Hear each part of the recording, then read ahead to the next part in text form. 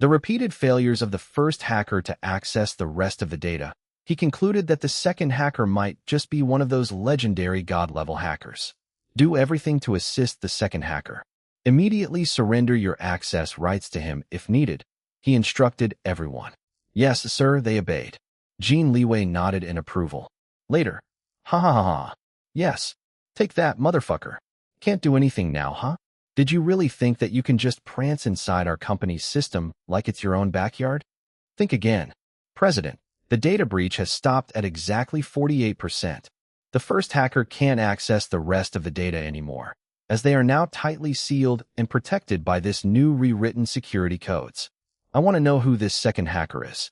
President, tell us. Jin Liwei pretended that he didn't hear them. There was absolutely no way he would tell them that the second hacker was his baby girl. The employees didn't force him to tell them either. How could they? He was their scary big boss. If they weren't careful, he might just fire them like what he did to their stupid colleague earlier. They started celebrating the second hacker's victory instead. The tense atmosphere relaxed. However, their celebration was short-lived because the first hacker suddenly switched gears. Perhaps he felt challenged, even angered, by the second hacker's interference. He abandoned his earlier harmless modus operandi and turned malicious instead. He started destroying the rewritten security codes and even tried infecting the system with several destructive computer viruses. However, the damaged security codes were continuously rewritten and fortified. The computer viruses were also destroyed before they could even infect anything. Everyone inside the main computer control room felt goosebumps watching such an intense hacking battle right in front of their eyes. However, they were also scared out of their wits because the battleground was Jin Corporation's system itself. If this battle became any more intense, it might just completely obliterate the company's entire system. President, this is too dangerous. We can't let this go on any further. Jin Liwei pressed his lips into a tight line. Just wait. We'll definitely win. I'm sure of it, he said through gritted teeth. All right, President. Well, even if we try interfering, what can we do? It's like ants trying to join the battle of the gods. We'll just get squashed to death, another commented. Hi. I guess we'll just have to wait until the battle is over and clean up all the mess afterwards. Jin Liwei and his employees were on high alert as they continued to watch the battle between the two hackers. They were anxious and cheered for the second hacker to win. You can do it, love, Jin Liwei whispered. Did you say something, President? No, I didn't. Observing that battle, the experts in the room determined that the two hackers' skills were on par with each other. The first hacker was growing more and more destructive by the moment, but fortunately, the second hacker was able to counter him while protecting the system at the same time. Of course, there were unavoidable damage to the system, but the second hacker was able to keep it to a bare minimum. Then suddenly, the battle stopped, or so it seemed. Since the system was constantly repairing itself, everyone knew that the second hacker was still there. However, the first hacker seemed to disappear into thin air. Is it over? One of the youngest members of the IT department asked uncertainly. It looks like it. I hope so. When 5 minutes passed without any further activities from the first hacker, the employees finally started allowing themselves to release sighs of relief. Finally, it's over. But as soon as someone said this, the lights in the room suddenly started blinking. Not only that, a couple of computer monitors blacked out before displaying what looked like a logo of a bird. Some of the employees immediately recognized it and gasped. Then a high-pitched robotic voice suddenly spoke in English. The creepy sing-song tone made the employees shudder. Dear Draken, where are you? Come out, wherever you are. The high-pitched robotic voice wasn't just heard by Jin Liwei and his employees at the main computer control room. It was heard throughout the entire Jin Corporation building via the PA system. It seemed that the first hacker didn't know exactly where his opponent was located. Fortunately, it was already past midnight, and most employees were gone. Despite this, there were still some people who heard it, the night cleaners and the few ones working overtime. When they heard the creepy high-pitched robotic voice, they were extremely frightened. All that registered in their minds was the robotic voice. They didn't bother understanding what it was saying. Besides, not all of them could understand English. They just started freaking out. It's the demon. Please don't haunt me. I've been going to the temple every week to cleanse my dirty mind. I swear I haven't looked at President Jin since then. I don't even dare look at his shoes or his shadow. I don't want to go insane. Please no. But before these poor employees really went insane from being frightened too much, their computer screens, phones, and the TVs placed in every office area displayed a text message. It said, Jin Corporation is currently being hacked. The one who just spoke is the hacker who wants to harm your company. Please stay calm and leave everything to the experts. After reading the message, the employees' fearful hearts soon calmed down. Oh, so it was a hacker and not a demon. Phew. I thought that I was going to go insane for sure. Same here. Now that I think about it, the two robotic voices sound different. The evil demon has a low and deep voice, but this one is high-pitched. What a bastard. Pretending to be the evil demon. I almost had a heart attack. So our company really got hacked after all. The higher-ups sent out a notice earlier in the afternoon about a possible attack because other companies apparently got hacked as well. I hope that the experts are able to stop that troublesome hacker as soon as possible. The employees quickly recovered from their earlier panic. Although they were worried after learning that their company was being hacked, they trusted the instructions sent to them to stay calm and leave everything to the experts. They assumed that it came from the higher-ups. They were confident that their company would be able to defend itself from the audacious hacker because Jin Corporation was the #1 in the country. As proud Jin Corporation employees, they believed that their company wouldn't be toppled so easily. With their strong trust and confidence in their company, they no longer concerned themselves about the hacking. It wasn't like they would be able to help, anyway. Just like what the instruction told them, they should just stay calm and leave everything to the experts. However, this calm state wasn't shared by their president and colleagues who were inside the computer control room. Jin Liwei and the members of the IT and security departments clearly heard what the high-pitched robotic voice said. Everyone in the main computer control room knew English, so they understood what it said. What? Did I just hear the name Draken? Someone asked. Yeah, I heard it too. Don't tell me that one of these hackers is, oh my god, Draken. They looked at each other in amazed disbelief. Jin Liwei paled and instantly regretted calling his baby girl for help. He almost called her again to tell her to stop hacking and to retreat instead. He feared that the other hacker would be able to trace her and put her in danger. However, he might just endanger her even more if he tried contacting her in this dangerous time. He felt so frustrated of himself. But before he could continue blaming himself even further, his phone vibrated. It was a text message from his baby girl. It said, I'm okay, darling. Don't worry. I'll be safe and Jin Corporation will also be safe. This is nothing. Trust in my skills and believe that I can handle this noob. I'll leave your employees for you to handle. They didn't witness any second hacker. There is no second hacker. This battle never happened. Jin Corporation's data breach has been stopped by one of your valiant employees. Choose one of them. I'll do the rest. Her timely message demonstrated just how much better she had become in understanding his thought processes. She knew that he would be extremely concerned about her in this kind of situation. Jin Liwei felt somehow reassured by her message, but still couldn't help but worry about her. He was about to reply when the text message deleted by itself. He only felt surprised for a second before he understood that. She must have done it on purpose for security reasons. Suddenly, he received another text message. I forgot to tell you something important. I love you, darling. I can't wait for you to come home. Don't reply. Then just like before, the message deleted by itself. Despite his worry, Jin Liwei's mouth curved into a faint smile. I love you too. He replied to her in his mind instead. The faint smile disappeared. His cold and serious expression returned, as he watched his employees in shock upon learning that one of the hackers might be Draken. As people working in the field of cybersecurity, of course all of them knew about Draken.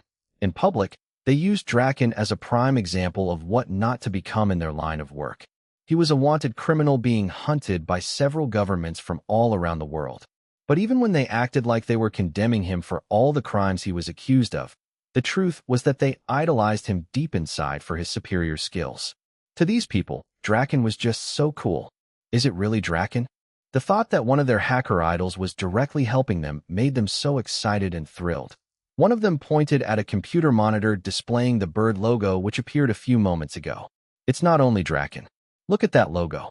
I can't be 100% sure, but doesn't that look like the logo of the hacker eagle? Eagle? What? Everyone was shocked. Draken and eagle. Am I seriously witnessing a battle between the two of them with my own eyes? Am I dreaming? Don't pinch me because I don't want to wake up. Holy shit. This is so awesome. But only if they're really Draken and Eagle. Jin Liwei frowned. He didn't know who this Eagle was, so he asked a member of his tech team to explain.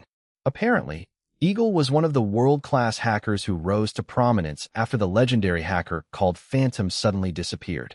Most of the hackers during that period emulated Phantom's style in the hopes of taking his legendary throne in the hacking world. Eagle was no different. He wanted to become the next Phantom and periodically defeated other hackers who had the same goal as him. He even started referring to himself as Phantom Eagle. However, no one in the hacking community called him as such. They simply called him Eagle like before. To many hackers, Phantom was like a sacred being. He was on a completely different realm than them. Only a handful of other hackers in the world were on par with Phantom. However, those god-level hackers were already semi-retired, only popping out now and then. And whenever they appeared, they always took the world by storm. Phantom was definitely the youngest to join their ranks. The legendary Phantom was highly respected and even worshipped by many hackers. That was why they would never accept Eagle referring to himself as Phantom Eagle. To them, it was the same thing as Eagle announcing to everyone, "I am God." Absolute sacrilege. Totally unacceptable. At the beginning, Eagle emulated Phantom's style.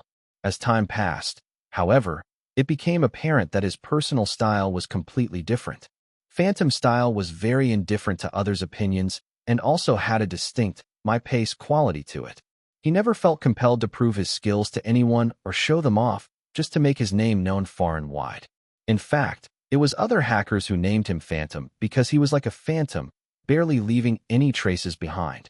And if he did leave a trace, it was usually out of boredom and an obvious attempt to entertain himself, not because he wanted recognition. As a result, many claimed to be Phantom, but they could never keep the fought up. They started insisting that they were Phantom, and the moment they did so, they automatically proved that they weren't because the real Phantom would never be so fame-hungry. Phantom never concerned himself about others taking credit for his own accomplishments. It was as if he lived on a completely different dimension to the other hackers who competed against each other, while he just pranced around whenever he felt like it looking for something fun to do. He just let his own superior skills speak for themselves, instead of tooting his own horn like what the other hackers were doing. Unlike Phantom's self-assuredness, Eagle loved showing off his skills. It was only at the beginning that he tried following Phantom's mysterious and indifferent style. But when it didn't give him the attention and recognition that he wanted, he started making big splashes here and there to make his name known. Despite this, he would still revert to imitating Phantom's mysterious style now and then. If it was really Eagle who was hacking Gene Corporation right now and the one who hacked into the other top companies earlier that day, then he must have been imitating Phantom again. After all, he only breached the company's systems to check out the data, not really causing any damage. It resembled Phantom's style, which was, for the most part, non-malicious. Hacking was mainly to satisfy curiosity, relieve boredom, and to entertain. Clearly, the hacker that day couldn't fully imitate Phantom's style. If it was Phantom who hacked into these top Chinese companies, they wouldn't be able to detect any hacking at all unless Phantom left his iconic notes behind, which would probably say something along these lines. "Your system is trash. So many vulnerabilities. But I had fun plugging all of them. I can't wait for you to improve your system so that I can have more fun hunting for vulnerabilities and plugging them all again. And oh, your CFO is embezzling your company funds. Just want to let you know. That's all. Till next time."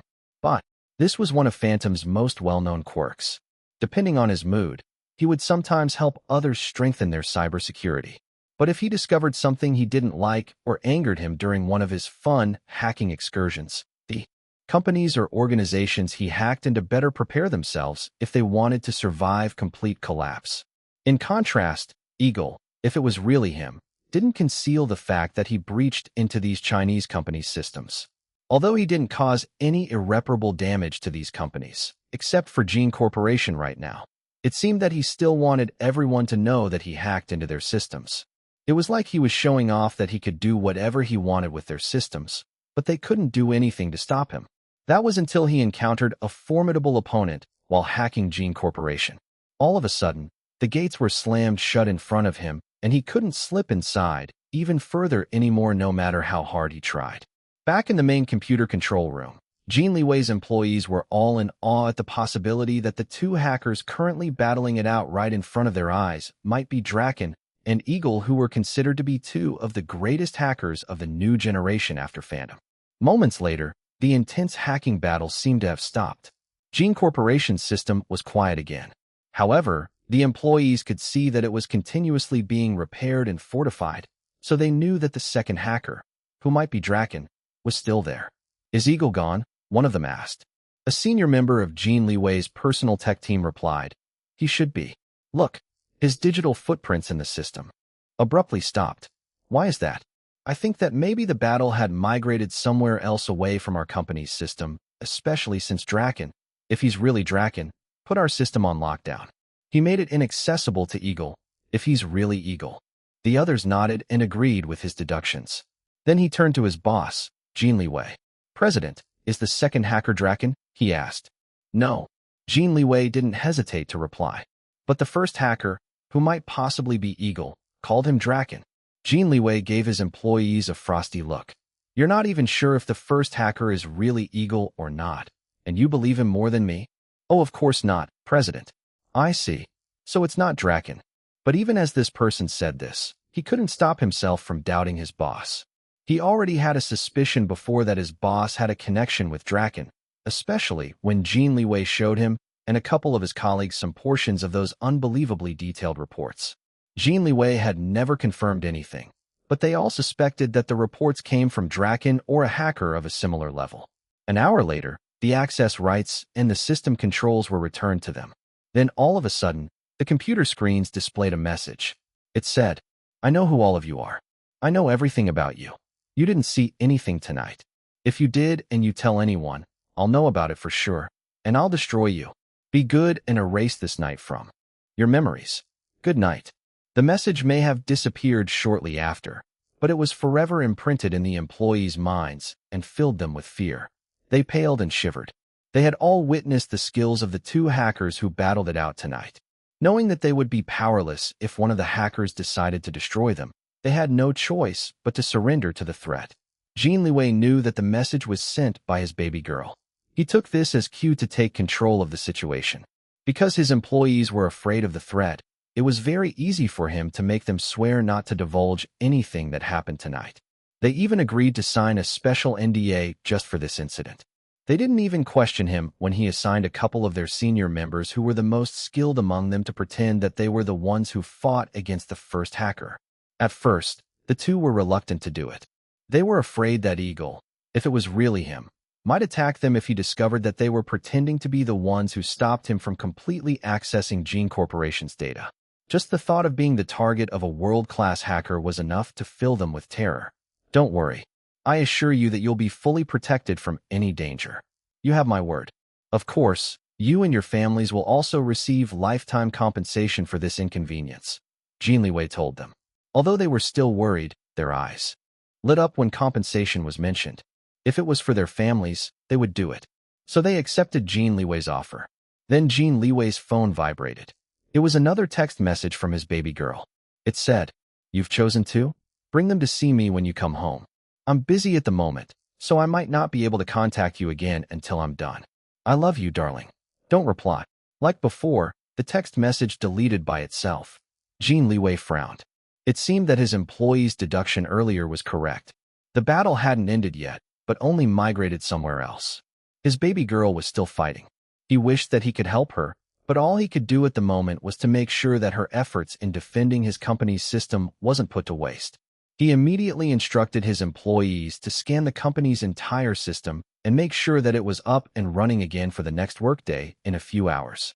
While the members of the IT and security departments were taking care of the system, Jin Liwei called his fellow executives for an emergency meeting. His summon dragged them from their sweet slumbers, but they had no choice but to rush to the company in the middle of the night. They had to strategize the best way to appease their clients regarding the breached data, and they had to do it as soon as possible. It was already past 3 a.m. Jin Liwei hadn't had any sleep yet. However, he didn't feel the least bit sleepy. Tired, yes, but sleepy? No. He was extremely worried for his baby girl who must still be battling against the other motherfucking hacker. She was someone who loved sleeping well, and it pissed him off that someone dared to force her to stay up all night with no sleep. Since it was partly his fault, it pissed him off even more. If only he could fight the battle for her. Unfortunately, all he could do was to believe in her skills. He left his employees in the main computer control room and headed up his office at the top floor. He intended on taking a quick nap before his fellow executives arrived for their meeting. Suddenly, his phone vibrated yet again. It was a text message, but not from his baby girl. Instead, it was from his fifth brother, Luzaheo. It said, "Third brother, I know what happened tonight. Bring my little sister back to Dragon Palace as soon as possible. It's safer at the mansion than at the penthouse. I'm currently out of town, but I'll return soon to provide extra security. That hacker's background is possibly very dangerous. We mustn't let him trace my sister. Don't reply." Then the message deleted by itself. The next morning, as people rose for another workday, they were bombarded by an alarming news that Jin Corporation, the #1 company in the country, had been hacked. Many were shocked because they always had the impression that Jin Corporation was invincible. It had always reigned at the top ever since Sir Liu Jianhong and the grandfather of CEO Jin Liwei successfully made it so. However, there were those who already expected that Jin Corporation would be targeted after hearing yesterday that some of the other top companies were hacked. As the #1 company in the country, Jin Corporation was actually more susceptible to cyber attacks than any other companies because it stored the most data from its hundreds of millions of clients. This alone was already a great temptation to many evildoers. At the moment, all of the affected companies were in full damage control mode. Each of them held their own press conferences.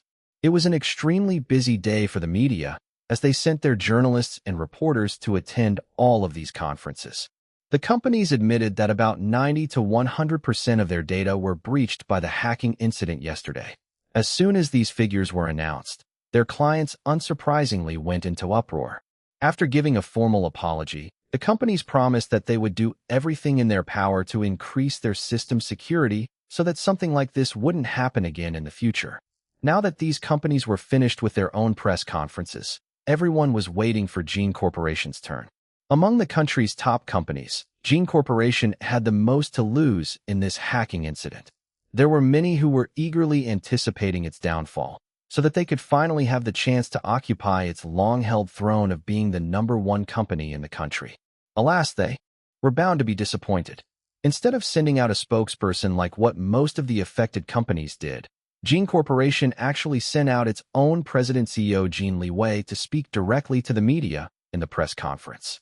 This sent out a powerful message that the company head wouldn't cower from facing this predicament head-on.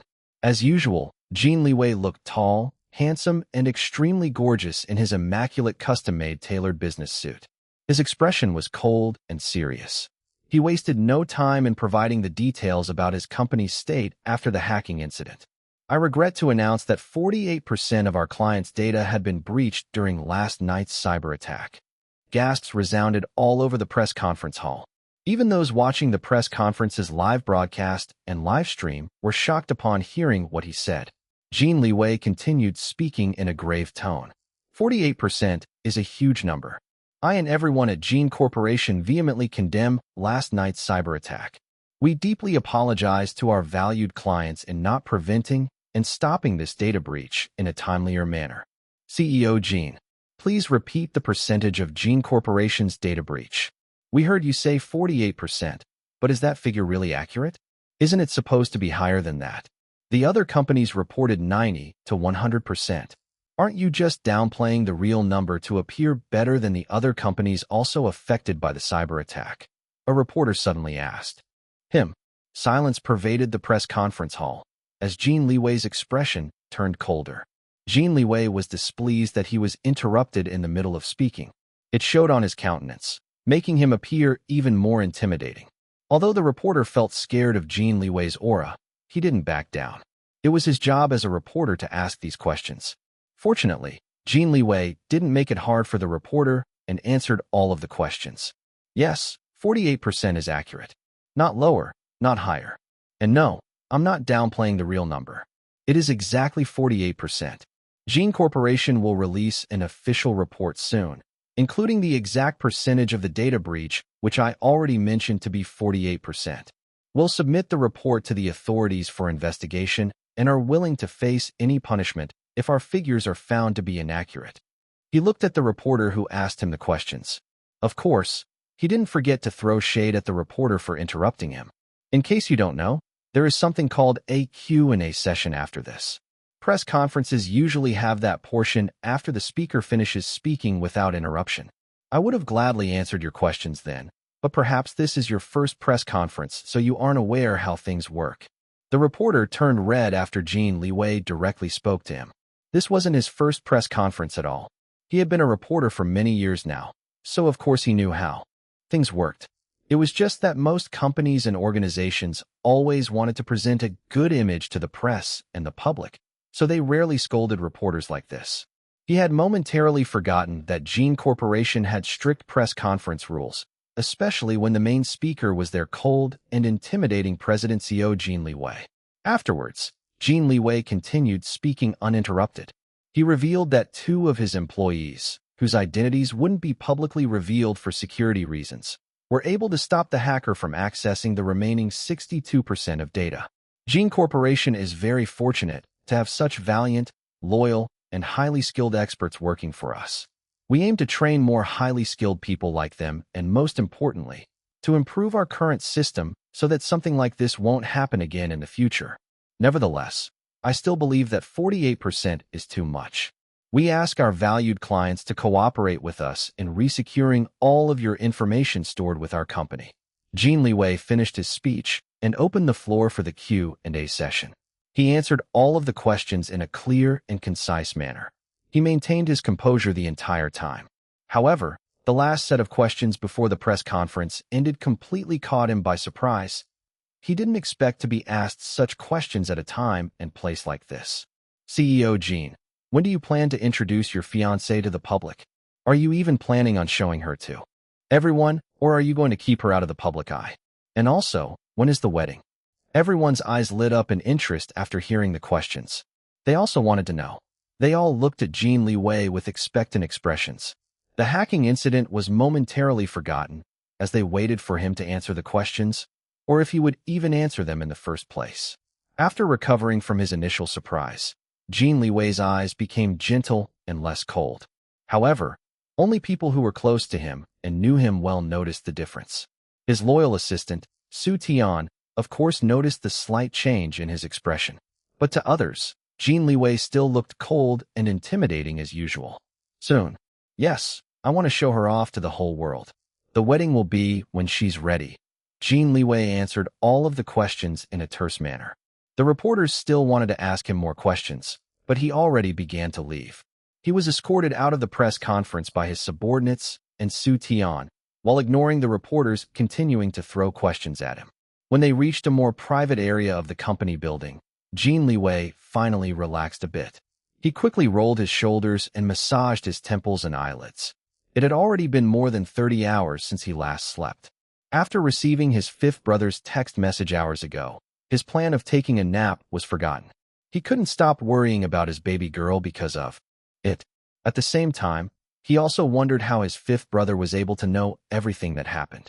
It also seemed that he had acquired some hacking abilities or perhaps had a hacker on his side. Jin Liwei intended to ask him once he returned. It had been a long time since he last saw and spoke with his 5th brother in person. Jin Liwei felt like Lu Zihao was only becoming more and more mysterious the longer that they hadn't seen each other. But regardless of his increasing mysteriousness, there was one thing that Jin Liwei was still sure of about his 5th brother. It was that Lu Zihao felt as protective as him towards his baby girl. He had already accepted the fact that his baby girl and 5th brother had a special bond between them.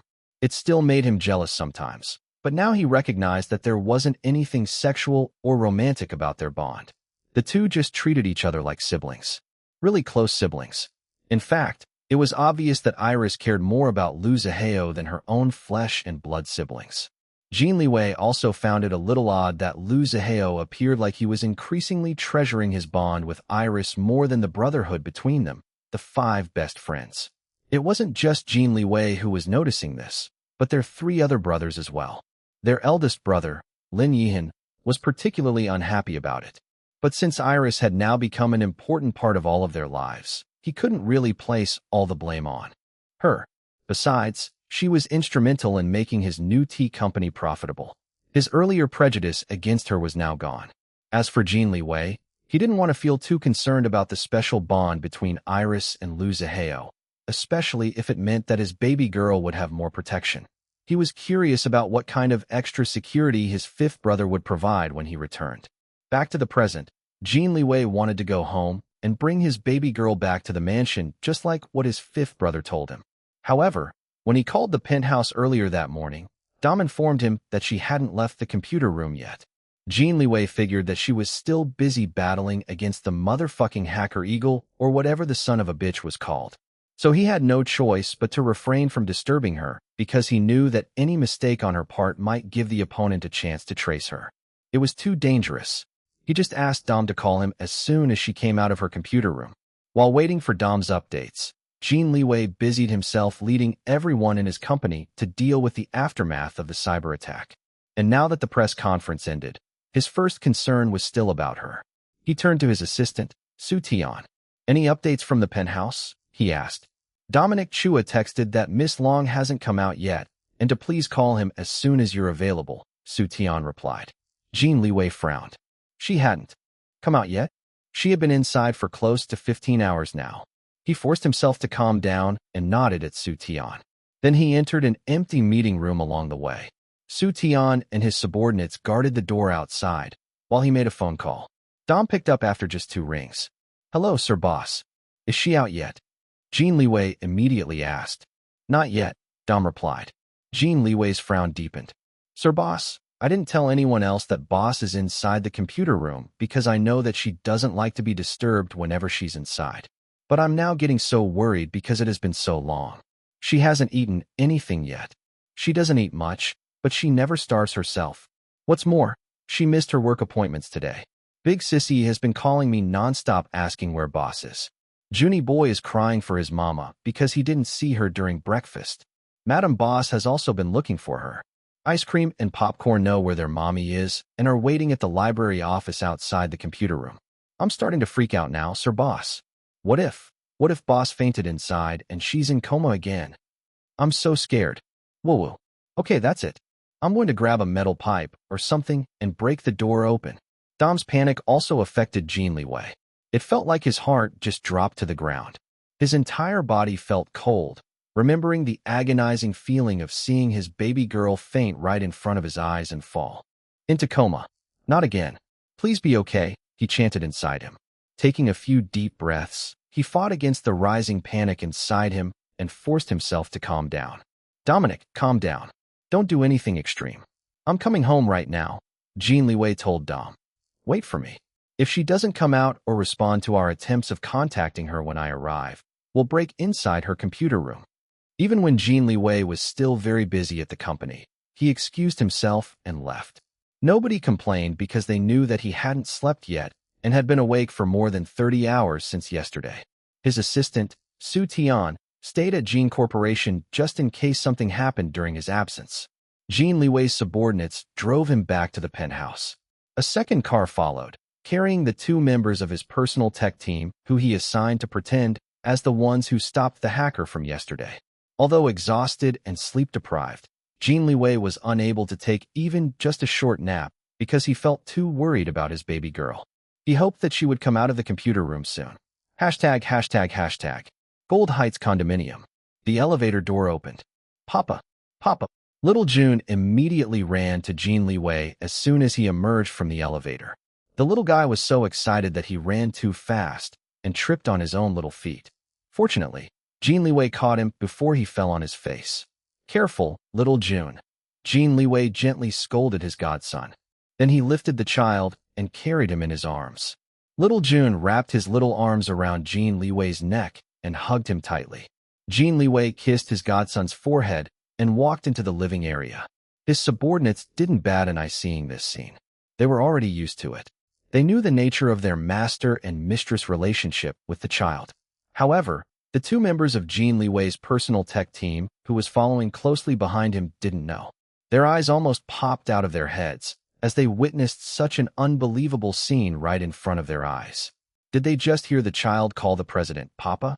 The president had a child already. He and his fiancée hadn't married yet, right?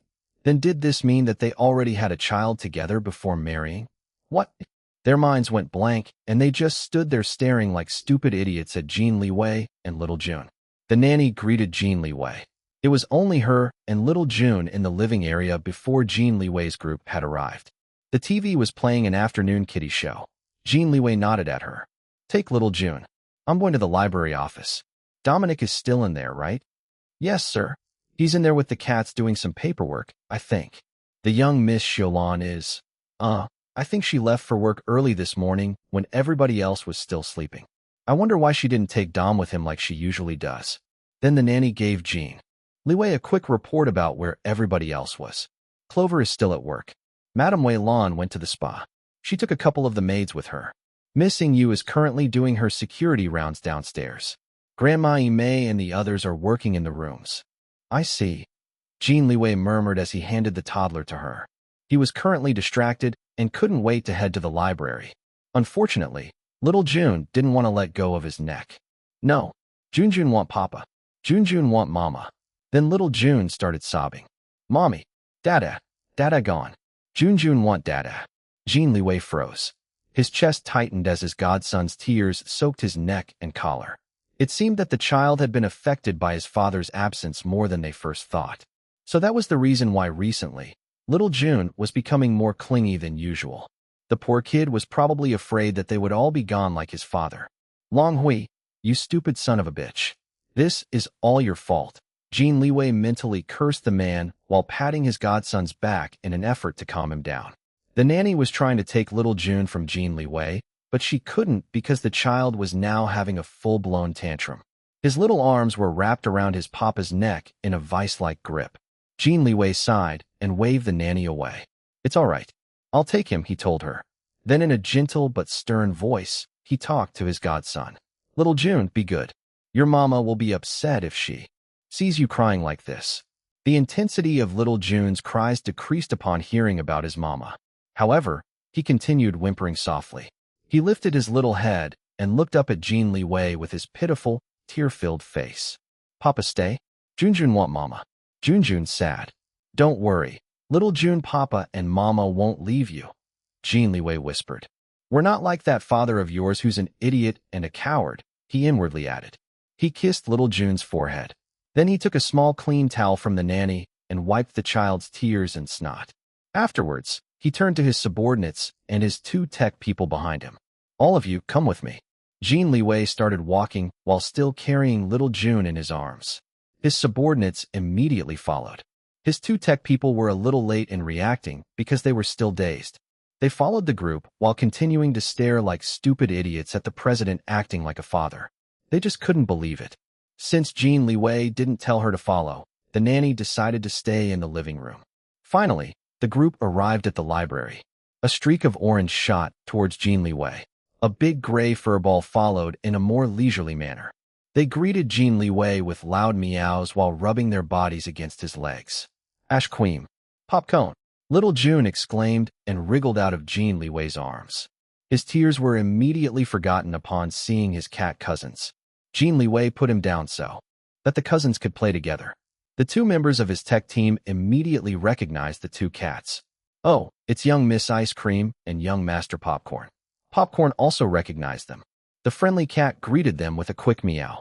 On the other hand, Ice Cream just gave them an indifferent look before proceeding to ignore them. Two new slave wannabes have come to my territory. Such nuisance, her expression seemed to say. Sir Boss, you're finally here. Dom appeared. Whoa, Boss hasn't come out yet. Jin Liwei's expression turned extremely serious. His lips pressed together into a thin line. Distract my godson and take him and the cats out of the library. Give them to the nanny and then come back here, Jin Liwei told him. Dom immediately obeyed. Just like the Pied Piper, he lured the toddler and the cats out of the library with the promise of yummy rice pudding, one of little June's favorites, and kitty treats. When they left, Jin Liwei led his subordinates and his two tech people in front of the nondescript door of the computer room. Jin Liwei pressed the built-in intercom button, but there was no answer. He tried calling his baby girl's phone a few times, but his calls all went to voicemail. After several attempts of contacting her to no avail, he finally made his decision. "Break it down," he ordered his subordinates. They nodded and immediately examined the door. "Master, this kind of door can't be pried open manually. We have to blow it up with controlled explosives." Jin Liwei already figured as much. "Will Xiaolan be safe inside?" he asked. "Don't worry, Master. The explosives we'll use will only blow up the door's circuitry and its lock mechanisms. They wouldn't damage anything else besides the door. The mistress will not be harmed." "All right, do it." "Understood, Master." His subordinates immediately went to work. One of them distributed safety gears for everyone to wear, while the others started preparing explosives. Dom also returned. When he learned about their plan, he started freaking out but quickly calmed down when he was assured that his boss would be safe inside. He started praying in a corner instead. The two tech people had no idea what was going on. They felt very confused. From what they gathered from the conversations, it seemed that the president's fiancée was trapped behind the locked door. They wanted to ask for more information but couldn't find the courage and the right timing. The atmosphere was too tense. Their president's aura was also more frightening than usual. When one of the subordinates was about to start sticking the explosives on the door, it suddenly opened. A shadow streaked out and tackled the man on the floor. He grunted, as his whole body reeled in shock from the cannon-like force that hit him from behind. But the worst thing was that his neck was violently pulled back from behind in a brutal stranglehold. "Me, mistress, ugh. It's me. Please. Let go." The poor subordinate wheezed and quickly tapped his hand on the floor in desperate surrender. His vision was starting to black out. If this continued, he would soon lose consciousness. "Love? Love? Love, calm down. It's us. It's me. Let go of him, okay?" Jin Liwei quickly wrapped his arms around the attacker's body, while gently trying to loosen her arms from completely choking his subordinate. Iris finally recognized them. "Darling. Yes, it's me. Let go of him, love. He's losing consciousness," Jin Liwei told her in a calm but urgent tone. "Oh, sorry." Iris quickly let go of the poor man's neck. Jin Liwei helped her up, but also pulled her quite a distance away from his subordinate, who was now gasping pitifully on the floor. Iris looked at everyone wearing safety gear. Her eyes narrowed in suspicion. Then she looked at the equipment on the floor. They looked familiar. It took her a few seconds before she was able to recognize them. Her face contorted in anger. Ketchup is right. She detected dangerous objects outside the door. That's why I attacked. Jin Liwei frowned in confusion. "Ketchup? Jin Liwei, have you lost your mind? Why would you bring explosives into our home? We have children here." Of course, she was referring to little June and the cats. "Remove them from our home. Immediately. Do what she says." Jin Liwei ordered his subordinates while starting to remove his safety gear. They nodded and started carefully packing everything back into the bags. One of them assisted his colleague, who was now thankfully recovering from the mistress' brutal stranglehold earlier. Iris was still fuming at discovering that the men brought actual explosives into their home. The last time she saw explosives, the estate she was living in was being bombarded into extinction. She had also died that fateful night. Although she didn't have much reaction back then, it was a different story now. She now cared about everyone living in this household. Any threat to their safety would trigger her. "Jin Liwei, what were you thinking?" "I can't believe, The subordinates averted their eyes and silently resumed their tasks, while Dom snickered his usual "eh." They were already used to their boss's public displays of affection. While the others were already used to such PDAs, the two tech people weren't. They were once again shocked by the unbelievable sight before them. They never imagined that their cold and scary president was the type to kiss a woman so passionately in front of other people. Kaya. So embarrassing. They both turned red, wanting to avert their eyes, but couldn't because the sight was just too riveting. As for the shameless couple who had, as usual, already forgotten that there were other people in the room besides them, they continued kissing each other hungrily. Iris had already long melted in her darling's embrace. Her earlier fury had quickly transformed into desire. Jin Liwei slowly separated their glistening mouths. Then he kissed the top of her head and heaved a big sigh of relief at seeing her all right. Iris wanted to kiss more, but when she looked at his face closely, she was alarmed at what she saw. It was only then that she realized how exhausted he looked. His eyes were bloodshot, droopy, and a bit swollen. The dark circles under his eyes stood out even more with his noticeably paler skin. She could also sense that his entire body was worn out. Her brows furrowed in worry. She framed his face with her hands. "Darling, don't tell me you haven't slept yet?" she asked. He didn't reply. She already knew the answer. Was it really that bad in Jin Corporation? Did the hacking incident made you so busy that you have no time to even take a nap? "Sleep is very important, darling. You can't abuse your body like that," she told him. He took one of her hands from his face and then kissed her palm. "Yes, I was very busy. But I was more worried about you, love. I was told that you didn't come out of the computer room even once. You've been inside for more than 15 hours. How can I not worry?" "Oh," she bit her lip. "Was the son of a bitch that tough?" he asked in a whisper so that the others couldn't hear them. She tilted her head to the side and also whispered, "Who? That hacker Eagle or whatever the hell he's called." "Oh, that guy? Yes, he's tough and skilled. I'll give him that. But he still has a long way to go before he reaches my level. He's too much of a hothead, so he has a tendency to lose his cool. Then his skills start to slip as a result. Not really a good quality to have in a hacker, in my opinion. I've encountered more formidable hackers than him in the past." Her eyes suddenly had a faraway look in them. "Now those guys were amazing and scary, but I like that they're very challenging. I lost more than I won against them, though. But it's all right. They just make me want to improve my skills even more so that one day I'll be able to win more against them than lose. Sounds fun, right?" Jin Liwei may not fully understand her, but he would always support her no matter what. "And," he said, nodding. "So you defeated that eagle bastard?" "Of course." She lifted her chin in a proud manner. "I'm glad," he said, chuckling. Then he grabbed her chin between his thumb and forefinger. "Sorry, love. It's my fault that you had to spend 15 hours battling against that son of a bitch." Iris bit her lip again. Actually, darling, I only spent a couple more hours dealing with him after my last text message to you. I almost traced him, but then the coward turned tail and escaped. I have some leads, but I bet that the majority of them are fake identities. I already put him on my watch list, though. It's only a matter of time before I'll be able to uncover who he really is." Jin Liwei was about to discourage her from pursuing the motherfucker's identity after remembering his fifth brother's warning, but then he frowned at something she said. "Wait, love. Did you just say that you finished dealing with him in 2 hours after your last text to me? What were you doing afterwards then? You were inside the computer room for 15 hours.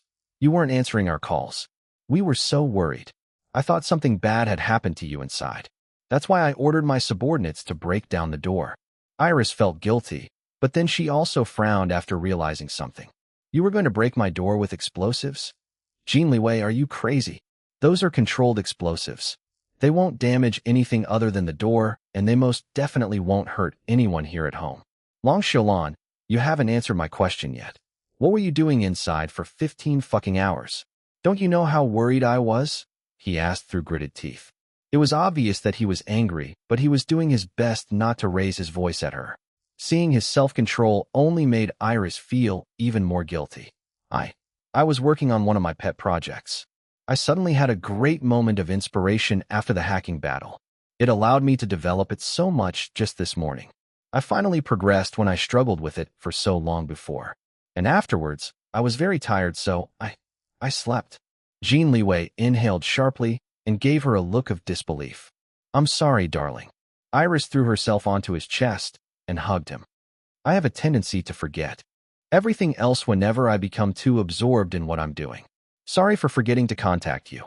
I should have known that you'll worry." He didn't reply. "Don't be mad anymore, darling. I promise I won't do it again," she whispered and showed him her puppy eyes. He felt extremely exasperated with her, but how could he resist her when she was looking at him like that? All he could do was sigh, suddenly feeling even more exhausted than he already was. "All right, just don't do it again." He gently poked her nose with his forefinger. "I promise." Iris was relieved that the situation was resolved without them fighting.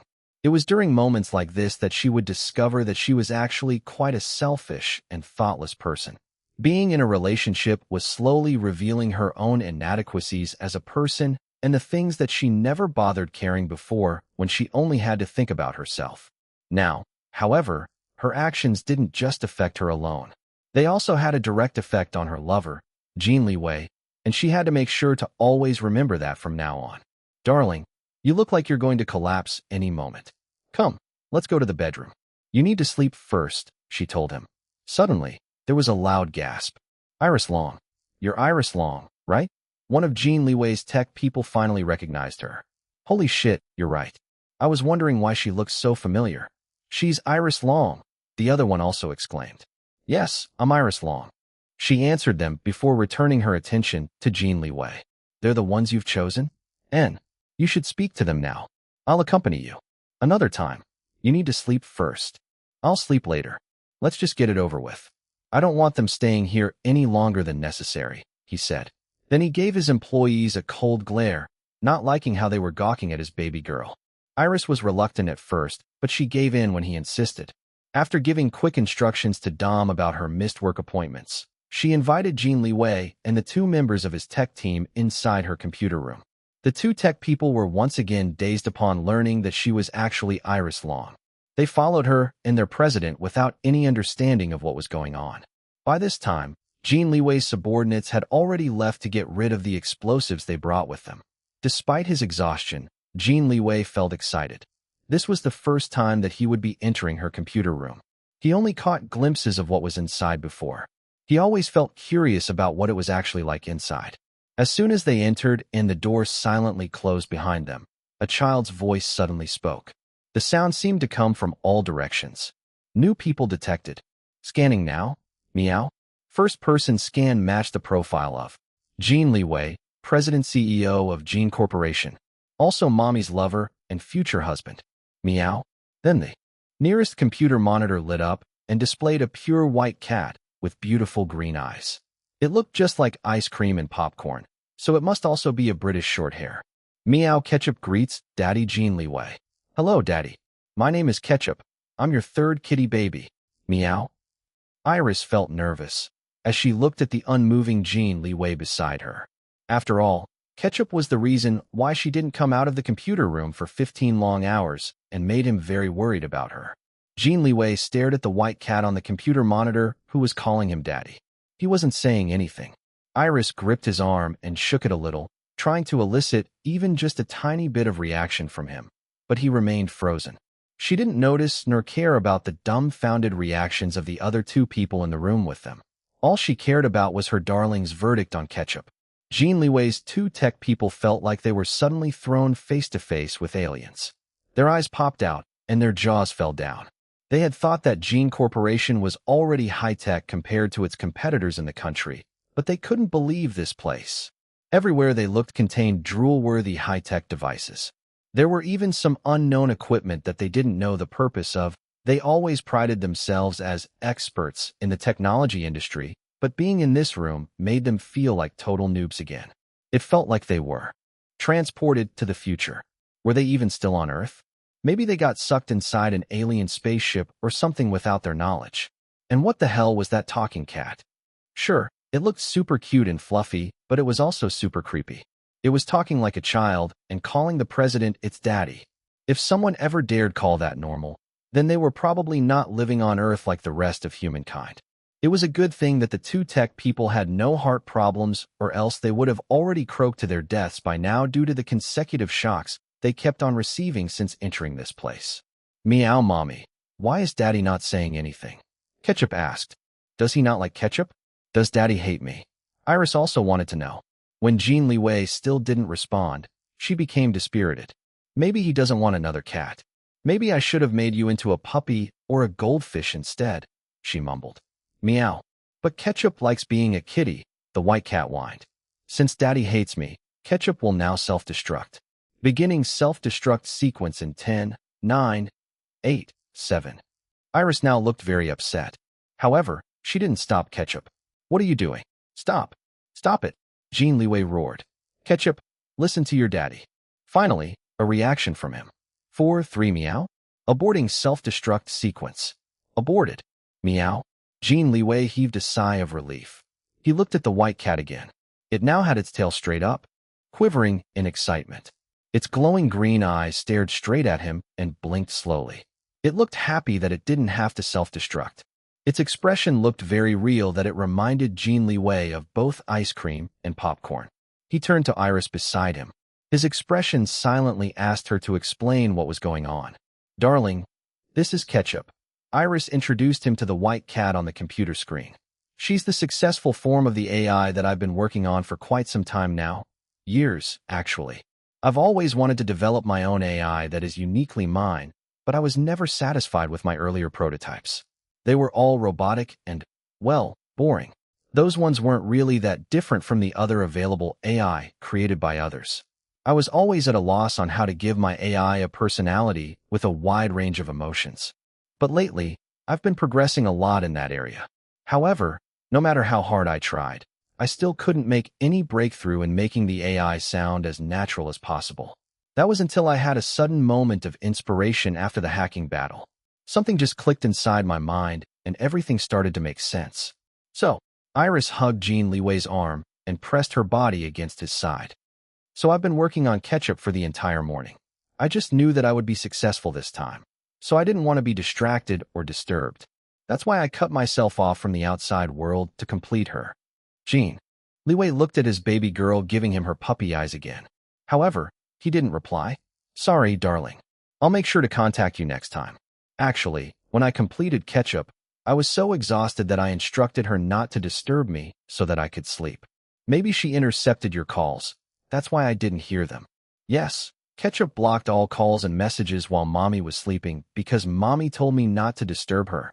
Ketchup is a very obedient kitty. Meow. Iris gave Jin Liwei a sheepish smile. Then she turned to the white cat. Ketchup, override any of my given instructions if it's your daddy calling next time. Okay. Recording new instruction. Noted. Meow. Okay, Mommy. Ketchup will prioritize Daddy's calls and messages from now on. Meow. Iris looked at Jin Liwei again, waiting for his verdict. He nodded. Relief flooded her after receiving his approval. A bright and lovely smile broke out of her face, lighting up her entire expression. It certainly wasn't the first time Jin Liwei saw her smile, but he still couldn't stop his breath from catching at her beauty. How could a woman, his woman, be so utterly beautiful? And it wasn't only him. His two tech people also felt mesmerized by Iris' breathtaking smile. They became dazed once again. At this rate, there was a possibility that these two could turn into complete idiots if they kept on being dazed every few moments or so. Does Daddy still hate Ketchup? Meow. Of course not, Jin Liwei replied. I will never hate you because you are your mommy and daddy's child. I was just surprised that I suddenly have another child without my knowledge, that's all. Really? Ketchup is happy. I love you, Daddy. Meow. The white cat on the computer monitor started jumping around to show its happiness. It even started appearing on the other monitors, as if it was really moving around the room. Jin Liwei already knew that his baby girl was a genius, but this was just on another level. He looked at her in amazement. How is this possible? He asked her. Iris beamed at him, feeling proud of her accomplishment. She struggled with it for so long that it felt amazing to finally have a breakthrough. Lots of trial and error. Ketchup is still not that powerful yet, though. She still has a lot of limitations. After all, it was only this morning that I successfully completed this form of hers. I still have many plans on how to further develop her. She's restricted to my computer room for now, while I continue developing her. I still need to test if she'll work and perform as normal if I install her to our mobile devices, maybe even to our cars and home security. My goal is for her to develop into a powerful virtual assistant who will help us do our tasks more efficiently so that we can have more time to spend with each other. I see. Sounds good, he murmured. Meow. Ketchup is a self-learning kitty and will only become smarter with time and more experience. Ketchup will do her best and work hard so that Mommy and Daddy will love me more. Meow. A light chuckle escaped from Jin Liwei's lips. This personality. I based it from popcorn, ice cream, Little June. Oh. Jin Liwei nodded in approval. And Dome. Jin Liwei sighed. I figured as much, he said inside again. Then he thought of something else. Why did you name her Ketchup? Does it have any other significant meaning? I know that most AI names are abbreviations. Is Ketchup also an abbreviation of something? He asked. His two tech people also wanted to know. They moved a bit closer to hear her answer. They had already somewhat recovered from their earlier days and were now filled with awed curiosity at Iris and her cat AI. They never imagined that a celebrity like her would be so amazing like this, not to mention that she was actually their president's fiancée. The two felt like what they were experiencing today was not real and that they were just dreaming. They couldn't wait to learn what the name Ketchup meant. The gears in their minds started turning as they tried to guess what KTCHUP could possibly stand for. Their best guess was Kinetic Electrotechnical Computerized High Performance. ERPAT? Was their guess close to the correct meaning of the abbreviation? The two tech people leaned forward, excited to hear Iris answer. Not really. I just felt like naming her Ketchup, she said. The two stumbled on their own feet upon hearing her anticlimactic answer. She had created such a revolutionary AI technology, and yet she didn't take this chance to give it a majestic name. She named the AI Ketchup because she felt like it. Such a waste. They all swiveled their heads to their president and gave him a meaningful look. They hoped that at least he would encourage his fiancée to take naming such impressive technology more seriously. However, he didn't even glance at them. All his attention was on his fiancée. It was as if he had already forgotten about his employee's presence in the room. I see. I thought as much, Jin Liwei said. Then he looked at the digital white cat. Ketchup was now playing with a ball of yarn. You already named our first cats ice cream and popcorn after all, so I'm not surprised that you named this next one Ketchup. Although I wonder why you chose Ketchup. Actually, I originally wanted to name her Mayonnaise because she's white, but when I tried calling her Mayonnaise, it just sounded wrong and, well, stupid, Iris revealed. So I changed it and decided to name her Ketchup instead. So what if she's white and I named her Ketchup? I can name her whatever I want. Besides, Ketchup sounds so much better than stupid Mayonnaise. Imagine calling her Mayonnaise. Won't you feel stupid too? And Ketchup isn't stupid? The two tech people thought to themselves, but didn't dare say out loud. You're right. Ketchup is an excellent name, Jin Liwei agreed with her. I know, right? Iris beamed again. What do you mean that it's an excellent name? President, please get a hold of yourself. The two men almost cried seeing their boss acting like this. Suddenly, the white cat stopped playing with the ball of yarn. Oh, right. I still have some tasks to do. Ketchup got distracted. Sorry. Meow. Resume scanning. Second person scan matched the profile of Gu Chang, Senior Database Administrator at Jin Corporation. Third person scan matched the profile of Diao Yijue, Senior Information Security Specialist at Jin Corporation. Iris studied the basic employment information of the two men displayed on the nearest computer monitors. Ketchup searched through all available public and private records about Gu Chang and Diao Yijue. Copy their information and start a dossier for each of them. If there are any records that you can't access, take note of them and I'll personally hack and get those records when I have some free time. Iris instructed. Okay, mommy. Meow. Starting search now. Ketchup's green eyes glowed even more brightly as she worked on her assigned task. In just a few seconds, various information about the two men started flooding the screens covering one wall. Their birth certificates, school records starting from preschool to university, driver's licenses, marriage licenses, traffic violation records, bank account balances. Everything was being displayed for all of them to see. Gu Chang and Diao Yijue felt like their souls just flew out of their bodies. It was like they were being stripped naked in front of their president and his crazy fiancée. Yes, she might be a genius, but she was also crazy. Who would create a creepy talking cat AI and order it to search everything about them? When the screen started showing information from their past that they'd rather forget, the two couldn't take it anymore. Please stop. We understand. We didn't see anything here today. Right, bro Yijue? Gu Chang said in a panic. Right? In fact, I don't remember anything at all about last night and today. Diao Yijue declared. Then he turned to the white cat on the computer monitor who was currently staring vacantly with its glowing green eyes while it focused on gathering information about them. Ketchup. Young Miss Ketchup. Please stop searching. We beg you. Negative. Ketchup only obeys mommy and daddy. Gu Chang and Diao Yijue have no authority to give orders to Ketchup. Who do you think you are? Meow. Resuming search. Gu Chang and Diao Yijue turned to Iris next, begging her to order her cat AI to stop. However, she wasn't the least bit affected by their pleas. She even covered her mouth and delicately yawned. Sensing no hope from her, they turned to their president instead. Unfortunately, their hopes were dashed because he wasn't even looking at them. Like before, all of his attention was on his crazy fiancée. It was now beginning to dawn on the Two poor men that their president might even be crazier than her for acting like everything was normal. He even had a faint smile on his face as he watched what his crazy woman and freakish digital child were doing together. Gu Chang and Diao Yijue could only cry a river inside their hearts at their fates in the hands of this crazy family. Woo-woo. Poor them. Oh, right. Iris suddenly exclaimed. Where are my manners? Mr. Gu, Mr. Jiao, please take a seat. She led everyone to the center of the room, where there was a comfortable set of couches and a low table. The biggest couch had 2 pillows and a rumpled blanket on it. This must be where she slept. An empty, reusable water bottle and an energy bar wrapper sat on top of the low table. Jin Liwei frowned upon seeing them. He grabbed the energy bar wrapper.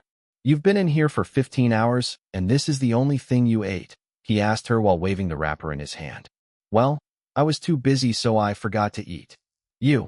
Jin Liwei was angered by her response. He crushed the wrapper in his hand and tossed it back on the low table. Then he marched the short distance to her and grabbed her hand. That's it. We're going to the kitchen. Now, you need to eat first.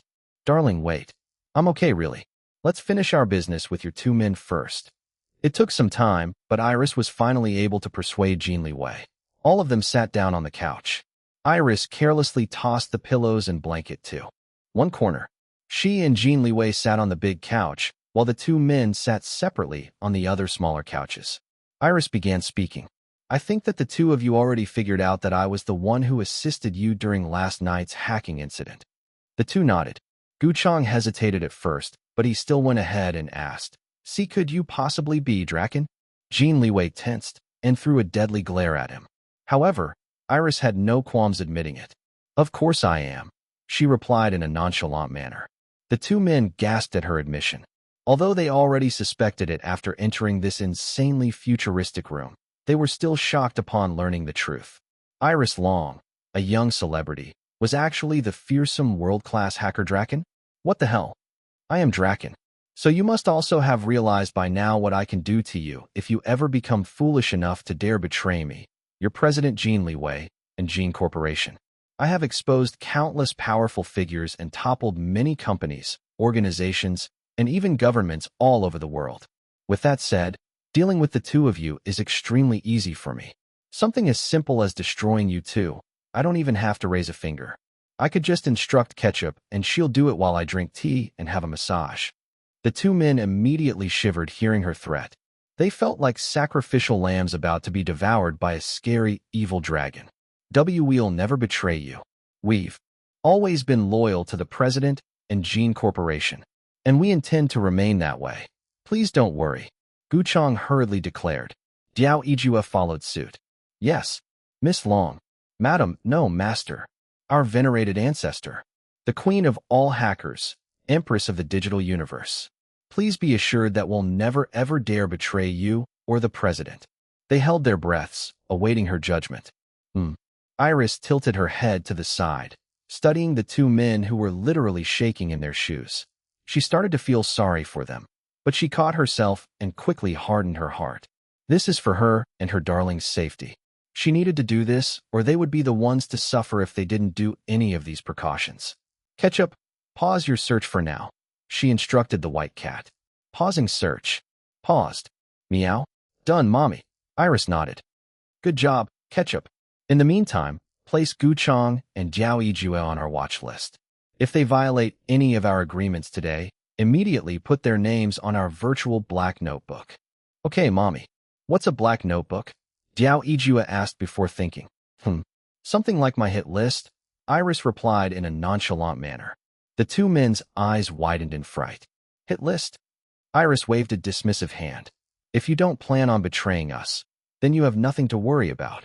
Exactly, Jin Liwei said. Not to mention that you'll be receiving generous lifetime compensation and benefits from me as long as you listen to my wife. I mean, my future wife. Iris blushed hearing him call her his wife.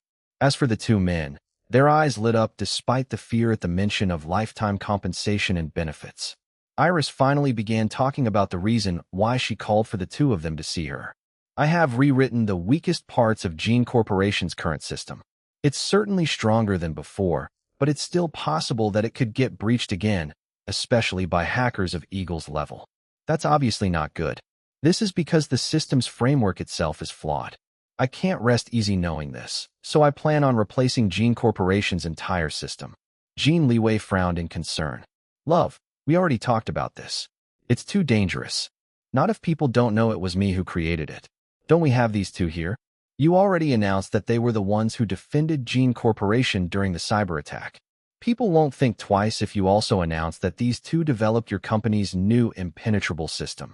Jin Liwei immediately understood what his baby girl's plan was. He nodded but stopped when he realized something. Then he frowned.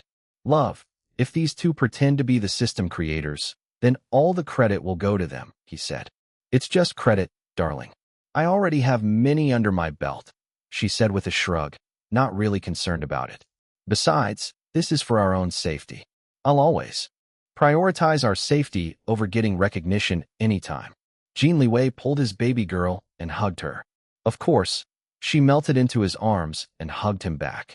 The shameless couple once again forgot that there were other people in the room with them.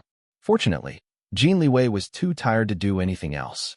He just wanted this meeting to be over as soon as possible so that he could take his baby girl to the kitchen and make sure that she ate much-needed nutritious food. Only then would he have the peace of mind to finally sleep and rest his weary mind and body. Iris also had similar thoughts as him. She wanted to finish this meeting quickly. His exhausted state was making her very worried. Long story short, Gu Chang and Jiao Yijue were assigned to pretend as the creators of Jin Corporation's new system, which would replace the old, flawed one, according to Iris. The new system would be virtually impenetrable by any hacker below Iris' own skill level. She was quite confident about that.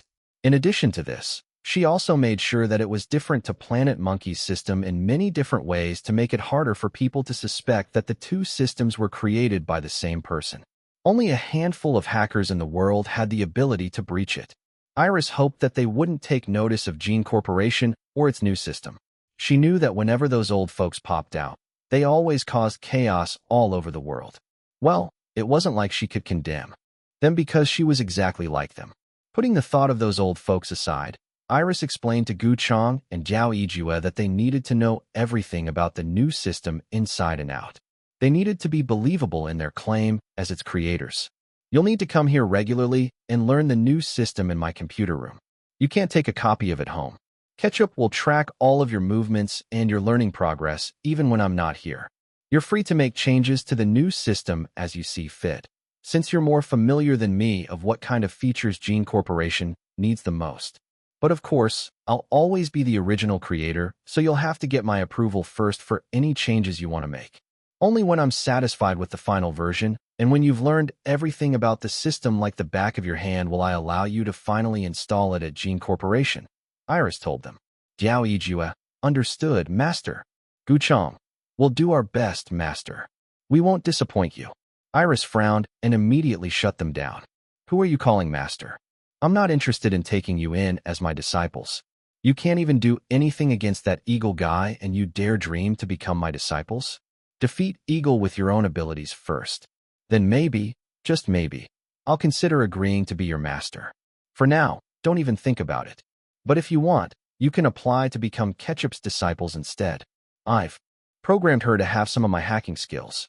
She's definitely better than the two of you combined. And she'll only become better with time because she has a powerful self-learning function. Gu Chang and Jiao Yijue turned crimson.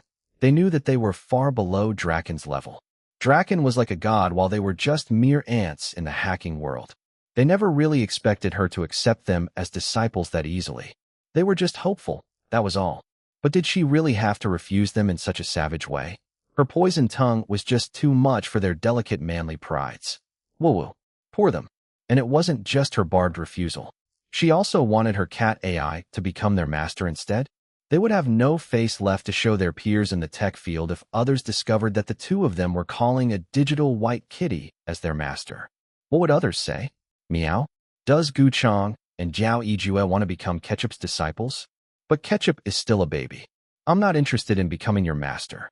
Ketchup prefers to play, learn new things, and make mommy and daddy love me even more. Meow? What was worse than being rejected by the great Draken? It was being rejected by her cute but cheeky and also equally savage cat AI. Both Gu Chang and Jiao Yijue had never felt so small in their entire lives like they did now. Their status that they worked so hard to reach by climbing the ranks at Jin Corporation and all of their accomplishments. Until now didn't mean anything in the eyes of Draken, who was also their president's crazy woman. And apparently, the crazy couple's digital kitty baby didn't think much of them either. Unfortunately for them, Iris had no time nor the interest in sparing their hurt feelings. The earlier the meeting finished, the sooner her darling could finally sleep. She quickly ironed out the details and drew out an agreement with Gu Chang and Jiao Yijue.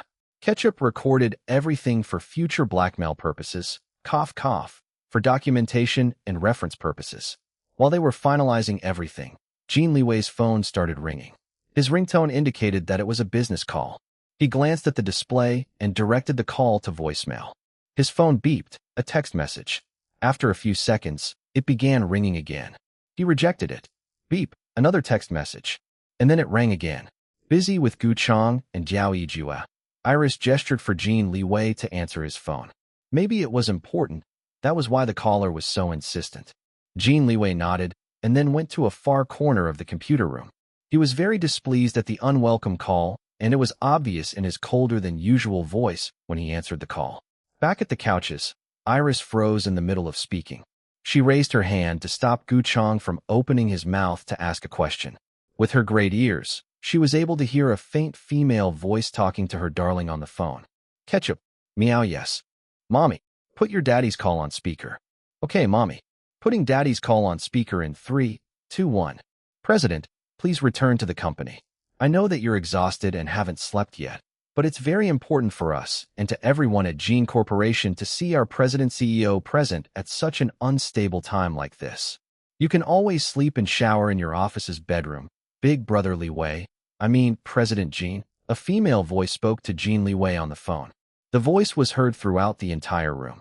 Jin Liwei's eyes widened and looked at his baby girl upon realizing that the call was put on speakerphone. Seeing her dark and ugly expression, the corner of his mouth involuntarily curved up into a faint smile. Oh, that sounds like Miss Young, Jiao Yijue said. Gu Chang nodded. Yes, the new chief marketing officer from Singapore. I heard her family is close to the Jin family. That's why the shareholders voted for her to become the next CMO. Iris frowned. The woman was the CMO, yet she was ordering her darling around, the president CEO? She even had the nerve to tell her darling where to sleep and shower? Who did the woman think she was? Jin Liwei's wife?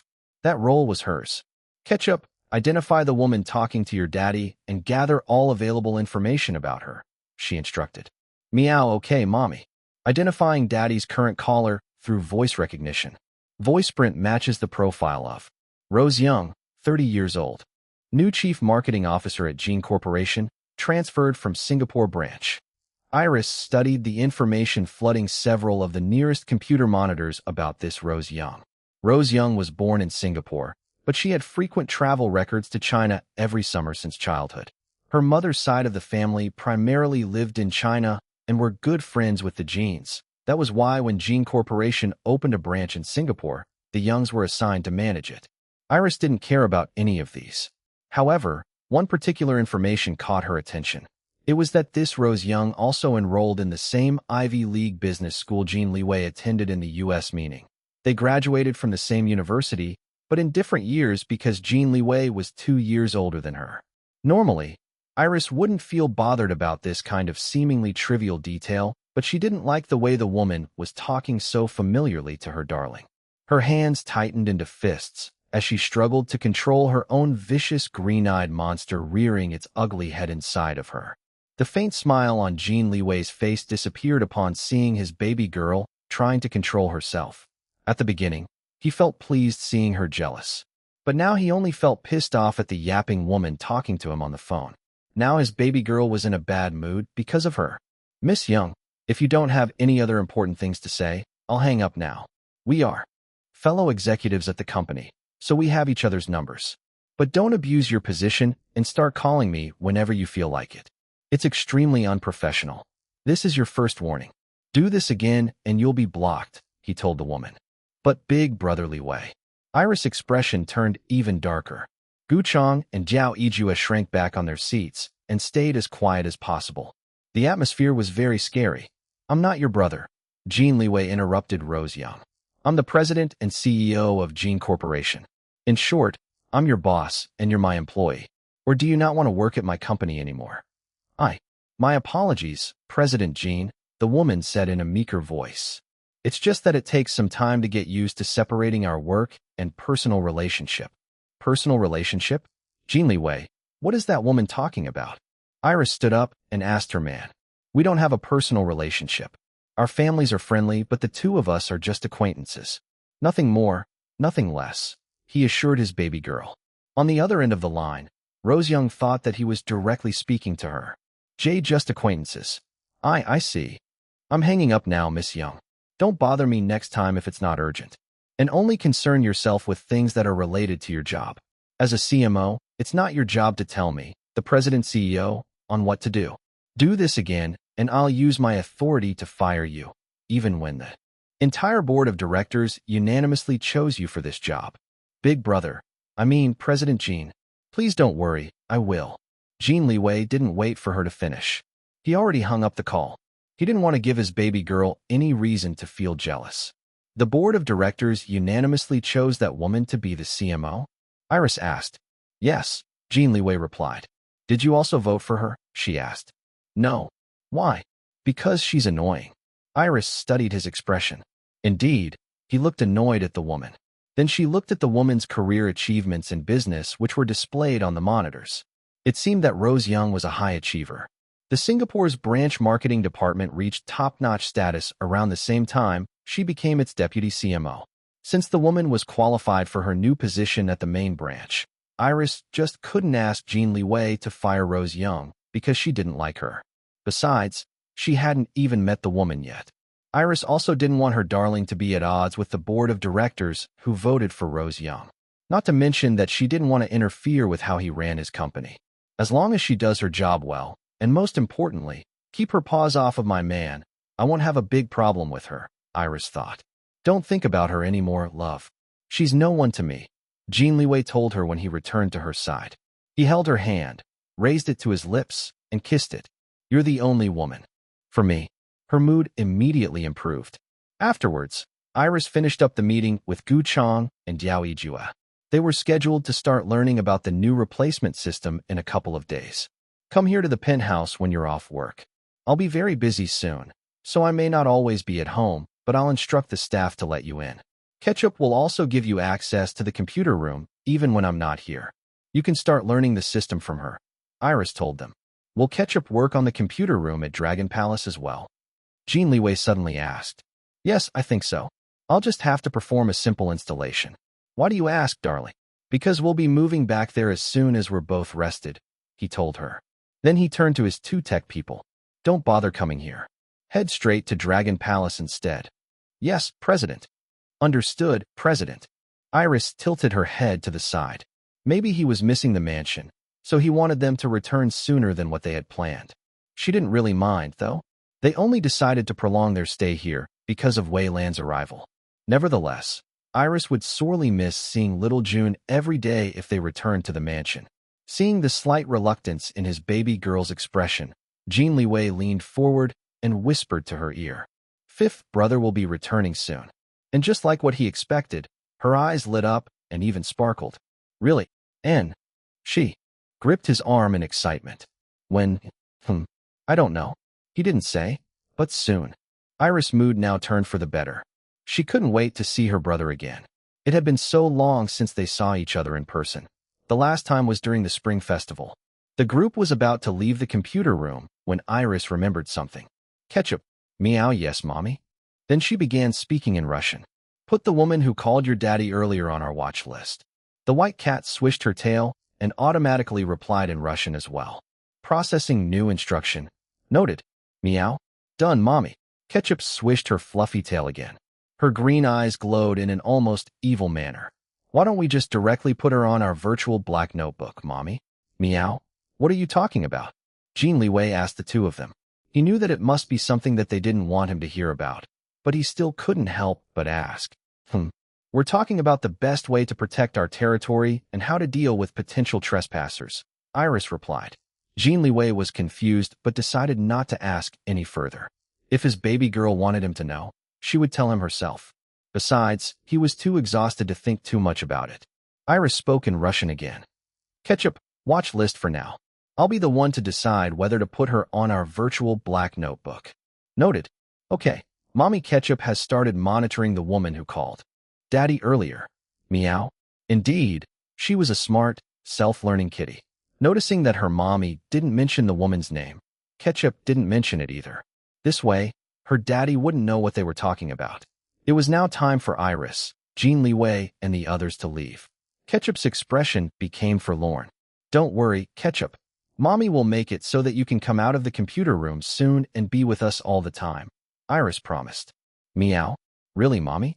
Ketchup can't wait. With that, the group left the white cat alone inside the computer room.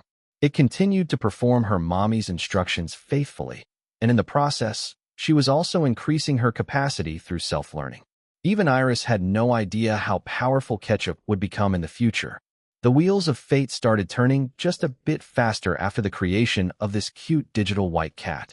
Learning that her brother would be returning soon filled Iris with much anticipation. It pushed any thoughts about Rose Young out of her mind. However, Iris decided to put aside her excitement about his brother's return at the moment because Jin Liwei didn't look well. All of her attention was on her darling, so she had no time to spare for Gu Chong and Jiao Yijue. She basically just left them to fend for themselves after they all left the computer room together. Fortunately, a maid took pity on the two of them and showed them the way out. The two couldn't wait to leave this crazy place and go home to the safety of their own homes. They needed some time to digest all the craziness they experienced today. In addition to their shocked minds, the two also felt very exhausted, just like Jin Liwei. But at least they were able to take a short nap earlier, unlike their president who didn't sleep a wink since yesterday. Iris tried to lead Jin Liwei to their bedroom. She wanted him to sleep as soon as possible. Her heart ached seeing her darling so exhausted, especially since it was partly her fault that he wasn't able to take even just a short nap, because he was too worried that she didn't come out of the computer room for 15 hours. Her own hunger was forgotten, as she planned to take care of her darling. Jin Liwei also felt the same way. While she tried to pull him to their bedroom, he was also trying to bring her to the kitchen. He wanted her to eat as soon as possible. His heart ached knowing that his baby girl only ate one small energy bar. His own exhaustion was momentarily forgotten, as he planned to take care of his baby girl. When they realized that they were pulling each other in two different directions, they spoke at the same time. Darling, you need to sleep first. Love, you need to eat first. They both fell silent, but warmth quickly flooded their hearts. The corners of their mouths curved up into smiles filled with tenderness for each other. In the end, Jin Liwei won this round. No matter how much Iris tried persuading him to sleep, he refused to go to the bedroom without seeing her eat her first meal of the day. Iris didn't want to argue with him this time, so she allowed him to pull her to the kitchen. After eating a light but nutritious soup-based meal as quickly as she could, the two finally headed to their bedroom. Iris pulled them into the bathroom, took off their clothes, and cleaned both of their bodies in the shower. Jin Liwei was too tired to do anything but stand there while she quickly finished up washing, drying, and slathering lotion and moisturizer, or Chidia Beauty, of course, on both of them. Afterwards, Jin Liwei could barely keep his eyes open. Iris helped him to the bed. He just dropped like a big, heavy rock on the bed and stopped moving. Stay with me, he mumbled before his breathing slowed down and deepened, indicating that he already fell asleep just like that. I'll be here, Iris murmured. She caressed his face and leaned down to kiss him gently on the lips. Then she lay down beside him and covered their naked bodies with the duvet. Even though she already slept earlier, she didn't mind sleeping again. So many things happened in just less than 2 days. Both of them needed to rest as much as they could before returning to their insanely busy work schedules. Sweet dreams, darling, she whispered before joining her man in the cozy cocoon of sleep. ####. Autumn finally arrived. Despite this, the weather during the day still remained warm, sweltering even. The nights, however, were already starting to feel cool and crisp. One of the most anticipated TV dramas this fall season, Our Love, Our Destiny, finally aired on a golden time evening slot. Fans of the original, from which the drama was based on, didn't miss the first episode. All of them were glued in front of their TV or computer screens, while live commenting their thoughts online about the drama. It wasn't only them. The Black Stars and Jin Chonglin's army of fans also made sure to watch the premiere of the romance drama. Even if some of them didn't care about the drama itself at all, they still watched it just to hear their boss Iris and Prince Lin singing together in the theme song. Since it was the premiere night, the opening sequence was played at the very end after the first episode instead of at the beginning. This forced everyone to watch the entire episode first before they could finally listen to the theme song and see Iris Long and Jin Chonglin's names in the opening soundtrack credits.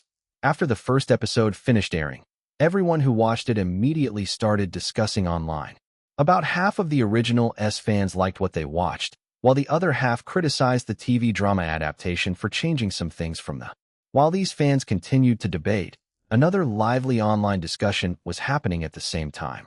The Black Stars and Jin Chonglin's army of fans couldn't contain their excitement and delight at their boss Iris and Prince Lin's phenomenal music collaboration. Of course, the Lin-Ris shippers were absolutely over the moon. Many of them still continued to believe that the two belonged to each other, no matter how many times their boss Iris denied such a claim. The first episode premiere of Our Love, Our Destiny already passed, but the anticipation only increased among the Black Stars and Jin Chonglin's army of fans. It was because they were still waiting for an extremely important event later. In about 3 hours at exactly midnight, Iris Long and Jin Chonglin's song Shining Eyes, which was used as the theme song for the drama Our Love, Our Destiny, would be officially released. Prime time. The Black Stars and Jin Chonglin's army of fans chattered among themselves online. Of course, the Lin-Ris shippers continued gushing about what they called the music collaboration of the year. I wish it's midnight already. Why is it taking so long?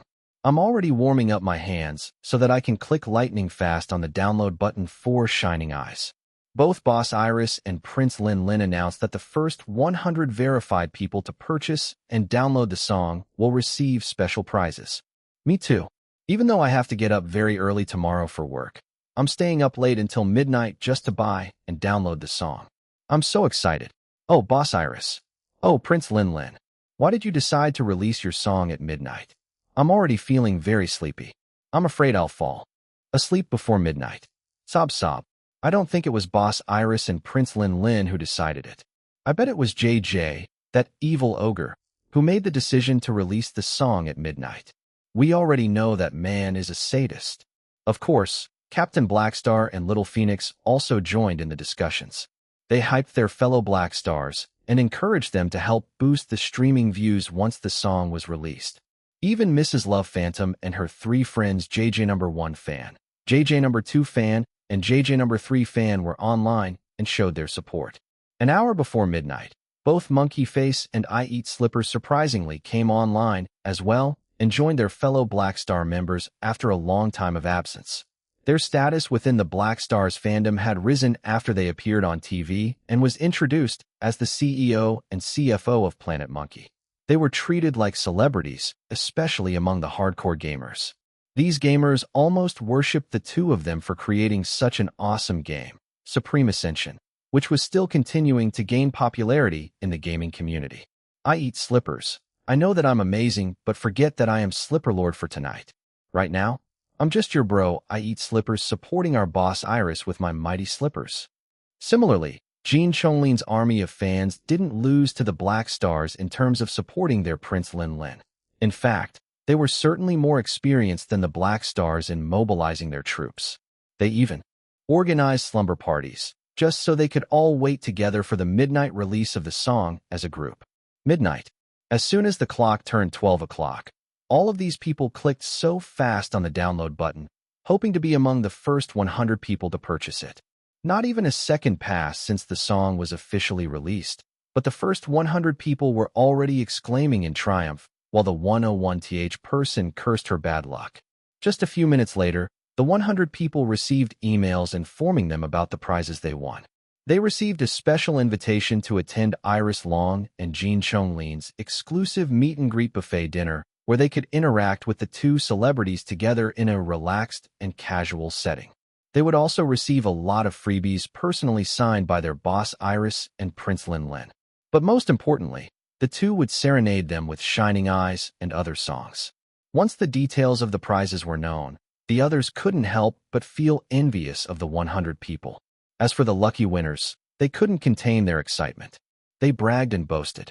With the way they were reacting, it was as if they won the lottery for 100 million instead of a dinner invitation. However, these reactions about the prizes only lasted for about a minute or two. Everyone quickly became engrossed in listening to the full song. Within just an hour, Shining Eyes by Iris Long and Jin Chonglin quickly became the daily top trending and the #1 single with the most streams. And within 24 hours after its official release, it became the daily best-selling single in all the major online music stores and streaming services.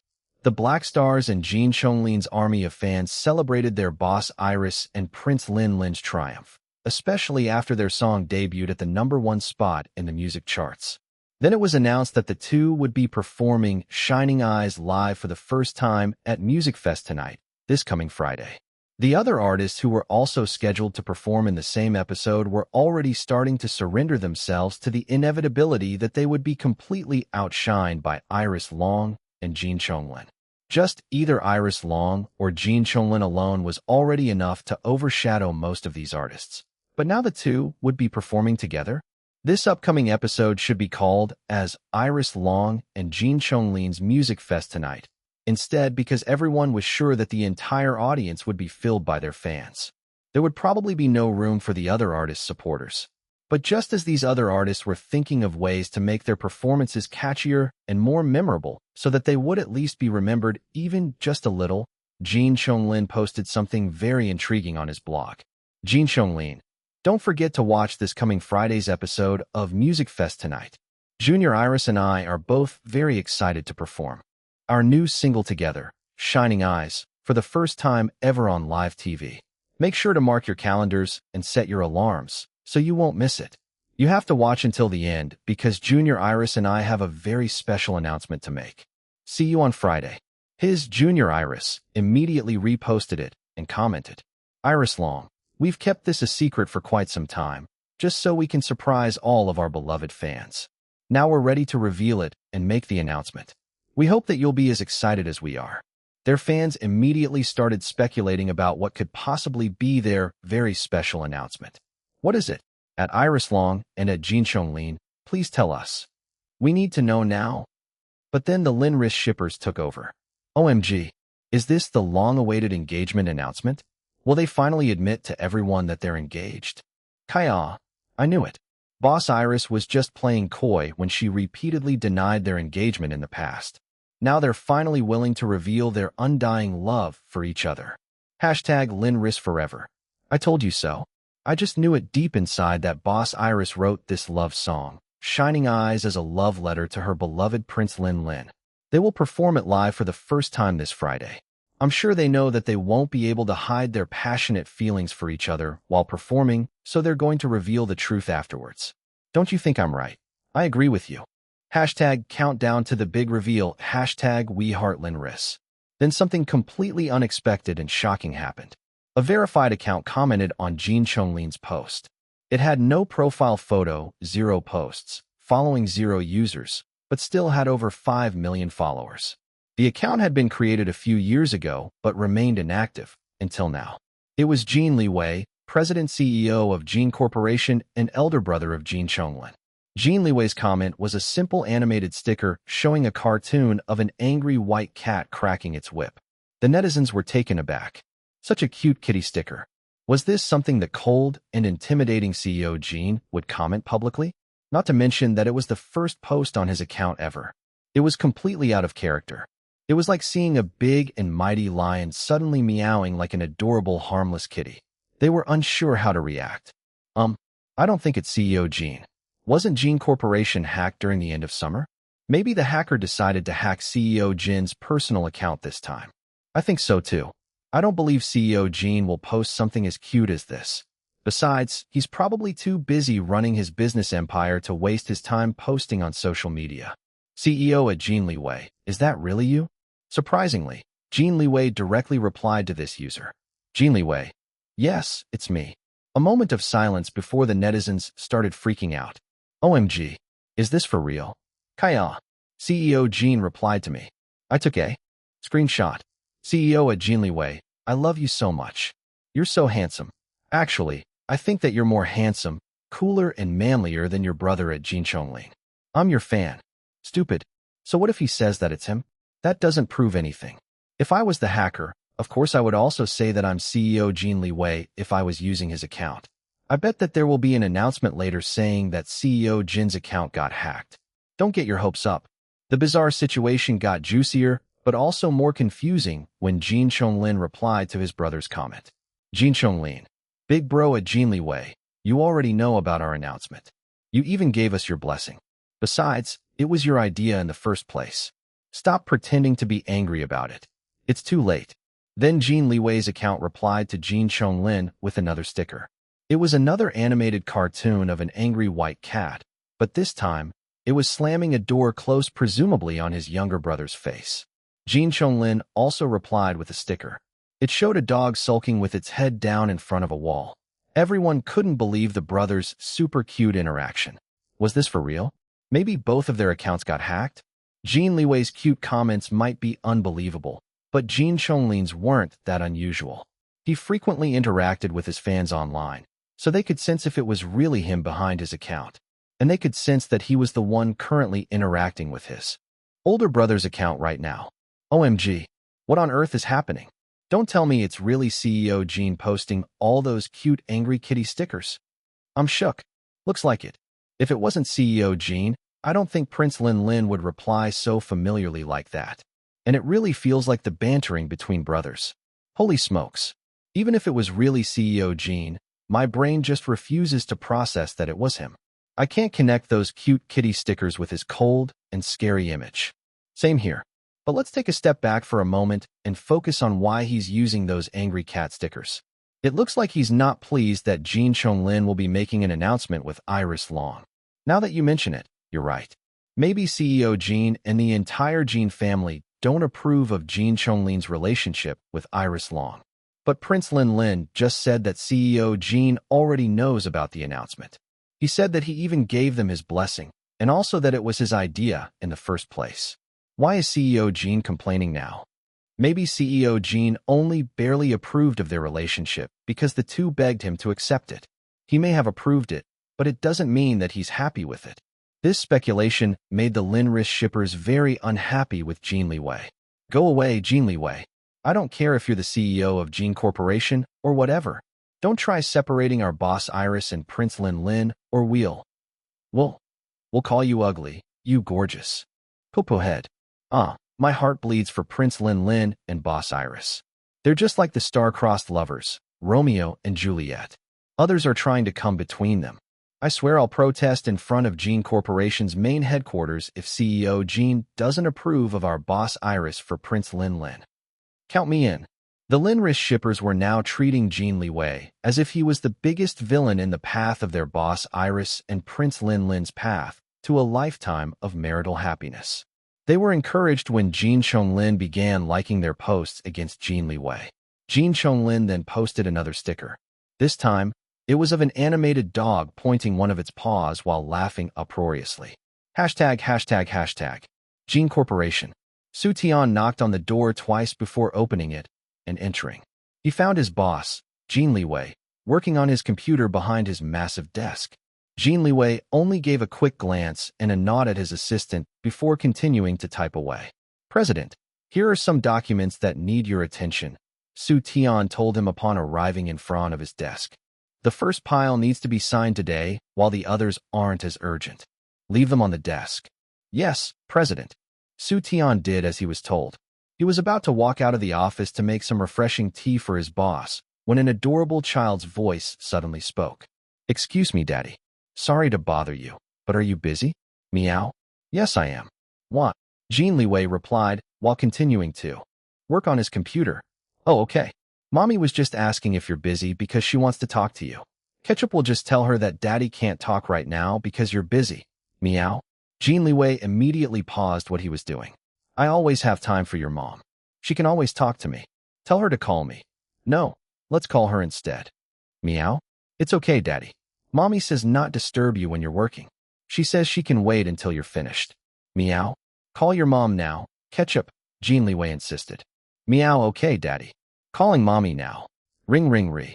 Hello, darling. Iris' lovely voice answered the call. Ketchup set the call on speakerphone. Hi, love. Jin Liwei's expression immediately became gentle. Su Tian watched all of these with dazed eyes. It had been a couple of weeks now since his boss, the president, started using the cat AI named Ketchup. It seemed like it was installed in all of his boss' electronic devices, his phone, computers, tablets, and even in all of his vehicles. The first time he heard the child's voice, he thought that his boss and Miss Long couldn't wait to make their own baby, so they just went ahead and adopted a child old enough to speak in full sentences. The child must be so needy to constantly keep on calling her daddy on the phone many times throughout the day. Although Su Tian thought it weird that the child was called Ketchup, hey, maybe it was just a nickname, and that she kept on meowing a lot. Of kids were weird nowadays. He still really thought that the couple just adopted or maybe were fostering a child to practice their parenting skills. After a few interactions, however, Su Tian began to suspect that something else was going on. His boss began giving instructions to the child as if she was also his assistant. What was even more amazing was that the child immediately performed all those instructions. One day, they were inside the car traveling to a business appointment when Su Tian couldn't take it anymore. He asked his boss directly, President, who is that child talking to you? HM? Oh, she's Ketchup, my third kid. She's ice cream and popcorn's sibling. Su Tian only became confused. Then his heart almost jumped out of his chest in fright when a white cat suddenly appeared on the car's built-in dashboard monitor and started talking to him. Meow, hello, Su Tian. Your daddy's assistant. My name is Ketchup. I'm mommy and daddy's third kitty baby. Meow. Aoeaweawa. A talking cat. A talking kawea-wat. Mario. The white cat on the monitor raised its hackles and hissed at Su Tian.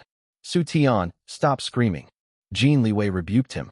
Su Tian immediately shut up, but he pointed a shaking finger at the white cat. His eyes were wide with terror. Amidst all of these, the driver beside Su Tian continued driving like usual. The driver was already aware of Ketchup's existence, so he didn't look shocked when the white cat appeared on the dashboard. Monitor. Jin Liwei sighed. Calm down, Su Tian. Ketchup is an AI in the form of a virtual cat. Oh, I thought that it was actually a talking cat on video call. Almost gave me a heart attack, Su Tian sighed in relief while patting his chest. Then he examined the white cat now glaring at him from the monitor. This is amazing, President. She looks so real. Meow. Daddy, I don't like this, Su Tian. He screamed at Ketchup like I'm a monster. The white cat whined at Jin Liwei. Throw him away, Daddy. I can be your sole assistant instead. I know I can do his tasks much better than him. You don't need him anymore, Daddy. Ketchup is so much better. Even Mommy praises Ketchup for learning quickly. Meow. Su Tian felt completely taken aback that a virtual cat was encouraging his boss to fire him. Be good, Ketchup. Su Tian is your dad's longtime and loyal assistant. He's like your mom's Dominic. What do you think your mom will do if you tell her to fire your Uncle Dom? Jin Liwei told the cat. Oh, Mommy will be very upset. Uncle Dom is very important to her. She'll probably scold Ketchup for being a bad kitty. Meow. Sorry, Daddy. Ketchup won't do it again. I still don't like Su Tian, though. Meow. Back to the present, Su Tian still couldn't get used to his boss cat AI, even though it had been 2 weeks already since he learned about its existence. Ketchup sounded too human that Su Tian would sometimes forget that his boss was interacting with an artificial intelligence. It was actually creepy, especially since his boss and Miss Long were treating it like their own kid alongside their real cats. Su Tian didn't know that it was Iris who developed this amazing hyper-realistic cat AI. He thought that perhaps his boss bought it from a genius developer somewhere for his personal use. At least, it didn't look like his boss was preparing it to be released commercially by Gene Corporation. It took Iris quite some time, but she was finally able to optimize Ketchup and made her fit for installation into their electronic devices without taking up too much storage space and data. She encouraged Jin Liwei to regularly interact with her in order to aid her self-learning function. Su Tian sighed at the ridiculous situation of the couple and their new virtual cat. He headed out of the door, instead to prepare refreshing tea for his boss. As for Jin Liwei, he chatted with his baby girl on the phone. Darling, Did you really ask Ketchup to comment on Brother Chonglin's post earlier? N. See, Mommy? I told you Ketchup wasn't being a bad kitty and posted using Daddy's account without his knowledge. Daddy asked me to do it, so I did. Ketchup is an obedient kitty. Right, Daddy? Meow. N. Very obedient, Jin Liwei agreed. Ketchup giggled and began purring. A small window on Jin Liwei's computer monitor showed her tail quivering in happiness. But darling, do you know what Ketchup posted? I do. She found the most appropriate stickers to convey what I wanted to say without using any words. I think she did a great job. Ehehe. Meow. Oh, I see. That's fine then. Iris released a faint chuckle. You don't usually use those stickers, so I thought that maybe Ketchup was playing around with your account without your permission. People also think that those cute stickers don't match your cold and intimidating image at all. I don't care what they say. They don't know me at all, he said. Right? Nobody knows except me that the real Jin Liwei is actually a kind and passionate lover. And a pervert, too. HM, but you love that I'm a pervert. Iris giggled. The couple started teasing each other. Interestingly enough, Ketchup's image on the computer monitor suddenly showed her ears stuffed with cotton balls to prevent her from listening in to her parents' naughty conversation. It seemed that Iris triggered the command. After a lovey-dovey talk, the couple moved on to another topic. Ketchup began playing with a ball of yarn. It seemed that Iris had now removed the cotton balls from her ears. Darling, have you cleared your schedule yet for our plan? The end of the month is coming soon. You know, Iris reminded Jin Liwei. N. Don't worry, love. Su Tian is currently clearing my schedule and moving my appointments so that I can attend the entire duration of the event with you. I'll follow you the day after. I'll be there, he reassured her.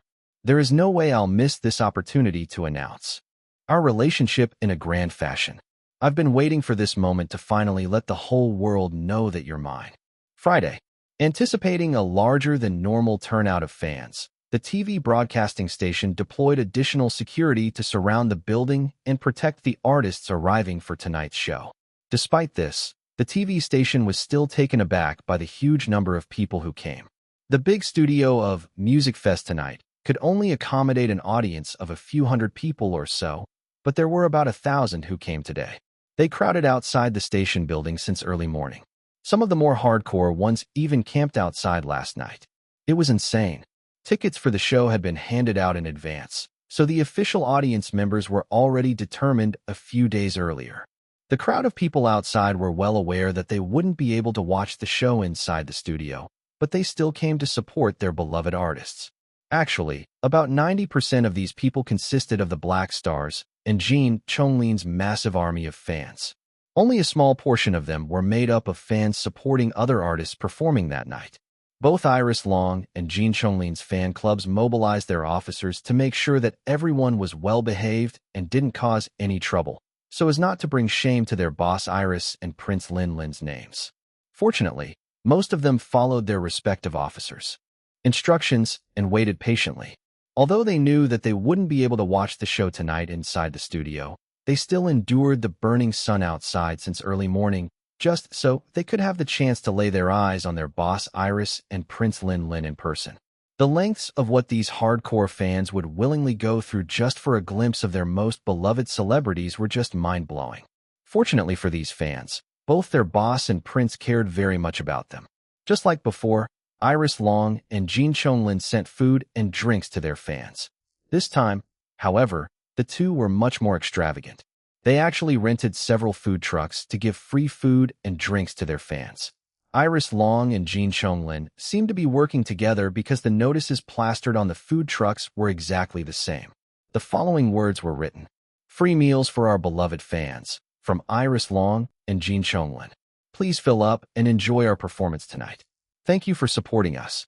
The Black Stars and Jin Chonglin's army of fans were already used to sharing with each other, especially since there were many times that they attended the same events. Now that their boss and Prince had a music collaboration and were performing on the same stage together, the camaraderie between these two fandoms only increased even further. It was like a festival once again outside the TV station building because of Iris Long and Jin Chonglin's fans. It came to a point that their festive atmosphere attracted those who came to support the other artists. These other fans joined the Black Stars and Jin Chonglin's army of fans in lining up around the food trucks. Even the security and some staff from the TV station leached off some free food and drinks as well. Late in the afternoon, 2 hours before the show would start, the official audience members began being admitted inside. The fans who didn't have tickets were envious of them, but they couldn't do anything because the security was tighter this time. The good news was that director he once again sent several big-screen televisions outside so that the fans who couldn't come inside the studio could still watch the show live. He even arranged for some cameramen to capture the large audience outside, wanting to show the additional crowd on live TV. About an hour before the show, the artists finally started arriving. They were very excited seeing such a massive crowd of people outside, but when they stepped out of their vehicles, they quickly discovered that the fans weren't there for them. It was a bit awkward walking through this sea of fans who didn't give much reaction to their appearance. Finally, 2 large executive vans arrived almost at the same time. The security allowed them to drive closer to the main entrance compared to the other celebrities' vehicles earlier. The door of the first van opened. Jin Chonglin stepped out looking fresh, handsome and charming as always. As soon as he appeared, the crowd shrieked and screamed. Some even fainted then and there. Fortunately, there were first aid responders deployed alongside the security. These people were quickly removed from the overexcited crowd and revived. The fans' noise was so loud that it could be heard by people several blocks away. Prince Lin, we love you so much. Please do your best on your performance tonight with Iris Long. We'll be cheering for you from out here. Please tell us about the announcement now, Prince Lin. We can't wait any longer. The suspense is killing us. Jin Chonglin flashed them his killer smile. More fans fainted. Please be patient until the end of the show. Junior Iris and I will make the announcement together, he told them. At that very moment, the door of the second van opened. Everyone turned their heads, including Jin Chonglin, to see who it was. When a beautiful, smooth, and shapely leg stepped out in a red velvet high-heeled shoe, the Black Stars immediately started screaming and shrieking as well. It was just a leg, but they already recognized their boss. Kaiawea, it's Boss Iris. She's finally here. There are no other legs as beautiful as yours, Boss Iris. I love you so much. Iris waved at her adoring fans as she climbed out of the van. Dom, Tang Yi, and her bodyguards immediately formed a protective encirclement around her. Now that she was becoming more famous, there were increasing instances when fans became too excited and wild that they tried to grab and even tackle her. Nobody succeeded so far, but all of these made Jin Liwei and Tang Yi extremely concerned for her safety. They persuaded her to take her physical security more seriously. Both Jin Liwei and Tang Yi managed to persuade Iris. As a result, Iris had recently become more open to having a bigger team of bodyguards, but only if they didn't follow her around all the time. She still felt uncomfortable and suffocated whenever more than a couple of bodyguards followed her. She only allowed a bigger team of bodyguards when she had to attend crowded events like this. She took a few moments to interact with her fans, the Black Stars.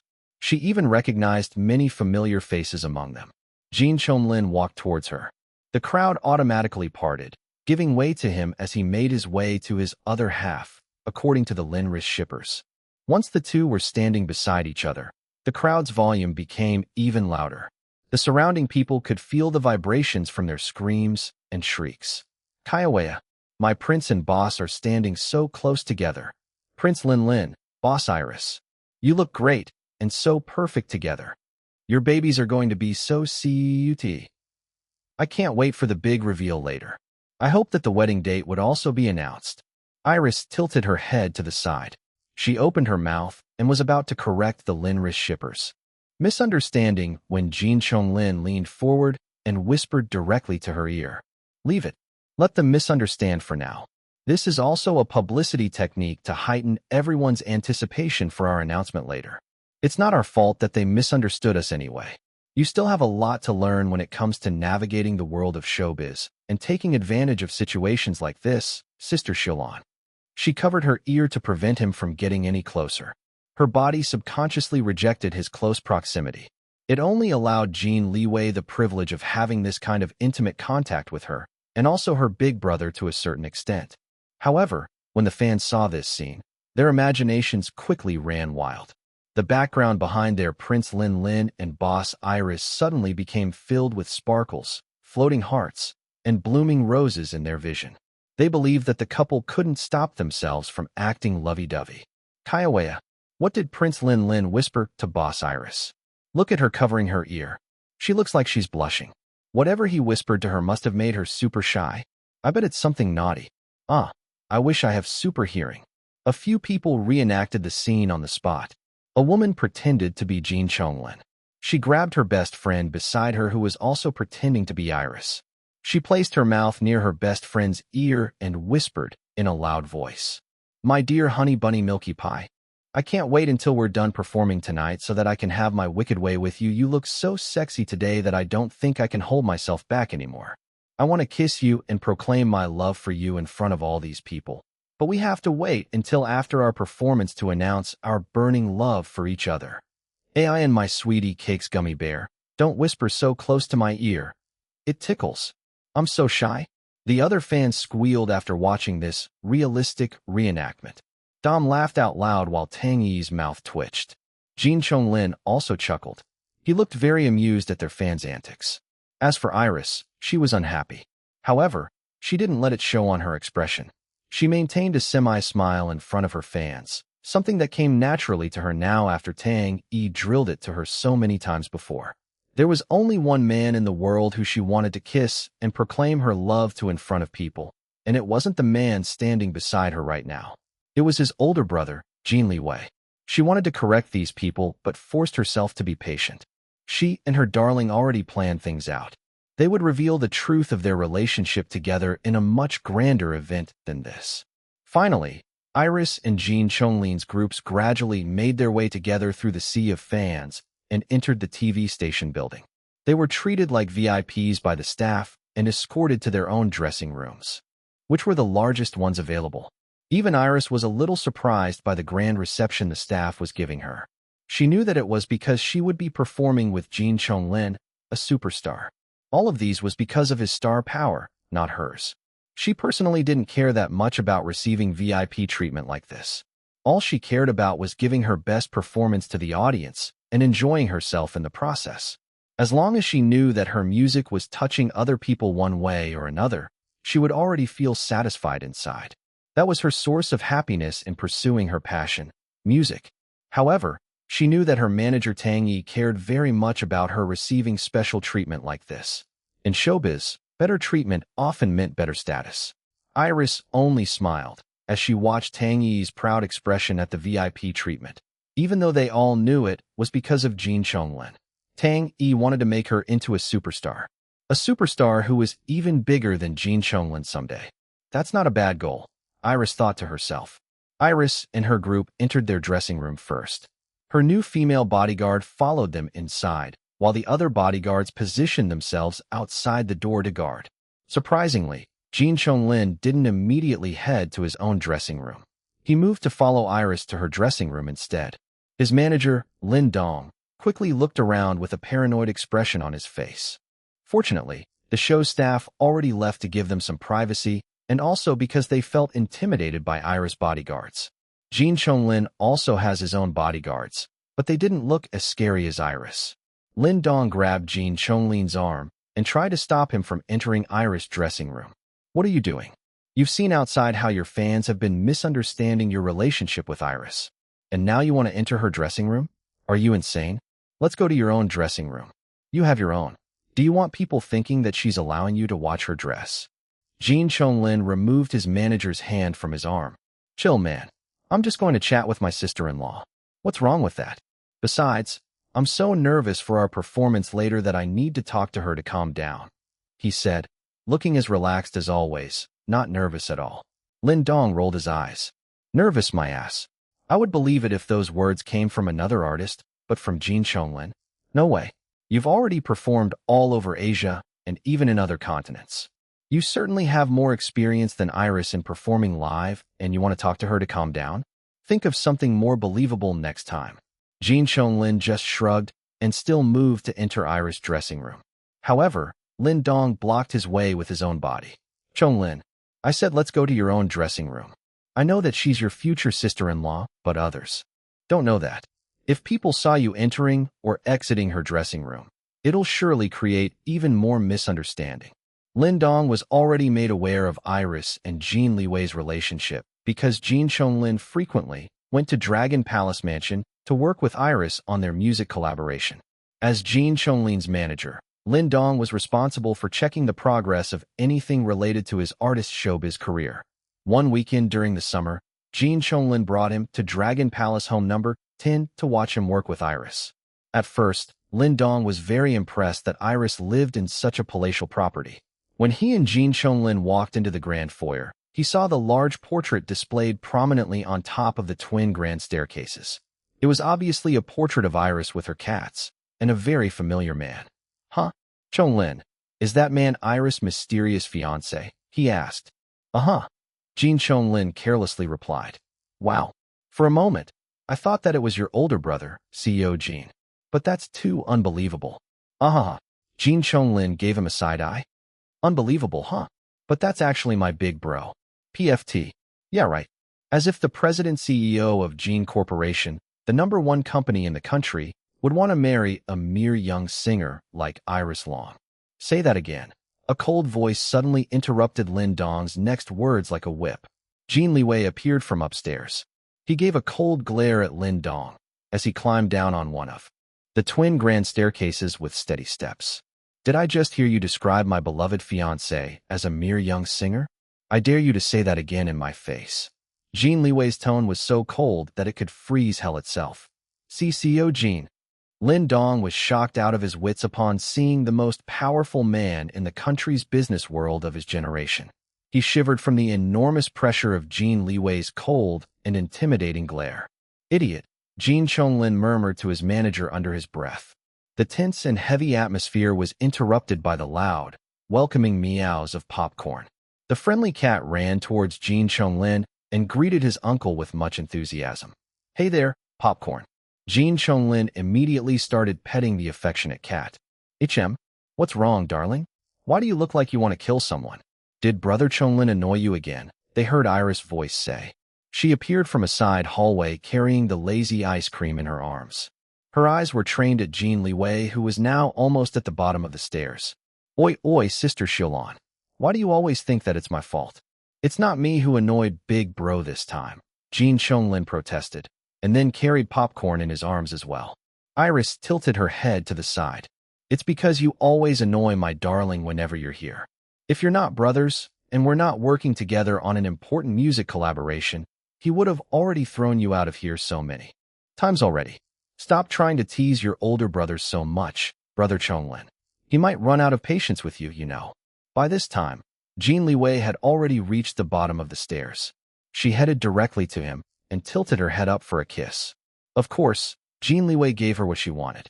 He pulled her close to him by the waist, careful not to squish ice cream between them.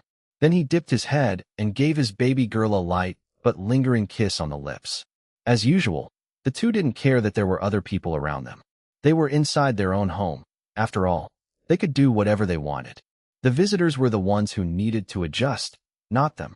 Che, we just arrived and you shameless couple are already drowning us in dog food, Jin Chonglin muttered.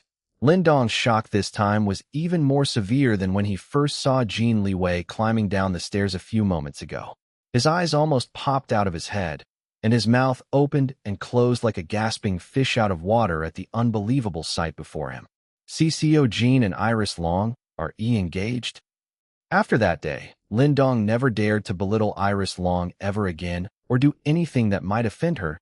He saw with his own eyes how CEO Jin Liwei doted on her. Anyone who became enemies with her would also automatically become CEO Jin's enemy as well. Who in their right mind would be stupid enough to do that? Not Lin Dong. That was why he felt so exasperated at Jin Chonglin right now. Back to the present. Lin Dong wanted to smack Jin Chonglin in the head. Lin Dong leaned close and said in a low voice, You want your older brother to kill you that much? I saw with my own eyes how much CEO Jin loves Iris Long. I'm telling you this right now, Chonglin. Listen to me and believe me when I say this. If CEO Jin is forced to choose between his woman and his own brother, I'm 200% sure that he'll choose Iris Long over you anytime. Jin Chonglin scowled. TSK, you don't have to tell me. I already know. You already know, and yet you keep on chasing Iris Long? Do you have a death wish or something? Jin Chonglin's scowl deepened even more. I'm not chasing her. Watch your words, you bastard. She's my sister-in-law. I'm just being friendly. Lin Dong looked at the stoic-faced bodyguards guarding the door to Iris' dressing room. He pulled Jin Chonglin away from them. Then in a lower voice, so that the bodyguards couldn't hear him, he told Jin Chonglin, I think you're acting too friendly with your future sister-in-law.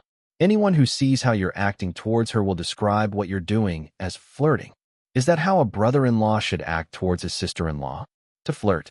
Jin Chonglin just waved his manager's words away with a dismissive hand. If you think this is me flirting, then you haven't seen me flirt yet. I just like teasing her, that's all. She has become much more expressive lately compared to the detached woman. We met after she made her first comeback to showbiz. Besides, it's also fun riling up my brother. I've actually never seen him get so visibly annoyed with me before. It's so refreshing to see him showing so much emotion, and all because of a woman. He chuckled in amusement. Lin Dong shook his head at him and muttered, You're gonna get yourself killed one of these days. Jin Chonglin only laughed even more. He patted his manager's shoulder. I told you to chill, man. I like teasing both of them, but I know my limits. I might have seduced other men's women before, but I would never do that to my own brother. I respect him, you know. I would never steal his woman. I may not be the best person in the world, but I'm not such an immoral person as to cuckold my own brother. So stop coloring my friendliness to Sister Xiaolon with your dirty mind. I don't have any ulterior motives towards her. Lin Dong looked relieved after hearing Jin Chonglin's words. But for some reason, he still couldn't completely rid himself of the bad feeling that kept on bothering him whenever he saw Jin Chonglin interacting with Iris Long. He had been with Jin Chonglin for many years now, so he could immediately tell when something was off about him. Jin Chonglin would have this deep look in his eyes, and his expression would become gentle whenever he was with Iris. Sure, this may just be him as a brother-in-law, but Lin Dong couldn't help but feel bothered about it. Tell me, Chonglin, do you like Iris Long? Jin Chonglin looked surprised by Lin Dong's question, but he made a quick recovery and chuckled. Of course I like her. She'll become my sister-in-law. I have no choice but to like her, or my brother will give me hell. Besides, I admire her as a fellow musician. So of course, I like her, he replied, his eyes dancing in amusement. Lin Dong sighed in exasperation. That's not what I mean. What do you mean then? Jin Chonglin asked, pretending not to understand what Lin Dong was trying to say. I'm asking if you like Iris Long as a woman. I know you already mentioned before that she isn't your type when she was chasing you before, but that was when she was just a teenager. She was like a totally different person that time. She has changed so much since then. Now she has become so much more desirable. If your brother, CEO Jin, isn't already in a relationship with her, would you pursue her? Jin Chonglin's playful smile dimmed a bit. His lips might still be smiling, but his eyes certainly weren't. They looked serious. You just said it yourself. She has become so much more desirable now, he said in a soft voice, almost a whisper. Who wouldn't want such a beautiful, captivating, and talented woman? I know that a lot of men desire her even after knowing that she's already engaged. Lin Dong frowned, not liking the implication of Jin Chonglin's words. Too bad she's already taken by my brother. It might not seem like it to other people because they have never seen my brother in a relationship before, but he's actually very possessive, as you've witnessed when I took you to their mansion. He would probably have gouged out our eyes if we looked at Sister Xiaolon a few seconds longer than he would allow. He would never let her go, much less allow other men to steal her away from him, Jin Chonglin said. Then his eyes dimmed even more, but the smile remained on his lips. He continued, Besides, why would Sister Xiaolon want another man when she already has my brother? My brother was the most eligible bachelor in the country before he got engaged. He could give her almost anything and everything she'll ever want in her lifetime. Lin Dong nodded, agreeing with him. Then he felt confused because Jin Chonglin said so much, but he hadn't really answered his question yet. So, do you like Iris Long as a woman or not? Lin Dong asked again. Jin Chonglin's smile completely disappeared, replaced by a deep and serious expression. However, this only lasted for a second before he flashed his killer smile at his manager. Of course not. I don't see her that way. She's my sister-in-law. We're going to be family once my brother marries her. My mom and grandma also adore her. They'll all kill me if I do anything indecent to her. Not that I'm planning on doing anything like that, he quickly added. I just like her as a fellow musician, as a person, and of course as a future sister-in-law. Lin Dong stared at Jin Chonglin for a long time, trying to determine whether he was lying or not. No luck. Once Jin Chonglin made an effort in concealing his real emotions, nobody would know about them. Not even the people closest to him, like Lin Dong. In addition to being a skilled musician, Jin Chonglin was quite talented in acting as well. He had starred in many blockbuster movies and TV dramas throughout his showbiz career. However, he wasn't such a phenomenal actor to win serious acting awards. At the end of the day, he was still a musician. But at least he could act and be believable. This was one of the reasons why he became a superstar in the country. Not to mention that he was such a naturally charismatic person and could charm the pants off of almost any person. Lin Dong could only sigh and tried to toss out his misgivings about the nature of Jin Chonglin's feelings for his future sister-in-law. It was just a very dangerous area to explore, as it could destroy not only the showbiz careers of both Jin Chonglin and Iris Long, but also the relationship between flesh and blood brothers. Just be careful, Chonglin, he couldn't help but warn. Jin Chonglin's eyes became serious again, but his lips maintained his killer smile. Of course, don't worry about this anymore. You're thinking too much. Anyway, let's go to my dressing room. Might as well start preparing now, even though Sister Xiaolan and I will be the grand finale and have the most time before our performance later. The two headed to their own dressing room where the rest of Jin Chonglin's entourage were already waiting for him. ####. A palpable excitement and anticipation ran through the hyped audience as the second to the last performance and its subsequent interview finally ended. Many thought that this episode of Music Fest Tonight would all be about Jin Chonglin and Iris Long, but surprisingly, many of the other artists shone in their performances. They gave their all. A few of them even performed their best tonight. Even though the audience consisted mostly of the Black Stars and Jin Chonglin's army of fans, they still gave enthusiastic reactions to the other performers. Despite this, not one of them forgot the grand finale performance of the evening. The show went to a commercial break first, eliciting a groan from the impatiently excited audience, despite knowing that it always happened before the finale act no matter who was performing. Yoa, I'm so excited, big sis. Soon we'll get to watch Boss Iris perform with a superstar like Prince Lin Lin. Ming Li, aka Little Phoenix, bounced on her seat. Yes, Zhou Meier, aka Captain Blackstar, nodded.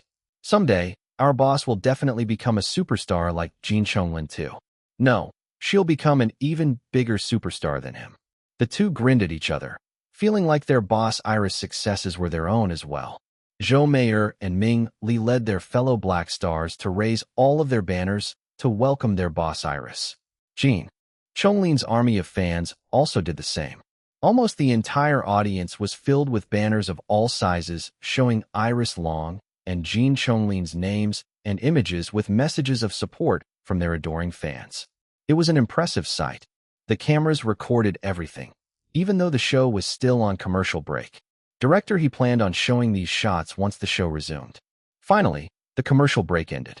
The two hosts on the side of the stage flashed their best smiles to the camera. Male host, welcome back to Music Fest Tonight. Female host, wow, listen to the audience. They're so loud that I can barely hear myself talking. I know that everyone can't wait for the final performers. Male host, how are you feeling, everyone? Are you excited? Audience, yes. Iris, Lin Lin, Linris, Linris, Linris.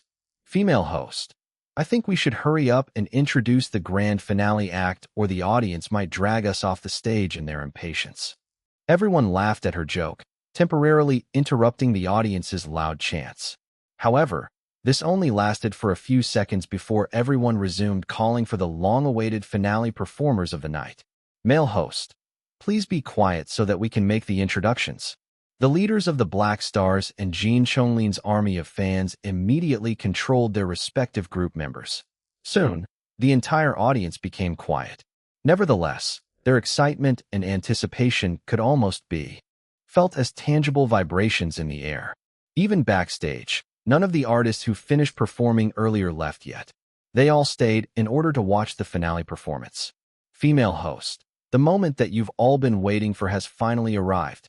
Male host. The next performers are award-winning musicians who are considered to be two of the most talented young artists our country has to offer in the field of pop music.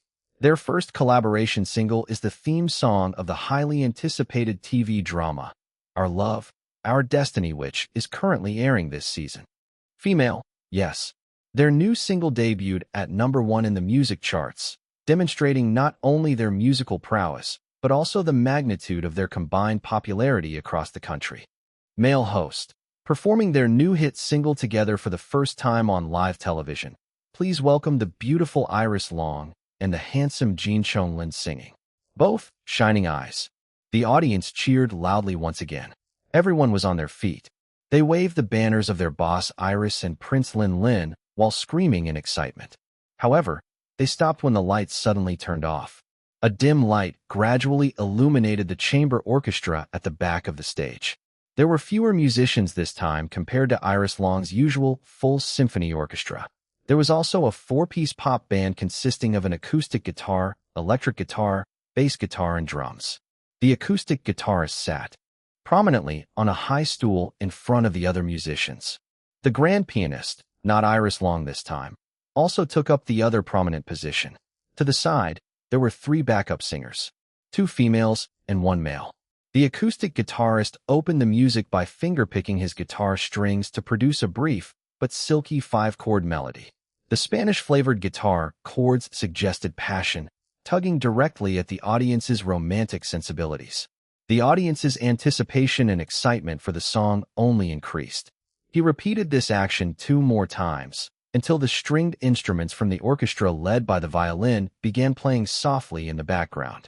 The flute joined shortly after, leading the other woodwind instruments. The opening melody was like a delicate drizzle, subtly enhancing a beautiful, hot sunny day of passion. The overall melody was light and airy, almost feeling like a gentle breeze to the audience. Next, the pianist began playing the full melody. It sounded sentimental and emotional, definitely heavier than the light and airy opening melody.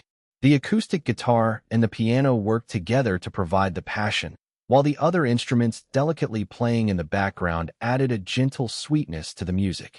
All of a sudden, the center of the stage lit up. The combined spotlights were so bright that the 2 people standing center stage looked like they were divine beings glowing from the inside out. The audience immediately started cheering upon seeing the pair. Jin Liwei looked dashing in his ivory semi-formal tuxedo suit. He wore no neckties or bow ties, opting instead to show a little bit of skin by opening a couple of extra buttons on his dress shirt beneath his tuxedo jacket. His fans squealed upon seeing a hint of his hard, muscled chest. As for the beautiful lady standing beside him, Iris Long wore a magenta, off-the-shoulders, wrap midi dress. The dress showed a lot of neck, shoulders, and a hint of cleavage, but didn't look too risque with its long, flowing sleeves. The waist tie accentuated her tiny waist and hourglass figure. Like Jin Liwei, Iris' outfit wasn't too formal. The hem of her dress fell to her mid-calf. Not too long, but not too short either. It was sexy yet elegant at the same time. The rest of her lower legs were accentuated by a pair of sheer nude high-heeled shoes embellished with small crystals. From far away, it looked like she wasn't wearing any shoes at all, but just standing on her sparkling tippy toes. Her hair was in a simple, straight, blow-dried style, and her makeup smoky and soft, emphasizing her natural feminine aura. The cameras lingered longer on Iris than they did on Jin Liwei.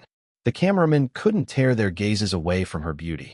That was until they had to focus the cameras on Jin Liwei because he instructed them to do so through their earpieces. Jin Liwei lifted his mic and began singing. His voice was deep and masculine, yet also flowed like sweet caramel.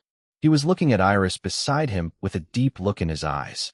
Walking down the town of life, I caught a glimpse of you, your beautiful self, making even the flowers smile back. He lowered his mic, continuing to look at Iris. All of his attention was on her. Iris smiled at him and raised her own mic to sing next. Her voice sounded light, yet was still exquisite, harmonizing perfectly with the music. Smitten, I followed you around, not expecting anything in return, but you always knew. So your shining eyes saw me. At this moment, the rest of the orchestra joined in playing the melody, making the music sound fuller. The other guitars and the drums added a modern vibe to the song at the same time. Jin Liwei gestured towards Iris and sang as if she was the only person he could see at that moment. His expression was so passionate that a few Lin shippers in the audience already started fainting from overexcitement. He sang more to her than to the audience. Time stopped in that moment. The sun paled in your presence. Iris placed a hand on her chest and also sang with much passion. Birdsong filled the air. As you chose me. The pop band of electric guitar, bass guitar, and drums took the lead with a heart-tugging melody and slow tempo. The classical instruments balanced this with the light and soaring background melody. But the stars of the instruments remained the acoustic guitar and the piano. They provided the main melody that both Iris and Jin Liwei harmonized with. The Spanish-flavored playing of the acoustic guitar especially added a sensual quality to the romantic music. Iris and Jin Liwei started singing together.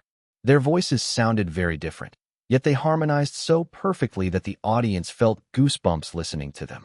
There was a bit of a growl to Jin Liwei's voice, while Iris was just soaring smoothly to the heavens. Smitten, I had followed you around, not expecting anything in return, but you always knew, so your shining eyes saw me. They walked together to the front of the stage, exciting their fans sitting at the front seats of the audience. More fainted. Iris looked and interacted with the audience more than Jin Liwei. He couldn't seem to tear his eyes away from her during the performance. So even when she wasn't looking at him, he continued to gaze at her with deep eyes burning with passion. The Lin shippers took this as proof that their Prince Lin was completely in love with their boss Iris. After all, he couldn't stop looking at her. Wasn't it so obvious? They squealed with giddy delight, already feeling certain that the two were really in a romantic relationship. Iris finally returned her eyes to Jin Liwei and looked at him. She also looked like she was professing her love to him with her eyes and her singing.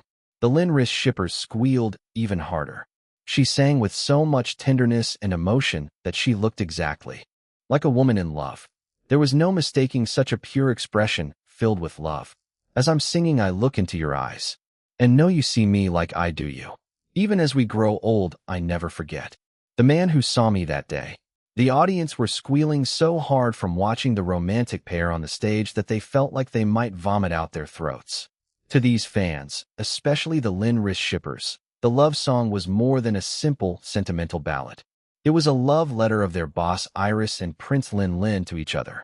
As the one singing with Iris, Jin Liwei knew from the slightly detached look in her eyes that she was imagining another man standing beside her on stage right now. He had no doubt that it was his older brother, Jin Liwei, who was in her mind while singing. All the love and passion she was expressing wasn't for him, but for his brother. The thought suddenly depressed him, transforming his passionate expression into a heartbroken one.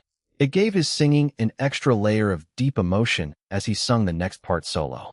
Smitten, I had followed you around, not expecting anything in return.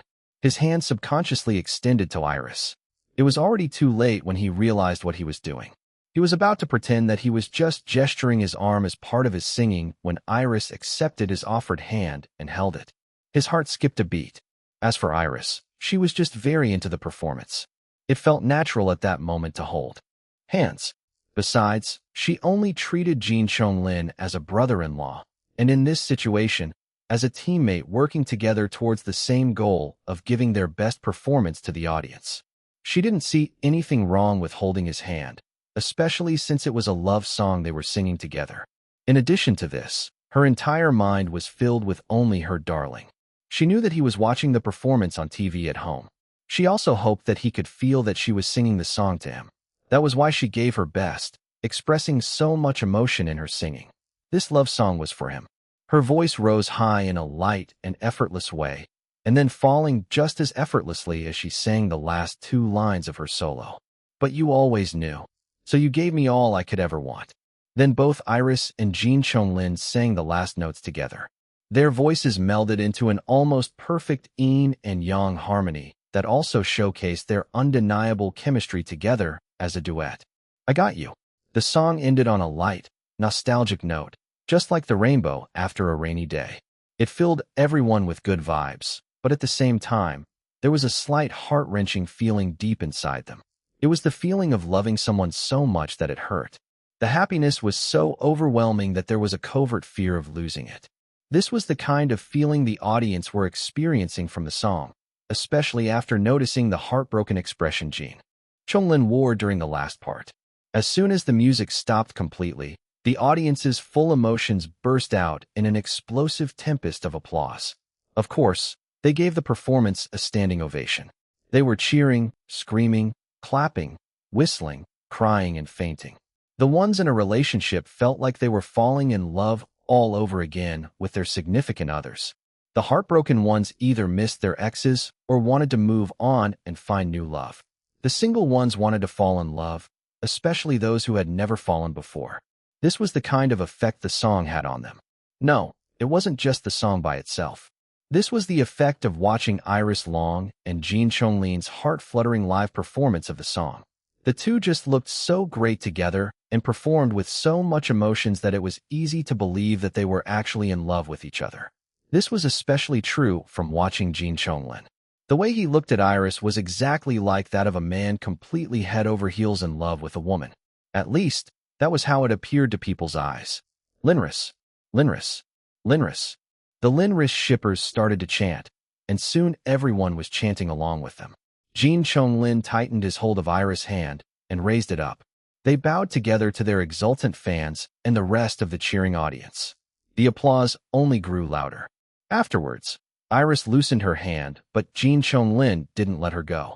In fact, he even tightened his hold on her hand when she tried gently tugging it away. She knew several moves to force him to let go of her hand, but she obviously couldn't do any of them in front of all of these people and on national television.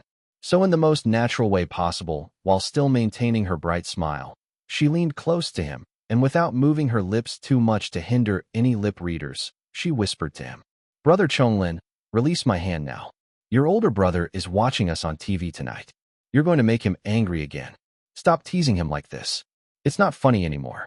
He flashed his killer smile at her, arousing another wave of wild squealing from the audience. He squeezed her hand before finally letting it go. Iris inwardly sighed in relief. It wasn't that she was afraid of making Jin Liwei jealous. Of course, she didn't want to make her darling jealous because she now knew what an ugly feeling jealousy felt like. She didn't want any of them to experience it as much as possible. Her rejection of Jin Chonglin's touch was more of her body's instinctive response against any man getting physically close to her who wasn't Jin Liwei, and to a certain extent, her big brother Lu Zihao. Despite this, Iris was committed to being a performer tonight. She stood beside Jin Chonglin and acted like they were close to each other. And indeed, to some degree, they were close to each other because they were future in-laws. They were basically family now. The two hosts finally reached them. They sandwiched Iris and Jin Chonglin between them. Female host, "Wow, what a sensational performance. My heart was fluttering the entire time I was watching you." Both Iris and Jin Chonglin thanked her. The hosts focused their questions on their song, Shining Eyes, first. Since Iris was the one who wrote it, she answered most of the questions. Jin Chonglin just shared his experiences working with Iris and with the notorious hothead music producer, JJ. Fortunately, these questions were over quickly. It seemed that the audience wasn't the only ones who felt impatient. The host would have already asked the juiciest questions as soon as the interview started, if it weren't that they were required to ask questions about the song first. Male host. Now let's move on the most anticipated part of the interview. The two of you have mentioned before that you'll announce something important to everyone. The floor is yours. The entire studio became quiet, as everyone leaned forward in anticipation. They didn't want to miss any word of the important announcement. The Linris shippers were trembling in excitement, their expressions hopeful. Iris gestured for Jin Chonglin to make the announcement. He nodded. "We have a very important announcement to make, so please listen very carefully," he began talking. Junior Iris wrote, Shining Eyes by herself. This is our first ever music collaboration, but it is most definitely not our last. We have another collaboration coming up which we will release next month. This time, I wrote the song. We will release the teasers and previews in the next few days, so please look forward to them. Thank you very much for supporting Shining Eyes. We hope that you'll continue to support our next collab single again when we release it next month. Jin Chonglin stopped speaking and lowered his mic. Iris nodded, and continued to smile. Everyone blinked several times and waited for him to say more, but he didn't. Huh? That's it. Female host. Jin Liwei, is that it? Yes, he replied with a nod. Iris tilted her head to the side, wondering why the atmosphere suddenly felt awkward. She had already tossed out the fans' earlier misunderstandings about her relationship with Jin Liwei out of her mind, so she didn't fully understand what was causing this awkward silence. Wanting to ease awkward atmosphere, she lifted her mic and spoke as well. Our next collab single will be very different from Shining Eyes. It will be sexier.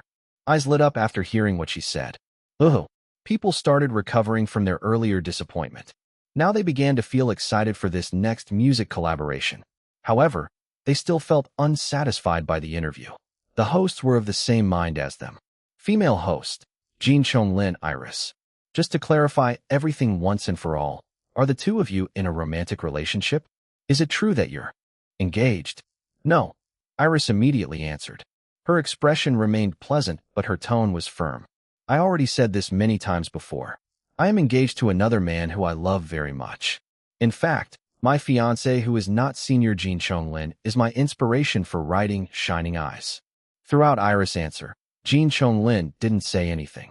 He just maintained his smile. The Linris shippers felt their dreams shatter right before their eyes. Some of them even started crying from heartbreak. It was unfortunate that they already ran out of time. The hosts wanted to ask more, but they received directions from their earpieces to finish up the interview. Everyone didn't know exactly what to feel about the finale. The performance was amazing, but the interview was very anticlimactic. Sure, a new collab song was exciting, but it wasn't the announcement that many hoped for. When the show officially ended, Iris and Jin Liwei returned backstage. The staff and the other artists welcomed them with a warm round of applause and congratulations. Despite the anticlimactic interview, the two still gave the best performance of the night.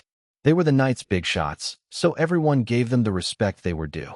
Many of these people wanted to take pictures with both Jin Liwei and Iris.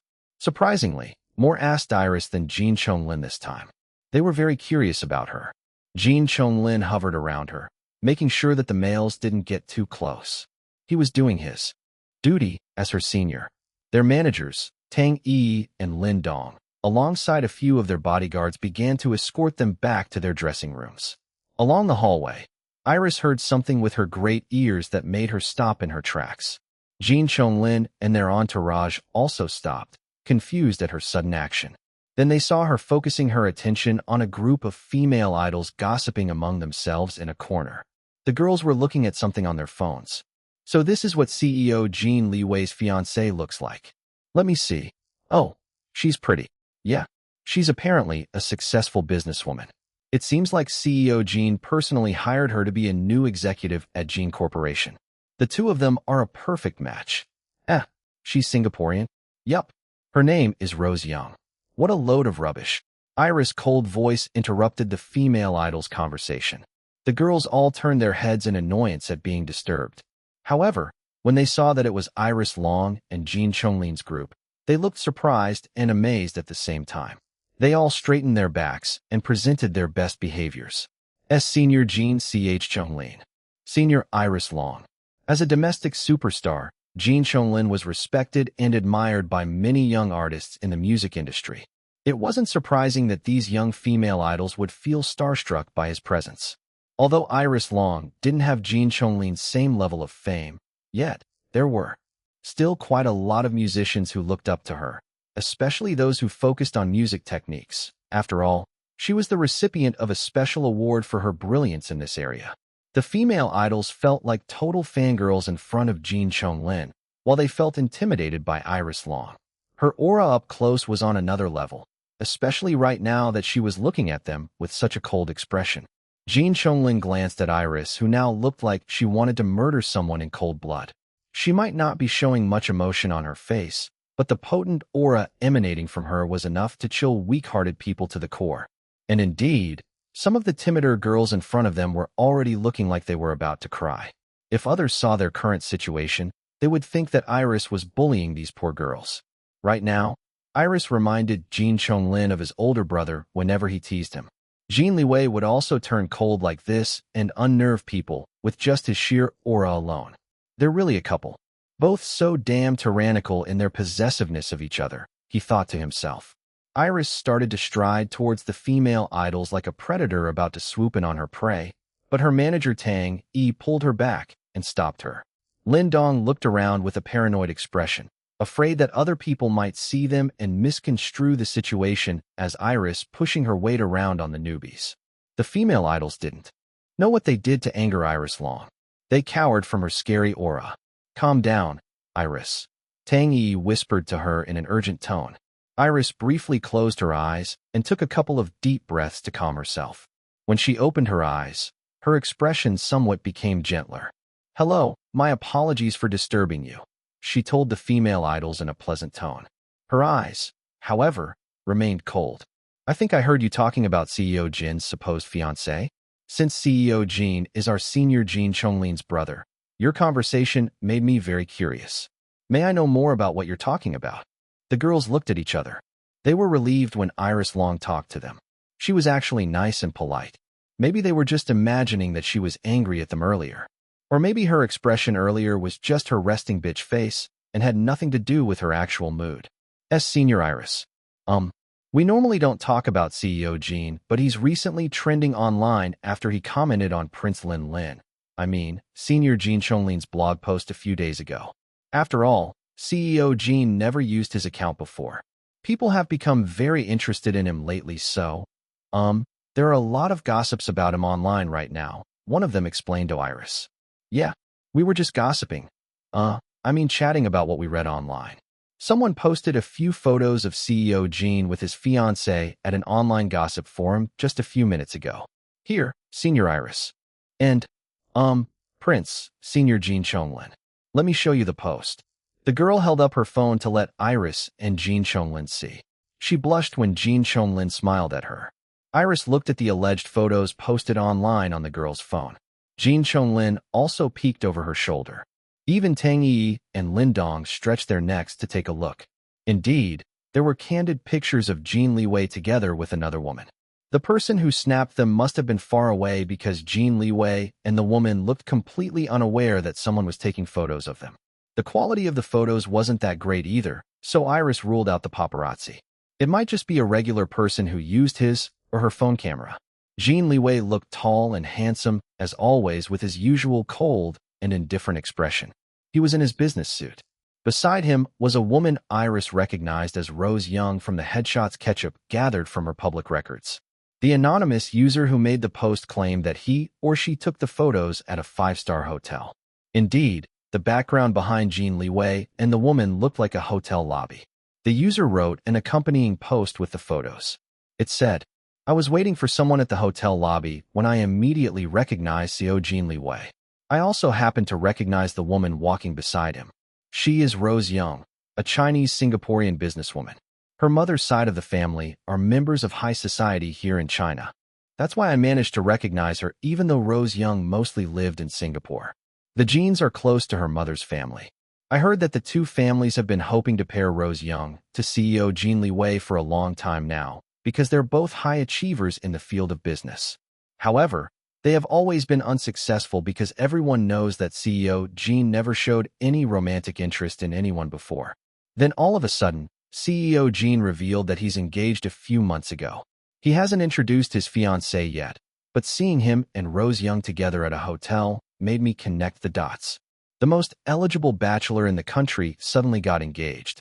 Then months later, Rose Young suddenly gets promoted to work as an executive at Jin Corporation and moves from Singapore to permanently live here in China. Coincidence? I think not. I bet that Rose Young is actually CEO Jin Liwei's fiancée. After all, the Jins and her mother's side of the family have been hoping to pair them together since a long time ago. Both CEO Jin Liwei and Rose Young are smart business people who work at the most elite level of the business industry. They also come from wealthy and influential families. They're also close in age. I personally think that they're perfect for each other. And I know that there are many in high society and in the business world who think the same way. Jin Corporation will surely become an even more successful company if CEO Jin Liwei and Rose Young unite in both business and marriage. Don't you think so too? Then the user suggested that Jin Liwei and Rose Young must have spent an hour or two at a hotel room to find time for some quick loving despite their busy schedules as business executives. That's Rose Young. All right, Jin Chonglin murmured behind Iris. Oh, you know her, Prince Lin. I mean, Senior Jin Chonglin? Is that woman really your brother's fiancée? One of the female idols asked him. No, she's not. Iris quickly shot down the question. The female idols were surprised that it was Iris who answered instead of Jin Chonglin. They turned to Jin Chonglin for confirmation. He flashed them his killer smile, dazing them. Then he said, Junior Iris is right. That woman is not my brother's fiancée. His real fiancée is more beautiful and more amazing than Rose Young. Iris gave him a side eye, showing no expression on her face. Jin Chonglin winked at her. Iris borrowed the phone from the female idol and scrolled through the photos herself. Her thumb froze at the last 3 photos. The first one showed Rose Young leaning very close to Jin Liwei, almost rubbing her, non-existent, breasts against his shoulder. The second one showed her touching his arm. The final photo showed her fully holding his arm with her 2 hands. Iris gripped the phone in her hand and squeezed it, as a colder and more frightening aura emanated from her in suffocating waves. Although Iris' expression didn't change that much, and remained pleasant, the female idols still instinctively shrank away from her. They sensed some sort of danger coming from her at that moment. All right, time to go, Junior Iris, Jin Chonglin announced after being warned by Lin Dong that some people were heading their way. He grabbed the phone out of Iris' tight grip and returned it to the owner. After thanking the female idols and dazing them once again with his killer smile, he dragged Iris away. Their managers and bodyguards followed, forming a protective circle around the 2 of them. When they left, the female idols finally regained their senses from Jin Chonglin's killer smile. Fortunately, these girls weren't too smart to think deeply about what just happened, nor try to decipher Iris' weird reactions. They already concluded that Iris only had a scary resting bitch face, but was actually quite a nice and kind person. In addition, they also figured that Iris Long and Jin Chonglin were close friends, though some of them still believed that the 2 had something more. The 2 were so close that Iris Long gained the privilege of knowing some of the most personal details about Jin Chonglin's family. They heard that even the Jin family relatives still didn't know who CEO Jin Liwei's fiancée was, but it seemed that Iris Long knew because she was close to Jin Chonglin. If Iris Long and Prince Lin are really not engaged, then it's such a waste, one of them commented. They look so perfect together, and yet she chose another man. Why wouldn't she want to marry a member of the Jin family? She'll be set for life. Maybe she likes businessmen. Didn't she say before that her fiancé is a businessman? Prince Lin already announced before that he has no interest in working for Jin Corporation. Well, CEO Jin Liwei is a businessman, but he's already engaged to another woman, whoever she may be. Prince Lin just said that it's not Rose Young. I also doubt that CEO Jin wants to marry a singer like Iris Long, who's clearly below his level. Powerful people of his status only see showbiz celebrities like Iris Long and us as mere showgirls. Even Prince Lin didn't have an easy time with his family when he decided to pursue a showbiz career all those years ago. Yeah. What's more, Iris Long is too young for CEO Jin. I'm sure that someone like him would want a mature wife who he could talk to about serious adult thingies or whatever. Although she's been acting like a mature woman ever since her image change after her comeback, she's actually only a bit older than us.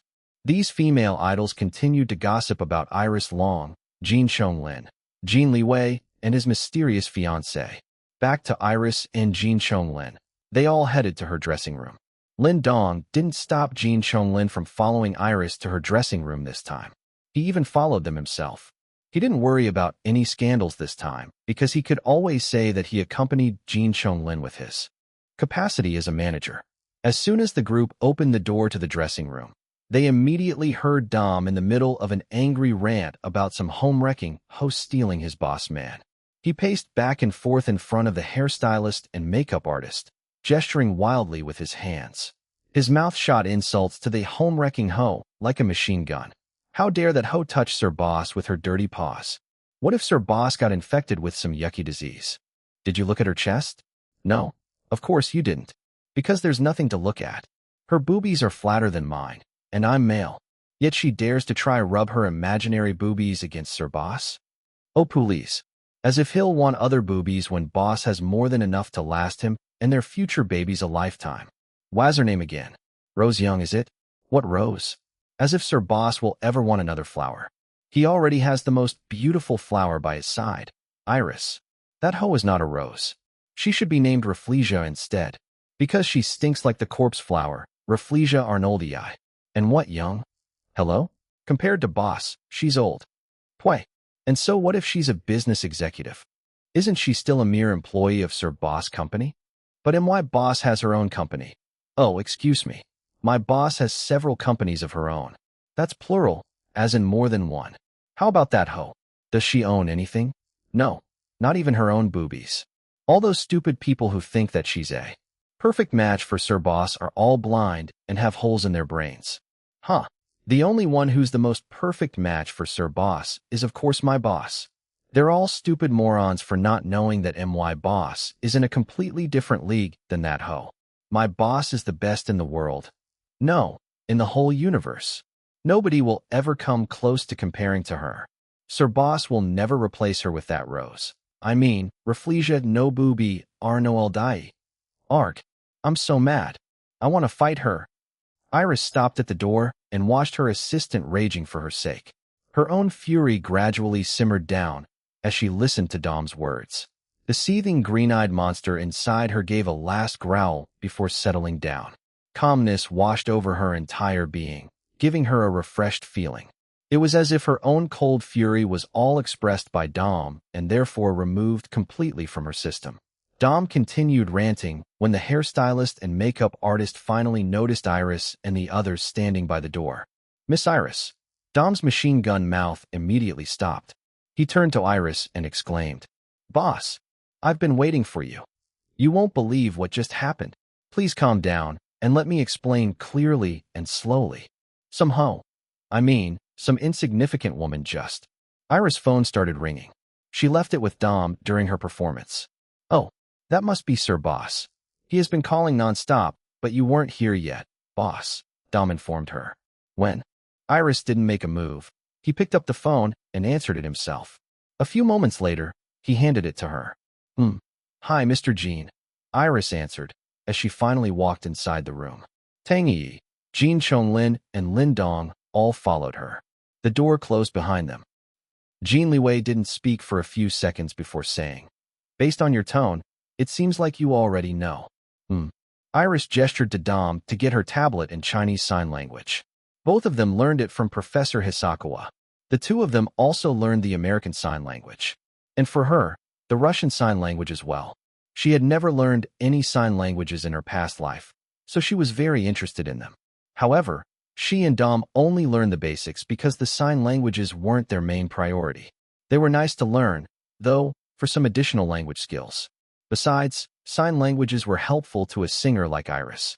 She could converse with Dom without actually speaking whenever she needed to rest her vocal cords. Dom immediately understood and began rummaging through her handbag. He found her tablet and handed it to her. Iris sat down on one of the couches and began using her tablet. Jin Chonglin sat on the arm of the couch beside her. He watched what she was doing. Their managers, Tang Yi and Lin Dong, were whispering to each other at a corner. Love, I can explain everything, Jin Liwei said on the phone. Remember when I told you last night that I have a business lunch today, so you don't have to send lunch to me at the company? Well, the business lunch was at a hotel restaurant. Several of my fellow executives attended it with me, including Rose Young, because she is our new CMO. The photos posted online cropped out the others, only showing Rose Young and me. But I assure you, love, we were with the others including Su Tian. Iris didn't answer. She was busy checking the reports Ketchup sent her. Iris instructed Ketchup not to speak out loud whenever there were other people around not belonging directly to her and Jin Liwei's households. Ketchup was too much of an advanced and sophisticated AI technology that Iris and Jin Liwei were careful not to let strangers know about her. Ketchup might attract unwanted and even dangerous attention. That was why when they were in a public place, Ketchup communicated to them via written messages instead. Ketchup faithfully obeyed her mommy's instructions. Rose Young was on their watch list, so Ketchup had been monitoring the woman.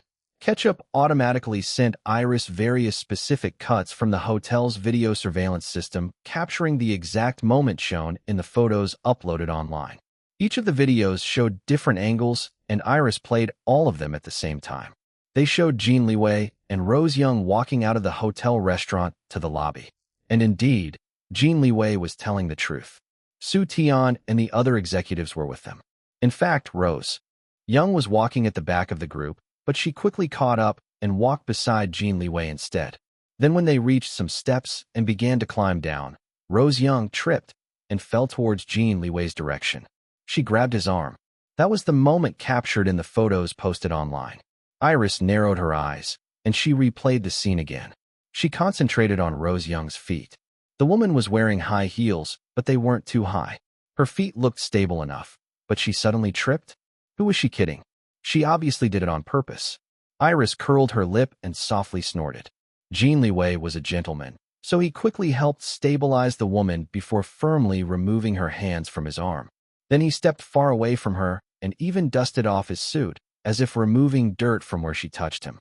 Iris couldn't help but smile at his actions. "Love, why are you so quiet? Talk to me, please," Jin Liwei said. His voice sounded calm, but Iris detected a hint of anxiety in it. "Rose Young doesn't mean anything to me. You're the only one I love. Don't be jealous anymore, okay?" She suddenly remembered Dom's rant earlier. Raising an eyebrow, she replied to Jin Liwei with a faint smile on her lips. "Darling, in order for me to feel jealous of that woman, she has to be in MY League first. Is she on my level? Also called corpse lily.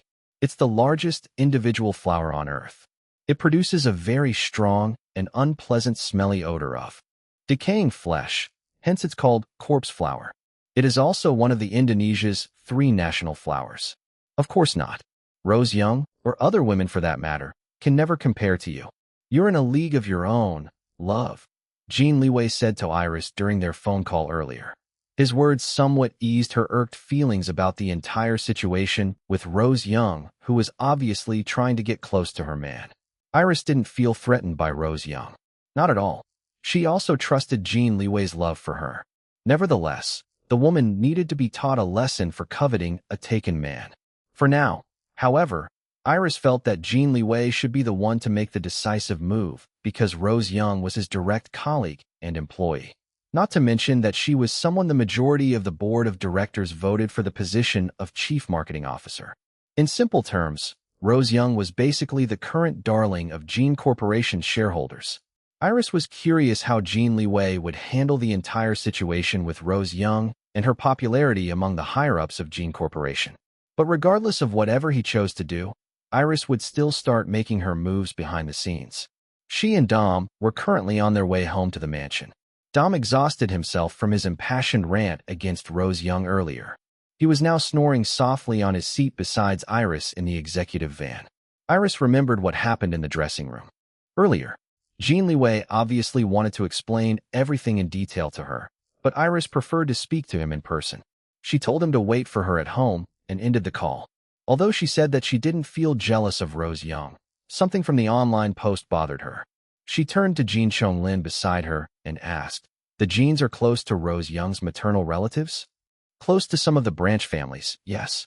But to us from the main family, not really. We're acquainted, that's all," he told her, shrugging.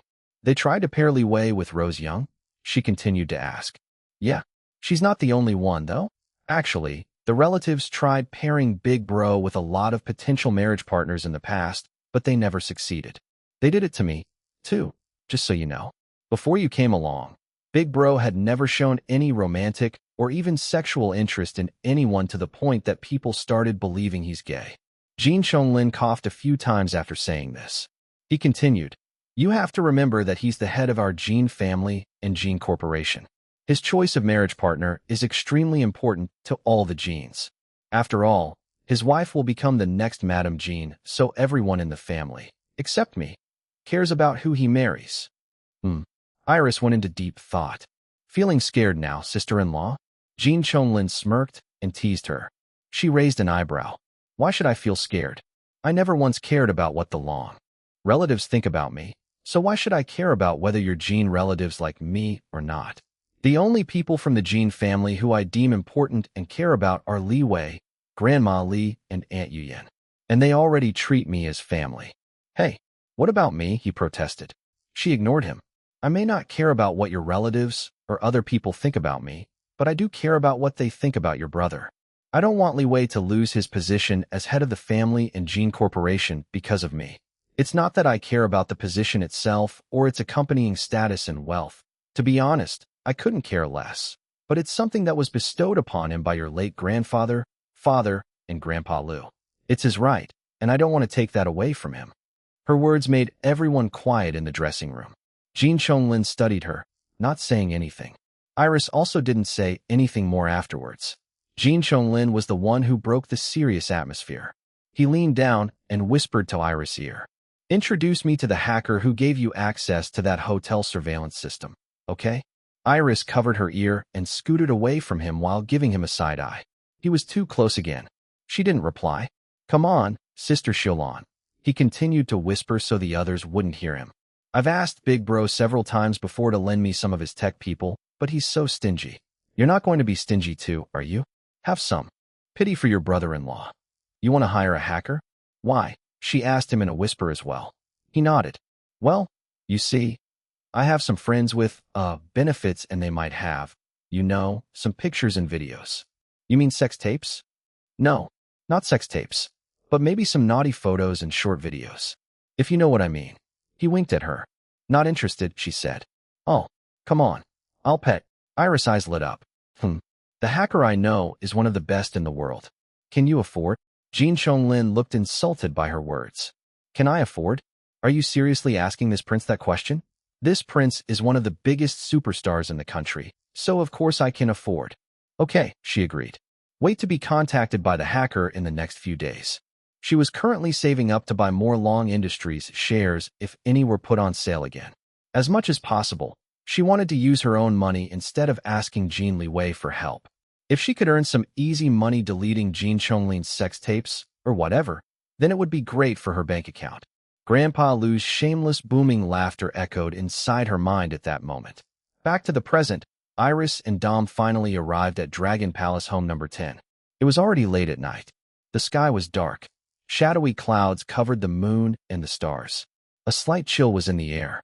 The butler greeted them as soon as they entered the grand foyer. Beside him was Jin Liwei. Welcome. Back, love, he said and moved to hug Iris. However, she held up a hand and stopped him from getting near her. Where's your business suit? She asked him instead. A look of hurt flashed in Jin Liwei's eyes for about a second before he put up an impassive expression on his face. His arms, which were reaching out for her, fell awkwardly to his sides. The butler and the other household staff pretended not to notice the awkward atmosphere while sweating bullets inside their clothes. Were the master and the mistress fighting? What business suit? Jin Liwei asked her. Iris looked like a woman on a mission. Her expression, tone, everything was serious. The one you wore at work today? Where is it? He frowned and felt confused as to why she was asking about it. But he still answered her. It's in the laundry hamper in our bathroom. What? She didn't reply, walking past him instead. She gestured for a maid and a houseboy to follow her. Love, can we talk, please? Wait for me. Jin Liwei followed and walked beside her. Of course, the drama-hungry Dom also followed after them. His sleepiness was completely gone. Jin Liwei's lips pressed together into a thin line, and his hands clenched into tight fists. He wanted to pull his baby girl, to force her to stop and to listen to what he had to say. However, it was obvious that she didn't want him to touch her. He felt frustrated and also hurt, not wanting to fight with her, especially in front of their household staff. He refrained from talking for now and just kept on following her in silence. Moments later, they finally arrived at their bedroom suite. Everyone followed Iris inside all the way to the bathroom. She marched towards the laundry hamper. When she confirmed that Jin Liwei's business suit was inside, she turned to the maid and the houseboy. Take this hamper and burn it. I want it burned until all the clothes inside turn into ashes. Understood? Yes, mistress. Right away, mistress. Although the maid and the houseboy were confused as to why she wanted the laundry hamper and the clothes burned, they immediately obeyed her order 100%, no questions asked. They started to carry the hamper out of the bathroom. Jin Liwei didn't understand what was going on. Wait. The maid and the houseboy paused. What are you doing? Jin Liwei asked his baby girl. You have so many nice dresses and lingerie in there. Let me take them out first. No, don't touch them. You'll get dirty. I don't want them anymore. They're contaminated now. I'll just get new ones, she said. Then she pointed at his body. Take off your clothes and go in the shower. I'm going to wash and scrub you thoroughly until you're squeaky clean tonight. His eyes went widened in surprise before darkening with desire. Then his mouth curved up into the faintest of smile. But I already showered, he told her, even as his hands already started removing his shirt. I need to wash you again myself to make sure that you're completely clean of that woman's contamination. All right, love. The maid and the houseboy averted their eyes and hurried out of the bathroom. Dom snickered by the door. After giving a final he followed the maid and the houseboy to give his boss and Sir Boss some privacy. Jin Liwei was already hard when Iris joined him in the shower after removing her clothes and makeup. He reached for her, but she slapped his hands away. Be good. I need to wash and scrub you thoroughly to make sure you're clean. Don't distract me, she told him in a strict voice. Okay, he murmured while admiring her beautiful, naked body. His eyes lingered on her full, shapely breasts. He licked his lips slowly. His hands were itching to hold her soft mounds and to suck them with his mouth, but he controlled himself, for now. Anticipation bubbled within him as he turned on the shower. Warm water began raining down, immediately drenching both of them. His earlier frustration and hurt were all being washed down the drain. This play that she was initiating was turning him on. He couldn't wait to be thoroughly cleaned by his baby girl. True to her word, Iris intended on washing and cleaning Jin Liwei until he was completely clean from the imaginary stains that Rose Young left on his body.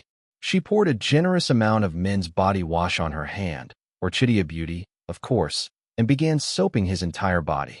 Then she started scrubbing him with a small towel, creating a thick lather. Her movements were clinical, not seductive at all, even though Jin Liwei's little brother down below kept on waving at her, trying to get her attention. Focusing on his shoulder and arm that Rose Young touched, she scrubbed so hard that his skin turned raw. Despite this, he made no move to stop her. He just continued to watch her with half-lidded eyes, his breath lightly panting. The slight pain from her overscrubbing was nothing to the enjoyment he was feeling right now. Seeing his skin red and tender, Iris finally caught herself and stopped. She bit her lip and flashed him an apologetic look before rinsing him off with water. Next, she started cleaning him with her mouth as well. She trailed wet kisses along his shoulder and arm, leaving small red love bites, marking her territory. Satisfied by her handiwork, she nodded and straightened.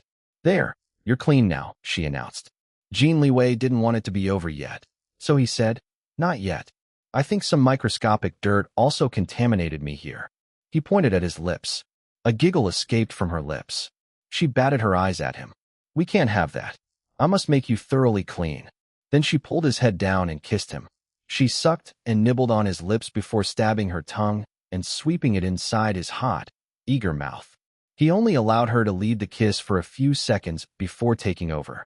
He held her head with one hand and locked her in place as he slanted his head and deepened the kiss. He devoured her sweet mouth like a hungry man who didn't eat for days. Meanwhile, his other hand started roaming her body.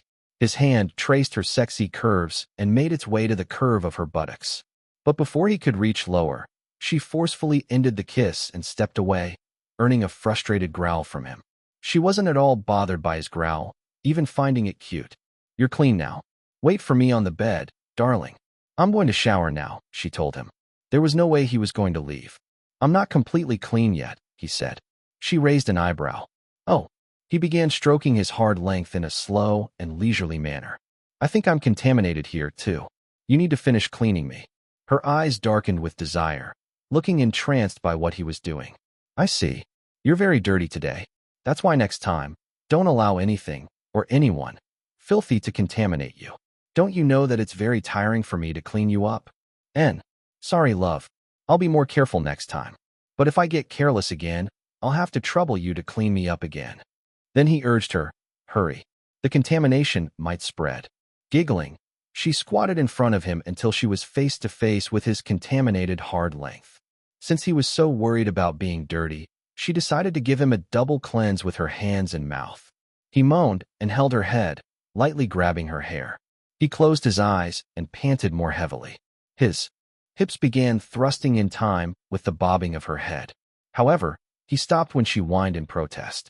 As the speed and suction force of her mouth increased, so did the sound volume of his groans and moans. His body started clenching and stiffening. He tried pulling her head away, but she held on to his legs and refused to let go. "Oh, fuck. Chill on." His eyes rolled to the back of his head as he pumped his release inside her mouth while groaning deeply. Iris swallowed everything while watching him in the midst of his climax above her. She stood up when he was done. "Now you're clean." He grabbed her head and clumsily kissed her mouth, tasting a bit of himself in the process. Then he stood back, a satisfied smile on his face. I feel very clean. Now it's my turn to clean you." "No need. I'm not contaminated." "Yes, you are. You held hands with that rat." "Rat?" She tilted her head to the side before realizing what he meant. "You mean Brother Chonglin? He contaminated you. I need to clean you up, too." She giggled. "Okay." Now it was his turn to wash her. He was gentler with her than she was with him. They kissed each other as he lathered a different body wash, still Orchidea Beauty, of course, all over her body. Although his brother only contaminated her hand, Jin Liwei focused on cleaning her breasts and the apex between her thighs. He even inserted a finger inside just to make sure that everything was clean inside and out. "Let's finish." Showering and move to the bed, he told her in a low, husky voice after removing his finger inside her. A whine of protest escaped from her throat. She hadn't orgasmed yet, but still nodded. It was more comfortable on the bed, after all. They dried themselves in a hurry and slathered lotion and moisturizers, Orchidea Beauty again, of course, all over their skin before stumbling their way to the bed. Iris fell on her back, and Jin Liwei followed on top of her. They continued kissing and touching, their bodies tangling on top of the sheets. She felt him growing hard again. "Ketchup, cover your ears," Iris instructed. "Meow, yes, Mommy." Ketchup can't hear anything now unless Mommy or Daddy say the magic words, a child's voice replied. Iris had successfully integrated Ketchup into their home security system, so she could be contacted from virtually every corner of the property. After protecting their third kitty baby's innocence, the parents resumed their lovemaking. Jin Liwei broke the kiss and moved down to focus on loving her breasts, his beloved and precious treasures. He kneaded them with his hands and sucked the nipples inside his mouth. He couldn't seem to get enough of them. One of his hands trailed down until it reached her wet entrance and started rubbing. When her hips moved up, silently asking for more, he slid a finger inside. He moved it in and out following a slow rhythm. "Oh." Iris threw her head back on the bed, closed her eyes, and moaned deeply. He gave one last lick to her nipple before lifting his body from above her and moving farther down the bed. Then he spread her legs wide open and lowered his head to eat her. He licked and sucked her button of pleasure even as two of his fingers were thrusting inside her. A phone started ringing. It was Jin Liwei's phone on the bedside table. The ringtone indicated that it was a business call. The two were too busy, so they ignored it. The ringing stopped a few moments later. Iris grabbed his hair and moved her hips in a rhythmic dance, synchronizing with the movements of his mouth and fingers. "So good, darling." Jin Liwei's phone started ringing again, but just like before, they ignored it. Her moans only fueled his desire to pleasure her. He lapped up her sweet nectar with all he got. "Liwei, oh Liwei." The pleasure was building quickly inside her. She was close, so close. But then the damn phone started ringing again. Iris did her best to ignore it, focusing instead on reaching the peak of her pleasure. The ringing stopped. Her body started bucking and tightening. Jin Liwei increased the intensity, sucking harder and thrusting his fingers even faster. She was almost there. "Yes, yes, yes. Oh Liwei, I'm Comey." Ring, ring, ring. The blasted phone interrupted her concentration, making her fail to reach her climax. Frustrated, she roared, "Who is it?" Jin Liwei paused. "Love, ignore the phone. Don't worry. I'll do it again until you come." The phone continued ringing, frustrating Iris even more. She was now in a bad mood. "Ketchup, who is it?" she asked. No answer. "I love you, Ketchup," Iris said instead. Magic words detected. Accepted. "I love you too, Mommy." Meow. Ketchup can hear again. What can I do for you, Mommy? Meow. Iris gently pushed Jin Liwei's head away. Who's calling your dad? Meow. Ketchup mentioned a name. It was one of Jin Liwei's fellow executives at work. Jin Liwei scowled at being interrupted. Reject the call and put my phone on silent mode. Meow. Okay, Dad. No, answer it. He keeps on calling. It must be important, Iris said. Meow. Should Ketchup answer or not? Jin Liwei sighed in regret when his baby girl closed her legs. Answer it, Ketchup. Okay, Daddy. Meow answering the call in 3, 2, 1. Hello, Big Brother Liwei? I mean President Jin. A familiar female voice spoke on the phone. Iris' expression contorted in fury and turned murderous. She shot a deadly glare at Jin Liwei. Love, I already instructed Ketchup to block her number earlier, he whispered to her. It looks like she's using our colleague's phone now because she can't contact me with her own number anymore. Then it was his turn to glare at his phone. In her anger, Iris threw a pillow at him. She wouldn't have been this mad if it weren't for the fact that she felt extremely frustrated by having her orgasm interrupted because of Rose Young. At the moment, Rose Young's image in Iris' mind had become that of a big, fat, and nasty cockroach. Not being able to reach climax filled Iris with hatred towards the woman. Jin Liwei, I swear. If you don't deal with that woman quickly, I'll drive to where she's at right now and choke her to death, she hissed at him. Hearing Iris say that she would drive to where Rose Young was at and choke the woman to death, Jin Liwei knew that his baby girl was truly angered this time. Everyone in their household knew that she had a phobia of driving, meaning she couldn't drive without freaking out, and yet, here she was, saying that she would do just that in order to kill someone. This Rose Young had crossed her line tonight. Pissed off that his baby girl was mad at him and didn't want to make love anymore, Jin Liwei also wanted to choke Rose Young to death. Hello? Big Brother. I mean, President Jin, are you there? Rose Young continued to talk on the phone. I think something is wrong with my phone. I can't seem to contact you using it no matter how many times I try. So I asked our colleague if I could borrow his phone. Miss Young, why do you keep on calling me? Is there an emergency? Jin Liwei finally spoke. He almost snarled, but managed to control his temper just in case there really was a work emergency. He watched his baby girl climb off the bed and grab her satin robe hanging nearby. Her expression was cold as she put it on. He could feel her frustration and fury emanating from her in almost tangible waves. No, I don't think it's an emergency, but I thought that it might bother you. That's why I keep on trying to contact you, Rose Young replied. I don't know if you've seen them, but there are photos of us online. I've seen them. Is that all? Jin Liwei cut her off. What, really? You've seen them? Iris scowled. It was a very subtle change in tone, but she was able to detect Rose Young's excitement when Jin Liwei said that he had seen the photos. Rose Young continued in an aggrieved tone. I don't know who posted them online, but they seem to know a lot about us. They even know the relationship between our families. Did you read the accompanying post? They're saying that I'm your fiancé. Miss Young, since it's not an emergency, I have no interest in listening to you any longer. Don't call or message me again. You even bothered our colleague and used his phone to contact me. So unprofessional, he scolded. If you wish to discuss something with me about work, you can leave a message to my assistant. That's all. Wait, Big Brother. I still have something. Miss Young, your name is Rose Young, am I correct? Iris finally butted in the conversation. She strode like a queen, almost floating on the floor until she reached the bedside table where the phone was at. Silence descended in the bedroom. The only sound came from the gentle, flowing water of the wall-mounted fountain. Rose Young didn't reply. It seemed that she was surprised that a female voice interrupted her call with Jin Liwei. What's wrong, Miss Young? You were talking so much with my fiancé just a few moments ago. Why aren't you talking anymore? Iris asked in a cool, almost snooty tone. Fiancé. Are you big brothers? Yes, I'm Jin Liwei's one and only fiancé. And why do you keep calling him my fiancé, big brother? Are you his sister? As far as I know, my fiancé only has one sibling, and that is brother Chonglin. Aren't you the new CMO at Jin Corporation? Is it appropriate for you to call the president CEO as big brother? I can't believe that the board of directors would vote for someone who is so unprofessional. Miss? May I know your name? No, you may not. Iris replied without hesitation. Jin Liwei moved and sat on the edge of the bed. He pulled his baby girl to sit on his lap, but she refused.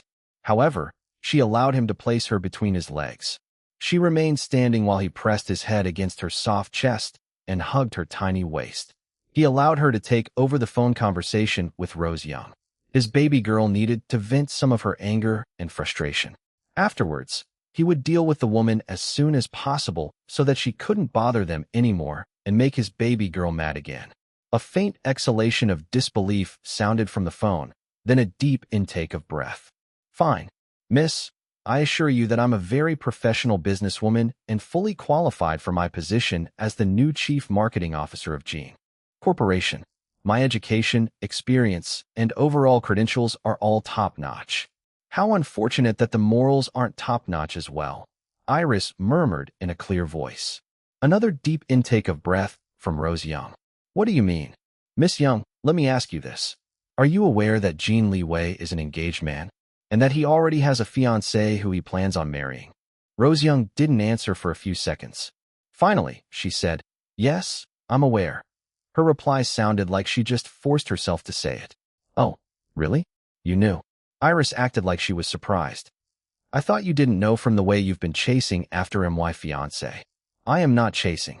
Calling and messaging my fiancé several times a day about something that is not work-related, walking beside him, pretending to trip just to touch him, calling him big brother and acting like you're close to him, borrowing someone else's phone just to call him at almost midnight when he already blocked your number because you're so annoying. What else? All right.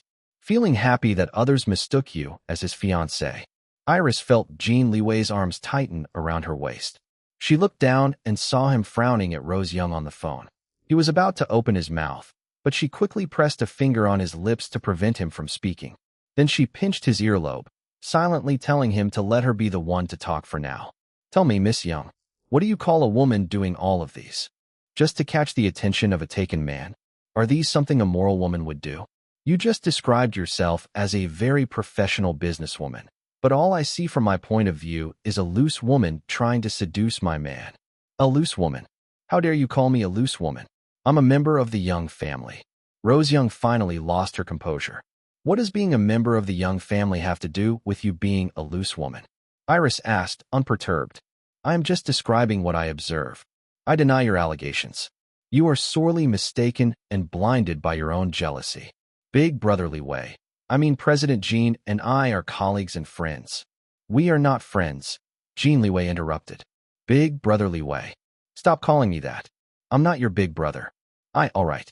President Jin, have you been listening to our conversation the entire time? And then please speak to the person beside you to watch her words.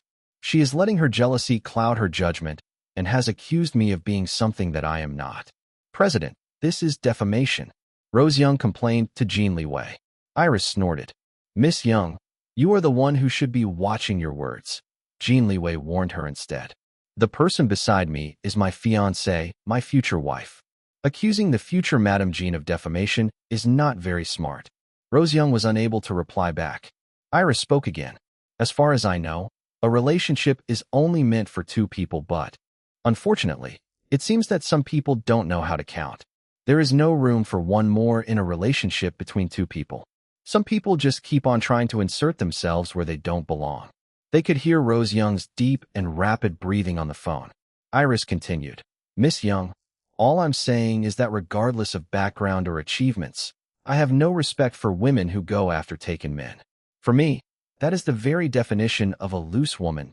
"I still deny your allegations." "I am not a loose woman," Rose Young said in tight voice. "Miss, you are overthinking things because of jealousy. I suggest for you to cool your head first." "Jealous? Me? Of you?" Iris scoffed. "Don't think too highly of yourself. I'm just being territorial and warning trespassers from encroaching on my territory. Miss Young, I'm only going to say this one time, so you better listen. Stay away from my fiancé, Jin Liwei, or you'll regret it. I don't give second warnings. That's all. Goodbye." Iris ended the phone call before Rose Young could reply. "Ketchup," she called. "Meow, yes, mommy." Put Rose Young's name on our virtual black notebook. Recording the name of Rose Young to the virtual notebook. New name added. "Done, mommy." Meow.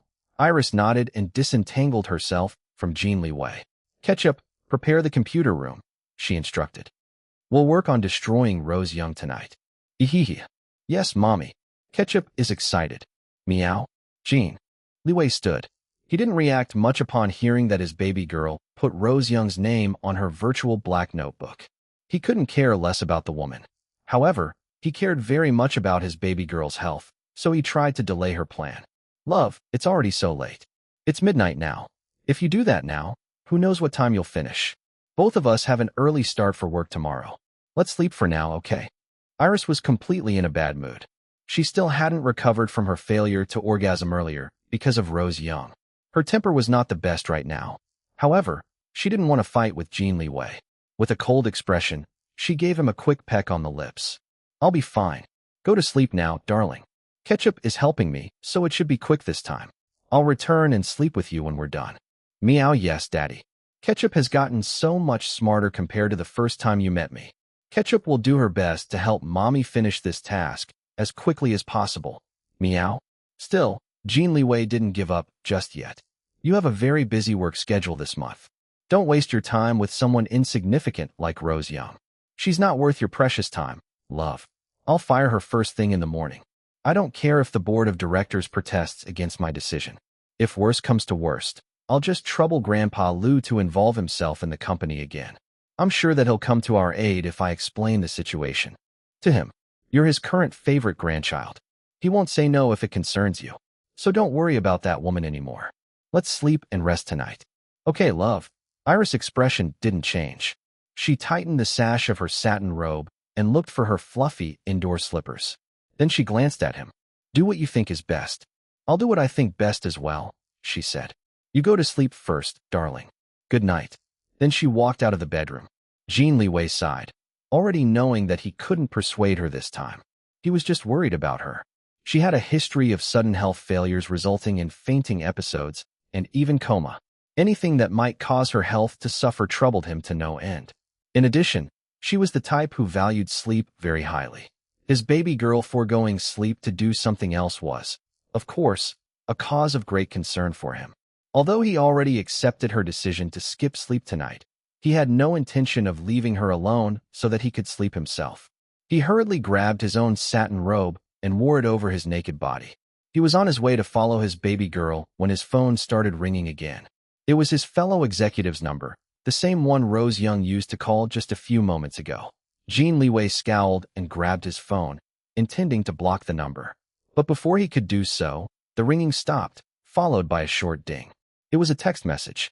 His colleague, not Rose Young but the actual owner of the phone, was apologizing for what happened. The man didn't expect that Rose Young would create so much trouble with Jin Liwei and his fiancée.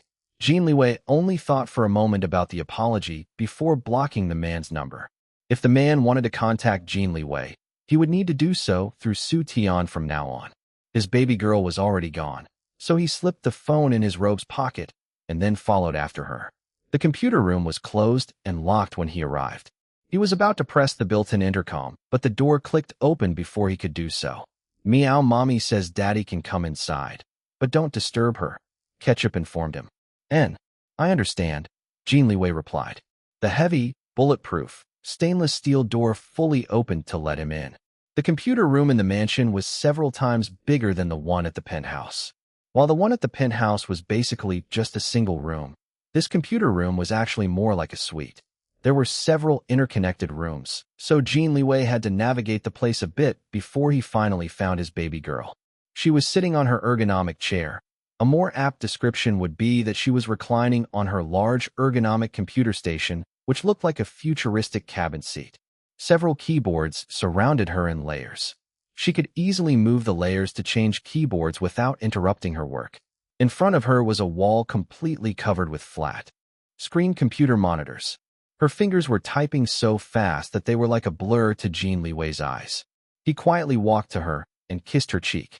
He thought that she was going to ignore him, but she slightly turned her head towards him and puckered her lips, silently asking him to kiss her there.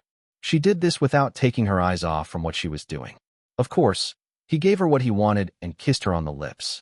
After that, he didn't bother her again. He glanced at the computer monitors. They were all information about Rose Young. He didn't care about the woman, so none of the information interested him. If destroying the woman would give his baby girl peace, then he would just let her do whatever she wanted. He already made up his mind to fire Rose Young in the morning, anyway. Since he didn't want to sleep while his baby girl was busy working, he decided to spend his time in a productive way instead. He asked Ketchup to direct him to a computer station he could use. It was one of the most basic ones in the place, but at least it also had the comfortable ergonomic cabin-like seat. He might as well complete some work while he was here. After a while, he also became absorbed in his own work. The couple worked on their own respective tasks. Meow? Mommy, Ketchup has found something. Send it here. A few seconds later. Darling, Iris called for Jin Liwei. Can you come here for a moment?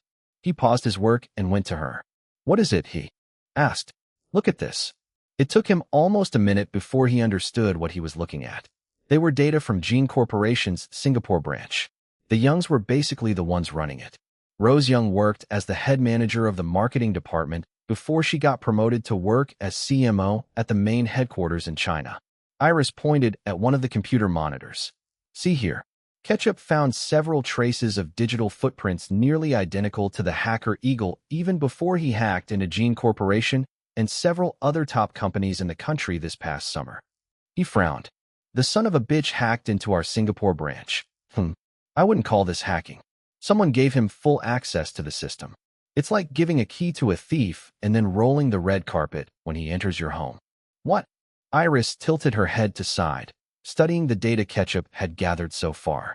Iris was also helping speed up the process, but otherwise allowed Ketchup to do the bulk of the work in order to aid her self-learning function.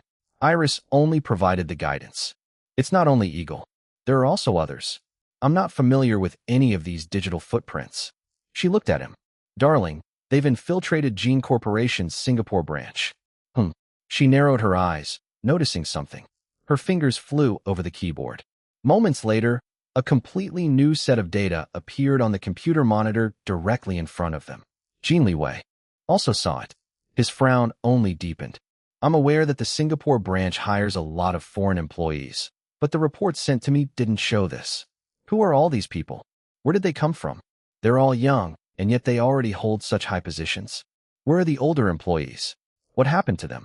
The more Jin Liwei looked at the data, the more uneasy and confused he felt. This was such a weird situation. I should have paid more attention to the Singapore branch, he said. I don't think it's your fault, darling. I detect traces of falsifying information within the branch's system itself. Whoever did it don't want you to know, she told him. Then she instructed her virtual cat.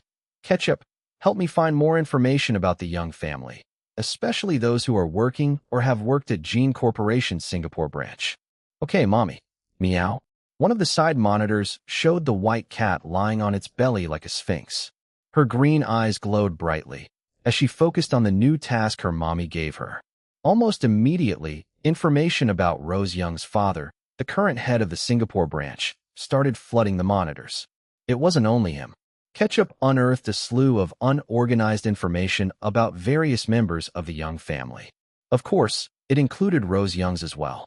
This time, Jin Liwei helped his wife and child in organizing and making sense of all the information.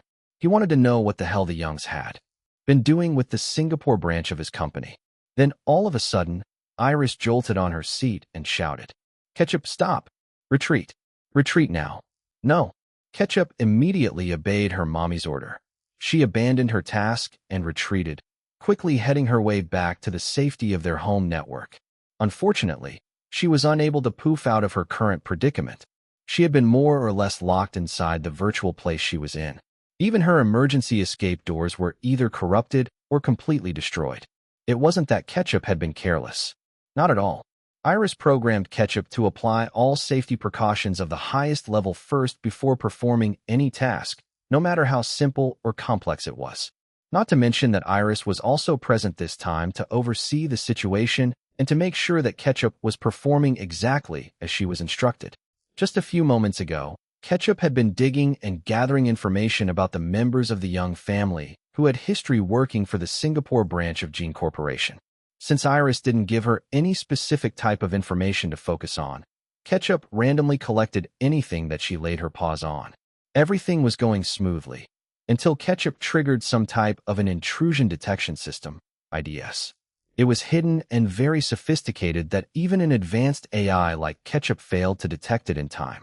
Usually, Ketchup was able to circumvent or even completely disable any IDS because Iris had stored several ways to do so in her cat AI's extensive database, which continued to grow each day through self-learning. This IDS, however, wasn't something Ketchup recognized. No matches were found in her own database. It was a completely new, never-before-seen IDS that was practically undetectable by hackers before triggering it. It wasn't Ketchup's fault, nor was it Iris. The IDS was just that powerful. After triggering it, Ketchup instantaneously became the target of a malicious attack. This was the moment Iris reacted and shouted at Ketchup to retreat. Back to the present, Iris immediately went into full hacker mode in order to protect and retrieve Ketchup from her precarious situation. Ketchup wasn't equipped to deal with such forceful and malicious attacks from an unknown source, so Iris had to manually defend her. Iris' fingers flew over several keyboards in front of her in a blur. Her expression showed that she was in deep concentration. Jin Liwei stood beside her and watched her in action. He didn't dare make any sudden movements or noise that might disturb his baby girl and break her concentration. Her earlier shout had alarmed him. He looked at the image of Ketchup in one of the computer monitors on the side. The white cat lay unmoving in her earlier sphinx-like position. Her green eyes lost their usual glow. They became dull and frozen instead. Her expression was blank, not animated like usual. It was as if her soul had left her body. Jin Liwei knew that she was just an AI, not a real cat or person, so it was impossible for her to have her own soul. Nevertheless, he and Iris still treated her like their own child, a very smart one at that. Everyone in both their households also interacted with Ketchup like a human, even more so than they did with ice cream and popcorn, because she could hold an actual conversation with them. Jin Liwei had actually grown to love a virtual cat as if it was his own child. In a normal situation, he would think that it was something ridiculous and even childish. It was similar to those news reports about weird people marrying anime characters. But ever since he fell in love with his baby girl, there wasn't anything normal about their lives anymore. He was engaged to marry one of the most brilliant yet dangerous hackers in the whole world. He had confirmed that she was the real Draken. Not to mention that she was also a student of the legendary School of Geniuses, Cross Academy. She also made him a father of 3 kids, so far. 2 live cats and a virtual one. Her eccentricities influenced him to adjust his own definition of what was weird and what was normal.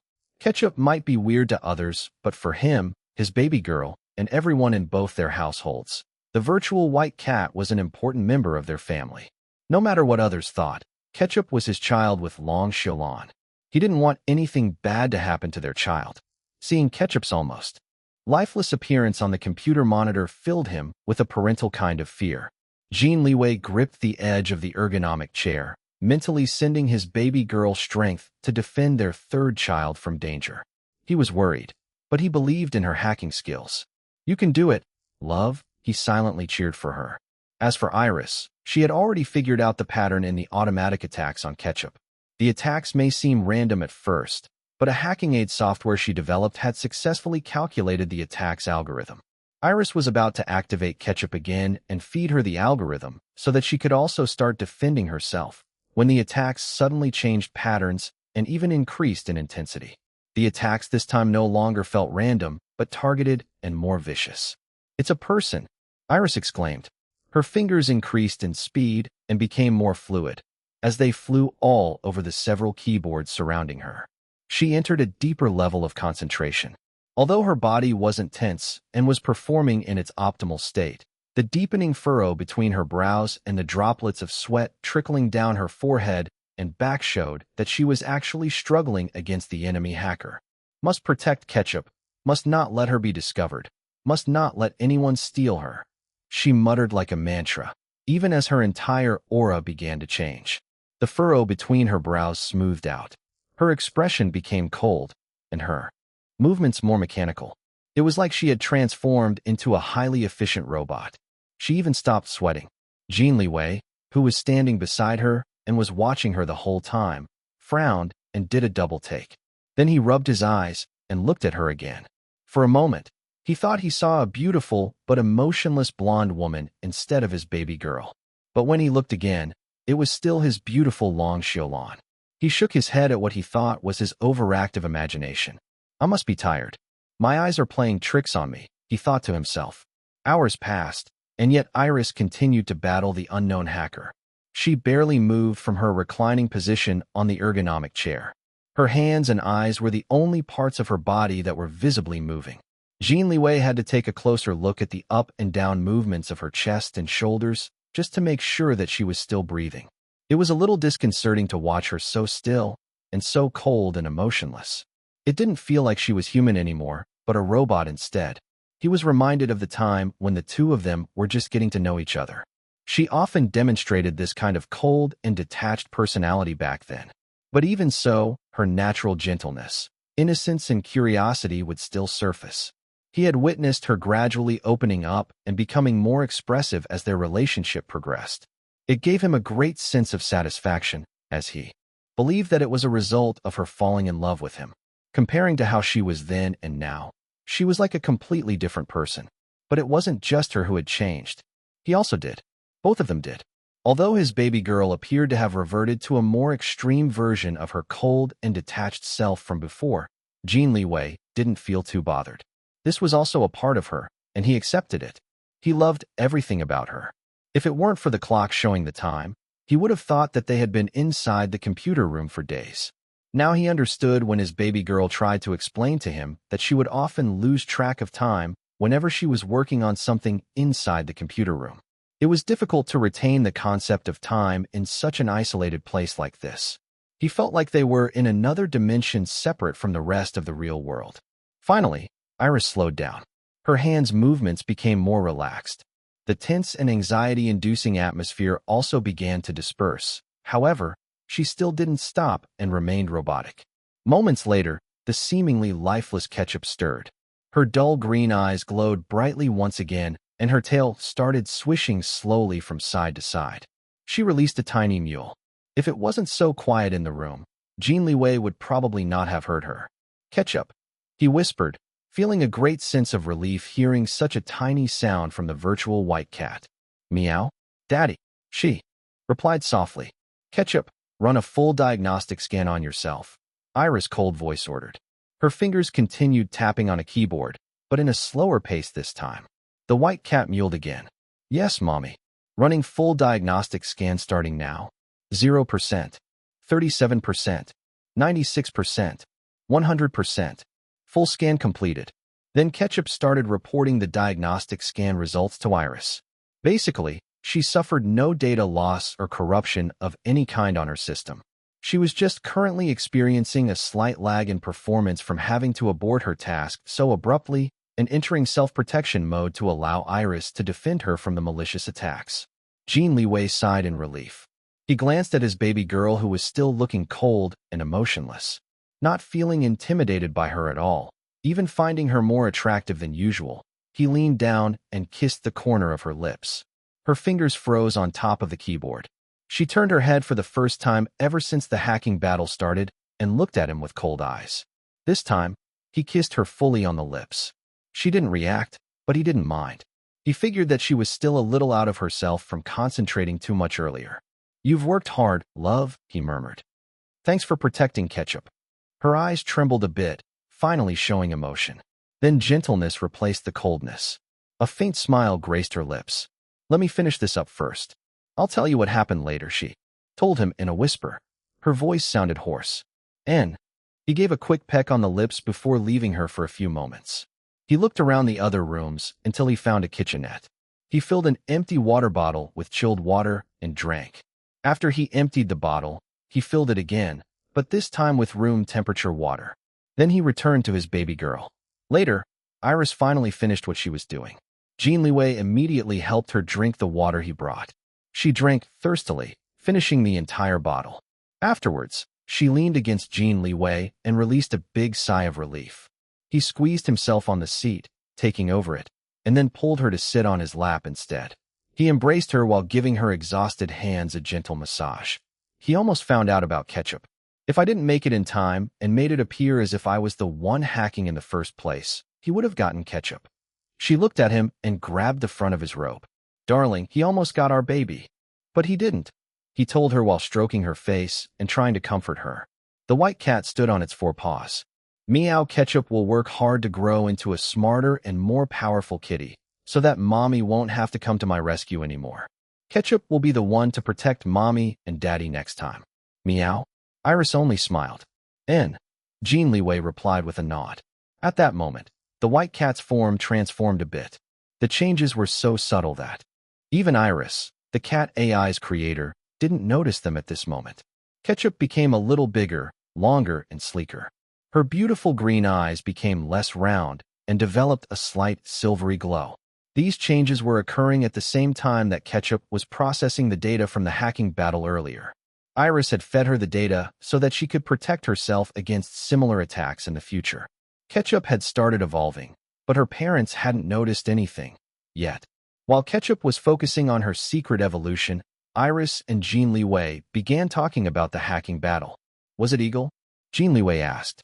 It's clear from our findings tonight that Eagle, that son of a bitch, is in collusion with those damn Youngs. And they're doing it in the Singapore branch of MY Company. Iris rested her head against his shoulder, feeling exhausted. The battle earlier took a lot out of her. She felt drained of almost all her energy. No, it's not him. Eagle doesn't have the ability to give me this much trouble, she told him. Jin Liwei frowned. Then who is it? There are only a handful of hackers in the world who can make me struggle so much like this against them. And they're those old guys. I don't really know what their actual ages are, but they've been in this field for far longer than I am. That's why I call them the old guys. I heard rumors that Cross Academy recruited all of them, but none accepted. I was the only one who did. Before I came, Cross Academy would occasionally hire them for some freelance work. So do you recognize the hacker you battled earlier? He asked. She shook her head. Hackers of our level can mask all of our actions, even our own distinct styles, if we really want to. We just don't bother masking our styles because we don't mind being recognized.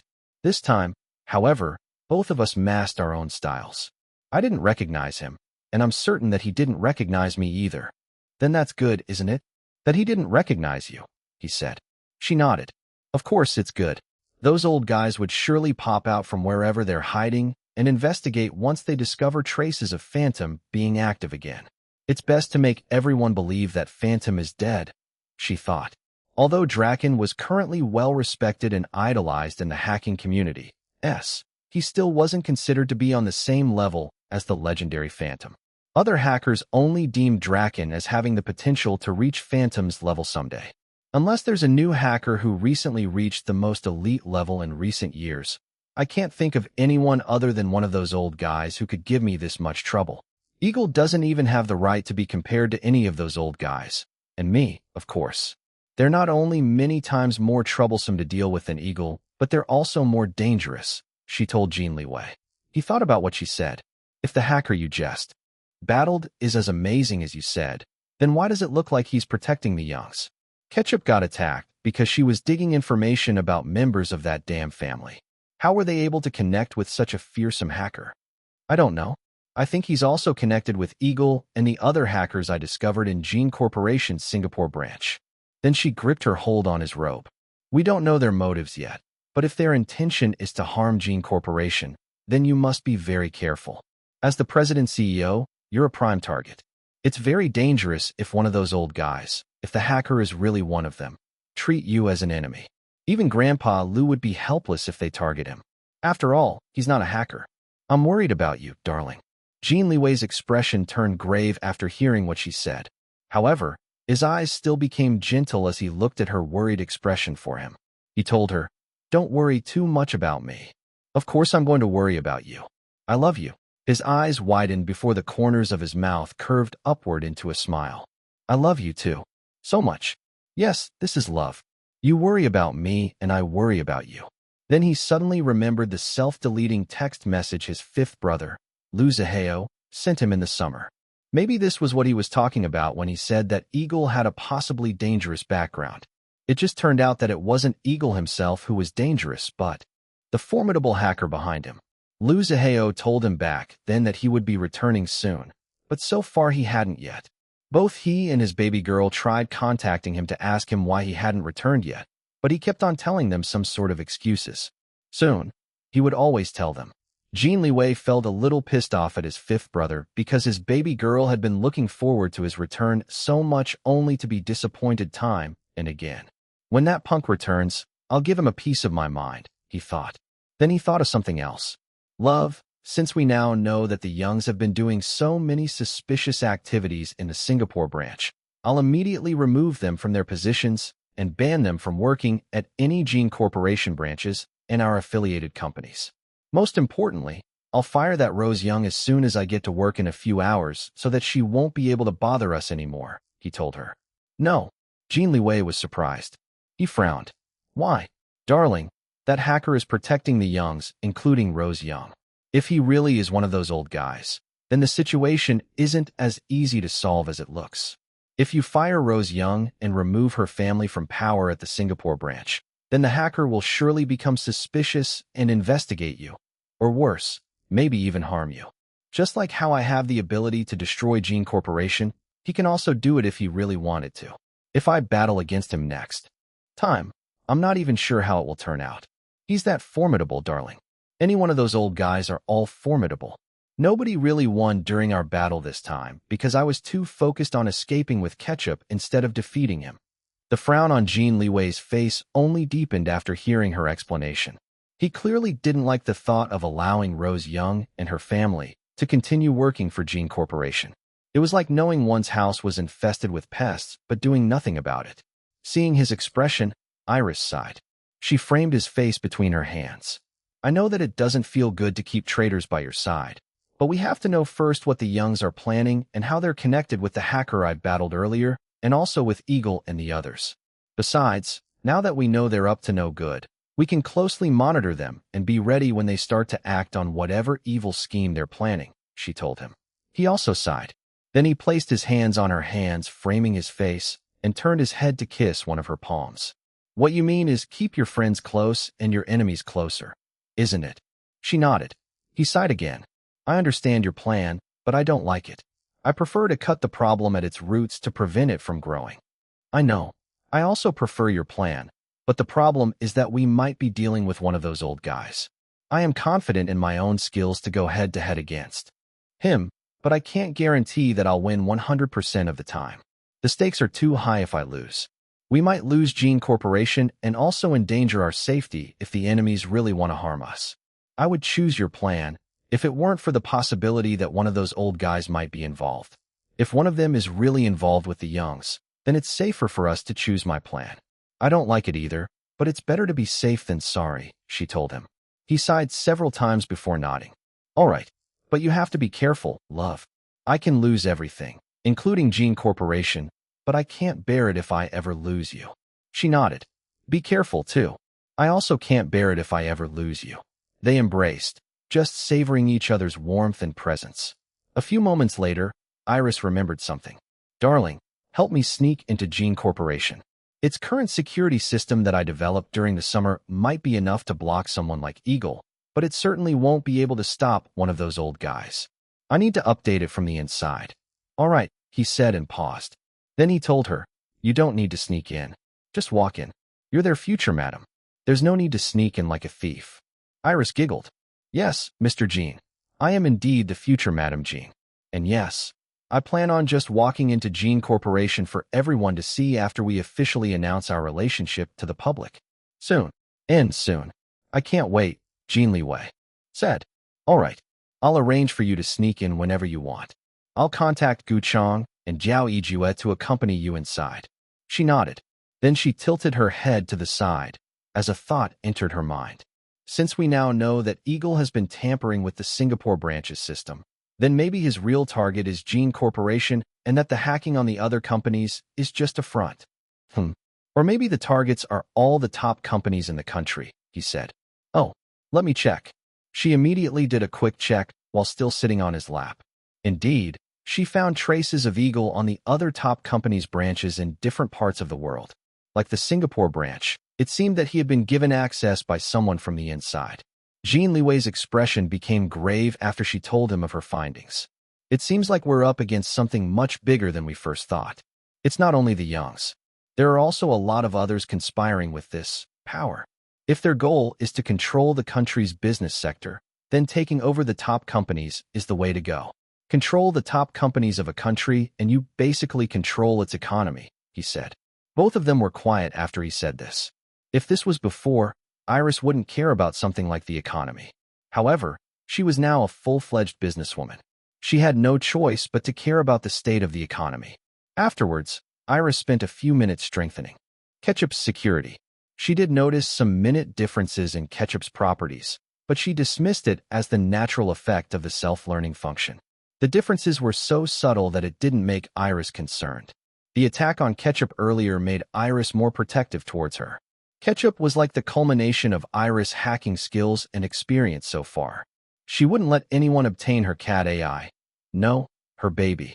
If the hacker earlier was really one of those old guys, then they would definitely want Ketchup for themselves if they ever discover her. They were fun to challenge her skills and to compare notes with. But as enemies, even Iris felt wary of them. If they got their hands on Ketchup, they would surely transform her into something completely unrecognizable. Finally done for the night, Iris and Jin Liwei prepared to leave the computer room and return to their bedroom.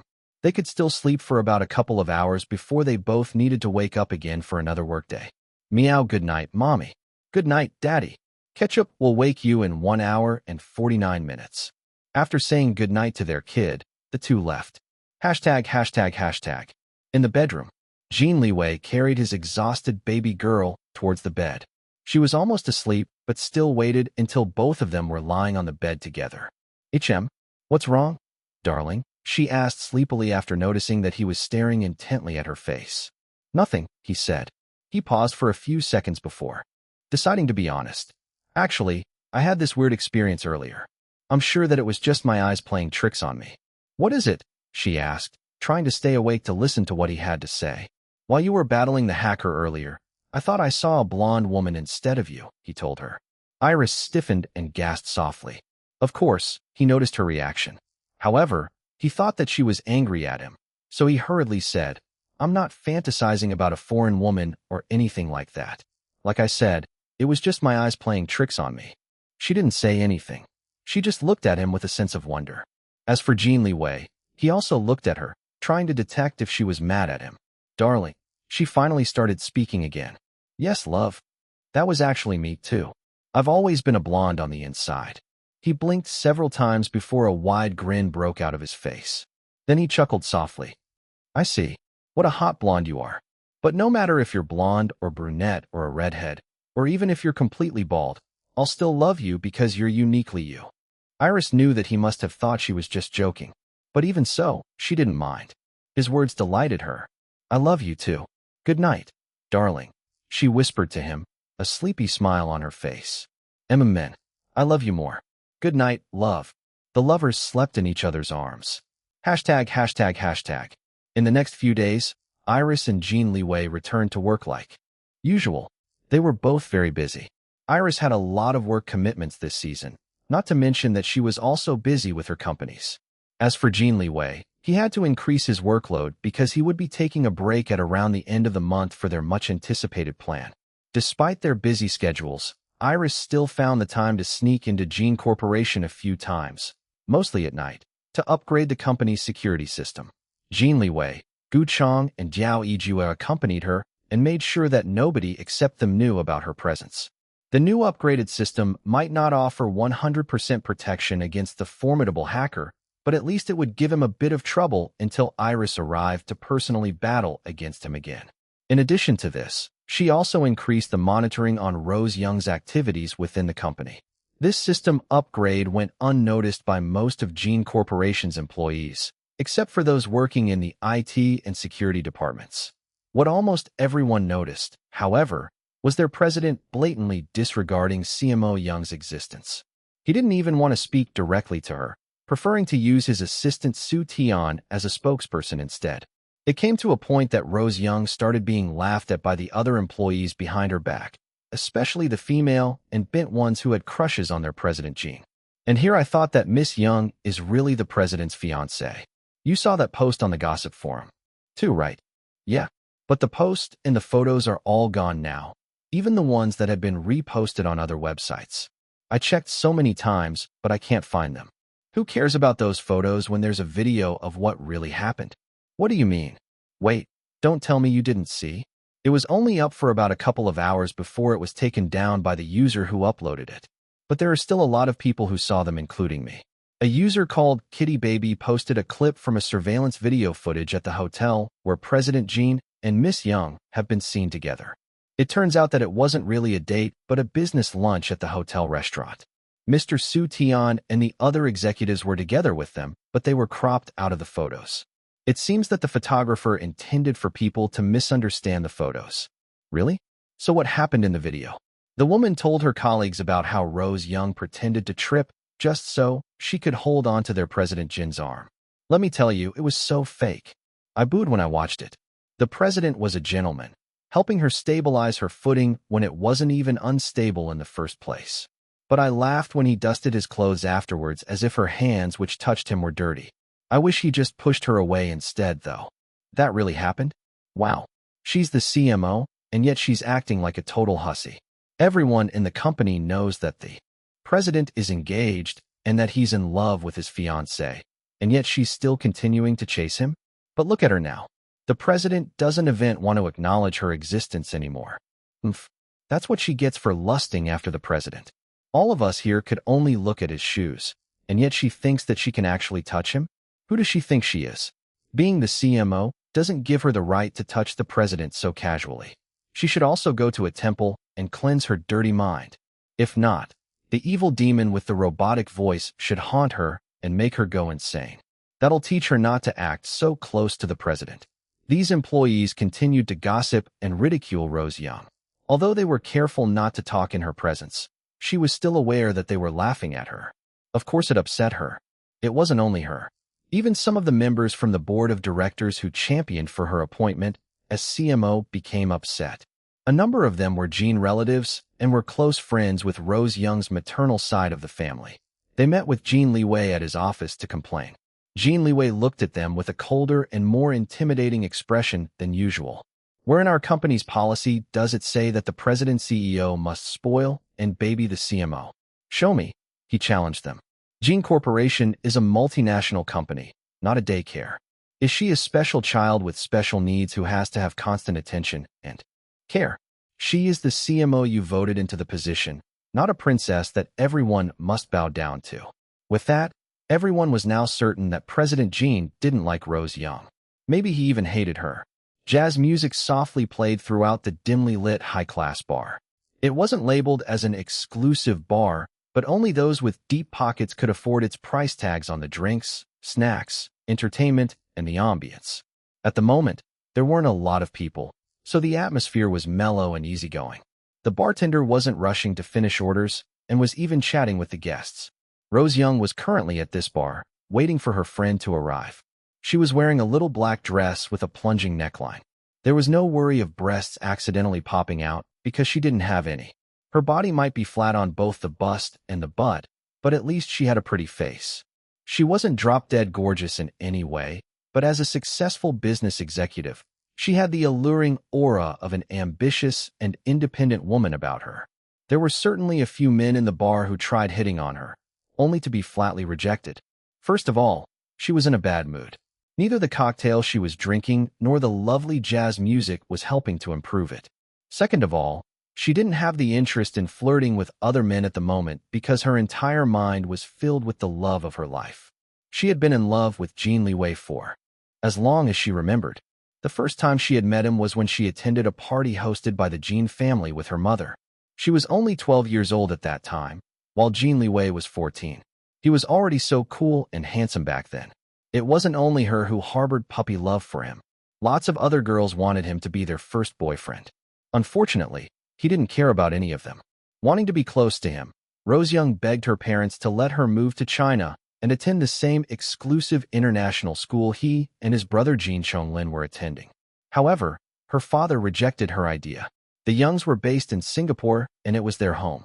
No matter how much she begged, he wouldn't budge. After an intense negotiation, a compromise was reached. She was allowed to spend her entire summers in China. She attended all of the parties the Jins hosted, hoping to have the opportunity to talk to Jin Liwei. It was fortunate that her mother's family was close to some of the branch families of the Jins. It ensured that they would always get invitations to the Jins' parties, even when the main family didn't personally invite them. Because of this connection and the fact that the Youngs ran Jin Corporation's Singapore branch, she felt that they were meant to be together. She started calling him Big Brother Liwei, trying to be close to him. Although he always ignored her and didn't pay attention to her at all, she didn't mind. At least he wasn't treating another girl in a special way. He treated all girls the same way, like dirty and smelly rats. Her personal mission was to become that special girl, to be the first woman who he would give special treatment. She swore that she was going to be his first girlfriend, his first lover, his first and last wife, and of course, the mother of his children. In addition, she would also become the next Madame Jin. As a result, she did everything to be closer to him. Since he was a high achiever, she also studied very hard and received excellent grades. Jin Liwei needed a woman on the same level as he was beside him. When she found out that he was accepted into an American Ivy League business school, she almost fried her brain studying so that she could follow him there. Her hard work paid off. She got accepted into such a world-class university. She thought that this was her chance to grow closer to him. And indeed, they frequently encountered each other in the campus because she made sure to know where he was all the time. She followed him around without being too obvious. She befriended his friends. They attended the same parties. They even spoke a few times. Unfortunately, he remained cold and indifferent to the opposite sex as usual. But Rose Young didn't mind. She had a master plan she intended on executing step by step. First was to graduate from university. Second was to return to her home country and work at the Singapore branch of Jin Corporation, gaining experience and growing her credentials. Third was to find a way to get transferred to the main headquarters so that she could finally work in the same place as her future husband. Fourth was to perform her best and become indispensable to Jin Liwei at work. Fifth was to grow closer to him and become lovers. Last but not the least was to marry him and become his wife. Everything was going smoothly until she found out that he suddenly became engaged. At first, she didn't believe it, thinking that it was just fake news. But when she asked some of her friends in China, they confirmed that Jin Liwei personally admitted that he had a fiancée. It was the most devastating blow that she had ever experienced in her life so far. Jin Liwei was her dream, the ultimate goal that she had been working so hard to achieve. And yet she found out that someone else, a slut, whoever she was, had snatched her precious dream away? No. So what if he was engaged? They weren't married yet. She still had a chance. Even if they were married, they could still divorce. Even if it was less than ideal, she didn't mind being a second wife, as long as she could still have him in the end. Once she had him for herself, she intended on becoming his last wife. It was also a good thing that her family supported her dream of becoming Jin Liwei's wife. Rose Young was actually surprised that her father had a change of heart in recent years. He wasn't keen on her love for Jin Liwei before, telling her that she needed to find a man who would love her and treat her like a queen, not like Jin Liwei who wouldn't even look at her properly. But he suddenly changed his tune and began dreaming of the moment she officially became Madame Jin. He even started helping her behind the scenes to rally support for her among the board of directors in order to get her directly promoted to an executive position at the main headquarters. It turned out that his father had become her biggest supporter in her quest to obtain Jin Liwei's love. Rose Young left Singapore and moved to China, excited to stand beside Jin Liwei as his fellow executive at Jin Corporation. Because the majority of the board of directors supported her appointment as the new CMO, she was treated extremely well when she started working. Every time she attended a meeting with Jin Liwei or personally discussed something business-related with him, happiness and love filled her. It strengthened her resolve to get closer to him. She believed that she still had a chance with him, even though he was already engaged. Besides, his fiancée's identity was still unknown. No matter who Rose Young asked among her friends, they had no idea who the woman was. Rose Young concluded that the slut was someone who Jin Liwei felt embarrassed to introduce to the public, hence the need to keep his fiancée's identity private. As expected, I'm the only woman who deserves to stand beside him, she would always tell herself. When a rumor among Jin Corporation employees started, saying that she was actually Jin Liwei's real fiancée, she was delighted. Some asked her directly if it was true. She always replied in a vague manner, not admitting or denying anything. Then an idea flashed in her mind. With the help of one of her friends, she was able to make this rumor spread even more. Her friend could only post on gossip forums because the official news outlets were too afraid to publish unconfirmed reports about Jin Liwei. They didn't want to be sued by the most powerful man in the country's business world of his generation. He would surely win because he had the best lawyer in the country. Rose Young didn't mind. The gossip forums were already enough. All she wanted was to fan the flames of the rumors about her and Jin Liwei. She hoped that by doing this, she would become more accepted as his fiancée to the public rather than his real fiancée, who he hadn't introduced yet. So when the slut's identity was finally revealed, everyone would think that Rose Young was so much better for Jin Liwei. Never did Rose Young expect, however, that her little plan would completely backfire on her. Now she had become the laughingstock at the company. Even worse was that Jin Liwei, the love of her life, started completely disregarding her existence. She could endure it even if people were laughing at her. After all, she thought that she would be the one getting the last laugh when she married Jin Liwei.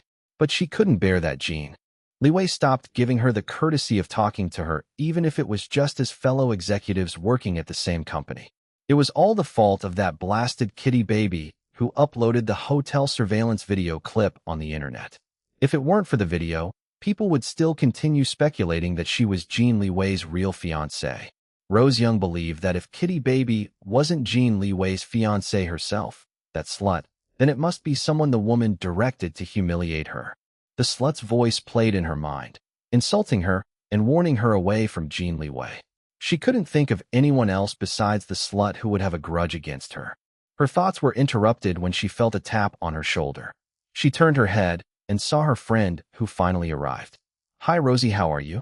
That's a nice dress you're wearing, but you would have looked better if you put some pads on your chest. I know the best plastic surgeons in Asia.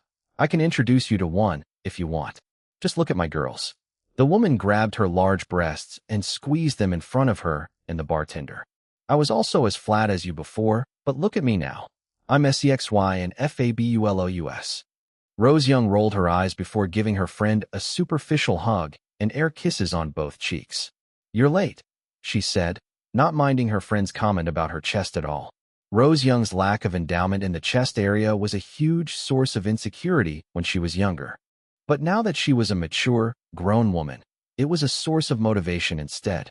It made her want to prove to everyone that she didn't need a large chest in order to become attractive to the opposite sex. She used her brains, independence, and success in her career to impress people, especially men. In addition, her ex-lovers could all attest to her great skills in bed. Large breasts could only do so much. It was all about how she used her body and fed a man's ego. So what if she was flat?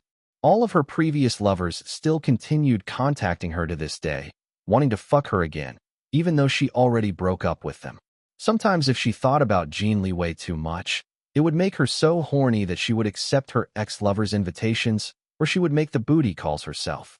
If no one was available, she would just use her imagination and fantasize about Jin Liwei while pleasuring herself with her fingers or her toys. Whenever she fucked other men, she would always imagine them as Jin Liwei. She made sure to train herself on how to pleasure a man, so that when she finally found herself in bed with Jin Liwei, she could give him the greatest pleasure he would ever experience in his entire life. If only he would give her a chance. Rose Young was confident that she could make him hopelessly addicted to her body and the pleasure she could give him. Once he had a taste of her, he would never want another woman ever again. She had only started working at Jin Corporation's main headquarters since the summer, but there were already many times that she almost lost control of herself in front of Jin Liwei. Just seeing him and being in the same place as him filled her with so much love and lust for him. She wanted to touch him, but more than that, she wanted him to touch her. It already became a habit for her to excuse herself to the restroom after attending a meeting with him, or if her assistant was on break, to lock her office door and then touch herself while fantasizing about Jin Liwei. She imagined pleasuring his hard length with her hands and mouth, and then him bending her over his office desk to fuck her from behind. Or maybe lay her over his desk with her legs wide open as he slammed himself over and over again inside her. She wanted him to fuck her hard and fast, and then to spill all of his seed deep inside her. She wanted him to impregnate her with his child. Jin Liwei was someone who took his duty seriously. If she became pregnant with his baby, it was possible that she could persuade him to marry her. She wanted him so much. One day, she would have him. Jin Liwei might be disregarding her existence now, but she would find a way to achieve her dream of becoming his wife. A loud, dramatic sigh interrupted her again. "Rosie, you're fantasizing about Jin Liwei again?" her friend asked while taking a seat beside her. "Not that I blame you. He's worth fantasizing over." "Jenny, he's mine," Rose Young warned. Her friend, Jenny Sang, just laughed at the warning. Jenny was also a Singaporean socialite, and in her early 30s like Rose. However, she had been living in China for almost a decade now after marrying her first husband, who was a rich Chinese businessman. They divorced after she refused to bear him a child. Her second husband was richer. They divorced again for the same reason. Now, she was on the hunt for the third love of her life. Being a two-time divorce wasn't the only thing that Jenny Sang was known for. She was also known as one of the biggest gossip mongers in high society. She enjoyed drama. Rose Young and Jenny Sang talked about their failed plan while drinking cocktails. Jenny was the one who helped Rose and snapped the photos of her and Jin Liwei at the hotel. She was also the one who wrote the post speculating that Rose Young was actually Jin Liwei's real fiancée. However, their plan was rendered useless by that blasted Kitty Baby's video surveillance post. "My dad already asked someone to find out who Kitty Baby is," Rose Young revealed. "But I bet that it's someone related to that slut who stole Big Brother Liwei from me." By this time, Rose Young was already drunk. The also drunk Jenny Sang just laughed at her. "You're so funny. Rosie, how can someone steal Jin Liwei from you when he was never yours to begin with?" "Ahaha. Oh, shut up. He's mine. All mine. PFT. Whatever. I admit that he looks delicious, but he's not my type. Too cold for my liking. I like men who aren't afraid to ravish me in front of others," Jenny Sang said, giggling. "I bet Jin Liwei would never do that." Rose Young didn't care about her friend's type in men. She was too preoccupied with her own situation. She began telling Jenny Sang about the conversation she had with Jin Liwei's fiancé on the phone. She had never told anyone about it because it was too embarrassing for her. "The bitch, no, that slut, had the audacity to call me a loose woman." "Me, Rose Young, a loose woman?" Jenny Sang, who was only becoming more drunk by the second, laughed even harder. "But Rosie, she does have a point. You're chasing after a taken man. Isn't that the very definition of a loose woman? You're so funny." "Ah, shut up, Jenny," Rose Young hissed and glared at her friend. "Oh, this is so funny." Jenny Sang wiped tears from the corner of her eyes while continuing to laugh. "I wish I was there to hear the actual phone conversation. It sounds like Jin Liwei's fiancé is a real feisty bitch. I think I like her already." "Ahaha. Jenny, I'm your friend." "Of course we are. Friends forever. Together forever. Relax, Rosie. Remember that we're already in our 30s. Don't frown too much or you'll get wrinkles." "Wait. You know what? Go ahead. We're not afraid of wrinkles because we have Botox." "Ah." Although Rose Young felt annoyed at her friend, she was already used to Jenny Sang's weirdness.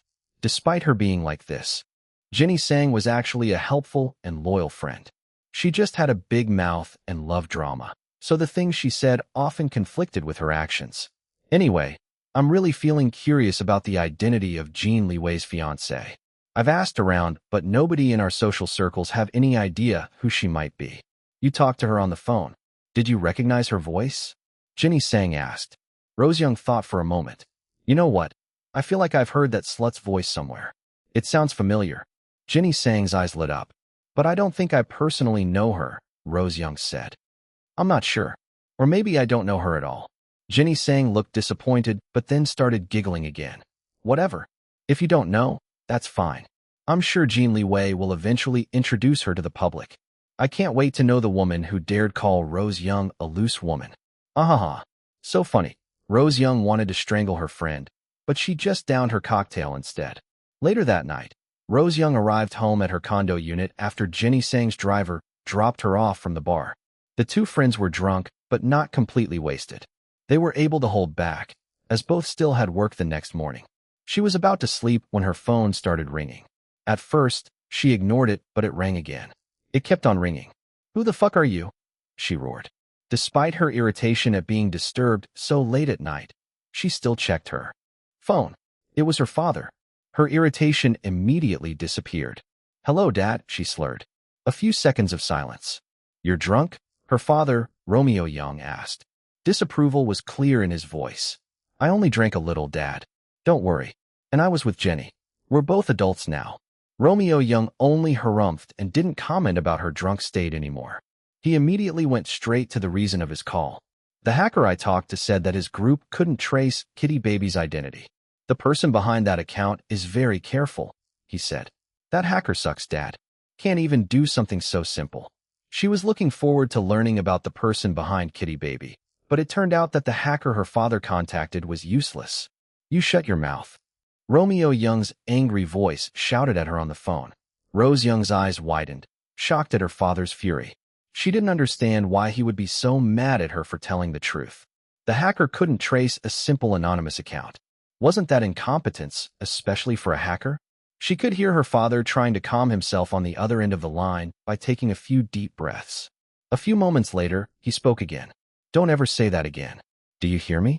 You can anger anyone, including me, but don't ever anger those hackers." Huh. The drunk Rose Young didn't understand why her father sounded so paranoid. "Let's not talk about this anymore," he said in a calmer tone. "We have to focus on your mission there. Your mother and I spent so much time, effort, and resources in order to get you the CMO position. But look at your current situation. I'm very disappointed by your lack of progress." Rose Young's expression immediately soured. Her father continued. "That move you made with Jenny Sang was so stupid. You graduated from a world-class Ivy League university, but you acted like a dumb teenage girl. Use your brains." "Dad, I know already. You don't have to rub salt in my wounds," she said through gritted teeth. "You need to do something about your current situation, or all the effort our family, the Youngs, and your mother's family made for you will be for naught. We are all counting on you to become the next Madame Jean. Your mother and I already made things easier for you by getting you promoted directly to an executive position instead of following the regular route of starting from the bottom at the main headquarters," he told her. Rose Young's mind wasn't very clear because of her drunkenness. Despite this, she still forced herself to focus on what her father was saying. "Yes, Dad. I know. I'm grateful for your help and Mom's.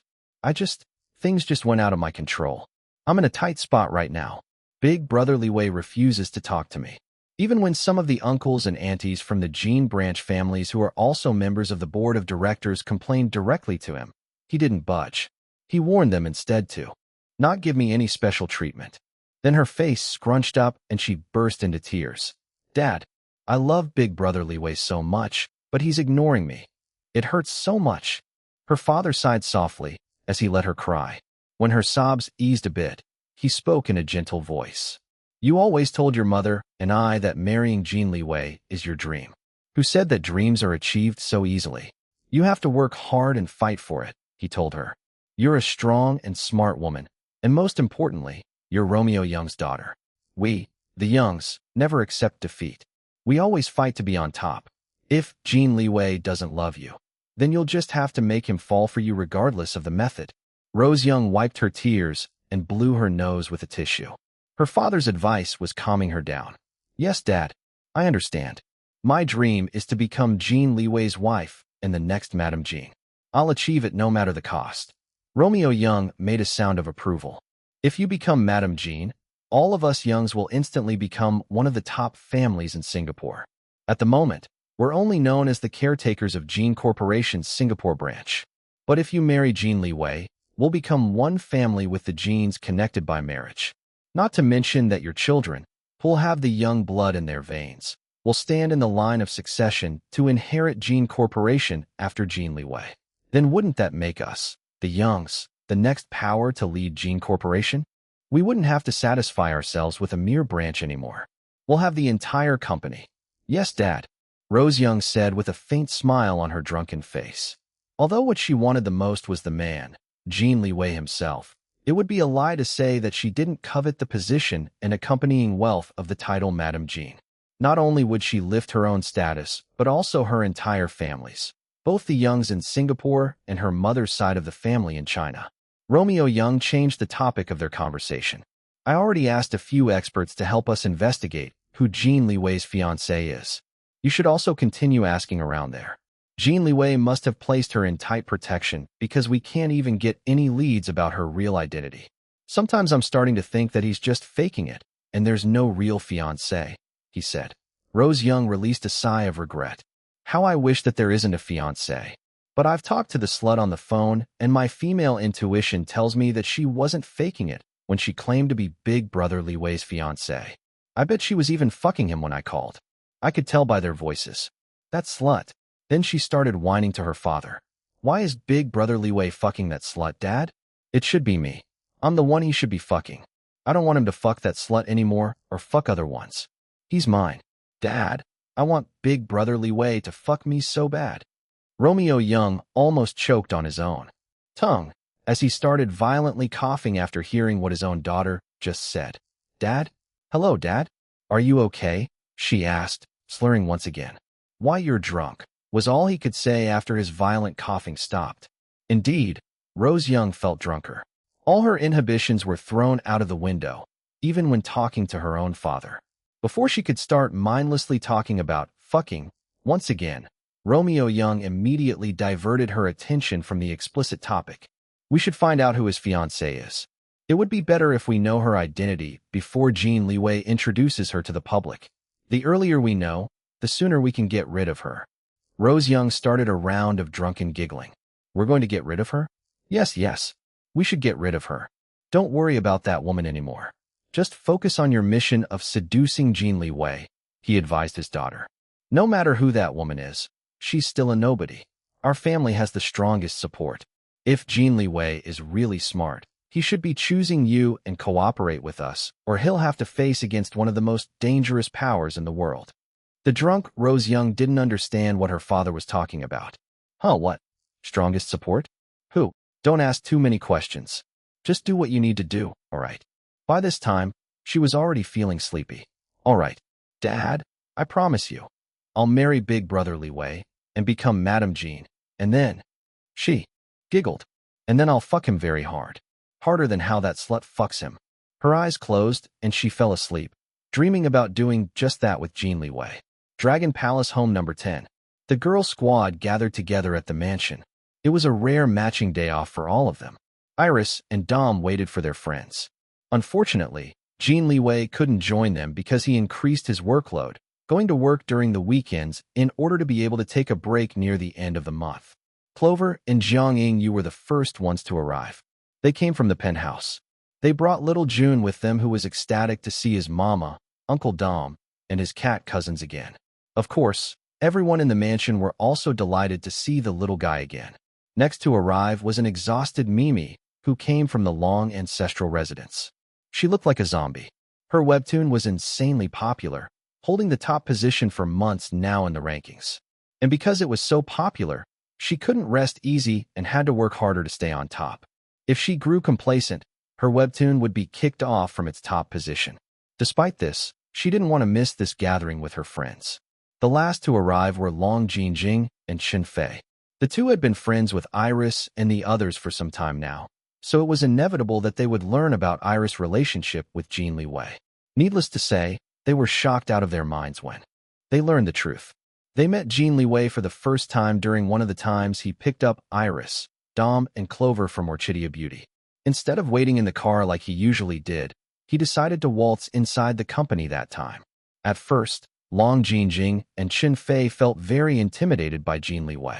Like Sir Lu Jianhong, their professors at business school would use Jin Liwei as an example of a successful businessperson during lectures. However, they became more comfortable after interacting with him whenever he was with Iris. Now the two also felt very much at home at the mansion whenever they came over. The girl squad decided to hang out at the indoor forest. They lounged on the islet in the middle of the koi fish pond. Little June was playing with ice cream and popcorn under the fruit tree some distance away from the pond. The nanny and the cat sitters watched over them. On the islet, the girl squad drank tea and ate some pastries and snacks. If an outsider were to observe and describe the group right now, it would be that the girl squad wasn't all girls. There was clearly a man among them. However, he looked very much like he also belonged in the girl squad. Another distinct trait of the group was that they were all very stylish. They each had their own personal fashion styles, but they all looked great despite being different from each other. But perhaps the most noticeable trait of the group was that they all had beautiful skin. Smooth, soft, and glowing. The secret? They were all using Orchidia beauty products, of course. Even Jiang Yingyu, who didn't used to care much about beautifying herself, was now like a changed person. Wei Lan really made it her mission to transform Jiang Yingyu from the inside and out. Now Jiang Yingyu felt more attractive and confident about herself. As a result, she and Wei Lan had grown quite close to each other. It came to a point that Wei Lan insisted that Jiang Yingyu should call her Annie. Auntie Lan is busy house hunting to prepare for the coming of her husband and possibly her stepson as well, Jiang Yingyu informed Iris. She says she didn't want the Viscount to stay at her other properties where she, entertained her past lovers.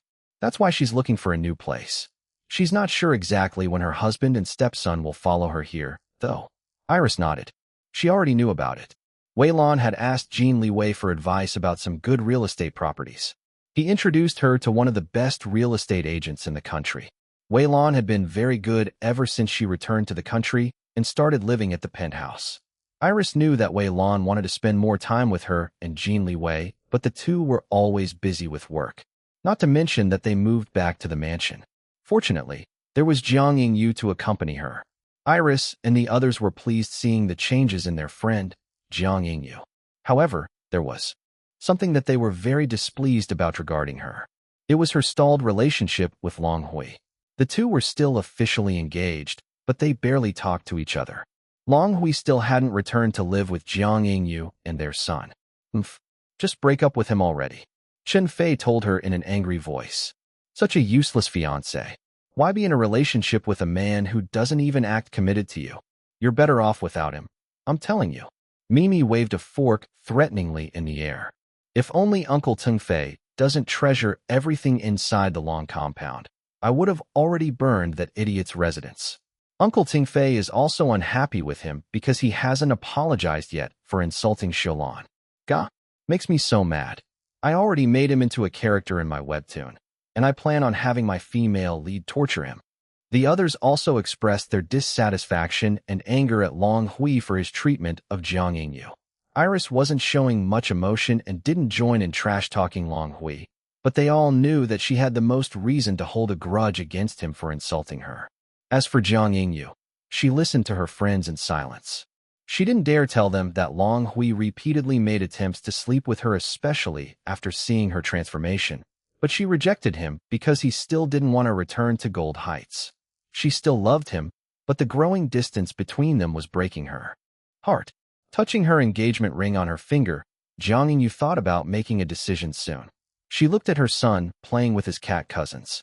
Whatever she decided to do, it would certainly affect little June. Seeing the pain on Jiang Yingyu's expression, Dom forcefully changed the topic of conversation. Everyone realized what he was doing, so they went along without any complaints. They started talking about Orchidia Beauty's upcoming launch party at the last day of the month. It would be a grand event. The invitations would be sent out in a couple of days. They didn't want to send them out too early because they wanted to keep information about the company's secret for as long as they could. This is going to be the party of the year. Everyone will freak out once they learn who are included in the guest list, Mimi said, giggling. Her zombie appearance had improved dramatically just being with her friends. It's an expensive party. We have to sell all our products as soon as we launch in order to justify such a grand event, Long Jing, the CFO, commented. Of course we'll sell them out. Chen Fei, the COO, replied. We already sold out all our pre-orders. Our products have been trending within the beauty community even before our launch. Iris nodded. And don't forget about our surprise tomorrow. I'm sure that afterwards, everyone will want to buy Orchidia beauty products. Oh. Yes, I can't wait for the surprise tomorrow. We're finally going to reveal our secret weapon. Clover clapped her hands in excitement. Ehehe. My gorgeous self also can't wait to see our secret weapon in action. I already know it's going to be hot. Dom squealed and fanned himself dramatically. With a secret weapon of such high caliber, it's impossible for Orchidia Beauty's official launch to flop. Jiang Yingyu smiled. It's going to be successful, for sure. The mood of the girl squad immediately improved after moving from the topic of Long Hui to Orchidia Beauty's upcoming launch. They were all very excited. Then Iris' phone suddenly started vibrating. She picked up the call. Meow mommy, We have visitors. The guards outside allowed several cars to enter the property. Inside the leading car, Ketchup has detected a figure matching the profile of Liu Zihao, grandson of Grandpa Liu, Daddy's fifth brother, and Mommy's big brother. Meow. Iris gasped before her face broke into a delighted smile. The others stopped talking when they saw the sudden change in her expression. They all looked at her, silently asking her what was going on. But instead of answering them, she stood up and excused herself. She hurried out of the indoor forest, running to reach the grand foyer as quickly as possible.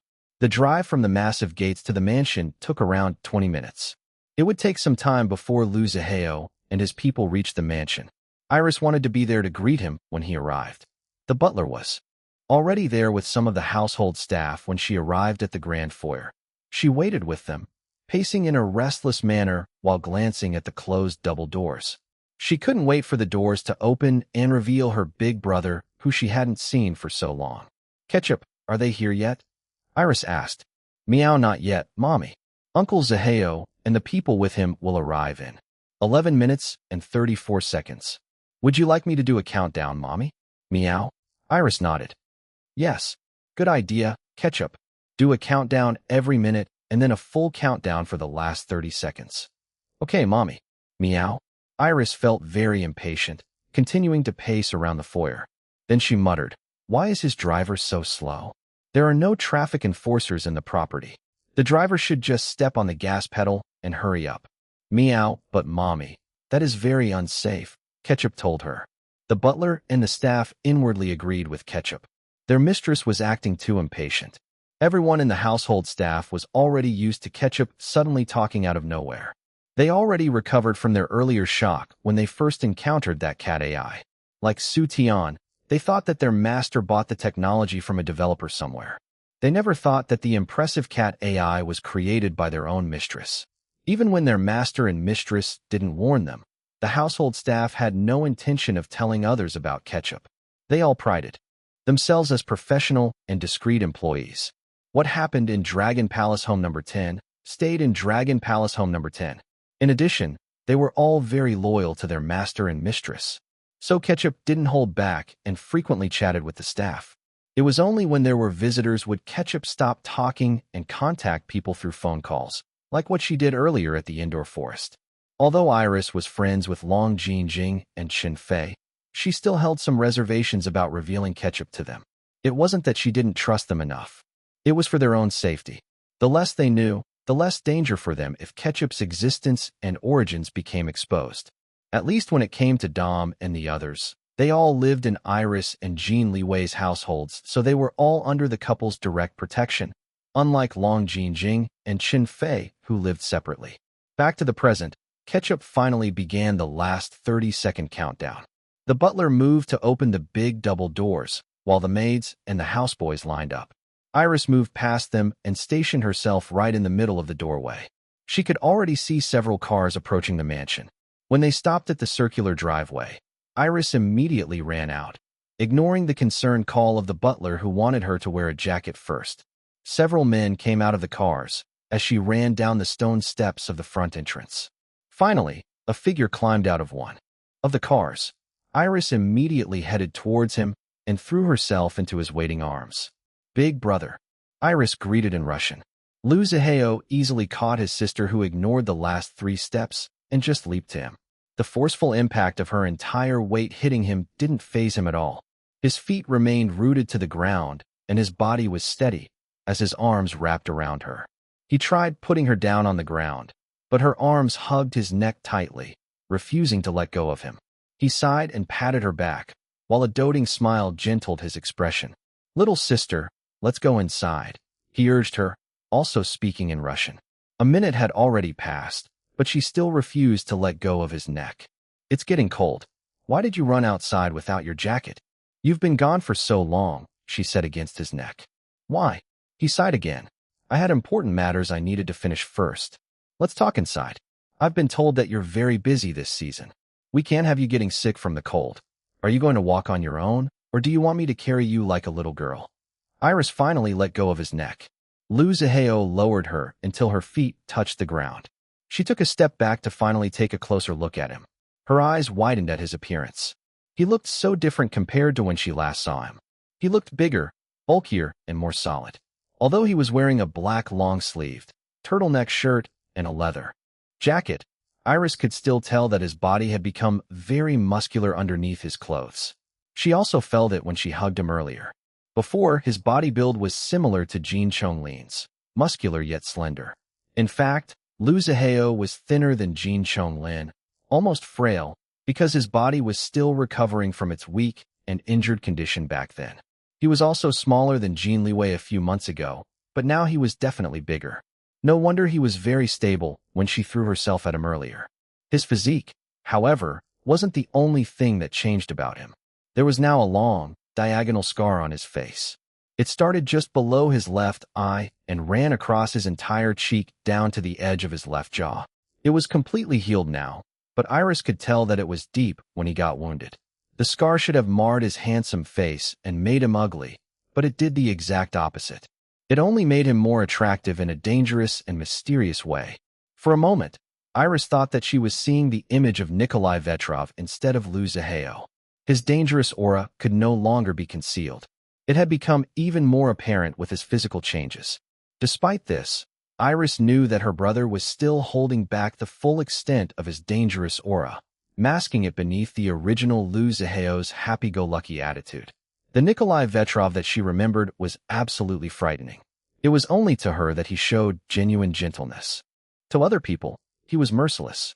He never showed any gentleness to others besides her, even to their parents.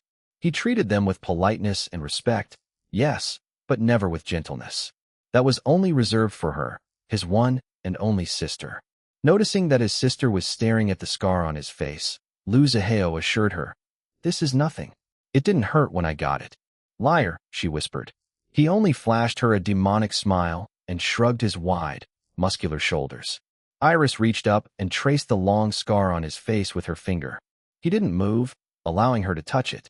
She didn't stop when her finger reached the end of the scar. She continued running her finger down his neck and hooked it on the top of his turtleneck shirt.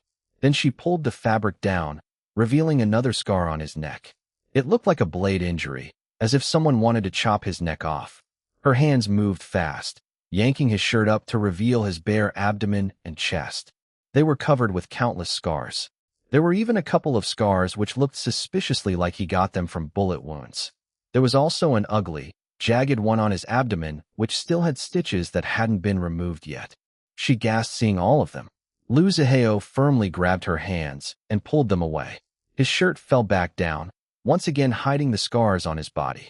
Although his demonic smile remained on his mouth, his eyes were cold and hard, silently warning her. Iris shivered. Actually, she didn't. She thought she was going to shiver because she always did whenever her big brother gave her that scary warning look. She knew he meant her no harm, but it was just her instinct reacting to his dangerous aura. Now, however, she didn't react like how she expected. Unbeknownst to her, this was a result of the fusion between her and the remnant.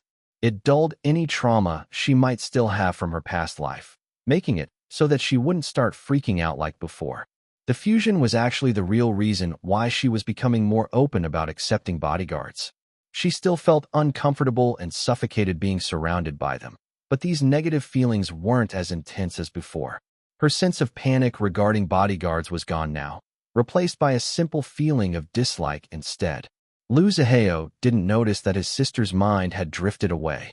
He held her hand and began to lead her up the stone steps to the mansion. A few of his people followed behind them while the others formed groups and started to patrol the entire property. Jin Liwei's own security people appeared to have been informed in advance and even acted as guides to Lu Zihao's subordinates. Iris didn't notice all of these because she was still trying to figure out why she didn't react as expected. "Maybe I've grown up," was what she concluded in the end.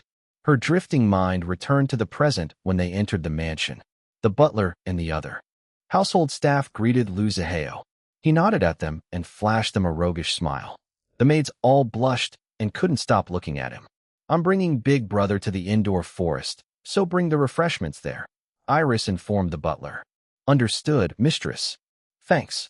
Iris led the way, pulling Lu Zihao. She held onto his arm when he released her hand. They began talking while walking along the massive hallways. His people followed some distance behind them. Big brother, what happened to you? Why do you have so many scars? How did you get injured? What have you been doing? Are you doing something dangerous? Her worry was obvious from all the questions she asked. These scars are nothing. I've had worse before, you know that, he told her, shrugging his shoulders in a nonchalant manner. I got these from training. This body is so weak that I have to continuously strengthen it. Iris looked at him with a skeptical expression. He just chuckled at her and poked her nose with a finger. What's with that expression? Aren't you happy that your big brother is back? Her expression immediately softened. She smiled. Of course I'm very happy. I waited so long for you to return. I know. Your man had been bothering me almost every day, saying that you're upset that I haven't returned yet. So annoying, he muttered. Really? Liwei did that. Her smile grew wider, discovering what her darling did for her. Then she stopped smiling and looked at her. Brother, seriously. It's true. I was upset because I thought you were going to return during the summer, but didn't. What took you so long? Wait, I think I know. She glanced at his clothed abdomen. I saw the stitches. You were seriously wounded and had to heal first. Am I right? He didn't confirm nor deny. Big brother, can you tell me what's going on with you? She asked, gripping his arm. He gave her a sidelong glance. The look in his eyes became deep and unreadable as he considered telling her what really was going on with him. Iris thought that he didn't want to tell her anything. She sighed. She was tempted to hack and to find out herself what her big brother had been up to while he was gone. However, it was against her new personal policy of not spying on family members and people close to her without their consent. She would only do it without their consent if it was an emergency. Besides, she didn't want to make her big brother upset at her if he discovered that she was spying on him. He was, after all, a man of many secrets. That was Nikolai Vetrov, and now Liu Zihao. Since Liu Zihao wasn't answering her questions about what he had been up to while he was gone, Iris decided to move on to another topic instead. She didn't want to annoy her big brother, especially since they hadn't seen each other for such a long time. She glanced at his people following some distance behind them. They were men and women who also had a dangerous air about them, like Liu Zihao. But of course, they couldn't compare to their boss' own aura. They might appear intimidating to regular people, but they were still considered tame compared to the Vetrov's subordinates from the siblings' past lives. Their family organization's subordinates were cold-blooded and deadly human machines. Liu Zihao's current subordinates, however, still retained their humanity despite their dangerous aura. You brought a lot of people with you, big brother, Iris commented, as they continued walking along the hallways. Yeah, Liu Zihao simply replied, not elaborating. She didn't give up and continued asking him, hoping that he would at least give a satisfying answer even to just one of her questions. Why do you need so many people? Are they staying here, too? Do you need that much protection? You're really doing something dangerous, aren't you? Wait, how long are you going to stay here? Don't tell me you're leaving again soon. He chuckled at her insistent questioning. Yes, some of them will be staying here with me. The others will just visit on a regular basis. I already informed your Jin Liwei, and he gave permission to allow them to stay here. Don't worry about them too much, little sister. They're just my training partners to strengthen this weak-ass body of mine. I need to train it regularly because it's the type of body that degenerates quickly if I don't keep it active. So pathetic. And yes, I'll be staying here for a while, so don't worry, he told her. Iris' eyes lit up after hearing that he would be staying this time and wouldn't leave so soon. She didn't even notice that he didn't reply to her question about doing something dangerous. She just felt happy to be with her big brother again. Really? That's great, big brother. Liwei is at work right now, but my friends are here. Come, I'll introduce you to the ones you haven't met yet, she told him. And we have something new here. Liwei built me an indoor forest to celebrate our first anniversary. It's now one of my top favorite places to relax here at the mansion. I think you'll like it, too. Liu Zihao gave his excited sister a sidelong glance while allowing himself to be pulled along by her. It was obvious how much she loved Jin Liwei by her expression whenever she mentioned his name. Although Liu Zihao already accepted and approved of their relationship, there was still a small part of him that wanted to punch Jin Liwei in the face. It was just a natural urge stemming from his protectiveness of his sister. The moment he envisioned punching Jin Liwei in the face, a small twinge inside him protested. Oh, shut up, he scolded the annoying presence inside him. The intangible presence inside him gave a silent harumph before settling down. Iris' phone vibrated. It was a text message sent by Ketchup. It said, "Cute kitty emoji, mommy. Uncle's people have surrounded the entire property and have begun patrolling with daddy's subordinates. Ketchup is waiting for mommy's instruction on what to do about them." A cuter kitty emoji. The message was written in Hausa, a language Liu Zihao wasn't familiar with. He glanced at the message. When he didn't understand what was written, he lost interest. He had no idea that it was about him. Iris slightly tilted her head to the side. However, she didn't feel too suspicious. This was her big brother, after all. Besides, she was too happy about his return that she didn't want to create conflict between them so soon. She figured that it was just her brother being cautious as usual. That was why he ordered his people to patrol the property. It seemed that Jin Liwei didn't mind, even instructing his own subordinates to go along with it. "Ketchup, leave them," she replied in an audible voice, speaking in Mandarin. Her phone vibrated again. It was another message showing a cute sticker of a white cat giving a thumbs up. "What ketchup you want to eat?" Liu Zihao asked, confused. "I'll tell you some other time, but not now," she replied with a mysterious smile. "Heh." He raised an eyebrow but didn't continue asking any further. After all, he didn't answer all of her earlier questions either. Iris didn't mind telling her big brother about Ketchup. She trusted him, but not his people. She would tell him when they weren't around. Finally, they arrived at the door leading to the huge rotunda which had been transformed into an indoor forest. Liu Zihao gave a silent order to his subordinates with just his eyes alone. They nodded and stationed themselves outside the door. They wouldn't follow the siblings inside. He opened the door and entered with his sister. As soon as they stepped inside, a streak of orange flew towards them. Popcorn launched his agile body at his mommy, who caught him. He meowed loudly and rubbed his head quickly against her before attempting to leap at the man beside her. The affectionate cat remembered his uncle Zihao, even though the man had changed a lot since the cat last saw him. Iris handed Popcorn to her brother, who could only sigh as he received the cat in his arms. A big gray fur ball arrived next at a much slower pace. Ice Cream huffed and puffed as she jogged with much effort to greet her mommy. However, she stopped in her tracks when she saw the tall and big man beside her mommy. Her eyes became suspicious, and her body language indicated that she went into full alert mode. Iris chuckled seeing Ice Cream. "Come here, baby. Look, it's Uncle Zihao." The gray cat refused to come closer, even when her mommy called for her. I like that gray one. She's smart and cautious. She'll live long." Liu Zihao commented about Ice Cream while petting Popcorn. "Unlike this stupid dog-like cat, who trusts everyone." Meow. Popcorn became even more affectionate to Liu Zihao, thinking that his uncle was praising him. Iris pouted, unhappy that one of her babies had been insulted. Although she agreed that Popcorn wasn't a smart one, his big brother was too mean for speaking too bluntly. "Little sister, you should be more cautious and suspicious like Popsicle. You've become too trusting of people," he told her. She pouted even more. "Her name is Ice Cream, big brother, not Popsicle." He only shrugged. "Popsicle, Ice Cream. Same thing." "No, they're not." "Whatever." Then he looked at her with a serious expression. "Stick to naming your pets. When you have your own human children, let your man name them. Promise me, all right?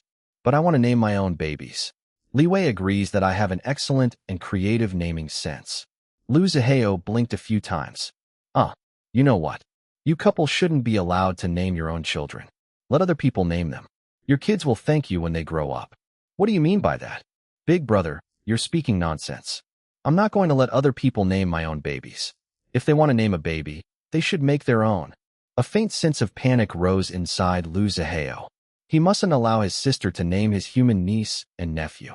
There was no way he was going to call his future niece or nephew with a ridiculous name like barbecue or cheesecake.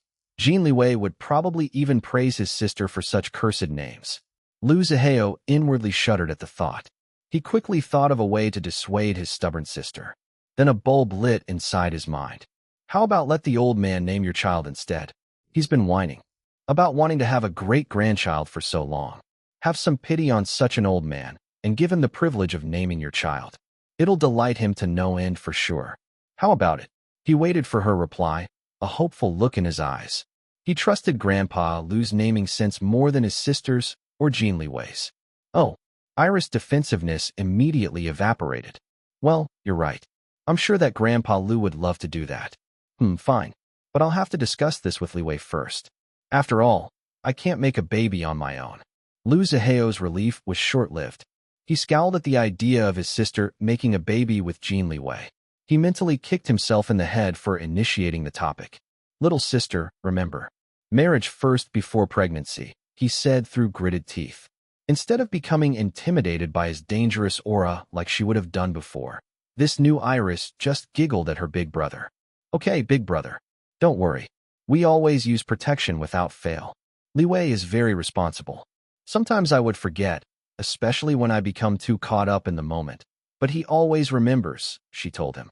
He scowled and released the orange cat in his arms who already had enough petting. Then he grumbled, too much information. I don't want to hear about it. In my mind, my sister is still a virgin. Despite the change in her personality, Iris still remained as straightforward as ever. But big brother, I'm not a virgin anymore. My gynecologist told me that Liwei and I have a very healthy sex life.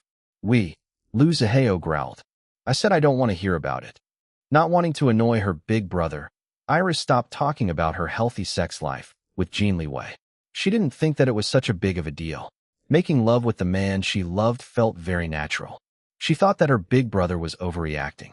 Tossing the matter out of her mind, she grabbed Lu Ziheo's hand instead and led him deeper into the indoor forest. Popcorn trotted beside them, while ice cream followed behind, making sure to maintain a few meters of distance from Lu Ziheo. Finally, the koi fish pond came into view. Mama! Mama! Little June was the first one to notice their arrival. The toddler ran towards them, but like ice cream, he stopped in his tracks when he saw the tall and big man beside his mama. He looked scared, but at the same time, curious as well. Then a dramatic shriek echoed all throughout the indoor forest. Dom jumped out of his seat and goggled at Lu Ziheo. His face was a theatrical mask of shocked delight. Big brother boss, is that you?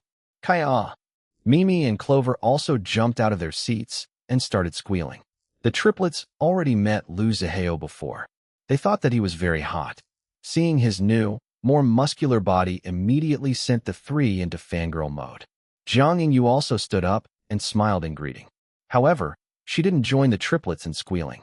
However, as a muscular woman, she was very interested in how Lu Ziheo got his new body. Long Jinjing and Chun Fei covered their ears because the triplets' squeals were so loud. They felt like their eardrums were going to burst. They were very confused about what was happening. Standing up like the others, the two looked at the unfamiliar man walking beside Iris. They hadn't met Lu Ziheo before. Iris carried little June, who was now staring at Lu Ziheo. The toddler didn't seem to remember the man, even though he already met him before. Lu Ziheo just changed so much and didn't show himself for so long that the child had completely forgotten about him. It also didn't help that his face now had a long scar on it. Little June, this is Uncle Ziheo. He's my big brother. You already met him before. Iris reintroduced Lu Ziheo to the child. The toddler thought that the man was scary, but he trusted his mama. She introduced the man to him, so the man must be nice. After greeting Lu Ziheo with a shy heya, Little June hid his face against Iris' neck. While carrying Little June, Iris led her big brother to the islet. The triplets' excitement went into overdrive. Later, everyone was seated on the couches and chatting. The extra refreshments sent by the butler had also arrived. Little June and the cats were back playing under the fruit trees with the nanny and the cat sitters. Back to the adults on the islet, the triplets couldn't stop gushing about Lu Ziheo's new and improved appearance. They thought that the scar looked very cool and just made him more attractive. Mimi even took out her tablet and stylus that she always carried around wherever she went. Then she started sketching a dangerous yet charismatic and handsome character based on Lu Ziheo. Iris also introduced Long Jinjing and Chun Fei to Lu Ziheo, describing them as her friends and also as the COO and CFO of her company, Orchidea Beauty, respectively. Then she introduced Lu Ziheo to the two as Grandpa Lu's grandson and her and Jin Liwei's brother. When Lu Ziheo looked at the two women, Chun Fei stared right back at him. Long Jinjing, however, turned red and looked away. Big brother, we're going to launch my company on the last day of the month. You're invited. You must come, Iris told him. Oh, So this is the party the old man kept on pestering me to attend. I thought it was another stupid blind date attempt, so I completely ignored what he said. Fine, little sister. I'll come. Besides, I'll be staying here at mansion with you. I'm not going anywhere anytime soon, he told her. Iris and the triplets were ecstatic to hear his confirmation of attendance to the party. Then Lu Zihao turned to Long Jinjing, who was introduced as the CFO of Orchidia Beauty. You better not cheat my little sister's company out of its money, he warned her in a deceptively light tone. His eyes, however, were cold. Long Jinjing was feeling shy earlier when Lu Zihao was first introduced to them. Her face was red the entire time. He looked very intimidating, especially with the scar on his face. Nevertheless, he was also extremely attractive. But now Long Jinjing felt insulted by his words. I take my job as Orchidia Beauty's CFO very seriously. I'm not going to cheat the company, nor would I cheat my own sister. I won't betray her. And for your information, Xiaolon is my little sister, not yours. Long Jinjing's blush of shyness turned into a flush of indignation instead. It was very rare for the others to see her so worked up. They all became quiet and watched the two. Lu Zihao raised an eyebrow at the woman. Heh, is that so? Well, too bad. She may be your sister by blood, but she's my sister in soul. Bad blood could easily destroy your relationship. But us? Even death could never tear us apart. Dude, that's so creepy, Shen Fei commented. I think you've read too many bad romance novels. He just shrugged his shoulders. Then seeing Mimi focusing on him while sketching on her tablet, he flashed her with his demonic smile. The triplets all gasped and clutched their chests, as if a heart-shaped arrow just shot them straight into their hearts. Shen Fei turned to Iris. Xiaolon, is he your concubine? Are you sure CEO Jin is fine with your close relationship with this guy? No wonder some people think that you're engaged with this Lu Zihao instead of CEO Jin. My little sister and I don't practice incest. Lu Zihao replied to her before Iris could say anything. And if third brother doesn't understand our special brother and sister bond, then he's an idiot who doesn't deserve my sister. Lu Zihao instantly paled after saying the last sentence about Jin Liwei being an idiot. He gritted his teeth and took a barely noticeable sharp intake of breath. Despite this, his expression remained impassive yet also roguish as usual. Only Iris noticed that something was wrong with him. But before she could say anything, he faintly shook his head, silently telling her that he was fine. Then he grabbed a random glass of juice on the table and drank it. Hey, that's mine, Long Jinjing exclaimed. Well, it's mine now. Lu Zihao ignored her protest, drinking all the juice until the glass became empty. Despite feeling insulted by him earlier, Long Jinjing still couldn't help but blush, especially watching him drink from her glass. The triplets all snickered at her. Lu Zihao flashed the triplets with his demonic smile and winked at them. And with that, the indoor forest was filled with deafening squeals once again. Late in the afternoon, Jin Liwei finally arrived home from work. But it wasn't only him. Lin Yihan, Wang Yingjie, and Yu Mo also came. It seemed that Jin Liwei picked his brothers up from a meeting place before coming home to the mansion. They all came because they heard that their fifth brother, Lu Zihao, arrived today and would be staying at the mansion for a longer period this time. When their vehicle entered the property, they were surprised by the large number of people patrolling the place. They knew that the majority of them weren't members of Jin Liwei's security team because his subordinates always wore black suits whenever they were on duty. The new people didn't wear uniforms. They just wore casual clothing, mostly utility pants, shirts, and jackets. Third bro, you hired more people? Umo asked. No, those must be fifth brother's subordinates, Jin Liwei replied. Lin Yihan's gentle face frowned, while Wang Yingjie wore a contemplative expression. He's concerned about Xiaolon's safety. There have been increasing instances when fans tried to grab or tackle her in overexcitement. You already know how close Xiaolon and fifth brother are, and how protective he is with her like me. If something bad happens to her, the two of us will be the first ones to hunt down any stupid motherfuckers who dare hurt her, Jin Liwei explained to them. It wasn't the entire truth, but what he said was part of the real reason. He didn't want to endanger his other brothers by telling them about the Youngs and their connection with a group of hackers including Eagle and a formidable hacker whom his baby girl referred to as one of the old guys. It was already enough that he and his fifth brother knew about it. There was no need to involve their other brothers and place them in danger. The two of you are spoiling for visiting. Yes, yes. I know it hurts, little June. But it'll get better, Lin Yihan continued comforting the toddler. Uncle Ingjia is a doctor. We'll have him take a look at you. I'm sure you'll feel better in no time. By this time, little June's wailing had become regular crying and whimpering instead. However, he continued hugging Lin Yihan's neck with his little head resting on the man's shoulder. Jin Liwei is their third brother, so Iris automatically becomes their third sister-in-law. So it doesn't mean that there are two other sisters-in-law before her, making her the third. No, it's simply the title based on Jin Liwei's own title among them. A panicked Jiang Yingyu arrived from the opposite side of the room. She felt like her heart had stopped beating after hearing her beloved son's blood-curdling wails. The nanny and the cat-sitters were already off duty, so they had retired for the night after eating dinner. Jiang Yingyu felt like the most irresponsible mother in the world for failing to keep an eye on her son every second. She blamed herself, thinking that this wouldn't have happened if she gave all of her attention to her son. Mommy's here now. Little June, show Mommy where it hurts. Come here, sweetie, Jiang Ying said in a barely controlled emotional voice. She was on the verge of tears, but she tried her best to stay calm, even though fear for her son overwhelmed her. Then she tried taking her son from Lin Yihan, but little June refused to let go. He tightened his little arms around Lin Yihan's neck instead and continued, whimpering in pain. I got him. Don't worry, Lin Yihan told her. His gentle expression and voice became even gentler. Your son will be fine. We have a doctor here. We'll ask second brother to examine him, okay? She nodded while rubbing her son's back, while still being carried by Lin Yihan. She tried taking little June again, but he still didn't let go. Dada, dada. Little June whimpered against Lin Yihan's shoulder.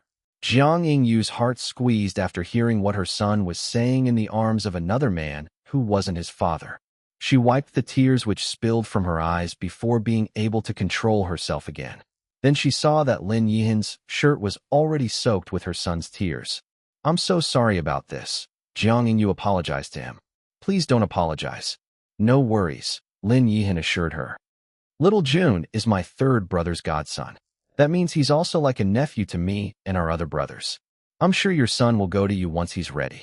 Everyone came over, concerned for little June. Iris also tried taking little June from Lin Yihan, but the child was determined to stay with the man. Jin Liwei asked the triplets to calm the cats who were now freaking out, as well seeing what was happening to their human cousin. Wang Yingjia immediately stepped forward to examine little June. Although he didn't specialize in pediatrics, he was still an excellent doctor. Lin Yihan had to be the one to persuade the child to allow Dr. Wang Yingjia to touch him. In the end, Wang Yingjia announced that little June didn't break nor sprain anything. However, his cheek and mouth area would be swollen because he took a hard fall earlier. A maid provided an ice pack for the poor kid. They were all relieved hearing that little June would be okay, especially the mother, Jiang Yingyu. She was reminded that her son was her life. And if anything were to happen to little June, she didn't think that she would be able to take it. Then everyone froze when little June suddenly said, June want dada. Sob sob, dada. He pressed his swollen, little face against Lin Yihan's chest. Hearing the child looking for his father, Iris felt pissed at Long Hui. If only little June wasn't such a small child, she would have already told him not to expect anything from his stupid father. She felt even more pissed after seeing her friend's reaction. Jiang Yingyu already regained control of her outward emotions and reverted to her neutral bodyguard expression, but Iris and their other friends still saw the flash of pain in her eyes. They felt upset for her. Little June, your daddy is not here, but your papa is. Why don't you go to your papa? Lin Yihan encouraged the child, then gave a look at his third brother. Jin Liwei stepped forward, but little June shook his head and burrowed himself deeper against Lin Yihan's chest. The toddler already started calling Lin Yihan as Anko Han. Afterwards, little June stuck to Lin Yihan. Everyone was amazed because it was so rare that the child would refuse his mama Iris' call to come to her, preferring Lin Yihan instead, who was basically a stranger. As for Lin Yihan, he wasn't used to handling children, but he was a naturally gentle person. He was also fiercely protective of people who he considered his family. Since little June was his third brother's godson, he already treated the child as a family member. That was why he was extra gentle to the toddler and very patient, even though he had been holding little June on his lap for more than an hour now. The night was getting late, and it was already way past little June's bedtime. Seeing him so sleepy, everyone decided to end the gathering. All of them except for Wang Yingjie and Lin Yihan were sleeping at the mansion. Umo also didn't plan on sleeping over, but decided to do so at the last minute. He would just borrow clothes from either his third or fifth brother. Wang Yingjie couldn't sleep over even if he wanted to because he needed to prepare for a surgery the next morning. As for Lin Yihan, he felt more comfortable sleeping in his farm villa than anywhere else. He didn't mind driving so far and so late into the night. Little June was in a half-awake, half-asleep state, so Jiang Yingyu was finally able to take her son from Lin Yihan. Fortunately, little June didn't resist and transferred to his mother's arms without any problems. But when Lin Yihan and Wang Yingjie were preparing to leave, little June suddenly opened his eyes and called out, "Anko Han, no go." Jin Liwei and Iris didn't want their godson to feel agitated before sleeping, so they persuaded Lin Yihan to sleep over like everyone else. "It's already so late in the night, eldest brother. Your farm villa is more than an hour away. It's not safe," Jin Liwei told him. Iris nodded, agreeing with her darling. Lin Yihan sighed. He looked at the toddler who was fighting sleep just to make sure that he didn't leave. He sighed again and gave a helpless smile. "All right, I'll stay, but I didn't bring anything with me." "No problem, eldest brother. Liwei has plenty of clothes which he hasn't worn yet. I'll have a staff deliver them to you and fourth brother in your bedrooms," Iris told him. He nodded.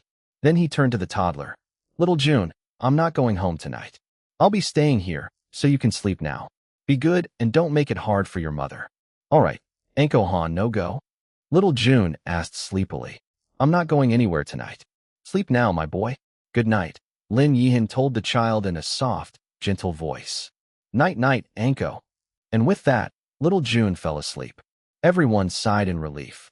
Jiang Yingyu apologized to Lin Yihan for inconveniencing him so much, but he just shook his head and gently told her not to worry about it. In the end, only Wang Yingjie went home that night. Everyone else slept over, not knowing that this night would tie their destinies together forever. The next morning, everyone headed to the kitchen after waking up and making themselves presentable. They arrived at different times, so some were already eating while the others were just arriving or hadn't arrived yet. Lu Ziheo's subordinates patrolled the property with Jin Liwei's security team for the entire night. They worked in shifts. It was interesting to note that they would make themselves scarce whenever Iris was around, so she personally never saw the full extent of their patrolling. Of course, Ketchup monitored everything in the property, but since her mommy told her not to intervene, she didn't report about the patrolling situation anymore. Iris only saw a couple of subordinates who always followed Lu Ziheo around. She thought that they were protecting him, not knowing that their main mission was actually to guard her. Lu Ziheo also didn't make it obvious by always accompanying her. Thus, it appeared as if the subordinates were following him and not Iris. Jin Liwei, who was observing everything, had an idea of what his fifth brother was doing. He also wanted his baby girl safe and protected all the time, but thought that it was better to be upfront to her about what they were doing. He didn't approve of this sneaky tactic behind her back. Sure, it was for her own good, but he didn't feel comfortable hiding something like this from her.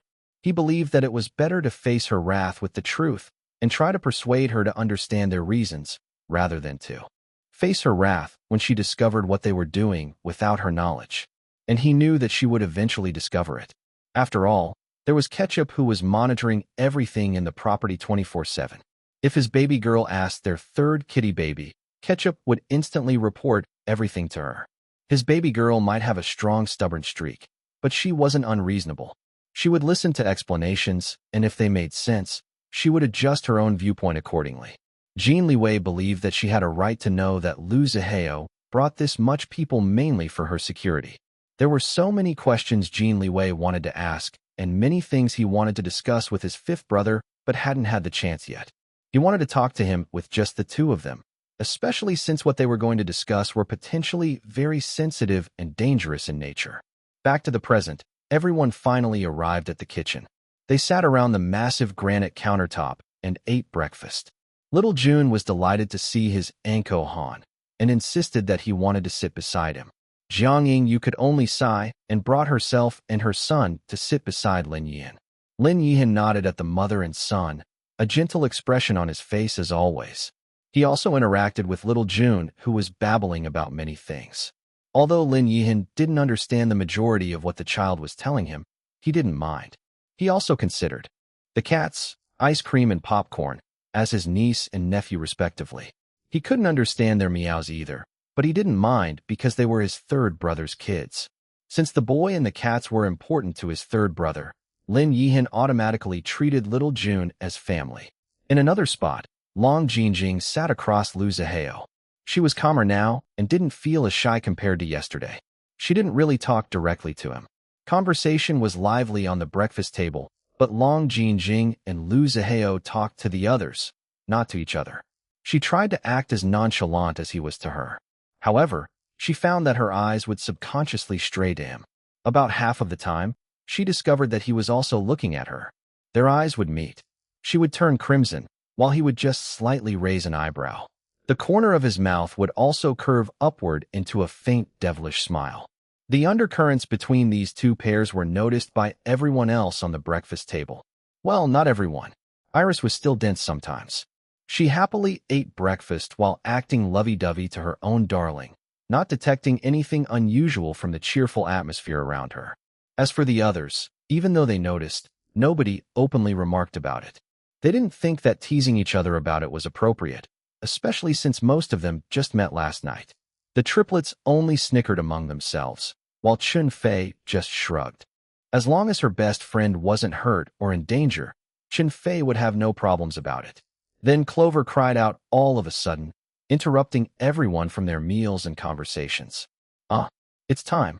Our secret weapon should be up by now, she announced with much excitement. The eyes of everyone in the girl squad all lit up.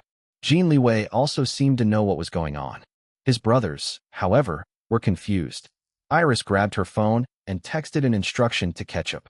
Almost immediately, the huge TV on the far wall flickered to life. It didn't show a TV program, however. Instead, it showed the official website of Orchidia Beauty. On the homepage, an eye-catching video was featured. Then it started playing. ####. At the same time on the internet, a certain sponsored ad caught the attention of many netizens in the country. Whether they were watching videos, scrolling through their social media pages, or simply surfing the web, they couldn't ignore this particular ad like the other annoying ones bombarding them all the time.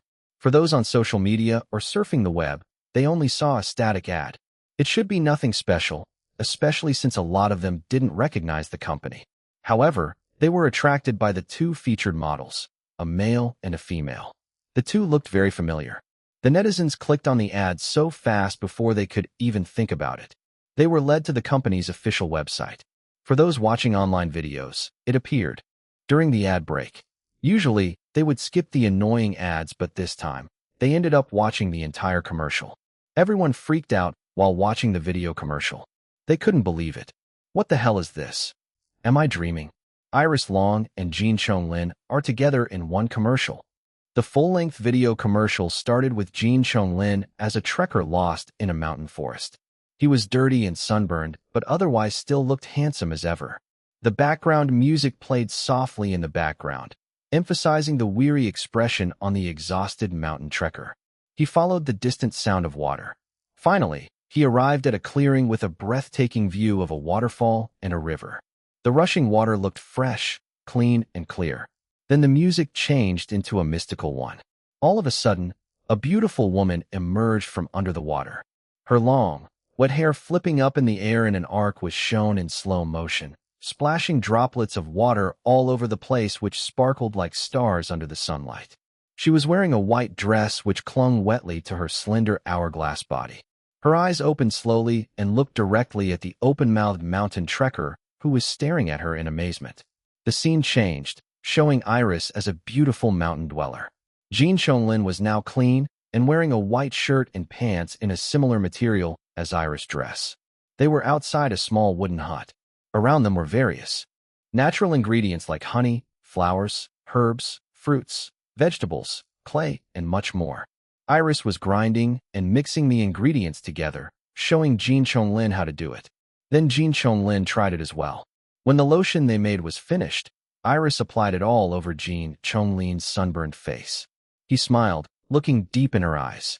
Then he took the bowl of lotion from her hands and applied some on her face as well.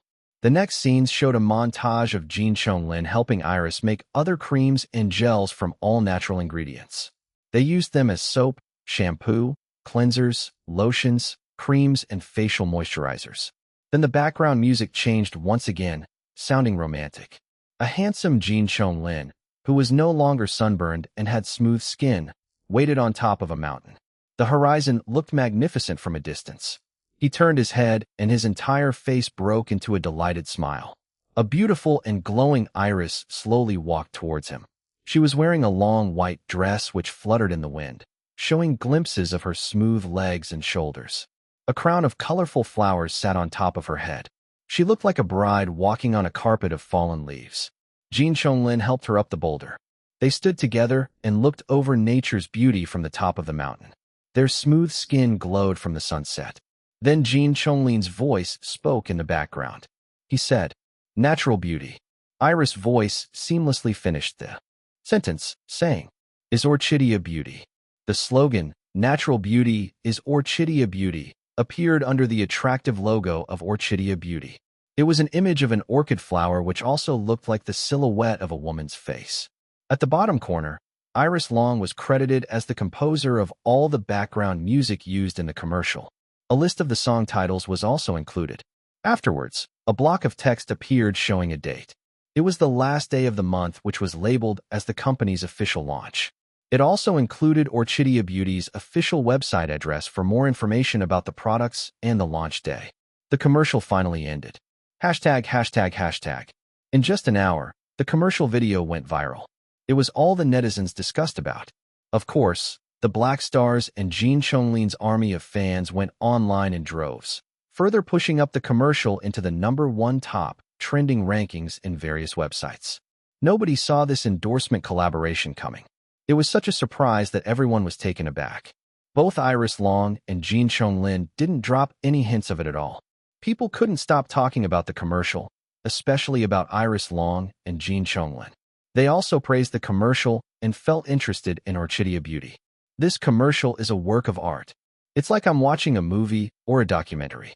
The shots are so beautiful. Hey, I recognize this place. It's a mountain near my hometown. This is a real place, not a studio. I'm so happy that they shot the commercial there and featured the beauty of where I come from. I love it.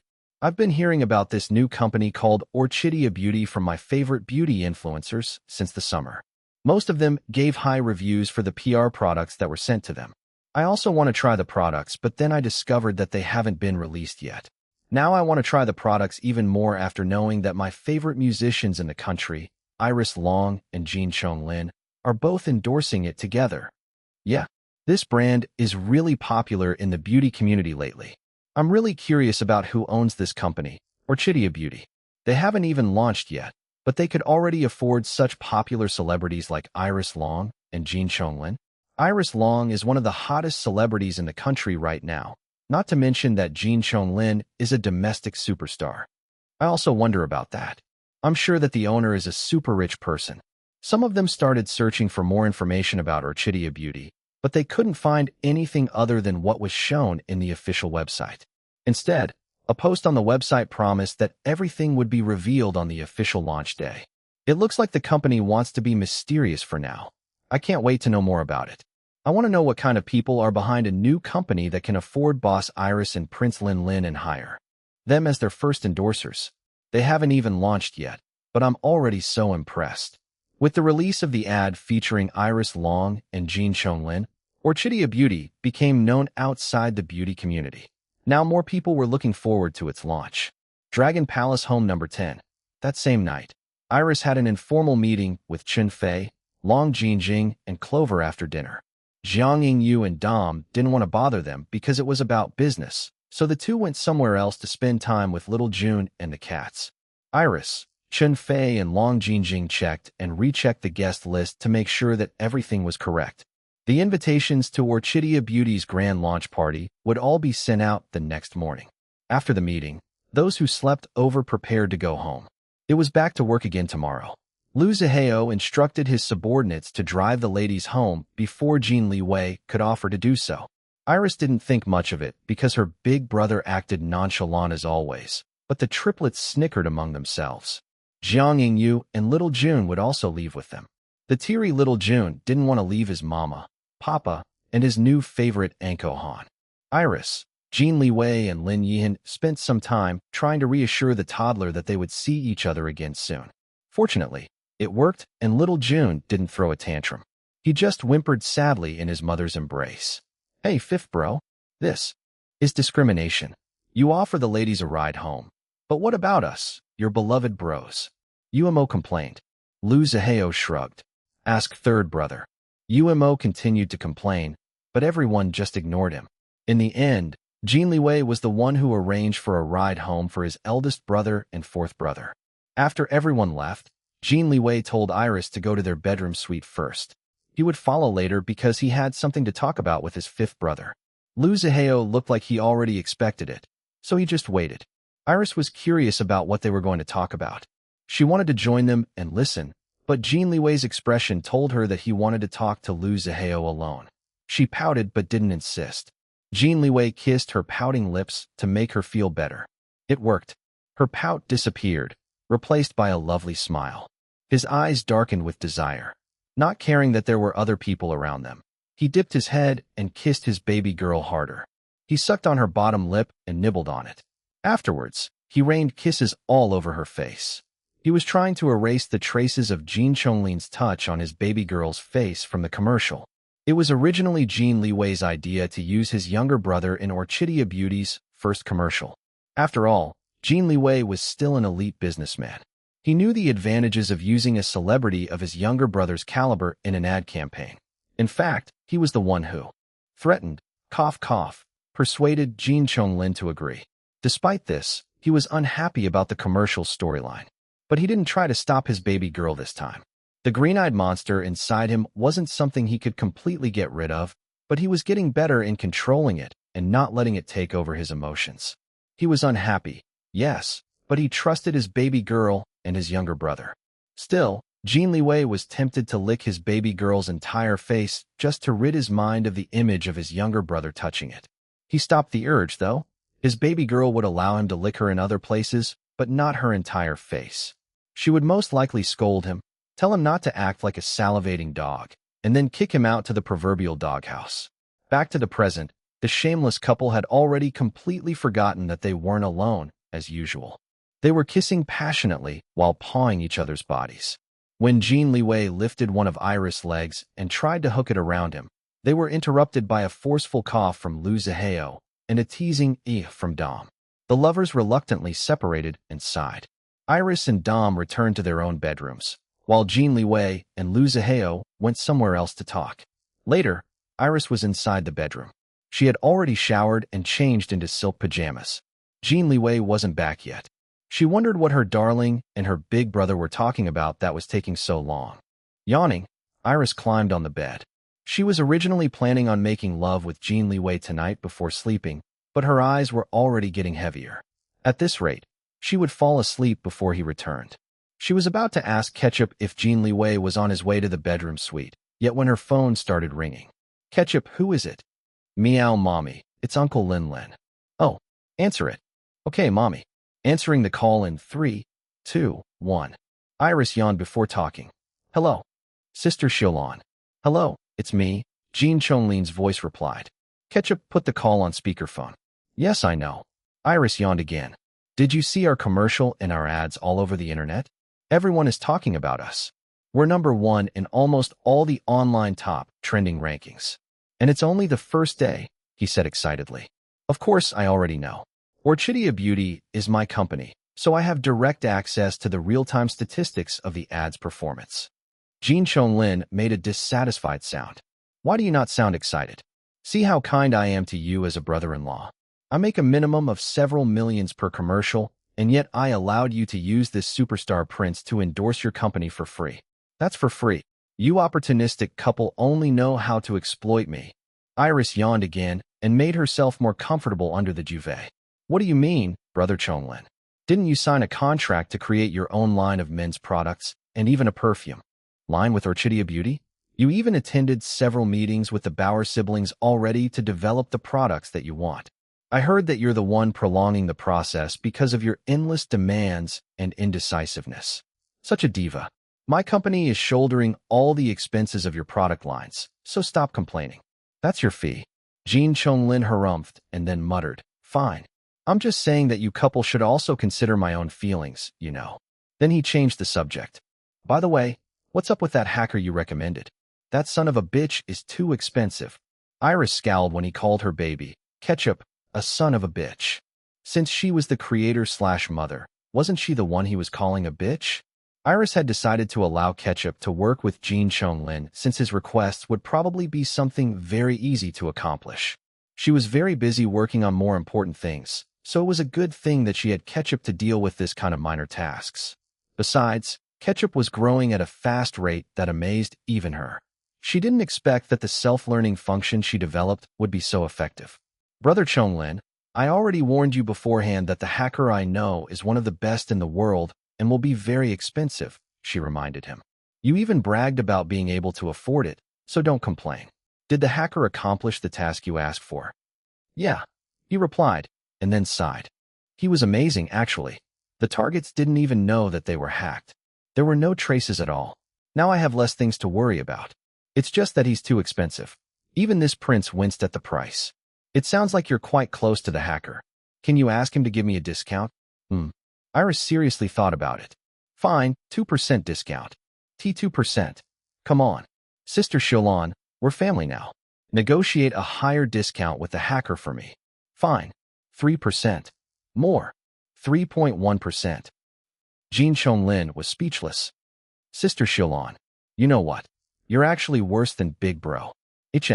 What do you mean? Grandpa Lu says that I have talent as a business negotiator, she said. Oh, Grandpa Lu. I see. Now that makes sense.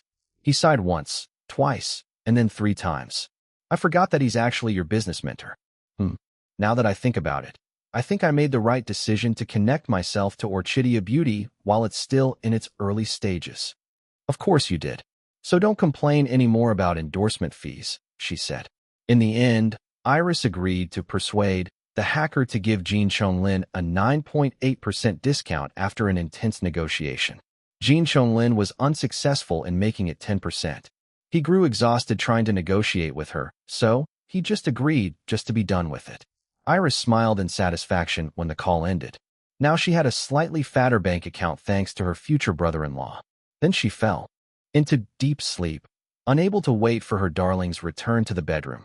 ####.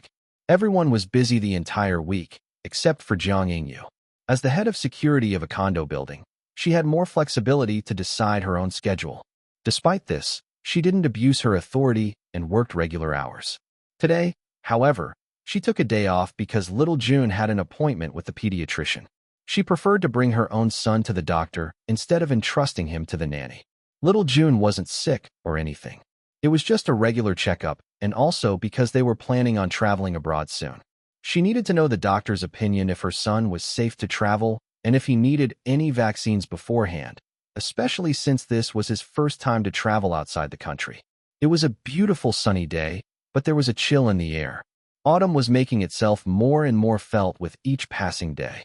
Jiang Yingyu and little June were dressed in stylish coats and boots. They had no choice but to be stylish because the mother and son's entire wardrobes were completely replaced by Wei Lan. Their old clothes, save for a few ones, were all donated to charity by the Viscountess. The driver dropped them off at the hospital and then left soon afterwards. He needed to return to the penthouse and drive Wei Lan for another round of house hunting. He told Jiang Yingyu to call him when little June's appointment was done so that he could pick them up. She nodded, even though she didn't plan on disturbing him. She and her son could just hail a taxi to bring them home. Later, little June's appointment with the pediatrician went smoothly. Jiang Yingyu was relieved because her son was declared very healthy. The pediatrician also approved little June for international travel. On their way out of the hospital, the mother and son met the brothers Lin Yihan and Wang Yingjie. It turned out that the hospital was where Wang Yingjie worked as a surgeon. No wonder it was the hospital that Jin Liwei recommended to her. It was a different and much bigger hospital than the one Iris went to. It was also much affordable because it catered to patients from all walks of life compared to the high-class, private hospital where Iris was a patient. "Anko Han!" Little June exclaimed and ran towards him. Lin Yihan crouched down and caught the child. Then he stood up and carried him. His expression was gentle as always. "Hello, little June. How are you?" Little June started babbling about his doctor's appointment, but Lin Yihan only understood about 10 to 20% of what he was saying. Then the child turned to Wang Yingjie and greeted him as well. "Heya, Anko Doc." Wang Yingjie's serious expression lightened as he smiled. Lin Yihan and Jiang Yingyu chuckled. The two groups chatted. It turned out that Lin Yihan went for his annual physical checkup and blood work today. Then he met with his second brother, Wang Yingjie, who was on a quick break. Jiang Yingyu also told them about little June's appointment with the pediatrician. Wang Yingjie nodded his head. "He's a friend of mine. He's an excellent pediatrician. I was actually the one who recommended him to third brother when he asked me if I know a good pediatrician." "Oh, thank you very much," Jiang Yingyu said. "You're welcome." Then Wang Yingjie looked at the time. "I need to go back to work. See you around." "Bye. Bye-bye, Anko Doc." Little June waved at Wang Yingjie while still being carried by Lin Yihan. When Wang Yingjie was gone, Jiang Yingyu and Lin Yihan looked at each other. "So, are you going home now?" Lin Yihan asked her. "Not yet. I'm planning on bringing little June to the mall and treat him for being such a good boy during his doctor's appointment," Jiang Yingyu said. "Yesh, Jun good boy Anko Han." Little June proudly bragged. Lin Yihan chuckled. "Yes, I know that you're a good boy, little June." Little June giggled and made himself more comfortable in Lin Yihan's arms. He rested his little head on the man's shoulders. "I see. Did you drive here?" Lin Yihan asked Jiang Yingyu. She shook her head and told him that the penthouse's driver dropped them off. "Well, I'm free for the rest of the day. I can accompany you to the mall.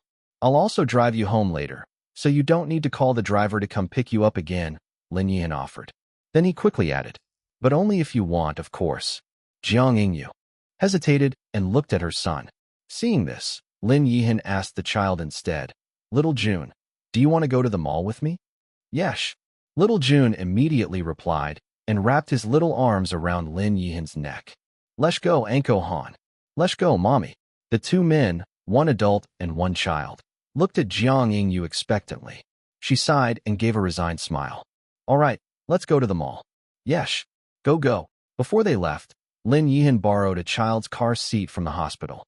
He was familiar with most of the staff because of his connection with one of the hospital's best surgeons, Wang Yingjie. Fortunately, there were some available that day. Afterwards, the three headed to the hospital's parking lot for Lin Yihan's car. Then they drove to the nearby mall. They first went to the mall's play place. The two chased little June around while he played with much delight. When little June began playing with the other kids, Jiang Yingyu and Lin Yihan chatted with the other parents. "Your son is very cute and so friendly," one of the mothers commented. Then she looked at Lin Yihan. "He looks just like you, his daddy." Jiang Yingyu and Lin Yihan smiled awkwardly. The woman was such a liar. Little June didn't look like any of them at all because he looked like Long Hui and a bit like Iris. Basically, he looked like a Long. However, they didn't correct the woman. There wasn't any need to make themselves the target of gossip. Besides, they probably wouldn't meet these people again anyway. After the play place, the three ate a late lunch together at a family restaurant.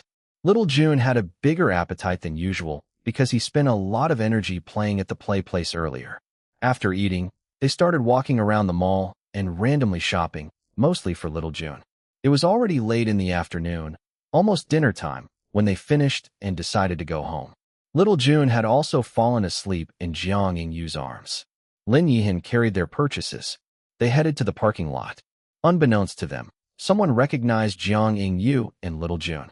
She was a teenage girl together with a group of friends. They were all still in their school uniforms. They headed straight to the mall to hang out after school. The teenage girl noticed Jiang Yingyu and her son with an unfamiliar man while inside a department store. She decided to follow them around the mall. Her friends also joined, thinking that it was fun to pretend to be private investigators. The girl recorded videos of Jiang Yingyu's group with her phone and snapped hundreds of photos of them. When Jiang Yingyu's group left, the teenage girl sent the videos and the photos to her aunt. Her aunt was Zheng Suyin, Long Hui's mother. ###. Gold Heights Condominium. After eating dinner at the penthouse with Wei Lan, Jiang Yingyu and little Jun returned to their own unit downstairs. Jiang Yingyu just finished getting her son ready for bed when she heard the door to the unit open. Her heart jumped. Other than Iris, there was only one other person who had the keys to enter the unit. Iris never entered the place by herself without informing Jiang Yingyu first, so it must be the other person. Jiang Yingyu carried little Jun and hurried to the living room. Just like what she thought, it was Long Hui. Despite feeling hurt from the growing distance between them and his refusal to return to live with them at the condo unit, Jiang Yingyu was still filled with excitement and longing for him. She wanted to put aside their differences for now and welcome him home. "You're back," she said with a smile. "Come in. Have you eaten yet? There's no food here, but we can order some home delivery for you if you want." Little Jun was also excited upon seeing his father. He wriggled in his mother's arms and reached for Long Hui. "Dada, Dada." Both the mother and son were excited that Long Hui finally returned home to them. Long Hui's expression, however, was the polar opposite of theirs. It was cold and furious. Jiang Yingyu finally noticed that something was off, so she stopped approaching. She became cautious and gave him a confused look, silently asking him what was wrong. Instead of greeting or explaining, Long Hui pulled out a stack of something from a brown envelope and then threw it on the coffee table. The items scattered across the table. Some even fell to the floor. When Jiang Yingyu saw what he threw, she stiffened. They were photos of her and little Jun with Lin Yihan at the mall earlier that day. Hui, it's not what it looks like. I can explain, she said. Little Jun also saw the photos and recognized Lin Yihan. He beamed and pointed at his image. "Enko Han," he exclaimed, and then looked at Long Hui, introducing his new favorite uncle to his father. Long Hui's expression became uglier seeing the delighted expression of his son while pointing at the image of another man.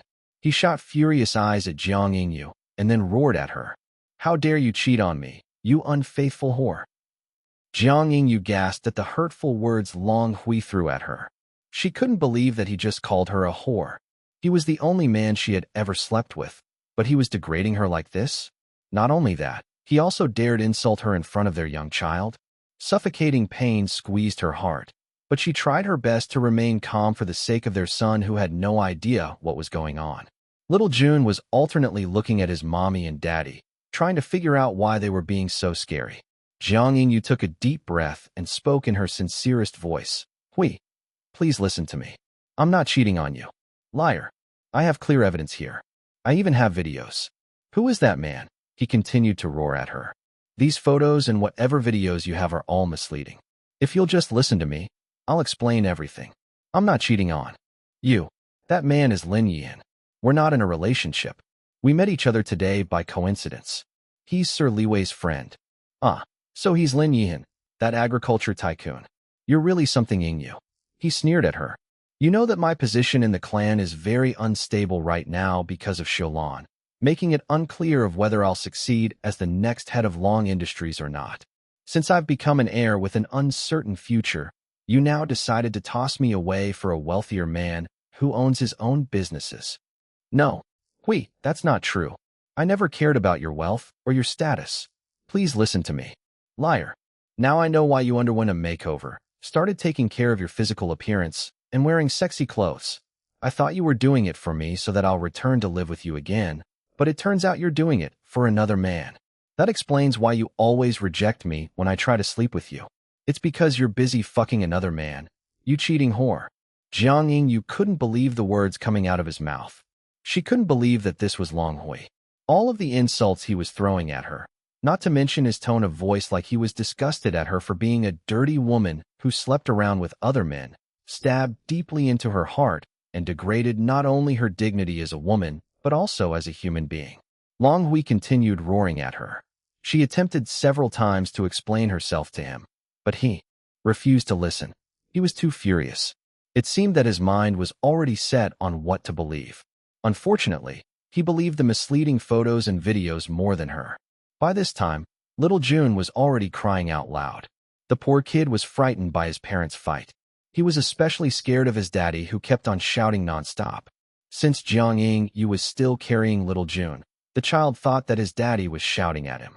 "Dada, dada, Zoe, Jun good boy." Jiang Yingyu immediately felt frantic. Her son's pitiful words hurt her more compared to Long Hui's insults. Little June was too well-mannered that he was even apologizing for something that wasn't his fault.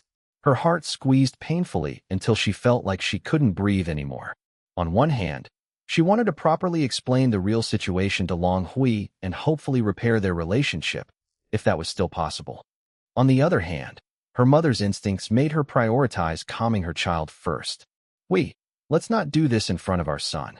Let me calm little June first, and then we can talk. Wait, let me bring him up to the penthouse first, and then we'll talk, okay? She didn't wait for him to reply, but was already on her way to the door, while at the same time murmuring reassurances to the frightened little June. However, Long Hui was having none of it. He roughly pulled Jiang Yingyu's arm, almost making her drop little June. Long Hui, what the hell are you doing? She yelled. Instead of noticing the precarious position of their son between them, Long Hui pointed an angry finger at Jiang Yingyu's face. There's no way I'm going to let you bring my son to the penthouse. Xiaolon and Jin Liwei have corrupted you enough. You changed so much because of them. They're also the reason why you and my son are becoming more distant to me. I also heard that you've become close to Xiaolon's slut of a mother. No wonder you've become a slut as well. I forbid any of them from having any further direct interactions with my son. Long June is my son. He's a Long, not a Jean or a Lin. I'm taking Long June right now, and I'll raise him by myself as a Long. There's no way I'm going to allow him to treat another man as a father. Then Long Hui started pulling his son from Jiang Yingyu's arms. She was crying, shouting, and begging him to stop. He was too rough. She could take it, but she wouldn't allow her son to get hurt in the process. They struggled against each other all over the living room. They bumped against the various things on the way. Sounds of crashing and things breaking echoed in the unit.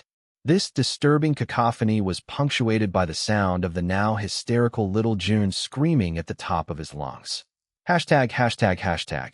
At the same time that the fierce argument between Jiang Yingyu and Long Hui was occurring inside the unit, a loud and urgent alarm rang throughout the penthouse upstairs, the special security room in the condo building, where some of Jin Liwei's own subordinates were staying, and all the way at Dragon Palace Home Number 10. Ketchup's voice spoke in a cold and emotionless yet still urgent tone, saying, Emergency! Emergency! We have an emergency inside Jiang Yingyu and Little June's unit. They are being attacked by a figure matching the profile of Long Hui, that good-for-nothing scumbag. Urgent intervention is required. I repeat, this is an emergency. Then a live sound recording played and was heard by everyone in these places. Their hearts stopped for a moment when they heard the distressed screams of little June and the disturbing sounds of a fight. The door to the unit burst open and several men in black suits rushed inside. They were Jin Liwei's subordinates who were assigned at the condominium building. Their main duty was to ensure the safety of everyone at the penthouse, especially when Iris and Jin Liwei stayed there. They were separate from the condo building's security personnel headed by Jiang Yingyu herself. These days, they also began serving as Viscountess Wei Lan's bodyguards. Behind these men, Wei Lan, Clover, Mei, the cook, and the other household staff from upstairs also squeezed themselves inside the unit. They were all carrying something in their hands as weapons. Wei Lan held a hair-curling iron which was still hot, Clover a slipper, Mei a broom, and the cook a butcher knife. The other household staff also held an assortment of pans, mops, belts, and even a net of big oranges. They were all very worried because they immediately heard little June's screaming cries as soon as the door to the unit opened. Jin Liwei's subordinates planned on quickly immobilizing Long Hui, but weren't able to do so because someone already did it before them. They found Long Hui groaning on the floor of the living room. He was curled into a pathetic ball while cupping his balls with his hands. Jiang Yingyu stood some distance away from him, desperately trying to calm her son who continued his hysterical screaming at the top of his lungs. Little June was still frightened by the fight between his parents. It appeared that Jiang Yingyu had knocked Long Hui down on her own. Nevertheless, Jin Liwei's subordinates still surrounded Long Hui. They pulled him up from the floor and restrained his limbs with their hands. It was obvious that he was still in pain from whatever Jiang Yingyu did to him before everyone arrived. Wei Lan was furious as she marched into the living room. She headed straight to Jiang Yingyu and the badly frightened little June and stood protectively in front of them. She glared at Long Hui and pointed the hot curling iron at him like a sword. How dare you barge in here and terrorizing you and little Junie at this ungodly hour? Wait till my daughter and son-in-law hear about this. She was so angry that she didn't stretch her words like usual. Little June finally realized that other people had arrived. He stopped, screaming. Upon recognizing Wei Lan, he whimpered and sobbed while reaching out his little arms to her. Amo Wei Yin. Oh dear. Your grandma Wei Lan, cough cough, has already forgotten how to hold a baby. I might drop you, so stay with your mommy for now. Okay, little Junie, Wei Lan told the child. And the stretching of words was back again. Long Hui already somewhat recovered from the pain in his balls. He was angered by his son's form of address to Wei Lan. He roared at little June. Long June, that slut is not your grandmother. Don't you dare call that fucking home-wrecking slut grandma. This time, little June knew that his daddy was angry at him. He shut his eyes tightly and buried his little head against his mother's neck. He resumed wailing. Jiang Yingyu became even more frantic and did her best to comfort her son. Despite all the men restraining him, Long Hui didn't stop. He was out of his mind from anger, jealousy, and even hatred, especially after seeing Wei Lan acting very close and protective of Jiang Yingyu and his son. He struggled against Jin Liwei's subordinates, but they were all well-trained and very strong. They didn't budge a bit. He couldn't escape from them, so he continued roaring instead. Let me go? I'm Long June's father. I have every right to take him with me. This place is not a suitable environment for him to grow up any longer. You're all corrupting him. I don't want my son to be raised by sluts. I'm going to take my son away from this depraved place and raise him as a Long. Give my son to me, Yingyu. How dare you cheat on me? I'm suffering so much in the clan because of you, and this is the thanks I get. Give Long June to me. If you don't, watch me take him away from you soon. I'll fight you to the death for our son's custody. Wei Lan waved her curling iron at him, as if she wanted to whack, stab, and burn him with it all at the same time. Say that again, you piece of sh. I mean, you brute. She stopped herself from cursing in coarse language after remembering that she was now a respectable viscountess. She still continued berating Long Hui, but this time, her tone sounded more elegant. Little Junie is better off being raised by Yingyu and my daughter and son-in-law. Look how well-mannered he has become under their care. If the boy is raised inside the Long clan, who knows what kind of twisted snob he'll grow up to be in the future. Don't be so proud of the Long clan. Accusing this place of being depraved is pure bullshit. I mean, pure nonsense. It's the Long clan that is filled with depravity, backstabbing, and backward mentality. Just look at yourself. Long Hui shot daggers at Wei Lan with his eyes. His expression was filled with pure hatred. Wei Lan was the reason why his parents divorced all those years ago. If only she didn't become a legitimate wife, then his youngest sister would have been born illegitimate like the rest of the other mistress's children. Then his position in the clan wouldn't have become this unstable because he would be the only legitimate child from the main family. All the negative thoughts and emotions had twisted Long Hui's logical reasoning. Today's events of him thinking that his fiancée was cheating on him with another man and even bringing his son along on her date, plus Wei Lan's closeness to them, were the final trigger. The pressure from his dwindling support and increasingly unstable position in the clan finally exploded with all its might. Shut up, you old slut. This is none of your business. Long Hui roared at Wei Lan. You. Wei Lan was insulted. She looked like she was about to hit him with her curling iron. Jiang Yingyu couldn't take it anymore. She burst into tears. Clover was finally able to squeeze herself through the crowd in the living room. She took little June from Jiang Yingyu and then told her in a low voice, "My brother just messaged me. Boss and Sir Boss are already on their way here." Before leaving, Clover glared at Long Hui and cursed at him in Filipino. Of course, nobody understood what she said, but they knew that they were curse words based on her angry expression. After that, Clover took little June to the penthouse. Mei, the cook, and some of the other household staff followed her, while the rest stayed with Jiang Yingyu and Wei Lan. When they were gone, Jiang Yingyu faced the crazed Long Hui. She felt like she was looking at a stranger, a hostile stranger. What do you mean, Hui? You want to take my son away from me? You can't do that. I'm his mother, she cried. And I'm his father. You've already taken him away from me. I made so much effort to be with you, but you always reject me. Even so, I still persisted because I love you and I want to have a complete, legitimate family with you and our son. But you're so selfish. You only think about your own feelings. You don't even consider about what's good for our son. Just because you're not in good terms with my relatives, you deprive my son of his chance to become legitimate. And now all of us are suffering because of it. Jiang Yingyu had no response because there was some truth to what he said. But what did he want her to do? Endure his relatives' insults to her dignity while he remained comfortable in his position as heir? He wanted her to be the only one to sacrifice for all of them? And it wasn't only her. She was certain that her son would also suffer from the Long relatives' bullying because of her lowly status as the mother. Long Hui continued, I recommended you to my sister, even begged her to hire you so that you can at least be financially independent because you refused to let me support you. Little did I know that your head will get so big that you'll start forgetting all the things I did for you just because my sister and her man are giving you more than you'll allow me to give you. And now you dare cheat on me with Jin Liwei's fucking friend. How dare you do this to me, Yingyu? No, no, no. I told you I never cheated on you. I still love you, Hui. Believe me. Please listen to me. She pleaded to him. You're lying. He refused to listen to her. Wei Lan interrupted them at this point. She turned to Jiang Yingyu. Why are you begging this son of Bai? I mean, this villain. You stupid girl. If he doesn't want to believe you, then it's not your fault.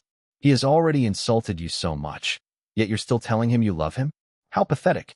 If dear Liwei did this to my daughter, she would have already cut his penis off and shoved it down his throat. I mean, she would have already left him and erased his existence from her life. If a man treats you like if a man treats you unfairly, then he doesn't deserve your love. Stop being stupid, girl. Grow a spine and leave him. You don't need a man to raise your child. Then she quickly added, you don't need a man to raise a child, but make sure that he still pays child support.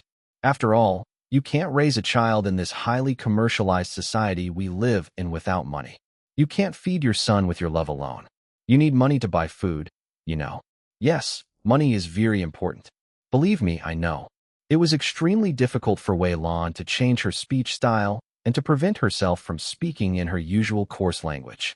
However, she did her best to control herself and to act like a proper viscountess, even though all she wanted was to beat the shit out of the man insulting Jiang Yingyu, who she now considered as her own proc. Long Hui's hatred for Wei Lan only intensified after hearing what she was teaching Jiang Yingyu to do. He sneered at Jiang Yingyu. Go and listen to that slut. No wonder you've turned into a slut as well.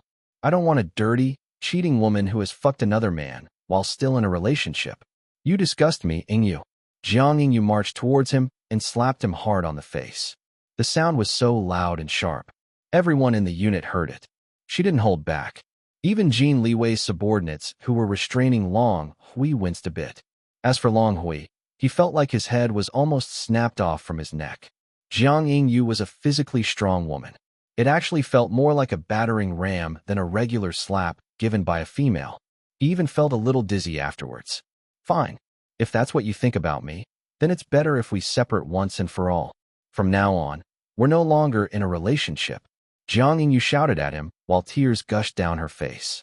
Then she pulled the engagement ring from her finger and threw it at him. The ring hit him in the chest and fell down to the floor, rolling in front of the coffee table before stopping alongside the fallen photos of Jiang Yingyu, Little June, and Lin Yan. Long Hui's raging fury transformed into a cold one. His contorted angry face smoothed into a frozen mask of ice. You'll regret this, Jiang Yingyu. I'll make you regret this, he warned her in a dangerous tone. She faltered a bit before her mind played all of the insults that he threw at her. Then her heart turned cold. No, Long Hui, you're the one who'll regret this. The tense atmosphere was interrupted when the leader of the men in black suits received communication from his earpiece. Then he announced to his colleagues that the master and the mistress would be arriving in about 10 to 15 minutes. It would normally take them longer to arrive because Dragon Palace Home Number 10 was quite far from the condo building, but it seemed that they were hurrying up, perhaps even going over the road's speed limits. Long Hui, Jiang Yingyu, and Wei Lan also heard the announcement. A flash of panic appeared in Long Hui's eyes.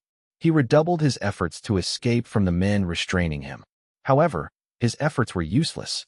Wei Lan looked relieved, saying, Very good. Let's wait for my daughter and son-in-law to arrive. In the meantime, don't let that bully go. My daughter and Liwei will decide what to do with that villain. I'm going to leave now. Let me go. Long Hui continued to struggle against the men holding him. Ingyu, tell them to let me go. Wei Lan pointed her curling iron at him again like a sword. Oh no. You're not going to order Ingyu around. You're no longer in a relationship. You can't influence her anymore. Then she turned to Jiang Ingyu. Don't listen to him, girl. Don't be stupid anymore, Okaway. Jiang Ingyu didn't respond to her. Instead, she looked at Long Hui with a sad and resigned expression. She wiped her tears and looked at the leader of Jin Liwei's men.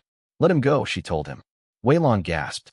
Jin Liwei's subordinates were also taken aback, but didn't move, continuing to restrain Long Hui. As for Long Hui, he was also surprised. He stopped struggling to stare at her, examining her expression and trying to find out if she had any ulterior motives for requesting the men to let him go. Stupid girl, what are you doing? Wei Lan asked in complete disbelief. Jiang Ingyu wiped more tears before sighing. The hand she used to slap Long Hui was trembling. She could still feel the sting from the impact of her hand hitting his face. The slap didn't feel satisfying at all. In fact, it broke her heart into a million pieces. She was already starting to feel numb from tonight's emotional events, perhaps from shock. Before she could completely go numb, however, she gave this final act of compassion towards her former lover and the father of her child. It was because she knew that once Iris and Jin Liwei arrived, the two would be completely merciless towards Long Hui. She had no idea what the two would do to him, but it certainly wouldn't be pretty. Even if it wasn't for her, they would definitely punish Long Hui for their beloved godson, Little Jun. Yes, Long Hui hurt Jiang Ying. He hurt her so badly that she was beginning to feel numb from too much pain. Despite this, there still remained some love for him inside her. Although it was now gradually dying because of how he hurt her, it was nevertheless still love. It was this dying love that made her soft-hearted for him even at this moment. Please let him go, she requested from the leader again. Then she added, I'll take full responsibility. Xiulan and Sir Liwei won't punish you. Jin Liwei's subordinates hesitated. They all looked at their leader, waiting for his decision. In the end, the leader ordered his colleagues to release Long Hui. It was because he already grew friendly with Jiang Ingyu. She was the head of the condo building's security while he was the leader of Jin Liwei's security team assigned to guard the people living at the penthouse. They interacted with each other a lot while working, not to mention that Jiang Ingyu and Little Jun were also considered as residents of the penthouse even though they slept in another unit. As soon as he was released, Long Hui didn't waste any time and immediately ran out of the unit. But not before giving an "I'll be back" glare at Jiang Ingyu, which crushed her already broken heart even more. He didn't stop running until he was out of the building. He also ordered his driver waiting outside to step on the gas pedal and leave the area as quickly as possible. Back inside the unit, Wei Lan was fuming at Jiang Ingyu. I can't believe this. I can't believe you just let that asshole go. You stupid, stupid-eyed, stupid girl. Did you see his expression before he ran out like the coward that he is? It's so obvious that he's afraid of directly confronting my daughter and my son-in-law. Why didn't you wait for my daughter and dear Liwei to arrive? Mark my words, you stupid-eyed girl. That piece of shit will return and try to hurt you again. Even harder next time. The Longs are extremely prideful people. You wounded his pride tonight. He won't forgive you for that. Gah? I'm so ma'awad. Wei Lan threw her curling iron at the floor in her anger. It didn't break because it was extremely durable. Of course, it was also extremely expensive. It was even infused with diamond dust to increase its toughness. She had also already forgotten about her determination to not curse in coarse language. She was so mad. Endless curse words spilled out of her mouth. Later, in the penthouse's library office, Iris and Jin Liwei sat together on one couch. Their matching cold expressions and intimidating aura made the surrounding subordinates break out in cold sweat. Of course, this included Jiang Ingyu, who was sitting by herself on the opposite couch. She was feeling numb from everything that happened, but still couldn't stop herself from feeling intimidated and also guilty in front of the couple. Standing alone by the tall windows like a dark emperor was Lu Zihao. He gazed at the night lights of the city. Outside, as if looking at his empire. His posture indicated that he was relaxed and easygoing as usual, but for some reason, Jin Liwei's subordinates detected a great sense of danger emanating from him. It was even more intense than what they felt from their master and mistress combined. Some of Jin Liwei and Lu Ziheo's subordinates stood by the door and in other strategic points of the library office. They stood like statues in their positions and made sure that nobody disturbed their employers.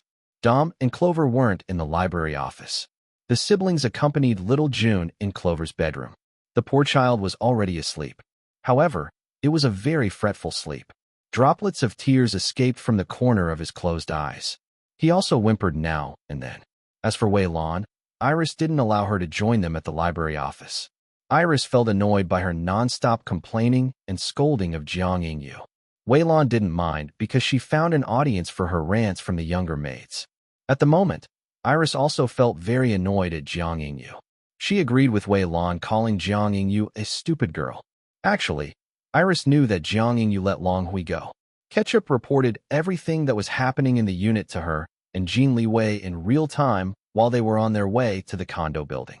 If Iris instructed Ketchup to do so, the virtual white cat would have locked Long Hui inside the building, not allowing him to escape even when Jiang Yingyu and Jin Liwei's subordinates had already let him go.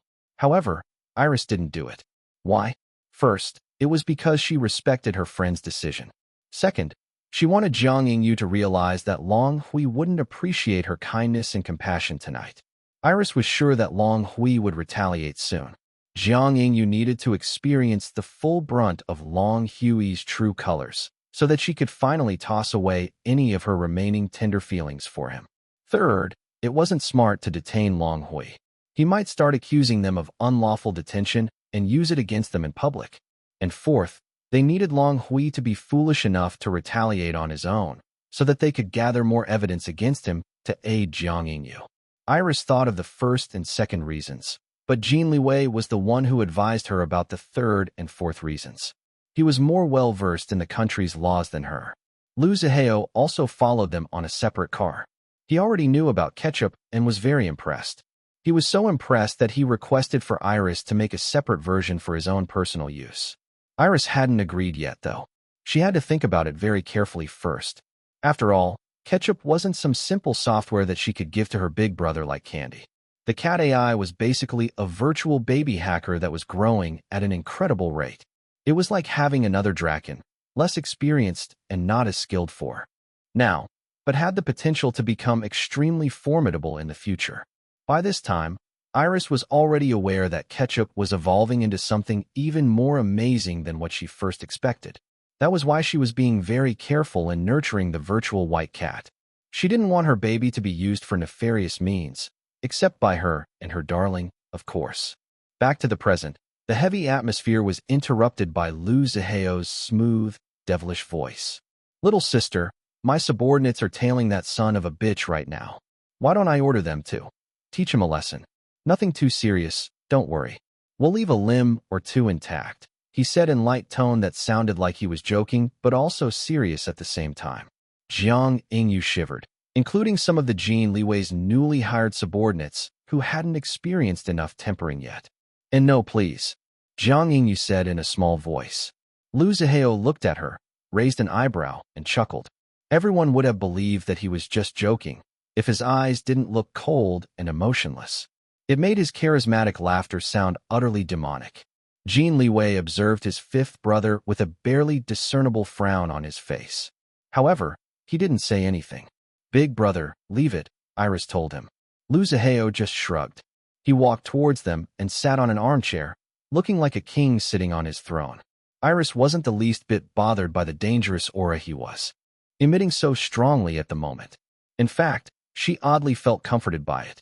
It reminded her of her big brother Nikolai in their past lives. Jin Liwei, however, felt a little disturbed by it. This Lu Ziheo didn't feel like his fifth brother. Nevertheless, he was trying to accept this new Lu Ziheo. The two had a long talk a few nights ago. It was then that Jin Liwei learned that his fifth brother had changed so much.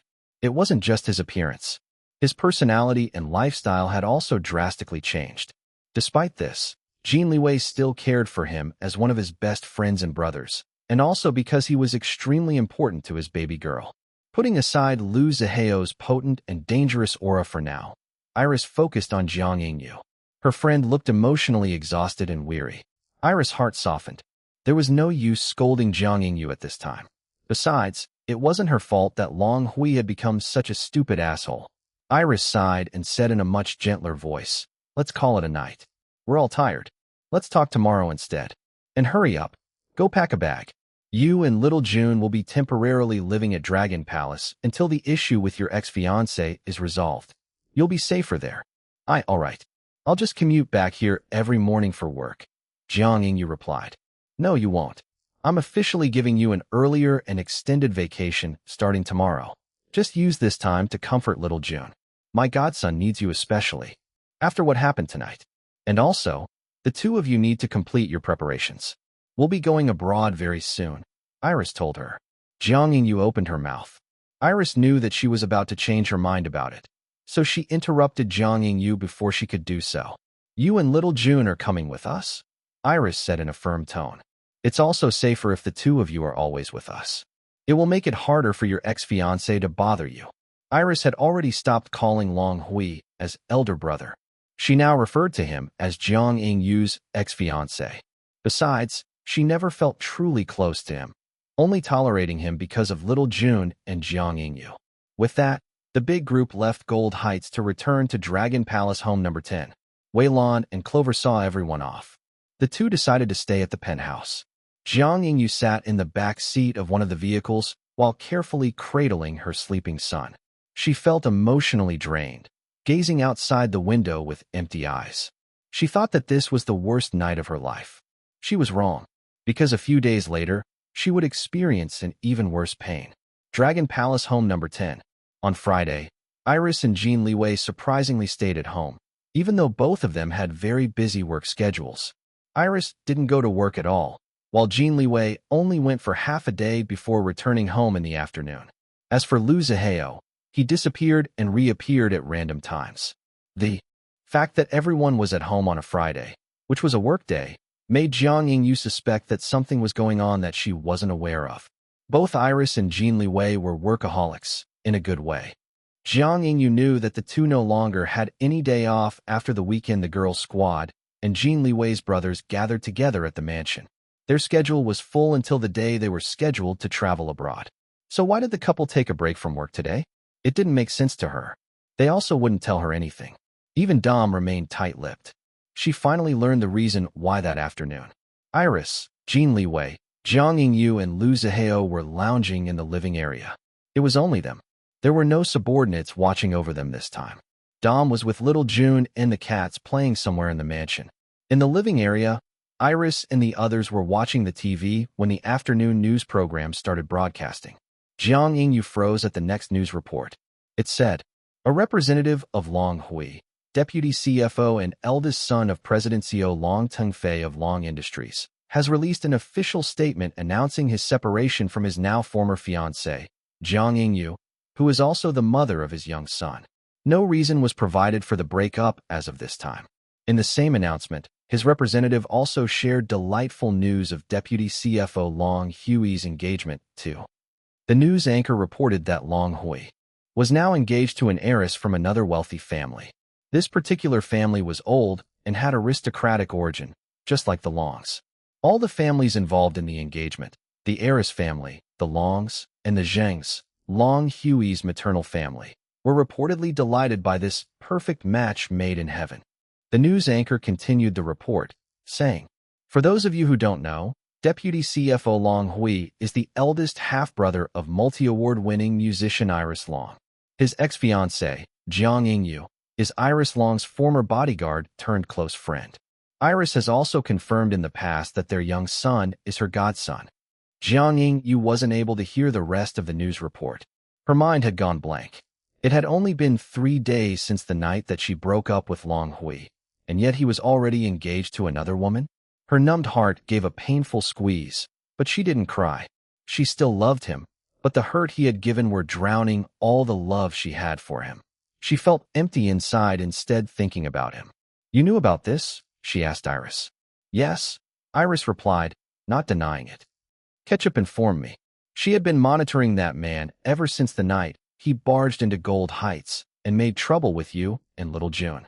Without Iris instructing her to do so, Ketchup had automatically placed Long Hui in the virtual black notebook.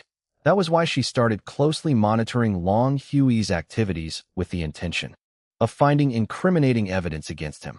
The increasingly smarter cat AI did it based on her own judgment. Ketchup only informed Iris about it after Long Hui's name was already placed in the virtual black notebook. Iris had no problem with it because she already planned on instructing Ketchup to do it anyway.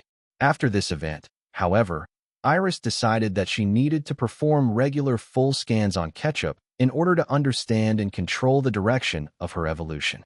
Ketchup was increasingly becoming independent, which was one of Iris' original goals in creating the AI in the first place.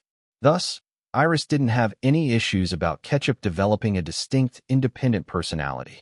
However, Iris was concerned about Ketchup frequently bypassing her original permissions like what she did when she placed Long Hui's name on the virtual black notebook on her own. Iris didn't give Ketchup permission to modify the virtual black notebook in any way without her authorization first, but Ketchup did it anyway. Iris already scolded Ketchup, like a mother lecturing her young child. Ketchup apologized for being a bad kitty and promised not to do it again without her mommy's permission. Iris was relieved hearing the virtual cat's promise, but it made her realize that she couldn't just leave Ketchup alone to learn things by herself.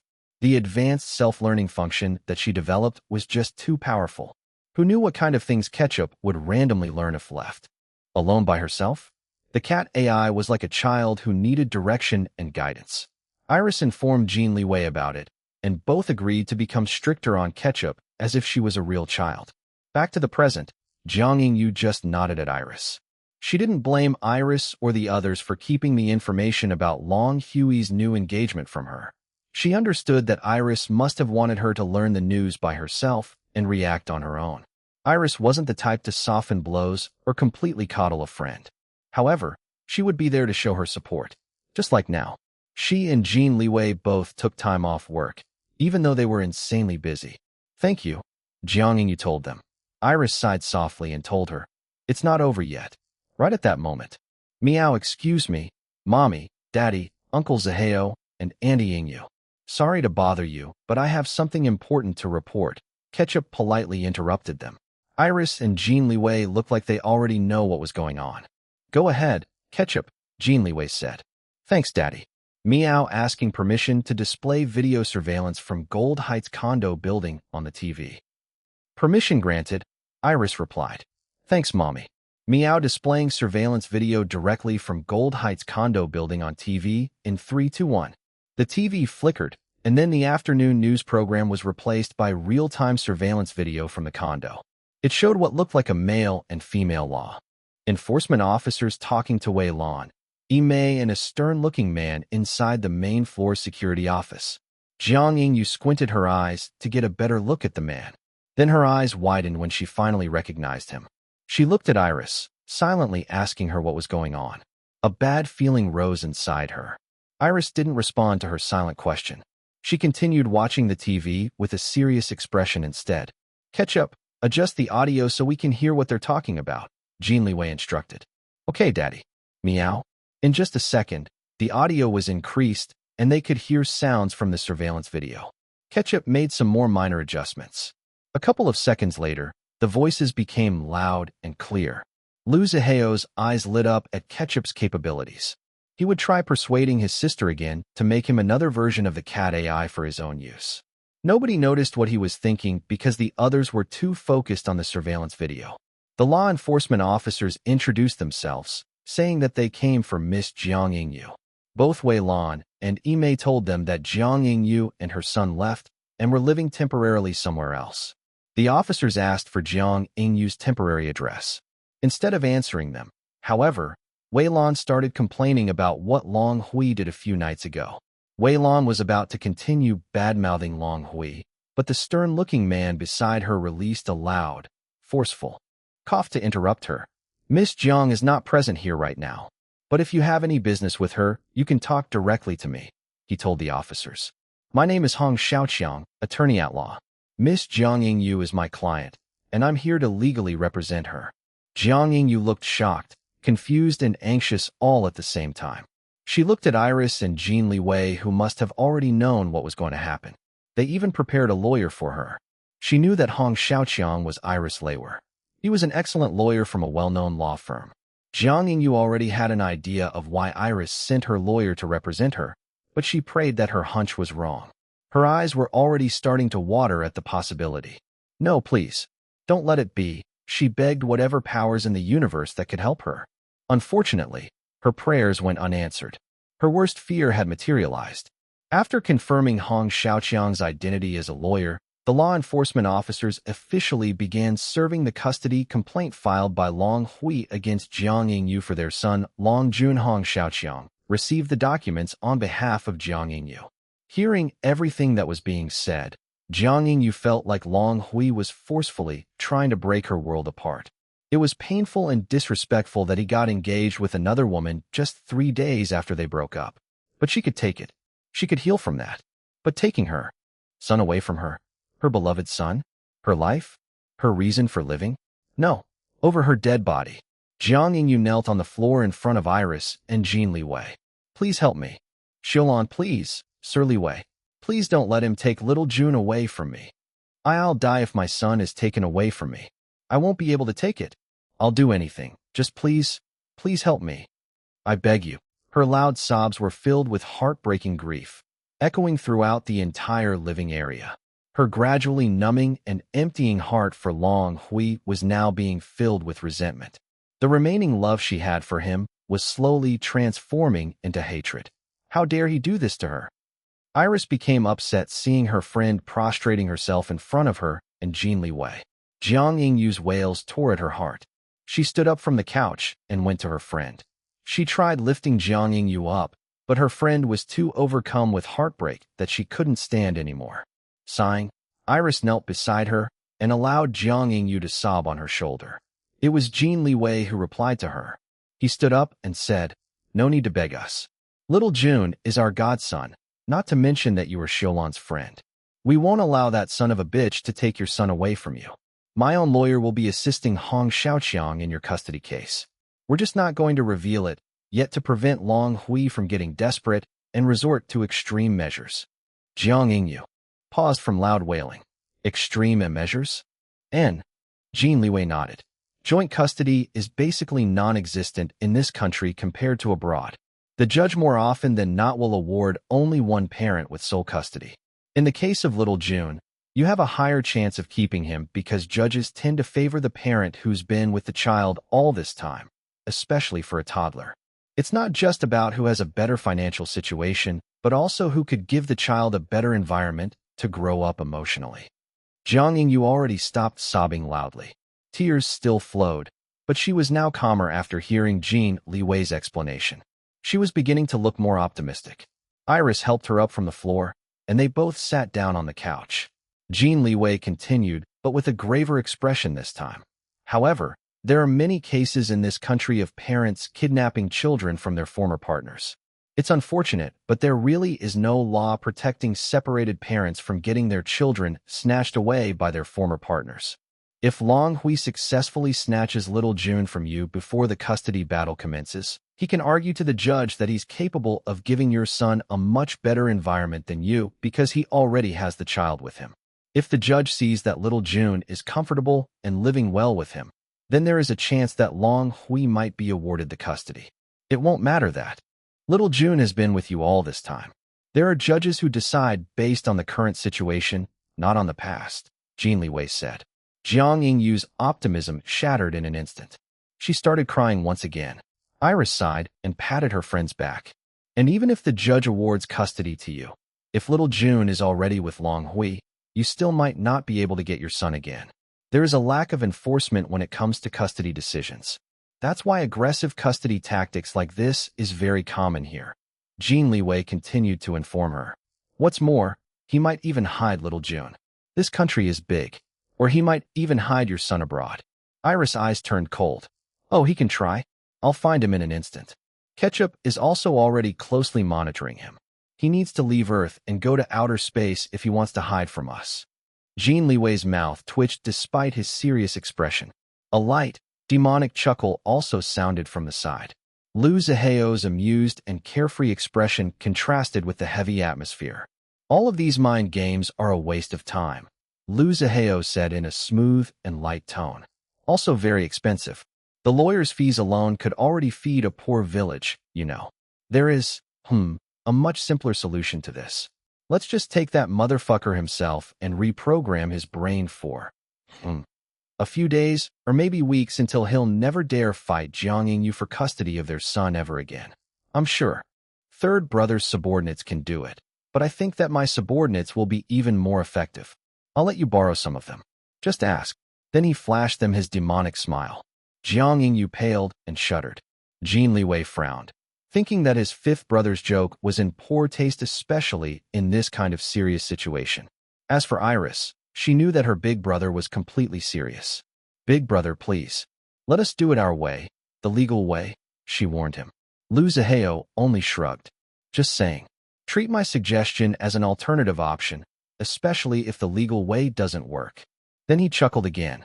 The sound was mesmerizing but also frightening at the same time. Heh, legal. Iris sighed at her big brother. It seemed that he was starting not to bother pretending to match the original Liu Ziheo's personality. Nikolai Vetrov's overpowering personality was starting to become more and more apparent. She knew that Jin Liwei and their other brothers were worried about him. However, they never suspected that he was no longer their original fifth brother. They only thought that these changes were the delayed effects of his traumatic freak accident and coma in the past. After all, they had her as an example. She was known to have a completely different personality before, but after waking up from coma, she had a drastic change. The notorious teenage spoiled brat and troublemaker was now their future third sister-in-law. The brothers, including Jin Liwei, thought that their fifth brother was experiencing the same thing as her, only a bit delayed. Putting aside the matter about her big brother for now, Iris turned to her pitiful friend and held her trembling hands. Yingyu, trust in me and Liwei. We will never allow that man to take our godson away from you. She reassured Jiang Yingyu. The only thing we request from you in exchange for our help is that you grow stronger. We feel bothered that you keep on crying and showing compassion to that man when he has already hurt you this much. Even if you can't become strong for yourself now because you're too hurt, at least become strong for your son. Little June needs you. Remember this. You can always replace a lover, but you can never replace your own child that you birthed yourself. Jin Liwei immediately sat beside his baby girl and wrapped his arm around her waist. Then he nuzzled her shoulder. Love, I'm not like your pathetic older brother, Longhui. I'll make sure not to give you any reason to replace me. A third brother, you're mistaken, Liu Ziheo interrupted. That son of a bitch and the other one. I forgot what he's called, the one from a mistress. Oh well, I don't really give a fuck about any of them. Those two aren't little sister's older brothers. They don't deserve the title. I am her one and only big brother, remember that. Iris sighed in exasperation at the two men. Darling, big brother, can you two not change the subject? I'm having a serious conversation with Yingyu. After kicking the two men to the corner, Iris returned to talking to her friend. Yingyu, I could only imagine how hurt you must be feeling right now, Iris said. But you must choose what kind of role you want to play in this custody battle. Are you going to play the pitiful, abandoned fiancé or the fierce, protective mother? Either way, that man will try to hurt you and make you suffer. The degree to which he could hurt you will all depend on your mentality. By now, Jiang Yingyu's tears had stopped. She was still a mess, but a new light of determination flashed in her eyes. I'm a mother. My son is the most important to me. Always. I know that I'm a weak woman, especially when it comes to romantic love. But I want to become a strong mother, she said. Her eyes became fierce and her voice firm. Her hands clenched into tight fists. If I must kill this love that I have for Long Hui in order to become a strong mother for my son, I will do it. No, I'm already doing it. He wants a custody battle? I'll give it to him. Iris nodded and patted Jiang Yingyu's arm. That's a start. Then Ketchup interrupted them once again. She reported that the guards outside allowed a car to enter the property. It was Lin Yan. I told eldest brother what happened. Jin Liwei explained to Jiang Yingyu. He deserves to know. He's already involved in the situation. After all, he's presumably the reason why that son of a bitch went crazy and started accusing you of cheating on him. Do you blame eldest brother? Jiang Yingyu shook her head. No, of course not. I don't blame him at all. On the contrary, I feel sorry that he got dragged into my mess with with Long Hui. I'm just afraid that Long Hui's camp will use the photos and videos of us together against me during the custody battle. I don't want Mr. Lin to be painted as the man who destroyed a family. I'm already feeling bad for him. Don't worry about eldest brother. He can take care of himself, Jin Liwei told her. Iris nodded. Just worry about yourself and little June for now. Then she patted Jiang Yingyu's arm. Don't worry about the photos and videos. Ketchup and I already confirmed that he indeed plans on using them against you, but we won't let him spread them to the public through the internet. Liwei is also using his connections to sniff out any intentions of publishing them through traditional media. She paused, remembering something. Then she turned to Lu Zihao. Big brother. What is it, little sister? He asked, a faint demonic smile on his lips. Is that paparazzo still with your group? She asked. His expression remained blank for a couple of seconds before he understood what she meant. Oh, that guy? Yes, he's now a full-fledged member of my group. He's one of the most loyal to me, actually. Why? You want to use him? Yes, big brother. Most of Liwei's connections in the media belong to the high ranks. I think we need someone from the lower stratum of the industry. How I see. All right. I'll tell him to keep an eye on the photos and videos, Lu Zihao told her. Thanks, big brother. Jin Liwei nodded at his fifth brother. Jiang Yingyu also thanked him. The paparazzo they were talking about was the one who snapped the photos of Iris and Jin Chonglin together with little June when they picked up the cats at the vet's clinic. The tabloid story insinuated that Iris and Jin Chonglin had a love child together. Iris asked for Lu Zihao's help during that time. In the end, the paparazzo joined Shadow Winds. Back to the present, Lin Yihan finally arrived at the mansion. The butler showed him to the living area. Miss Jiang, I'm so sorry, was the first thing that came out of his mouth when he reached them. No, Mr. Lin. I'm the one who's sorry that you've become involved in my personal problem, Jiang Yingyu told him instead. Lin Yihan's expression looked guilty, even though he had nothing to feel guilty about. His face wasn't smiling, but he still looked kind and gentle. I'll try to contact Mr. Long Hui. I'll talk to him and explain what really happened. I'll assure him that there's nothing between us and it was just pure coincidence that we met each other that day, he offered. No, Mr. Lin. You don't have to go that far, she replied. Don't bother, eldest brother, Iris added. That man's brains have been disintegrating for quite some time now. He has already turned into a stupid idiot. He didn't giving you a chance to explain. He won't listen to you either. There's no use wasting your time trying to reason with a person who only has one brain cell left inside his head. Xiu Xiulan, your words are too. Lin Yihan sighed. He's still your brother. No, he's not. I only recognize big brother Zihao as my true brother. Biologically speaking, yes, that stupid idiot is my brother. The sperms which contributed to the creation of Long Xiulan and him came from the same man, after all. But emotionally and spiritually speaking, I don't consider him as a brother, especially after all the idiocy he has done to my friend and godson. So no, he's not my brother. Jin Liwei's mouth twitched, but he nodded in full agreement with his baby girl. Of course, he would always side with her. Lu Zihao threw his head back and laughed out loud. As for Jiang Yingyu, she felt hurt when Iris insulted Long Hui, but she quickly scolded herself. The hatred inside her overpowered the subconscious tender feelings for him. She acknowledged the growing hatred and didn't stop it. However, she didn't want it to completely overcome her. Hatred was too strong of an emotion that she didn't want to harbor for the rest of her life. For now, she still needed to process her chaotic emotions. Like what Iris said, she needed to become strong for her son. If possible, she wanted a more amicable separation and joint custody. Unfortunately, he was the first to wage war against her. It was heartbreaking, but there was no way she would let him win. Take her son away from her? He would need to kill her first before she would allow that to happen. Later, Lin Yihan felt partly responsible for Jiang Yingyu's current trouble. He decided to sleep over at the mansion to show his support. Despite this, he gave her space. They didn't even talk that much. He just wanted her to know that if she needed any help, she could always ask him. He already considered her as a friend. Of course, little June was delighted when he found out that his Anko Han visited. The toddler immediately stuck close to Lin Yihan. At first glance, it looked like the child had already forgotten about what happened with his daddy 3 nights ago. He acted like the usual happy child that he was. However, everyone in the mansion noticed that he had become clingier to all of them, especially to the men. As a result, he preferred his Papa Liwei more than his Mama Iris these days. Everyone tried to act as normal as possible for the sake of little June. They didn't want Long Hui to affect their daily lives. He didn't deserve that much attention.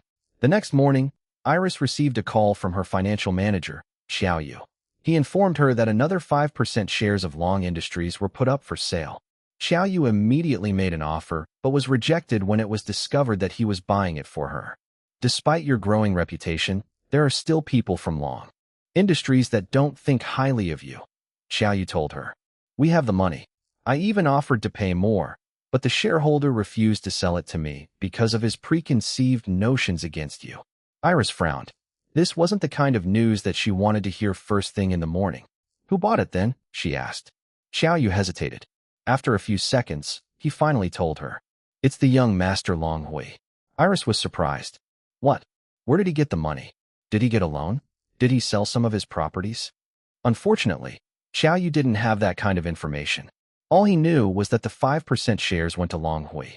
After the call, Iris instructed Ketchup to find out how Long Hui was able to buy the 5% shares.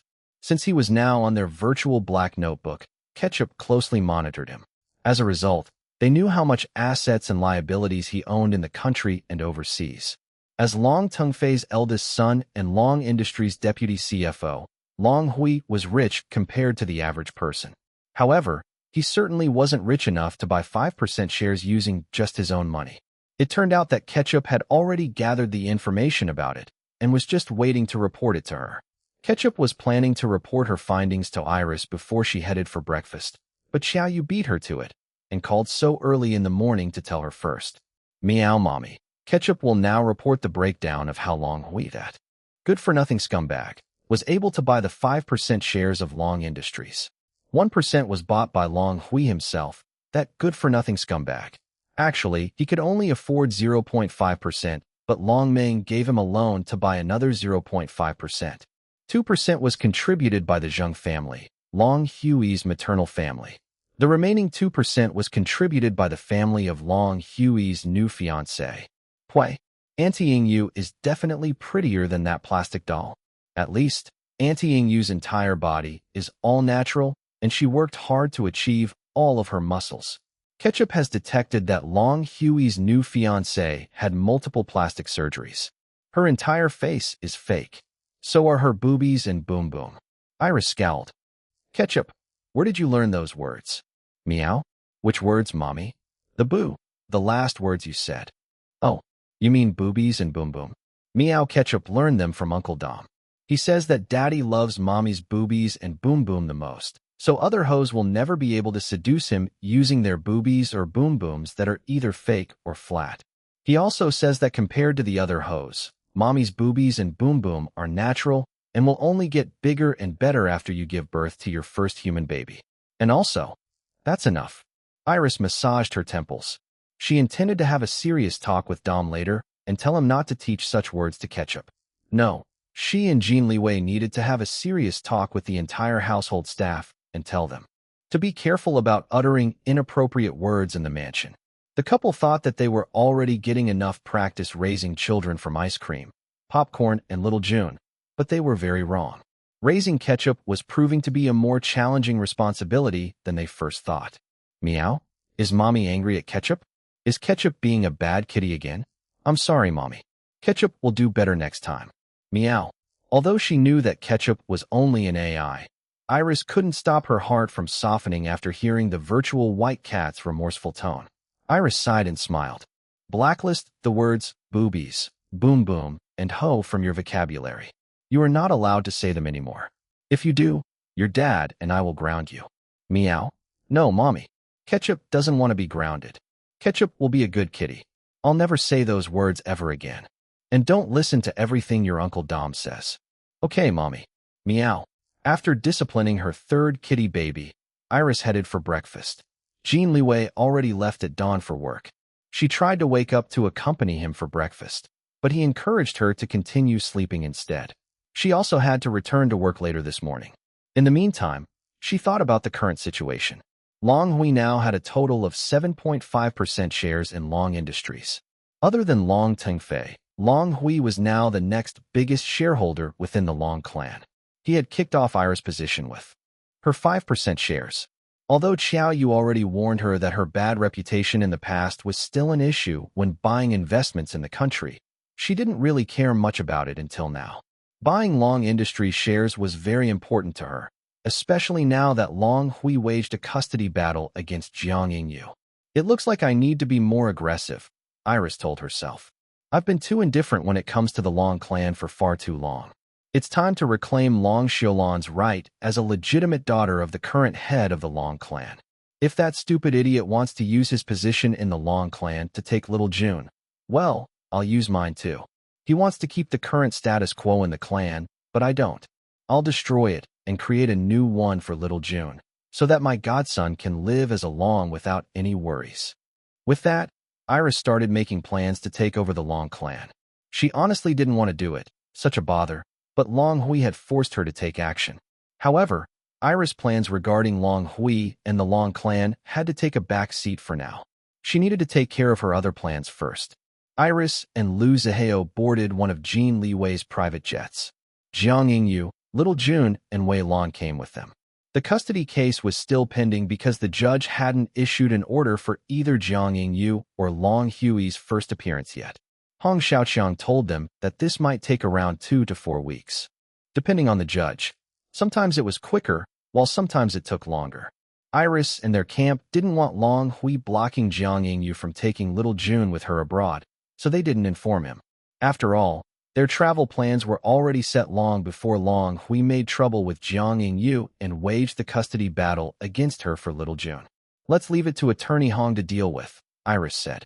With that, they left the country. Dom, Tang Yi, a couple of Iris bodyguards, and some of Lu Zihao's subordinates accompanied them as well. They headed to France. The private jet landed in a small, private airport.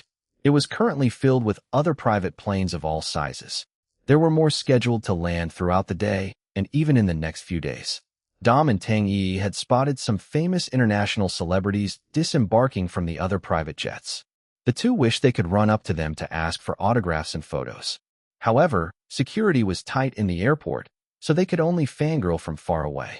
Iris and her group didn't waste any time staying at the private airport longer than necessary. There were private planes circling in the airspace above, waiting for their turn to land once the runway was cleared. They rode 3 limousines for their entire group. The Mediterranean Sea looked beautiful from a distance.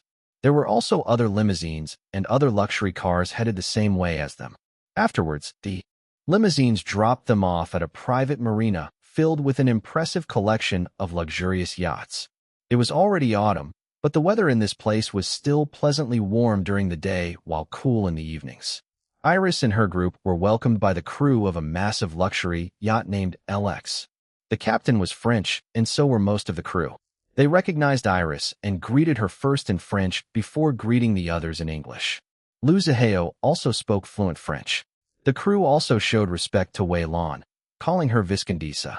Dom, Tang Yi, and Jiang Yingyu felt like they were dreaming.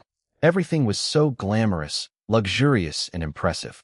It wasn't only the luxury yacht that they were about to embark on, but also the sight of famous international celebrities boarding their own similarly luxurious yachts in the marina. They honestly didn't know where to look because there was so much to see. They boarded the yacht LX and cruised for about half an hour before they disembarked at a luxurious resort town on a beautiful Riviera. The view was magnificent. There were more yachts in the Riviera's marina. Many 5-star hotels were located near the coast, a prime location because of the beautiful view of the Mediterranean Sea. However, Iris and her group didn't head to one of these hotels. They rode limousines again and were driven to one of the most exclusive neighborhoods in the area. About 20 minutes later, they arrived at a sprawling, Mediterranean-style villa estate. The huge mansion looked very similar to a place Iris had visited before. When they entered the mansion, a familiar, booming voice greeted them. "There you are? What took you so long? I want to know." Grandpa Lu appeared. His delighted, booming laughter echoed inside the grand foyer. "Ampaloo, Ampaloo," an excited child's voice called out. Little June wriggled out of Jiang Yingyu's arms until she put him down. Then the toddler ran towards his great-grandfather. Grandpa Lu caught the child and lifted him up in his arms. He was still very strong despite his age. "Little Junjun, my boy, you've grown so much since I've seen you. Come and give your great-grandpa a kiss." Of course, little Jun obediently kissed the old man's cheek. Then he played with Grandpa Lu's perfectly groomed mustache with his fingers while giggling. Grandpa Lu was too preoccupied with his great-grandson that he didn't pay much attention to Iris, Lu Zihao, and the others. They didn't mind, though. It was nice seeing both little Jun and Grandpa Lu so happy together. Jiang Yingyu smiled seeing the scene. She felt thankful that her son was loved by so many people. These were the kind of people that she wanted her son to grow up with, not the toxic environment in the Long clan. Long Hui would never be able to surround their son with this kind of genuinely loving people. Since Grandpa Lu was basically ignoring them, the French butler and the other household staff welcomed Iris and others instead. Their luggage were sent to their assigned rooms. In the meantime, the butler gave everyone a tour in the villa. Grandpa Lu followed them while carrying little Jun. He would interrupt the butler to give his own commentaries about the place. The villa estate was owned by Jin Liwei, but it was originally owned by Grandpa Lu. It explained why the architecture and interior design matched Grandpa Lu's loud style more than Jin Liwei's. Grandpa Lu sold the property to Jin Liwei after he got bored of it. Although the property was technically now owned by Jin Liwei, he hadn't stayed here even once yet. It was still Grandpa Lu who frequently stayed in the villa whenever he felt like it. For 10 days, this villa estate would be their home. ####. At a 5-star Oriental hotel. In the same Riviera, the cast and crew of the film Strong Yet Broken just checked in at the hotel. Guan Jintao and his wife were also scheduled to arrive the next day. LX Productions took care of their hotel bookings. "Where's Iris Long?" the actress playing Guan Jintao's mother asked. "I thought that she's coming." The president of LX Productions answered her. "I received information that Miss Long has already arrived. She has prepared her own accommodations in a separate location. We'll meet her tomorrow. Must be nice to be born into a rich family." The actor playing the adult Guan Jintao commented. "Iris can afford to book her own hotel. I saw the rates in this hotel, and I almost had a heart attack. It's even more expensive right now because of the event. I would never stay here if I have to pay with it out of my own pocket." He turned to the president of LX Productions. "So thank you very much, sir, for allowing me to experience this kind of luxury. I'll never forget this in my life. Wait, you know what? This entire experience is something I'll never forget in my life. I'm so glad that I accepted the offer to act in this film. I can't believe that we're actually participating in the prestigious Summit International Film Festival." The 5-star Oriental hotel where the cast and crew of Strong Yet Broken were staying at was partly invested by Jin Liwei himself. Not as part of Jin Corporation, but as a personal investment. It was a fairly new addition to the hotel scene in this Riviera. Grandpa Lu was slotted to be one of the original investors a few years ago, but he got bored during the process at the same time that he also got bored of his Mediterranean-style villa estate in the area. So he just dumped everything on Jin Liwei, while he cruised in the Mediterranean Sea and visited the surrounding countries in his own massive luxury yacht. It was a different yacht to LX, which Iris and her group used earlier to transport themselves to the Riviera. The LX yacht was a new acquisition by Jin Liwei. He bought it during the summer because he knew that his baby girl was scheduled to attend the Summit International Film Festival. In the autumn, of course, he named it after the two of them, Liwei and Xiaolan. The cast and crew of Strong Yet Broken thanked the president of LX Productions for letting them stay in such a high-class, luxurious hotel. They had no idea that it was all thanks to Jin Liwei. He was actually the one financing their entire stay at the Riviera for the Summit International Film Festival. In the less luxurious parts of the Riviera, Chinese media representatives were staying at more affordable hotels and room rentals. They came to cover the Summit International Film Festival this year. Strong Yet Broken was the only Chinese entry, so it was a big deal to the film industry back home. Despite this, the general public wasn't very interested. The news wasn't important enough to become a trending topic back in China. It was just one of those type of news that made people say, "Oh, that's cool," but that was it. Nobody really thought that Strong Yet Broken could win awards against the other foreign films starred by some of the most famous international celebrities and made by some of the most renowned directors and producers in the world who already had experienced winning awards in the Summit International Film Festival in the past. To them, it was already an achievement that a Chinese film was shortlisted at all in such a prestigious film festival and even nominated in a few award categories, including the most sought-after main prize, the Soleil d'Or or the Golden Sun Award. The Black Stars, however, were super excited because they found out that their boss Iris was nominated for the Best Soundtrack Award. Most of the other nominees she was competing against were also new to the international scene like her, but there were a couple of big-name composers. Whether she won or not, the Black Stars would support her all the way. Although the major media outlets back in China weren't giving much attention to the participation of Strong Yet Broken in the Summit International Film Festival, the Black Stars were still able to get the latest updates online. Most of the Chinese reporters covering the film festival opted to publish their articles online instead, where they would likely gain more attention than if they waited to be featured in traditional news. In addition to this, Iris Long's social media pages were also frequently updated during this period by her assistant Dominic Chua and her manager Tang Yi. The posts showed her journey from China to France, including her modes of transportation like the private jet, limousines, and luxury yacht. Her fans thought that she either rented them herself or borrowed them from her father, or maybe they were financed by Bright Summit or endorsement sponsors. Finally, the Chinese reporters were able to take actual photos of her at the Riviera. These photos were immediately posted to the online news websites and blogs for the Chinese netizens. The photos showed Iris Long walking along the streets in a fashionably elegant long-sleeved maxi dress with a waist tie which accentuated her hourglass figure. She was escorted by a tall and handsome man who had a long scar on his face. Despite the scar, many netizens couldn't help but fangirl and fangay over him. They actually loved the scar because it gave him a dangerous vibe that made him more attractive. It was later confirmed that he was Liu Zihao, Sir Liu Jianhong's grandson. Now more people believe that these two were the true engaged couple. Instead of continuing to be heartbroken, a good portion of the Linris shippers converted to become the Xyrus shippers instead. How could they resist such a gorgeous hunk? They felt that Liu Zihao was manlier than their Prince Lin Lin. Iris Long and Liu Zihao were seen going inside a CAF where they met with Maestro Ludovico De Luca and Enrique Valdez.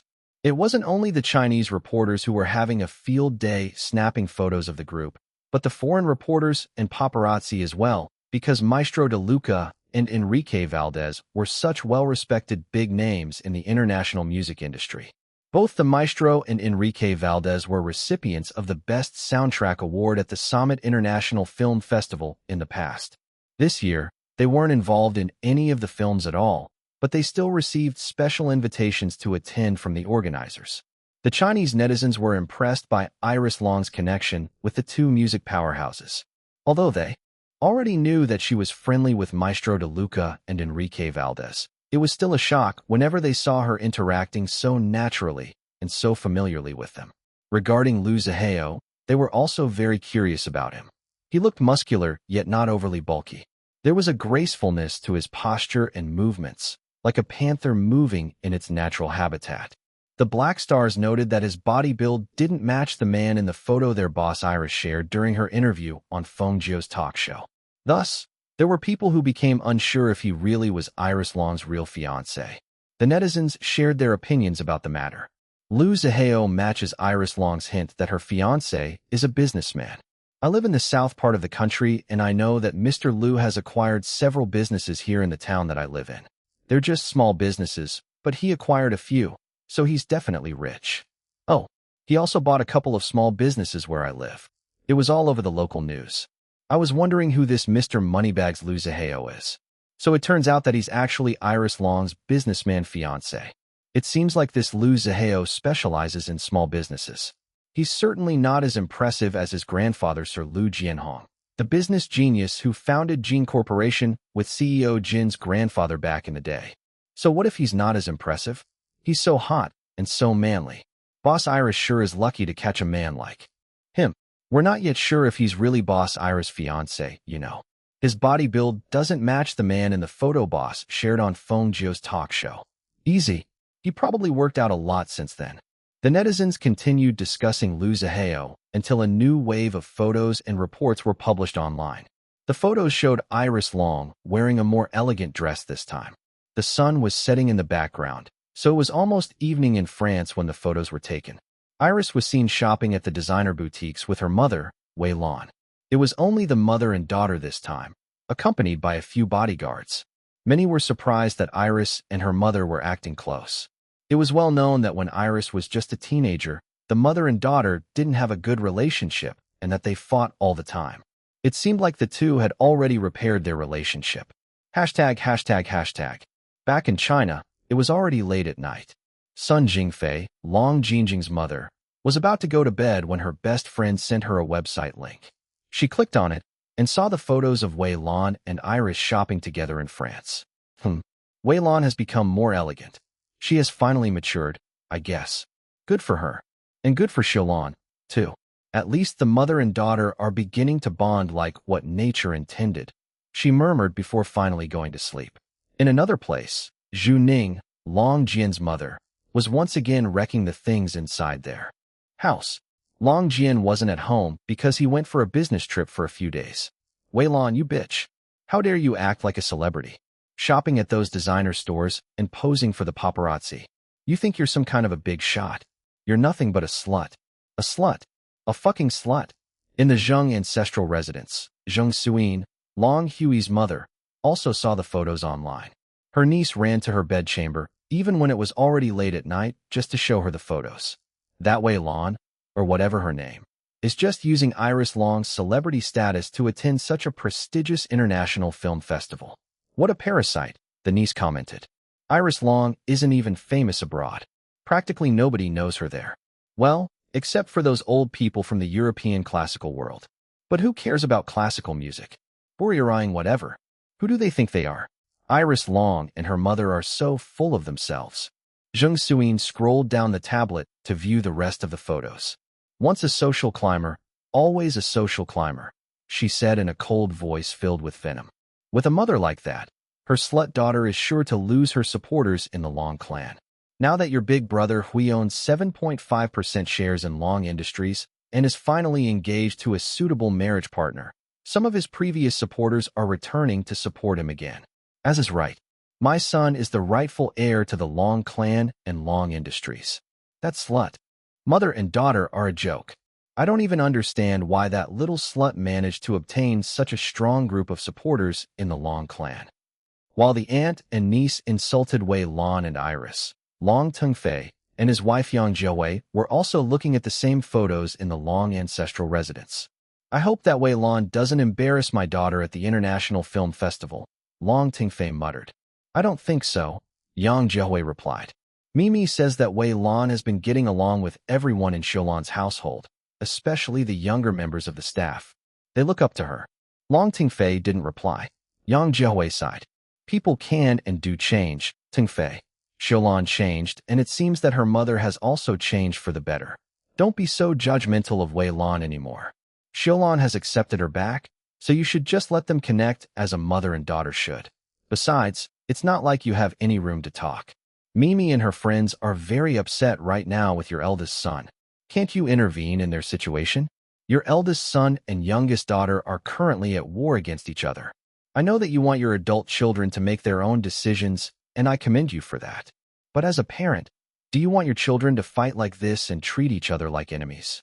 I also wasn't informed that my son broke up with Jiang Yingyu and then got engaged with another woman. His mother and all the people involved hid it very well. It was already too late when my informants found out about it, he said. I've already talked to my son, but he wouldn't listen to me. He has also started regularly visiting his mother at the Zhangs. Maybe. How about let's invite Hui and Xiaolan here for dinner? Yang Jiawei suggested. Tengfei, let's help them resolve the issue with Jiang Yingyu and little June. I'm especially concerned for the well-being of the child. This kind of situation is not good for your grandson. Long Tengfei was quiet for almost a minute, thinking, before he sighed and finally said, All right, we'll plan something. The night drew to a close. Each of these people went to sleep with their own thoughts after seeing the photos of the mother Wei Lan and her daughter Iris. The opening night of the Summit International Film Festival was expected to be filled with glitz, glamour, haute couture, and impressive personages. It wasn't only people from the film industry who received special invitations to attend, sent by the festival's organizers themselves, or were brought as companions of the participants. There were also TV personalities, musicians, models, fashion designers, socialites, social media influencers, other kinds of celebrities, millionaires, billionaires, and even members of noble and royal families all over the world. Even though the red carpet event and the opening ceremony wouldn't start until late in the afternoon and evening respectively, a great crowd of people already surrounded the venue as early as dawn, in order to score the best spots behind the barricades to view the parade of the stars on the red carpet. In fact, the spectators and fans would have camped out the night before if only the police and the festival's security allowed them. Unfortunately for them, this was strictly not allowed. Anyone who didn't follow the festival's rules would be kicked out and even banned. The media and the paparazzi also had strict rules to follow. Only those who had press badges were allowed inside. Even then, they could only stay within their designated spot behind the red ropes on the edge of the red carpet. Despite this, they still had front row positions compared to the regular spectators and fans behind the barricades on the other side of the road. In addition to this rule, they also had to follow a strict formal black tie dress code just like the attendees. If they didn't, they would be kicked out of the red carpet event even if they had press badges. Just before dusk, the guests and the stars started arriving. Rows of shiny luxury cars drove slowly and stopped where the red carpet began to drop off the VIPs one by one. Once the VIPs stepped out of the vehicles, their names were announced aloud as they walked the length of the red carpet and posed for the paparazzi, in order for everyone to know who they were. Loud screams and cheers could be heard from the spectators behind the barricades upon hearing their favorite celebrities, Maestro Ludovico De Luca and Madame De Luca, the MC of the red carpet event, announced. The classical music maestro and his wife waved at the spectators before walking the red carpet while holding hands. Those who had backgrounds in classical music cheered and bowed to show their respect to the world-renowned maestro. Enrique Valdez, the MC, announced next. Deafening shrieks and screams arose from the crowd after hearing the legendary hitmaker's name. Enrique, I love you. Please marry me, Enrique Valdez. I want to have your babies, Enrique. Thirsty declarations and comments like these were shouted in different languages. Throughout all of these, Enrique Valdez remained taciturn as always. His chiseled features, mesmerizing hazel eyes, and gorgeous olive skin caused some fans to faint from overexcitement. He was almost in his 60s, but he looked ageless as ever. Some of the younger celebrities who walked the red carpet before him looked older than him, even though they were only in their 30s and 40s. Enrique Valdez came to the event alone. He didn't bring anyone with him. There were news during the summer that he broke up with his latest fling, who was a Brazilian supermodel. The high-profile model kept on hinting to everyone through her social media posts and interviews that she was going to be Mrs. Valdez soon. It seemed that Enrique Valdez disagreed and just dumped her. The legendary hitmaker walked the red carpet, like the lone wolf that he was, and posed for the cameras. He had no bad angles and looked gorgeous in virtually all the shots taken of him. A few VIPs later, another car stopped in front of the red carpet. Two men, one older and one younger, stepped out. A booming laughter was immediately heard by the people close by. Sir Jianhong Liu and Mr. Hunter Liu. Grandpa Liu and Liu Zihao walked together on the red carpet. There weren't a lot of people who recognized Grandpa Liu. Only those who were related to or knowledgeable about the business world knew the legendary Chinese business genius. This included the millionaire and billionaire businessmen who were also guests attending the opening night. Their eyes lit up upon hearing Grandpa Liu's name and couldn't wait for the chance to talk to him in person. As for Liu Zihao, nobody recognized him at all. The people whispered among themselves. Who's that hunk? Is the scar on his face makeup? No, it looks real. He looks rich. Why didn't he have the scar removed? I'm sure he could afford it. What are you talking about? Leave the scar alone. OMG. It makes him look so freaking hot. Hunter Liu, please look here. I just met you and I don't know who you are, but I already love you. This person spoke in French. Liu Zihao seemed to have heard her. He turned his head and looked directly at the woman. Then he flashed her a demonic smile. Kaiawaiya. The crowd went crazy. Although they had no idea who he was, his alluring appearance and dangerous vibes made him incredibly attractive to them. Bahaha, that's my boy. Now if you'd only use that irresistible charm of yours that you inherited from me, your beloved grandpa, to find yourself a wife, then this old man could die happily and peacefully. Bahaha. Wait. No, not yet. I still need to wait for my great-grandbabies from you, and from your third brother, and Shilon my girl. This old man refuses to die before then. Then Grandpa Lu dotingly smacked his grandson's back several times. The loud thud sounded painful, but Lu Zihao didn't even react. He stood nonchalantly with a faint demonic smile on his lips, as if the hard smacks were light as a feather's touch. The two posed for the cameras. However, Grandpa Lu got bored quickly, so he pulled his grandson away even though their time wasn't up yet.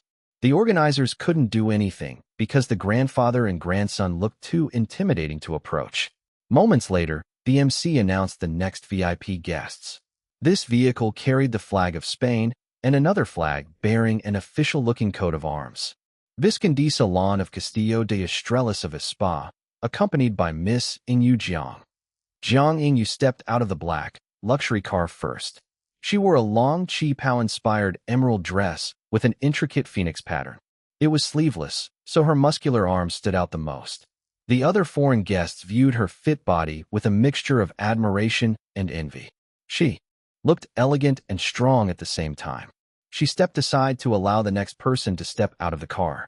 Wei Lan emerged from the car wearing a deep sapphire blue dress. The neck, sleeves, and the bottom part of the skirt were made of sheer fabric woven with thousands of crystals sparkling brightly from the spotlights and camera flashes. She also wore an intricate diamond hairpiece, which looked like a tiara but wasn't. Her makeup was subdued compared to what she usually wore in the past. Smoky eyes and nude, glossy lips. Her posture looked graceful. Overall, Wei Lan really looked the part of an elegant and dignified viscountess. This time, the organizers sent a few representatives to give a warm welcome to Wei Lan and Jiang Ingyu. They were especially respectful, polite, and enthusiastic towards Wei Lan, who they referred to as Visconde Salon. The people who saw this scene instantly became curious about Wei Lan and Jiang Ingyu. The spectators immediately grabbed their smartphones and searched up the Viscountcy of Castillo de Estrellas. They confirmed that it was indeed a real title of nobility in Spain. They couldn't find any additional details about it, though. All they could glean from the paltry information available on the internet was that the Viscount and everyone in his noble household and businesses were all extremely low profile. Despite the lack of information, the people still felt impressed by Wei Lan. After all, she was a real-life member of nobility, even if it was through marriage. As for the other VIP guests, they couldn't search up more information about Wei Lan like the spectators because phone use was strictly prohibited on the red carpet. Instead, they planned on approaching her later to introduce themselves and directly speak to her. If she really was a viscountess, then it would be a good idea to befriend someone of high status like her. Wei Lan and Jiang Ingyu walked together on the red carpet. Since Wei Lan was a member of nobility, the organizers allowed her to bring more bodyguards compared to the other VIP guests. Most of the VIP guests like Maestro de Luca and his wife, Enrique Valdez, and Grandpa Lu and Lu Zihao didn't bring any bodyguards at all. They just came on their own. It was only Wei Lan who took advantage of the situation in order to show her status as a viscountess. She brought 10 bodyguards, all Jin Liwei's subordinates. They arrived on a separate private jet at dawn that same day. Her entourage made her look extra important and impressive to everyone. She posed with Jiang Ingyu for photos, once again wowing everyone with her confidence and skills in posing. Her past as a model certainly shone through, as she naturally found the best angles and lighting to ensure that every photos taken of her were all flattering. As for Jiang Ingyu, she looked stiff compared to Wei Lan's gracefulness. She stood military style with her back ramrod straight, instead of looking awkward. However, it made her look strong and even intimidating. Fortunately, Wei Lan didn't force her to do some of the poses they had been practicing for days. Wei Lan concluded that Jiang Ingyu's stiff military-style pose looked more natural than if she forced herself to pose like how Wei Lan taught her. Viscondisa, look here. Smile, Viscondisa. The photographers shouted requests at Wei Lan. Of course, she granted all of them. In the end, She posed for far longer than the time allotted to the guests. However, the organizers didn't rush her and allowed her the extra time. The special treatment was very apparent. Everyone was very curious about her. The members of the media wanted to interview her.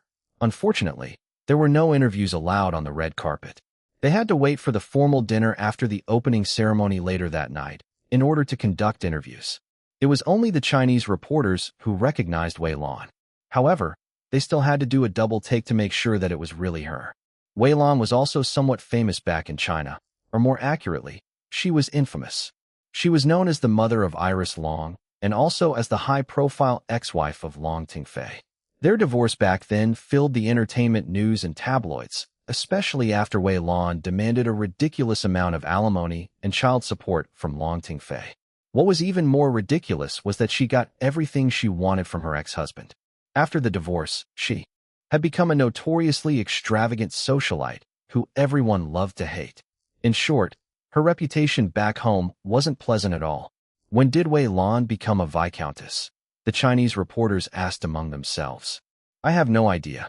But what I do know is that this is surely going to be big news. They joined their foreign peers in snapping hundreds of photos of Wei Lan. They couldn't wait to publish them online. Perhaps their bosses might even feel enough interest to feature this story on a TV news program or in a newspaper article. They thought that Wei Lan suddenly becoming a Spanish viscountess was the biggest Chinese news of the night. They couldn't wait to interview her at the formal dinner later. There were so many questions that they wanted to ask her. These Chinese reporters became too focused on Wei Lan that they had almost forgotten the purpose of why they came here in the first place. They were here to cover the participation of the only Chinese entry, the movie Strong Yet Broken, in the Summit International Film Festival. One Chinese reporter wasn't just snapping photos like the others. Instead, he was live streaming the red carpet event for the Chinese viewers back home.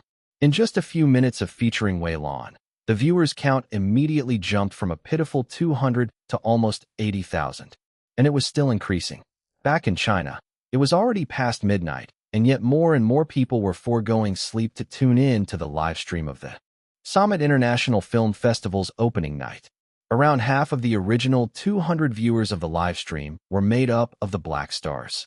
Some of them were assigned to watch the red carpet event's live stream right from the beginning, and then alert the other Black Stars once the casts and crews of the participating films started arriving. Most of the Black Stars weren't very interested in watching the entire red carpet event. After all, they only cared about their boss Iris. For now, it was mostly the special guests who were arriving first on the red carpet. They knew that their boss Iris wouldn't arrive until much later because her assistant and manager were posting live updates on her social media pages. The two wrote that she had just finished getting ready, and that they had only just left on their way to the venue. They also posted teasers of her dress, not revealing her appearance yet in the photos. Her full look would only be revealed once she walked down the red carpet later tonight. But even though it was only a close-up of the dress fabric, the Black Stars already knew that their boss Iris would look beautiful and glamorous. She always did. The Black Stars believed that even if she had to wear a sack of rice, she would still work it like a queen and look fabulous as always. The rest of the Black Stars originally planned on watching the live stream not until much later, but they tuned in earlier than expected even when their boss hadn't appeared yet. It was because their comrades alerted them that their boss mother, Wei Lan, had suddenly become a Spanish viscountess. They all wanted to see with their own eyes if it was really true. Word of mouth about Wei Lan's appearance as a special guest on the film festival's red carpet soon spread. When photos of Iris Long and her mother shopping together in France were published online, people thought that Wei Lan was only able to attend because of her daughter. However, she just walked on the red carpet without her daughter. It seemed that she received a special invitation from the organizers themselves, and not just as a tag-along to her daughter. The livestream's view count kept on increasing by the minute. At the moment, it had already reached more than 150,000, and the numbers was still growing. It didn't matter that it was already very late at night. Everyone was curious about Wei Lan, perhaps even more so than her daughter's participation in the film festival. It wasn't only the Black Stars who were contributing to the increasing view count. The showbiz industry, especially the entertainment news media outlets, were also watching. Of course, the news also reached the higher-ups of Bright Summit Entertainment Company. They immediately called Tang Yi, who accompanied Iris Long to France. Tang Yi confirmed that Iris' mother, Wei Lan, had indeed become a Spanish viscountess.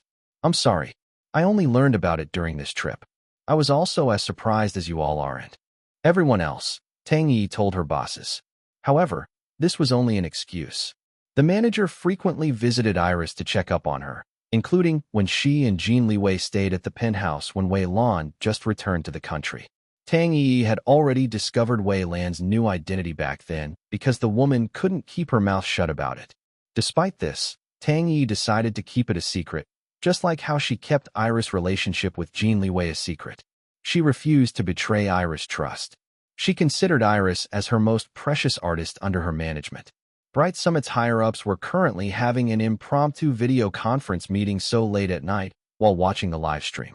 They were already brainstorming various ways on how to rebrand Iris Long's image now that she had suddenly become the daughter of a member of Spanish nobility. Even though she didn't have a title herself, the higher-ups thought that the connection was already enough to exploit. In addition to these people, the entire Chinese high society was also alerted and tuned into the live stream. They didn't care that it was already past midnight. They had to watch. Wei Lan wasn't well liked by many in the country's high society. Actually, she was hated by a lot. There were many madams who thought that their husbands had an affair with Wei Lan, although they didn't have any proof. Wei Lan's reputation was so bad in high society that she would be the first woman the madams blamed when they had suspicions that their husbands were cheating on them. And now they discovered that the gold-digging, social-climbing slut had become a Spanish viscountess? This bombshell that Wei Lan dropped was too explosive. They couldn't believe it. Wei Lan, a viscountess? And it was even a real, existing title. Many were filled with envy and even more hatred towards her. So she married a Spanish viscount this time? She's indeed a certified gold digger and social climber. A tiger truly can't change its stripes. She'll never change. A truly disgusting woman. Some, however, were extremely impressed by her achievement. She has truly outdone herself this time. Imagine marrying a viscount, and a real viscount at that. The title still exists today, not like the long-lost noble title that the Longs, her ex-husband's family, are so proud of. I wonder how the Longs will react once they know about this. They'll probably have an apoplexy.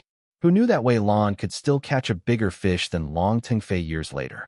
This Spanish viscount is probably the biggest fish that she could ever hope to catch in her lifetime. And she did. Wei Lan's methods may be questionable, but nobody could deny that she knows how to effectively use what she has in order to ascend in life. We should befriend her once she returns to the country. I don't care about what kind of a person she is. It will certainly be beneficial to us if we connect ourselves to her, Viscountess. The reactions were mixed among these people. Many hated her for what they called her ill-gotten success, wealth, and status, while others were already making plans on how to get close to her and exploit her new status. The best friend of Sun Jingfei, Long Jingjing's mother, repeatedly messaged and called her. However, Sun Jingfei was already asleep. She had a strict sleep routine because she needed to wake up early every morning to open her small bookstore. As a result, she didn't learn about the news until the next morning. In another place, Zhu Ning, Long Jian's mother, was in complete disbelief upon watching the live stream after being alerted by her friends. At first, she didn't understand Wei Lan's long title at all. What's a viscondisa? She asked her friends during a video call. Does it mean social climber? Or gold digger? Or maybe both? Ahaha. And what's with the other Spanish words? That slut is so pretentious as always. Her friends hesitated before explaining to her what viscondisa meant. They told her that it was an official Spanish title. Ahaha. You must be joking. No way. Zhu Ning didn't dare believe it. However, her friends shared their observations. They noted that the car which dropped Wei Lan off at the red carpet bore the flags of Spain and of an official-looking coat of arms, presumably of the Viscountcy of Castillo de Restrelas. Since Wei Lan dared to use these two flags at such an important international event, her new title as a Viscountess must be true. If it wasn't, she would be condemned not only by the film festival's followers, but also by the country of Spain and all the Spanish nobility for pretending to be someone that she wasn't. The stakes were too high just to fake something like this, especially in such a highly publicized international film festival. In addition to this, The film festival's organizers themselves sent representatives to personally welcome Wei Lan. It was obvious by their actions that they treated her with much respect. They were also giving her extra special treatment compared to the other VIP guests. All of these showed that Wei Lan's new title must be real. It was only after her friend's explanations that Zhu Ning finally began to comprehend Wei Lan's new identity. Her face contorted in fury upon realizing that the gulf between their statuses had increased exponentially. Zhu Ning couldn't accept it. She went bats-hit crazy and began wrecking the things in her house, as usual. The household staff hid themselves from her sight for fear of becoming their madam's target. They wished that their young master were here. He was the only one who could calm his mother. Unfortunately, Long Jian was still on an out-of-town business trip. No, how could that slut reach so high? Curse you, Wei Lan. I hope your new husband divorces you and abandons you like the dirty rag that you are. Why are you so fucking lucky? Damn you. I spent so much time and effort persuading Long Tingfei to marry me, but he married you instead. Then after divorcing, you took away a huge chunk of his fortune. Damn it. If only Long Tingfei married me, I could have gotten that fortune after divorcing him. Then I could have also traveled all around the world, met a Spanish viscount, and married him. Ag. It should have been me standing there at the International Film Festival and the one everyone is fawning at. I should have been the new Viscountess, not you. Zhu Ning's envy of Wei Lan had long warped her logical reasoning. She always saw Wei Lan's achievements as a direct provocation to her. Even when it had nothing to do with her, Zhu Ning would always think that Wei Lan was deliberately showing off just to spite her. She wanted everything that Wei Lan had for herself. While Zhu Ning continued to wreck the things inside her house, the atmosphere was cold at the Zheng ancestral residence. As usual, Zheng Suin's niece ran to her aunt's bedchamber and showed her a recording of the live stream. Zheng Suin watched the recording several times. Her hands tightened on the tablet. Her niece snatched it away, afraid that she would destroy another tablet. Search if this noble title is real, she instructed her niece. I already did. There's not much information available on the internet, but it's a real Spanish title that still exists today, her niece replied. I thought that the old hag only used her connection as Iris Long's mother to attend the International Film Festival, but it turns out that she's actually a VIP guest. So what if she became a Viscountess? It's not like she married a king. Don't worry, Auntie. I'm sure she'll embarrass herself in front of the world at the film festival. She may have a noble title, but she's still the same lowly prostitute on the inside. Zheng Suin narrowed her eyes as she watched the recording once again. Then she nodded. You're right. She only became a Viscountess through marriage. True nobility comes from the blood, not from the clothes. Sooner or later, her husband's eyes will open and see that she's nothing but a slut. Although her tone was calm, fury roiled inside Zheng Suin. She always saw herself as superior in every way compared to Wei Lan. She had always been proud of her noble origins. It was something that the homewrecker slut would never obtain, no matter how many men she slept with. Now, however, Zheng Suin was filled with unease and envy because Wei Lan's status was now higher than hers. Even though Wei Lan wasn't born into nobility and just got the title through marriage, others still recognized it, not like the Zheng and the Long clan's lost noble legacies. She wanted Wei Lan to only be known as a social climbing, gold-digging homewrecker her whole life. The sin of stealing another woman's husband should remain as a black stain on Wei Lan's reputation. But what was happening? The slut was being respectfully called a Viscondisa right now by so many people. They were treating her like a queen. These people were all blind. They should open their eyes and see the slut's true nature. Wei Lan was nothing but a chicken pretending to be a phoenix. Although the recording grated on her nerves, Zheng Suin watched it several times. She already used her own phone to watch it and sent her niece back to her own room.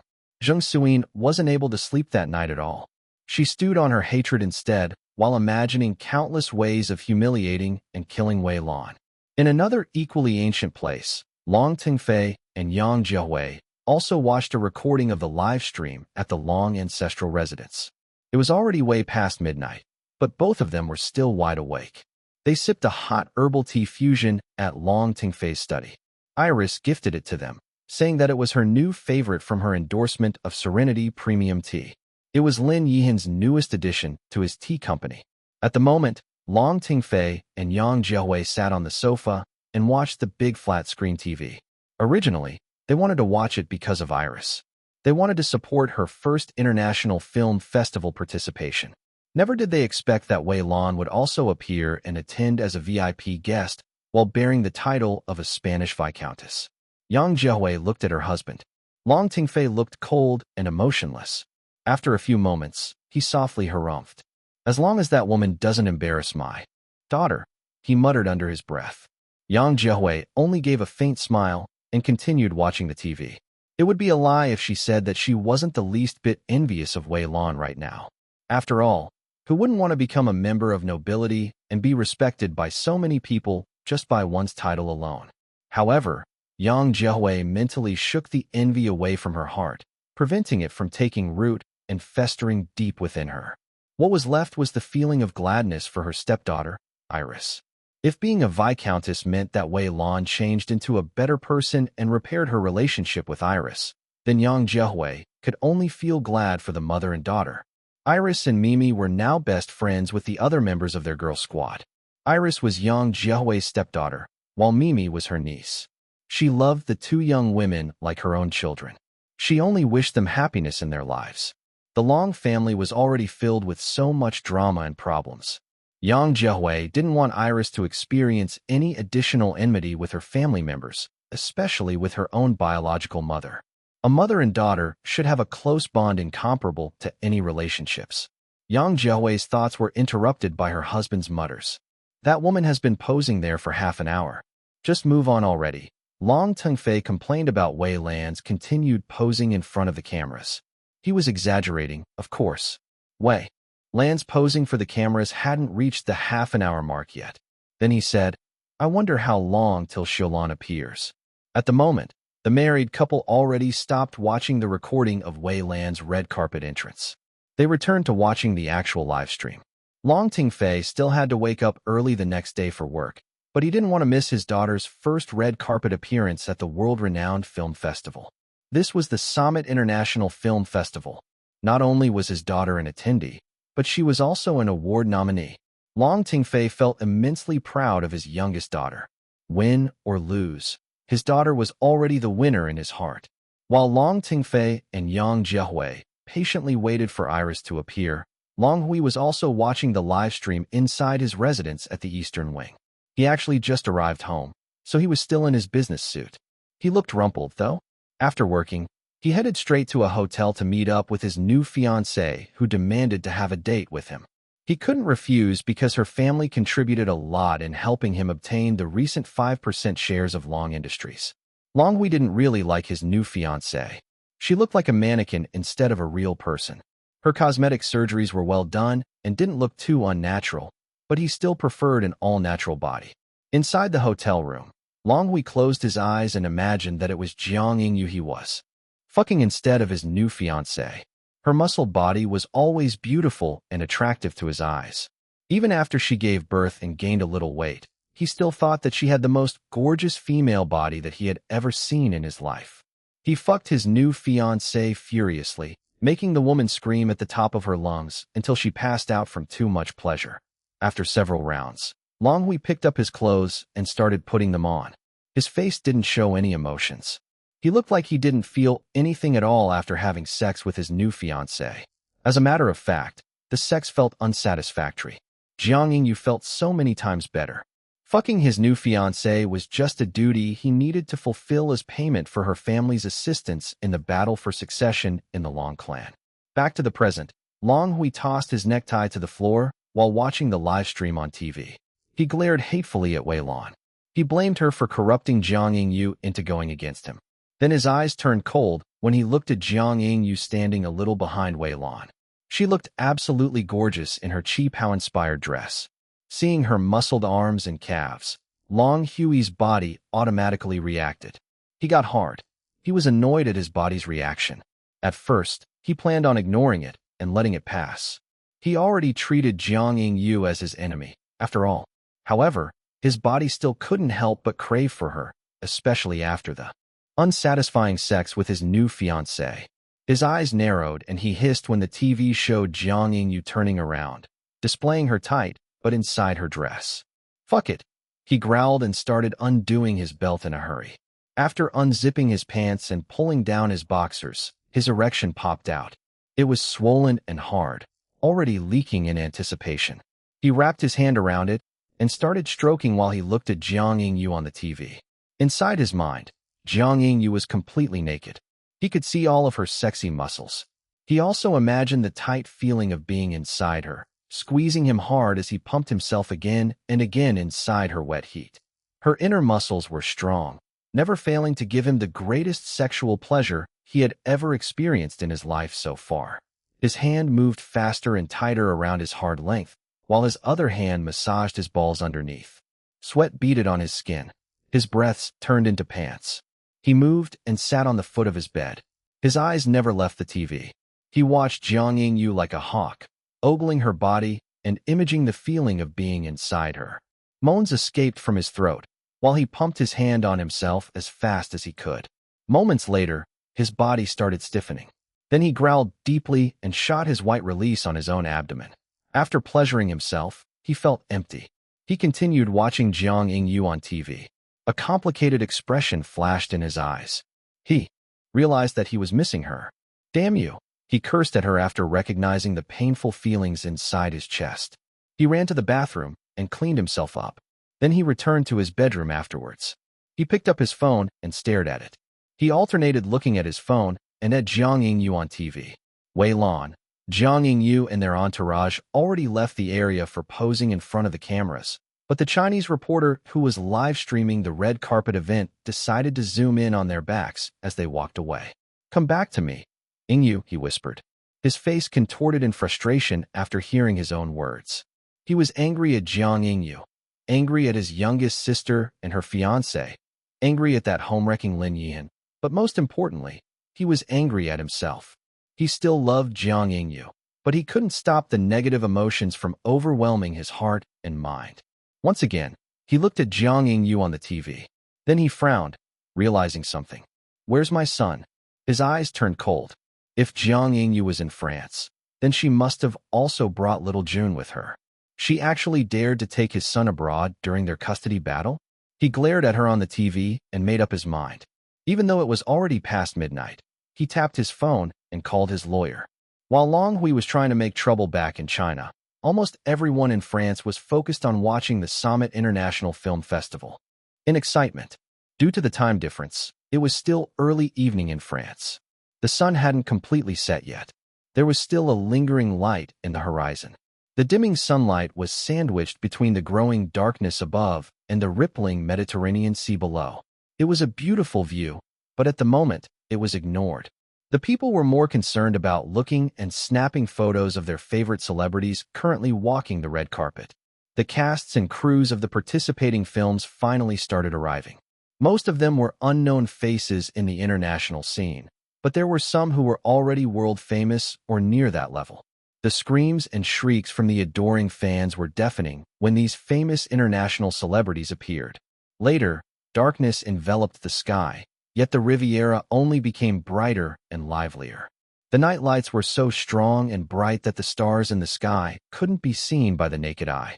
Nevertheless, the place still retained its famous romantic atmosphere. The red carpet was currently very busy. Cameras flashed nonstop. The film festival's organizers were hard at work making sure that the flow of people on the red carpet was smooth. After Wei Lan earlier, they no longer allowed anyone to overstay their welcome on the red carpet. Some of the more fame-hungry and clueless ones were even rudely told off to move on by the paparazzi and reporters.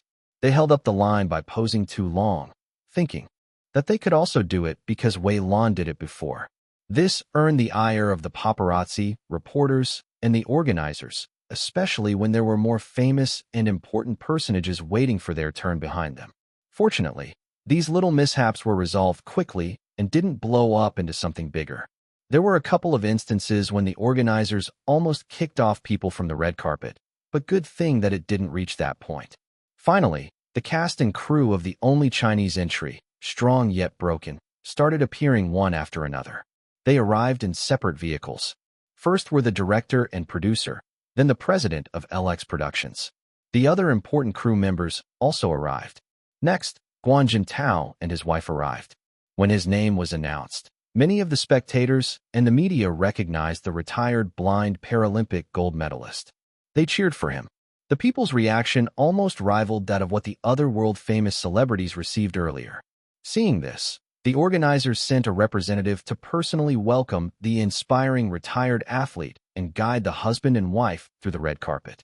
Even though he was already retired from competitive sports, Guan Jintao maintained his fame on the international level as a motivational speaker. The paparazzi and the reporters requested him to pose longer. They were excited to take photos of the swimming legend because he usually didn't appear in public, unless he had to attend events like this. Afterwards, the film's actors and actresses, both main and supporting, also arrived on the red carpet. Before starring in Strong Yet Broken, they were relatively unknown even in China. It was only after the indie film made a surprising explosion in popularity that they became famous. Almost all of them benefited from the film and received many offers to star in new works. This was especially true for the main actress who played Guan Jintao's mother. She became well-respected in the acting industry after winning Best Actress at the Diamond Guild Film Awards for her role in Strong Yet Broken. This time, she was once again nominated for Best Actress at the Summit International Film Festival. The cast and crew of the film gathered together on the red carpet, waiting until all of their group members arrived. The organizers allowed them to linger, so that each film's cast and crew could take a group photo together. "Where's Iris Long?" Guan Jintao asked. For him, Iris was the one who managed to persuade him to become involved in the making of the film through her soulful music. Without her musical contribution, Guan Jintao wouldn't have given the film the time of day. Then, Strong Yet Broken would have to bear the label of an unauthorized biographical film, decreasing its authenticity and perhaps even its impact in the film industry. Guan Jintao thought that the film wouldn't be as successful as it was now without Iris' music. That was why he treated her with great respect and wanted her to be appreciated for her contribution in the film. "Miss Iris Long is coming. She should be here at any moment," the president of LX Productions told him. "I see. That's good." Then, Guan Jintao replied with a nod. One of the supporting actresses interjected, "I wonder why Iris Long has a different arrival time than the rest of us." LX Productions' president hesitated. He was about to answer her, but decided to keep his silence instead. The group chatted quietly among themselves while waiting at a corner. The main actress and actor were still having their individual posing time in front of the cameras. At the entrance of the red carpet, another vehicle slowed down and stopped. The door opened, and someone stepped out. A tall figure straightened to his full height. He swept his cold eyes across the crowd of people behind the barricades and on the red carpet in an indifferent manner. He wore a tailored dark navy blue suit. Instead of the usual white dress shirt underneath, he opted for a black one instead. Then he topped it off with a blue necktie which was half a shade lighter than the color of his suit. The dark accents of his outfit gave him a debonair, yet also a kind of predatory aura, further emphasized by his cold and indifferent expression. When the spectators behind the barricades saw him, their eyes lit up. They buzzed with curiosity and excitement while ogling him. "OMG, who's that? Hottie. Wow, another hunk arrived. He looks familiar, but I can't remember where I've seen him. This guy's cold elegance is more of my type than that Hunter Liu's dangerous wildness earlier. There are so many handsome Mennonite." Yum. While the people speculated about his identity, the man turned around and extended his hand inside the vehicle. A delicate, porcelain-like hand reached for it. The man's cold and indifferent expression became gentler as he helped someone out of the vehicle. Seconds later, a beautiful woman emerged. The man and woman gazed into each other's eyes. It was very obvious to everyone that the two were a couple. Then the woman smiled at her man. The smile was so lovely that it even took others' breaths away. Of course, her man's eyes darkened. He lifted the hand that he was holding and kissed it, while continuing to gaze into her eyes.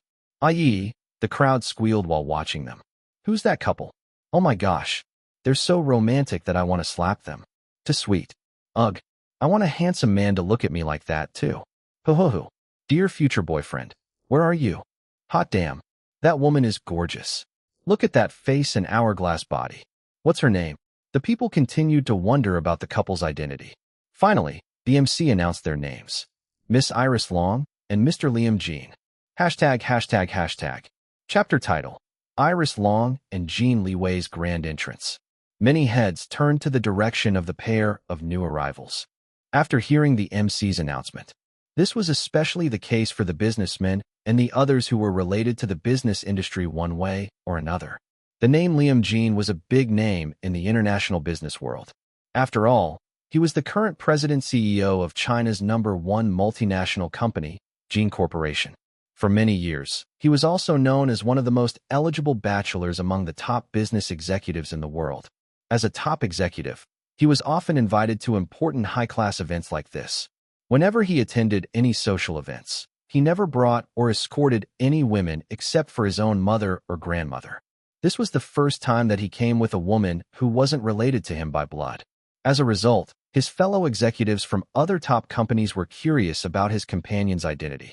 Who was she? It was reported that he was recently engaged to a mysterious fiancée that he hadn't publicly introduced yet. Was she his fiancée? The couple had only began walking the red carpet. Guan Jintao, his wife, and the rest of the cast and crew of Strong Yet Broken heard Iris Long's name in the announcement.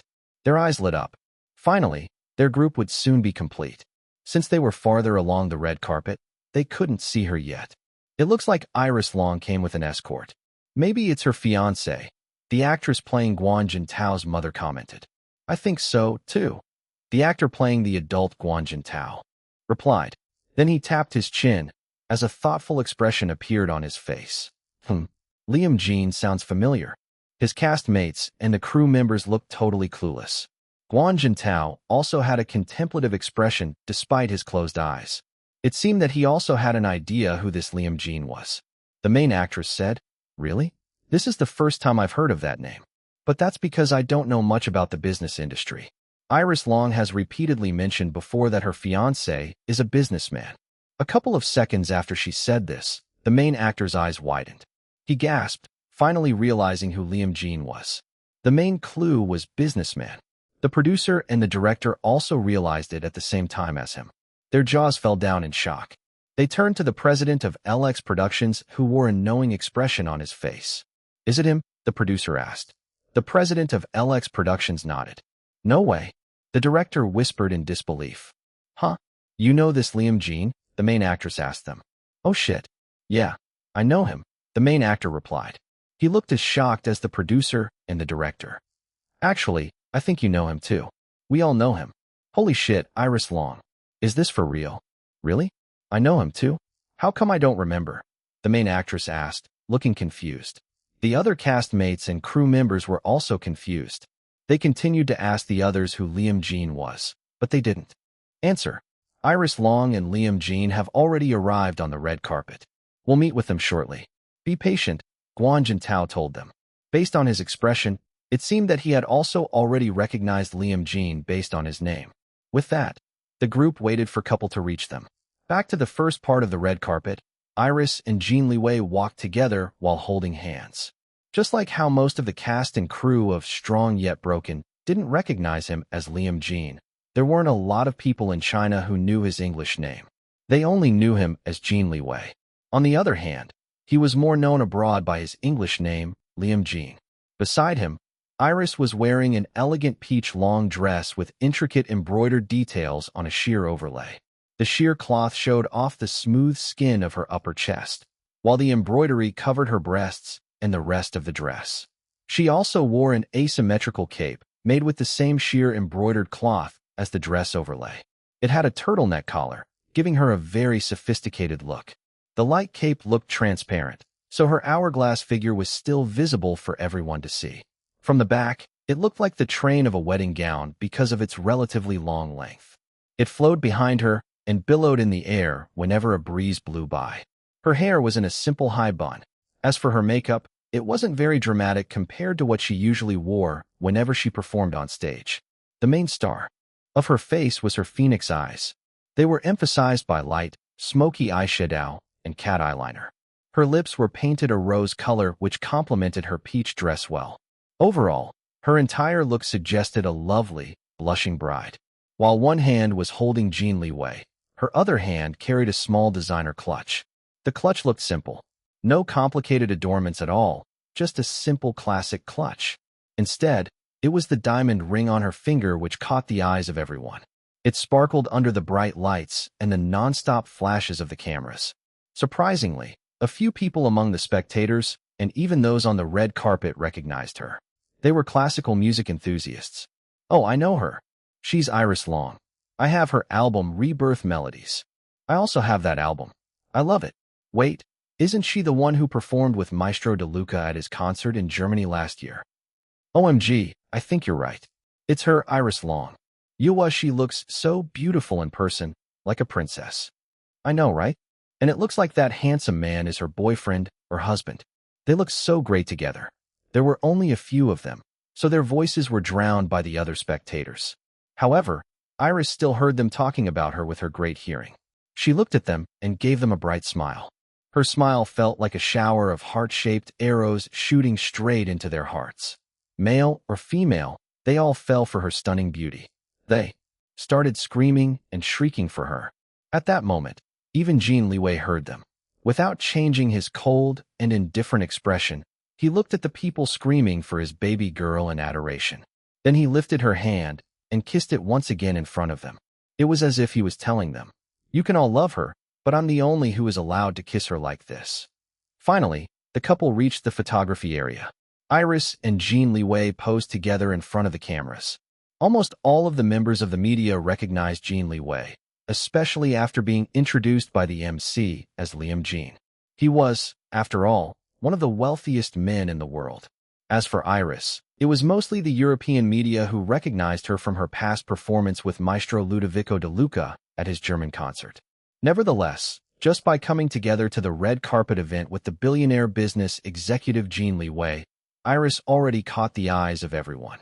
Jin Liwei released his baby girl's hand and wrapped his arm around her waist instead, pulling her close to his body. It was an undeniable show of possessiveness. Anyone looking at them right now would never mistake them for anything other than lovers. The majority of the film festival's participants were unknown faces. Many of them might be famous in their home countries, but they were all considered newbies in the international scene. Only a few participants were world-famous celebrities.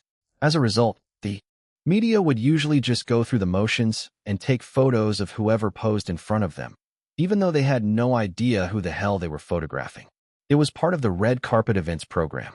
Attendees would pose in front of the cameras wearing their best dresses, suits, or if they were daring enough, costumes or other unconventional outfits. Many fashion and entertainment media outlets published various best and worst-dressed rankings throughout the duration of the Summit International Film Festival. In addition to showcasing arts and culture of films from all around the world, the film festival was basically a parade of fashion as well. The paparazzi and the reporters were always ready to photograph the participants at any given time throughout the duration of the film festival, especially on a formal event like the opening night. They never knew when one of the photos they took would become a front cover for a magazine or be featured by popular publications. But of course, they still prioritized taking photos of important and well-known people. After all, a magazine featuring a famous person would almost always sell well compared to those featuring unknown faces. As one of the wealthiest men in the world, Jin Liwei, or more known outside China as Liam Jin, was considered as an important and well-known figure in the business industry. He was often included in various lists such as wealthiest in the world, most powerful business people in Asia/world, top economic figures, world's best CEOs, China's most powerful people, world's most eligible bachelors in business, and other similar impressive rankings. In addition, he was only in his early 30s. He had ample time to become even more impressive. If he didn't make any major career mistakes, he could definitely create his own business legacy just by being a stable and reliable leader. Although he wasn't a rare business genius like Sir Liu Jianhong or even his own grandfather, Jin Liwei was still one of the most formidable and reliable business leaders in the world in his generation. Marrying him meant entering a lavish life of wealth and luxury. It was akin to marrying a king. So it wasn't surprising that many people would be interested in the woman who he had chosen to marry. Looking at Jin Liwei's possessive arm around the woman's waist, she should be his mysterious fiancée. The couple posed together in front of the enthusiastic cameras. Their little intimate actions, gazing into each other's eyes, keeping their bodies in close contact. Jin Liwei nuzzling Iris' head were all seen by everyone. The paparazzi and the reporters eagerly lapped the couple's public displays of affection. Of course, they saw the sparkling diamond ring on Iris' finger. They zoomed in on the ring and took countless photos of it. In addition to the ring, many also noticed the couple's matching bangles. This time, Jin Liwei deliberately wore a suit that had sleeves a couple of inches shorter than what he usually wore. His luxury watch and LX bangle around each wrist were visible for everyone to see. Diamond ring? Matching bangles? Not to mention that the two looked like they were on the verge of making out in front of everyone on the red carpet. If the couple said that they weren't engaged after this, nobody would believe them. Jin Corporation's president-CEO and Chinese billionaire Jin Liwei, aka Liam Jin, was finally engaged. Not only that, it also looked like he was completely in love with his fiancée, just by the way he looked at her, like she was the only woman in the world for him. He, a man noted for avoiding close association to women and was even rumored to be gay before, was now proudly showing off his lady to the entire world. Everyone felt curious about Iris Long. Some of the reporters remembered her meeting up with Maestro Ludovico de Luca and Enrique Valdez at a CAF the other day. That time, she was accompanied by a man who had a scar on his face.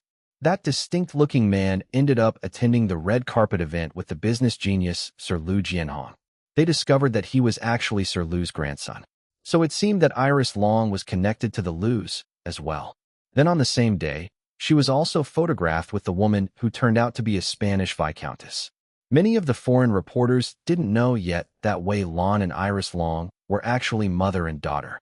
A few of the reporters also remembered her name among the nominees for the film festival's Best Soundtrack Award. And now she attended the opening night in the arms of billionaire Liam Jin, whose family was on the same level as the Lius in China. Who in the world was this woman? Not only did she have all of these impressive connections with important people, but it looked like she was also a talented music composer in her own right. After all, she wouldn't be nominated for Best Soundtrack Award if she didn't have the skills. The Summit International Film Festival only shortlisted films of the highest quality. If Iris Long was nominated, then it meant that her work met the high standards of the selection committee. Even if she didn't win this time, she had already gained the respect of the film festival's followers just by being a nominee. While the foreign media continued to snap photos of the posing couple and also started making mental plans to dig for more information about Iris Long, the Chinese reporters present were all in utter shock. They goggled at Iris Long and Jin Liwei in total disbelief. Their eyes fell on Iris Long's engagement ring, the couple's matching bangles, and their obvious intimacy. They blinked their eyes several times and took a closer look at the couple's faces just to make sure that they were really Iris Long and CEO Jin Liwei. Despite the shock, their hands automatically snapped countless photos of the couple. The reporter live-streaming the event for the Chinese viewers back home made sure to get a careful close-up of Iris Long and Jin Liwei. Of course, he focused on the engagement ring and their matching LX bangles to ensure that the viewers would clearly get the hint about the true nature of the pair's relationship. The foreigners present at the event might not think much about Iris Long and Jin Liwei's relationship, but this was a big deal to the Chinese people, especially to Iris fans, those related to showbiz, high society, and the business world in the country. Back in China, the livestream's view count had now reached more than 120,000, and it was still increasing by the minute. At the beginning, it was mostly the black stars who were watching, but Wei Lan's surprising appearance as a viscountess resulted in a sudden spike in view count. When the cast and crew of Strong Yet Broken started appearing, more black stars logged in to watch the livestream in anticipation of their boss Iris' debut in the Summit International Film Festival. Upon seeing their boss acting so intimate with CEO Jin Liwei, all of them were shocked out of their wits. What the hell? Iris Long and Jin Liwei are engaged. While more and more people were sacrificing sleep in order to watch the live stream back in China, the red carpet event of the Summit International Film Festival started wrapping up. All of the VIP guests and attendees headed inside the Grand Theater where the opening ceremony would be held in a few minutes. Both Iris and Jin Liwei sat, together with the cast and crew of Strong Yet Broken. Of course, except for the president of LX Productions who greeted the couple with much respect, the others were all extremely shocked upon learning that the two were engaged. They stared at the couple in complete astonishment. It was as if they were looking at a pair of mythical creatures that suddenly sprang to life and appeared in front of them, making them question whether they were dreaming or not. "CCO Jin, is that really you?" The actor playing the adult Guan Jintao asked Jin Liwei in a hesitant manner. "Of course," Jin Liwei replied. His expression maintained its usual cold indifference. The others were intimidated by him. It was only Guan Jintao and his wife who didn't look starstruck at Jin Liwei. Perhaps it was because Guan Jintao already met many personages of Jin Liwei's caliber from all around the world during his competitive swimming career back in the day, and most especially after becoming a motivational speaker. He often encountered a lot of wealthy people whenever he participated in charity events. In fact, Guan Jintao personally met Jin Liwei for the first time at a charity event some years ago. As for the others, even though they felt intimidated by Jin Liwei, they still gathered their courage and started chatting with him. Iris' presence made them a little more comfortable in initiating the conversation with him.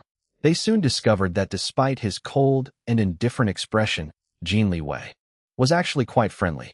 He was polite and didn't make them feel inferior to him. What they didn't know was that he was only like this because of Iris. Without their connection to his baby girl, he wouldn't give them the time of day. Before the stage, Maestro De Luca, his wife, and Enrique Valdez were given front-row seats alongside other notable laureates of the Summit International Film Festival Awards in the past. These two music legends were often invited to the film festival. As a matter of fact, they even served as jury members in the past after winning their own awards. In another part of the theater, Grandpa Lu and Lu Zihao sat together with Wei Lan and Jiang Yingyu, Wei Lan's bodyguards who acted as her entourage tonight. All of them Jin Liwei's subordinates, were allowed inside the theater but sat on the side instead. This was another form of special treatment the organizers gave Visconti Salon. Normally, the guests weren't allowed to bring any bodyguards inside. However, they allowed Wei Lan and other members of the nobility. The organizers would also do the same for royalty and political leaders in higher office like presidents and prime ministers. Finally, the opening ceremony began. It was mostly in French. The audience had the option to use the provided earphones and select a language of translation. Jin Liwei knew passable French, so he didn't need to use the earphones. Of course, Iris didn't need it at all. Whenever Jin Liwei didn't understand something, he would only need to ask her about it, and she would translate it for him. He preferred his baby girl's translation over the hired interpreters speaking through the earphones. He felt this way not because he was being partial to her due to their relationship. It was because her translations were superior to those hired interpreters. After all, she was personally trained by Professor Kalisha Schwartz and Professor Hisakawa Akio, two of the best polyglots and translators in the world. The opening ceremony was, to be honest, boring. The host's jokes fell flat because of the language differences with the audience. Only the awkward laughter of those who took pity on them saved them from total embarrassment. The musical performances were all right. Most of the performers played it too safe that they failed to shine and make their performances memorable. Maestro Ludovico De Luca leaned towards Enrique Valdez, who was sitting beside him, and whispered, "This is too painful to watch. The quality of musical performances has been declining with each passing year. If Xiaolon wasn't a participant, I wouldn't even bother accepting the invitation to attend this year's film festival." Then he sighed. "We should have recommended Xiaolon to perform tonight instead. She would definitely perform with all her heart and amaze everyone. Not like these people who are too afraid to make mistakes." Enrique Valdez nodded. He didn't say anything, but it was obvious by his bored expression that he agreed with Maestro De Luca. For a moment, he was actually tempted to drag Iris from her seat and take her to the stage, so that they could have a proper musical performance together. This is not the right time to perform together. Not yet, he thought to himself. After that, he tuned out the opening ceremony and mentally wrote songs inside his head instead. Maestro De Luca also did the same. Unbeknownst to the people around them, the two music geniuses were already absorbed in their own little worlds inside their minds. Several rows behind them, Iris would have also done the same thing as her two mentors if she was by herself. Fortunately, her darling was with her. Boredom was the last thing in her mind whenever they were together. They quietly talked to each other in whispers. Basically, they spent almost the entire opening ceremony acting lovey-dovey. This strong yet broken cast and crew snickered at the two of them. "How are you feeling, darling?" Iris asked Jin Liwei. "Are you sleepy? You must be exhausted." Jin Liwei landed in France with his subordinates at dawn that day. It was only Grandpa Lu who was already up and about when he arrived at the villa. However, Jin Liwei only spent a few minutes talking with Grandpa Lu before quickly heading to the master bedroom. It had only been a couple of days, but he already missed his baby girl so much. He couldn't wait to see, embrace, and kiss her again. Iris was awakened when Jin Liwei arrived in the bedroom. Perhaps it was their connection as lovers that stirred her from her usual deep sleep. She welcomed him from the bed with open arms. Then they made love lazily. Afterwards, they slept together for a couple of hours. When the sun rose in the sky, they woke up. She wanted him to rest and sleep more, but he insisted on eating breakfast together. After that, he didn't really rest. He accompanied her throughout the day and just spent time with her. They also got ready for the opening night together. Back to the present, Jin Liwei replied to her, saying, "Not at all. On the contrary, I feel very energetic." "Really? And?" She tilted her head to the side. "How come you're feeling energetic? You barely rested." One corner of his mouth curved upward into a smile. "Isn't it obvious?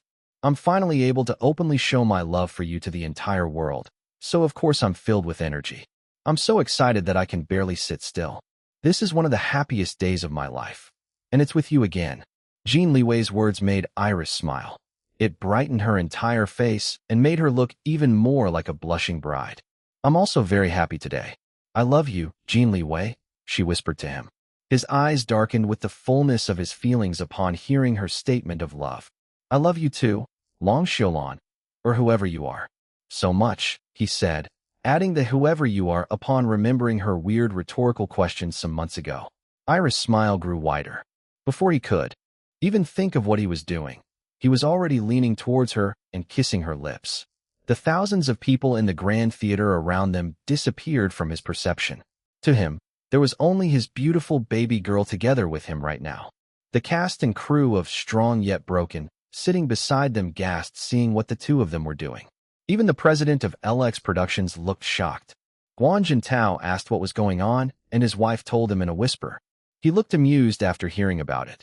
They all thought that the couple was very daring to kiss in the presence of so many people. As for the foreigners around them, they only chuckled, not really thinking too much about it. To them, it was only a kiss. It wasn't like the two were having sex in public. Now that would be scandalous. Compared to that, lovers kissing in public was considered normal and very tame. Besides, this was France, a country which had an ingrained reputation for passionate romance. Although many would argue against this now. But still, generally speaking, France was viewed as a place of love and romance.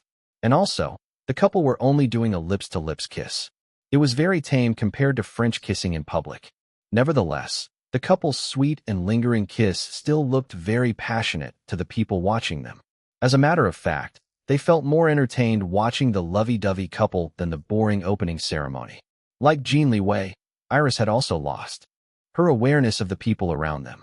After the kiss, she rested her head on the crook of his neck. His arm wrapped around her shoulders and pulled her closer to him. About an hour later, the opening ceremony finally ended. It was a great relief to everyone. They socialized for a bit before making their way out of the Grand Theater. In another hour, they had to go to a nearby ballroom hall for the welcome dinner. All of the casts and crews of the shortlisted films participating in the festival were required to attend.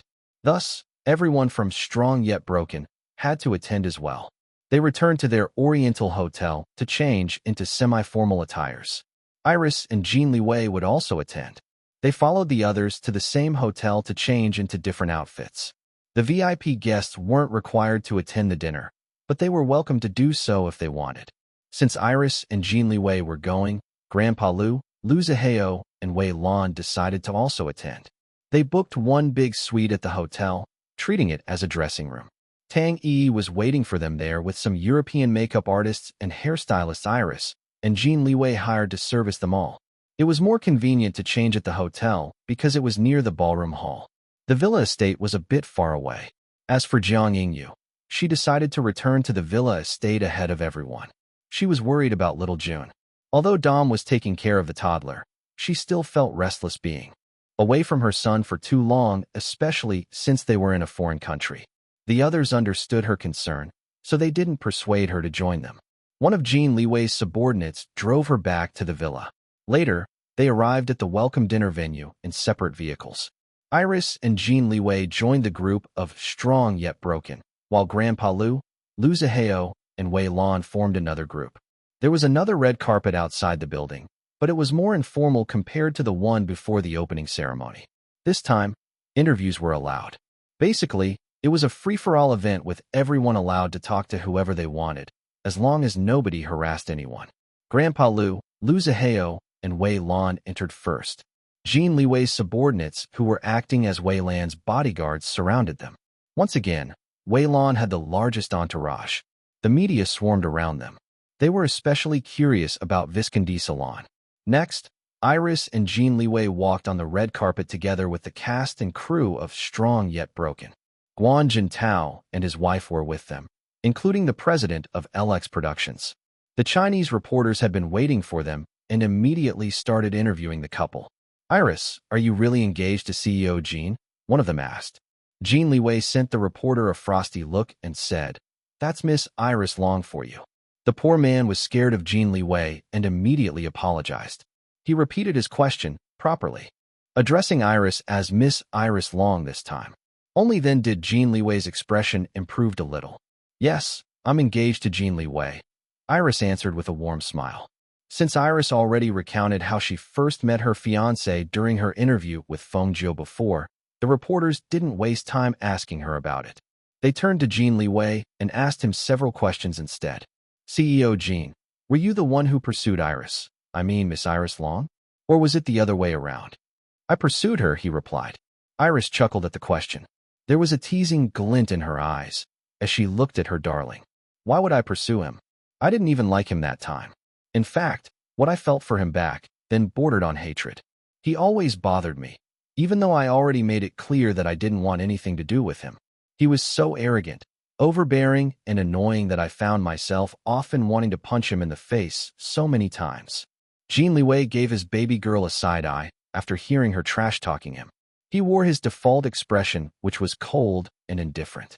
Seeing his expression, the Chinese reporters thought that he was pissed off at what Iris said.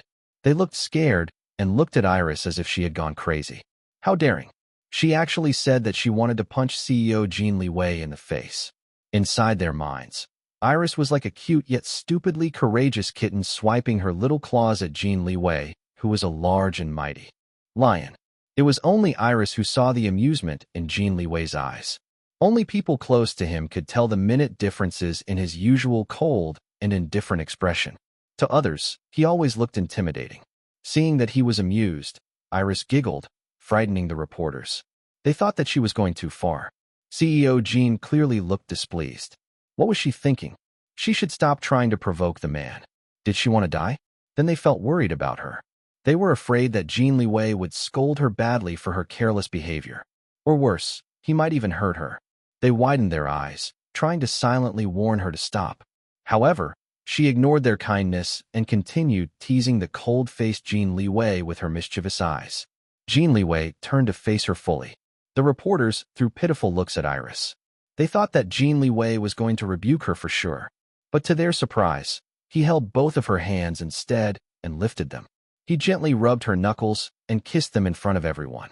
"Good thing you didn't punch me in the face then. I wouldn't want you to hurt your precious hands," he said in a gentle voice. Huh. Some of the reporters tried to clean their ears, wondering if they heard his words correctly.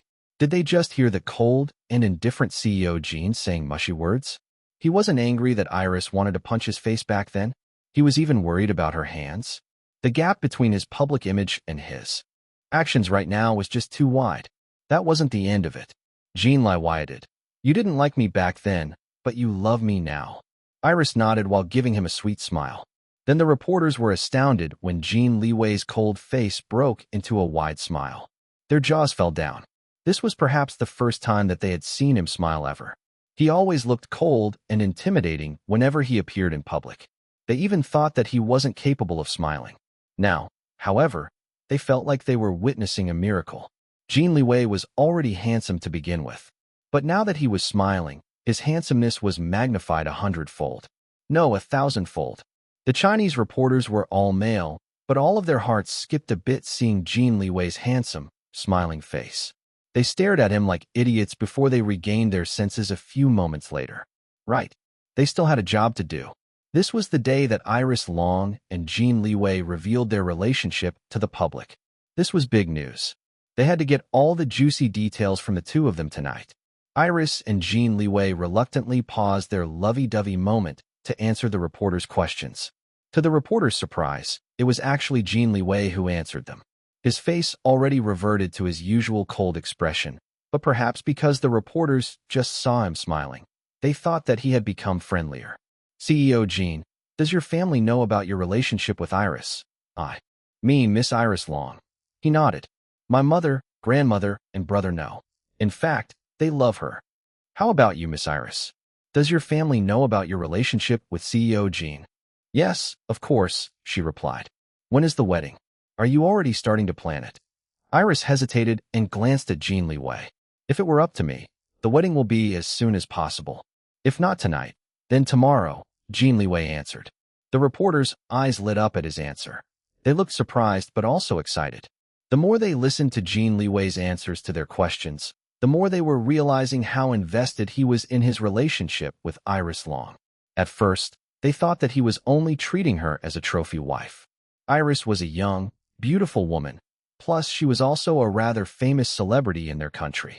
Men of Jin Liwei's wealth and status mostly treated this kind of women as trophy wives. Talking to Jin Liwei now, however, they didn't get that impression. Sensing his genuine feelings regarding the relationship, the reporters actually felt envious of Iris, despite being men themselves. What a lucky woman, Jin Liwei continued. But Xiao, Iris is still young and her career is in a great trajectory right now. This is a good time for her to work harder to become even more successful in her career. I want a happy wife, so I'm willing to wait for her until she's ready to marry me. I don't want her to give up any of her dreams for me. I want her to not have any regrets when she marries me. In the meantime, I'll cheer for her and support her every step of the way. Besides, she's such a talented and brilliant person. I'm sure that I won't have to wait too long. She'll attain whatever goals she has sooner rather than later. The reporters were touched by his words. Of course, Iris was even more touched than them. Not caring that they were being photographed and recorded on video, she wrapped her arms around Jin Liwei's waist and hugged him tightly while burying her face against his chest. His arms automatically wrapped around her, embracing her as well. Behind the reporters, the cast and crew of Strong Yet Broken were watching the interview. They didn't mind that the Chinese reporters were more interested in Iris and Jin Liwei than of them. A booming laughter interrupted them. They turned and saw Sir Liu Jianhong and his grandson. When the Chinese reporters saw Sir Liu Jianhong and Liu Zihao, aka Hunter Liu, they changed targets and started asking them questions instead. Iris and Jin Liwei were too absorbed in their own little world right now to focus on their questions. Weilan wasn't with the grandfather and grandson. She was currently being interviewed by foreign reporters, mostly European, on the other side of the red carpet. There were also quite a lot of other VIP guests who were hanging around, wanting to befriend her. Bored of waiting for her, Grandpa Liu dragged Liu Zihao away to look for Iris and Jin Liwei. Instead, Weilan would be okay by herself. Jin Liwei's subordinates were looking after her. The Chinese reporters began asking Grandpa Liu questions. Sir Liu, didn't you confirm before that Miss Iris Long's fiancé is your grandson, Mr. Liu Zihao? Why did you say that when it isn't true? Grandpa Liu scowled at the reporter and then huffed in a grumpy tone. When did this old man say that my Hao? I mean Zihao is Xiao, Iris' fiancé. I want to know. I only said that it's my grandson. Even if we're not of the same flesh and blood, Liwei is also my grandson. Is it my fault that all of you twits misunderstood my words? Bah. Stop blaming me when it's your own fault that you let your minds veer into a totally wrong direction. The Chinese reporters looked embarrassed after hearing Sir Liu Jianhong's words. Despite this, they still had to do their job and continued to ask him questions. Some of them even began asking Liu Zihao. It took great courage to ask Liu Zihao because he looked quite scary, even though there was a seemingly perpetual smile on his face, giving him a devilishly roguish appearance. The scar on his face made him look dangerous. Jin Liwei was also scary and intimidating, mainly because of his cold and indifferent expression and also because of his wealth and status as the most powerful man in the country's business world of his generation. In contrast, Liu Zihao was scary and intimidating not only because of the scar on his face, but also because he had this inexplicable aura that made it appear as if he could kill someone in cold blood. Of course, the reporters didn't believe that he was a killer, but they still couldn't help but feel that way, especially when standing in front of him. He was charismatic, but also made the alarm bells ring inside their minds. Mr. Liu Zihao, can I ask a question? A faint smile was on Liu Zihao's mouth, but his eyes looked sharp and predatory. What is it? He asked in a tone that could either be interpreted as amused or disinterested. You have been seen accompanying Miss Iris Long the other day when she met up with Maestro Ludovico de Luca and Enrique Valdez at a CAF. You seem close to her. Are you friends with her? How did that two of you meet? When we still didn't know that Miss Iris is engaged to CEO Jean, many of us assumed that you're her fiancé. What do you think about this misunderstanding? Liu Zihao raised an eyebrow at the reporter before saying in a lazy manner, You said that you were only going to ask me a question, but you asked so many. Now I don't feel like answering any of them. The reporter coughed in embarrassment, but didn't give up. He shoved the recorder closer to Liu Zihao, silently indicating that he still wanted an answer to his questions. Fine. Liu Zihao shrugged, and then glanced at Iris and Jin Liwei, who also now returned to answering questions from the other reporters. I'm too lazy to answer all of your questions, but this is all you have to know. Am I friends with Iris Long? You can say that. She and we are brother and sister. Jin Liwei is also my brother. I already have this brotherly bond to both of them even before knowing that the two knew each other and are in a relationship. She is my sister, and I see her that way. Malicious people who insist on coloring my sibling relationship with her in a bad way deserve a hard beating. Don't you think so? The reporter shivered under Liu Zihao's direct gaze. He was actually one of the malicious people Liu Zihao was referring to. Originally, he planned on adding a love triangle angle in his report, speculating about Liu Zihao having unrequited love for Iris Long, but unable to openly express his feelings because she was already engaged to his best friend. This kind of scenario would certainly add drama to his report and possibly make it sensational. Now, however, he scrapped the idea. Liu Zihao's faint smile looked like the devil's smile in his eyes. What if Liu Zihao went ahead and gave him a hard beating? Or worse, kill him in cold blood? Too dangerous. The reporter's logic told him that it was impossible for Liu Zihao to be so dangerous, but he didn't want to risk it. So he just nodded and ran away. Later, foreign reporters also started interviewing Iris and Jin Liwei. The Chinese reporters were squeezed out. A few of the foreign reporters knew Iris Long, especially those who were familiar with the European classical music scene. She even had a couple of fans among them because of her piano album, Rebirth Melodies. Some of them were even able to dig out information about her being a skilled translator and interpreter from her work at this year's International Business Conference hosted in China. Knowing this, they didn't bother speaking to her in English and interviewed her in their native languages. Of course, she answered their questions in their language, impressing many of them. Jin Liwei was also quite impressive, answering in English and also a bit in French and Spanish.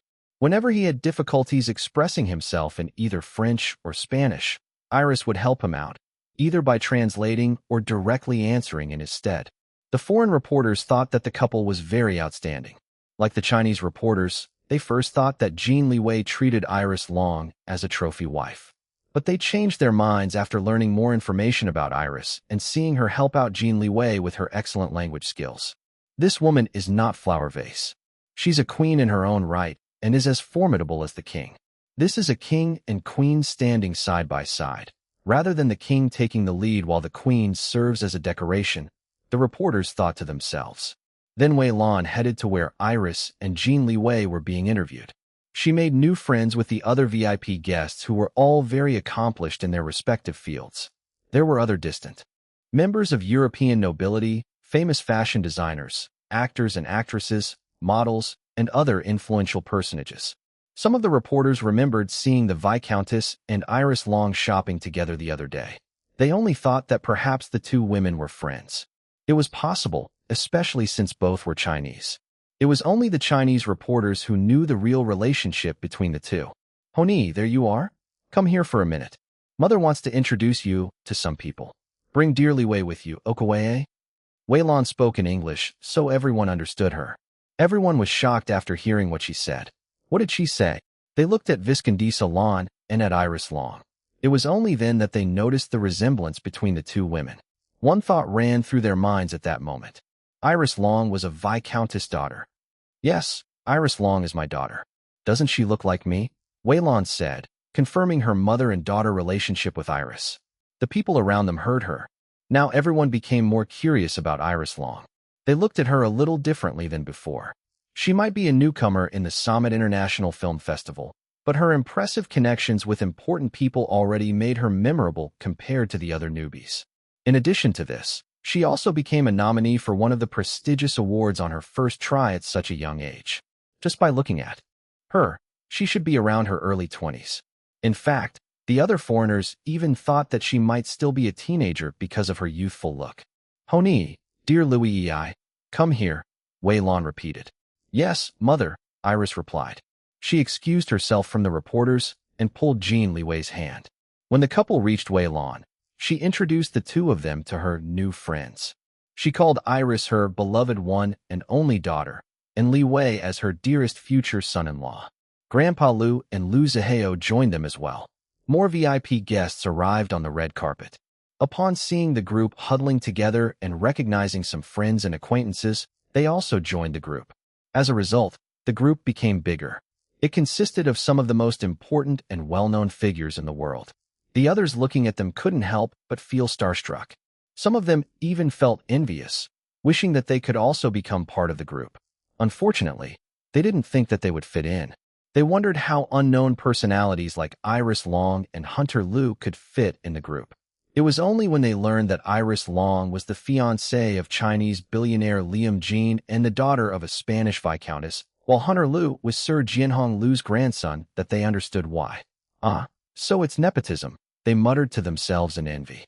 They thought that Iris Long and Hunter Liu were just using their familial relations in order to connect with so many important people.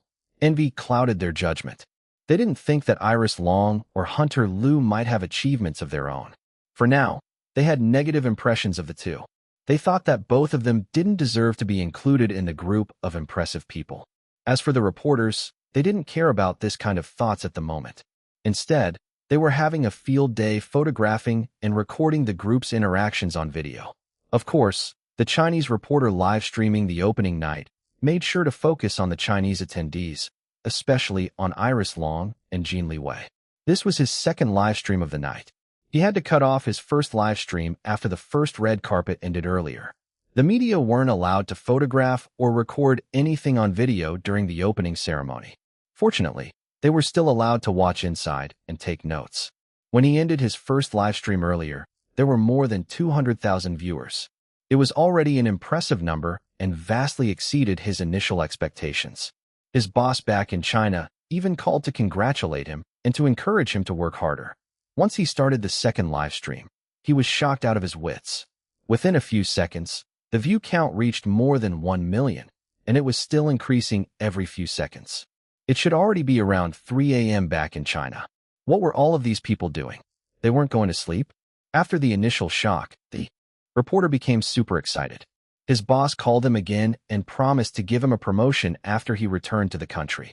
This made him more determined to closely follow Iris Long, Jin Liwei, and the other Chinese attendees throughout the entire duration of the Summit International Film Festival. ####. Back in China, everyone was in uproar after discovering that Iris Long and Jin Liwei were engaged to each other. Despite the time, people called their family and friends, rousing them from sleep, in order to tell them to watch the live stream. Iris Long and CEO Jin Liwei are engaged. Hurry up and watch the live stream. OMG, they're holding hands. This was the reason why the second live stream instantly reached 1 million viewers when it just started. In fact, it would soon reach 1.5 million viewers. People were live commenting like crazy while watching. Is this for real? I can't believe this. First, I honestly thought that boss Iris is engaged to Prince Lin Lin. She repeatedly denied it, so I slowly accepted that it might not be the case. A couple of days ago, she was photographed walking the streets in France with that hunky Lou Zaheo, so I thought that maybe he's her real fiancé. I didn't really mind because he looks so hot, even with that scar on his face. But it turns out that I'm wrong again. Never did I expect that Boss Iris' real fiancé is actually CEO Jin Liwei. WTF. This is so unbelievable. I'm so shook. From Linris to Zyrus, and now. Wayris. That's a good one. Wayris, I like it. No, I'm not sure about this pairing. CEO Jin looks too cold and mean. What if he treats Boss Iris badly? He looks like an ice block, not romantic at all. Boss Iris deserves someone who'll love her passionately till the end of time. Then suddenly, a shocking user joined the comments. Jin Chonglin. Yes, Big Brother was an ice block, but sister-in-law Iris managed to melt the ice around his heart. Now he's such a doting hubby that I want to puke whenever they drown me with dog food. Prince Lin Lin, is that you? Jin Chonglin, of course. Who else? My phone kept ringing in the middle of the night because of people wanting to ask me if my big brother is really engaged to Iris Long. Now I can't sleep anymore, so I might as well watch this live stream. The netizens interviewed Jin Chonglin, and he answered most of the questions while filtering and blocking the rude ones. He confirmed that he knew about his brother's relationship with Iris Long since last year. Later, the live stream reached 2 million viewers. Jin Chonglin wasn't the only Jin watching the live stream. The Jin branch families also tuned in, shocked to discover the identity of their future madam. The members of the Jin branch families called Grandma Li and Huang Yuyan on the phone, even though it was already extremely late at night. They asked if the matriarch and the old madam knew that the family head was engaged to Iris Long. Both Grandma Li and Huang Yuyan were displeased of being awakened from their sleep in the middle of the night. After the two confirmed that they knew about Jin Liwei and Iris Long's relationship, the branch families expressed their unhappiness. They even declared that they found the engagement unacceptable. Who are you to dictate my grandson's life? Grandma Li retorted in a deliberately snooty manner. She was furious at their complaints. My grandson is the family head. How dare you try to control his life?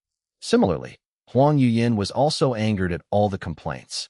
However, she had a weaker disposition compared to her mother-in-law, so all she could do was assure everyone that she accepted Iris Long as her eldest son's fiancé. When the complaints became too much, she turned off her phone and used a maid's phone instead to call Grandma Li for advice on what to do. Grandma Li was currently at her mountain estate. I'll fly back there to the old house first thing in the morning, Grandma Li told Huang Yuyan. Then she sniffed in cold derision.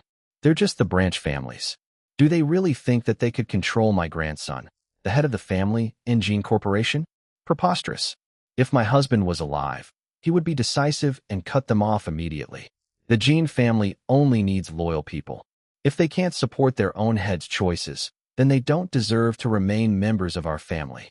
But mother, many of them are members of Jin Corporation's board of directors. Huang Yuyan said, so what? If I need to, I'll forcefully buy all of the assets they own in the company. Let's see if they can still flap their mouths against my grandson. I'm still the matriarch of the family, and my husband was one of the founders of Jin Corporation. I have my own wealth. And if I still don't have enough, I'll just take a loan from that old gorilla. Brother Jin Hong adores Xiaolon. I'm sure it'll also anger him once he learns about what these branch families are saying about our favorite granddaughter. Huang Yuyan felt comforted after hearing Grandma Li's words. Her earlier panic slowly disappeared, replaced by calmness and determination instead. Mother, I don't think you need to buy their assets, she told Grandma Li. My eldest son is a great leader. I'm sure that he can solve this situation better than us. Let's trust in him. And besides, Xiaolon is not defenseless either. Let's not forget that she's Uncle Jin Hong's student, not to mention that she's also enrolled at Cross Academy. All of these alone already make her more than qualified to be our family's next madam. In fact, I don't think our family deserves someone as special as her. Grandma Li made a sound of agreement. Eat their own words in the future. Yes, I hope so, Huang Yuyan replied before sighing. They should be careful of what they say about Xiaolon. My son loves her very much. Despite his outward coldness and indifference, he actually possesses a rather vindictive personality deep inside. I'm afraid that he won't forgive his relatives if they hurt Xiaolon, just like his grandfather. That's why I'll support him in whatever his decision is in handling the branch families. If he punishes them, then it only means that they deserve it. As the leader, he should rule the family with an iron fist like his grandfather and his father before him, or else the relatives will take advantage of him and of Jin Corporation. It was because of my husband's hard work that the entire Jin family reached our status now, anyway. During the early days, did they help my husband? No. It was only because of my husband's kindness and sense of responsibility that he shared the blessings to his relatives.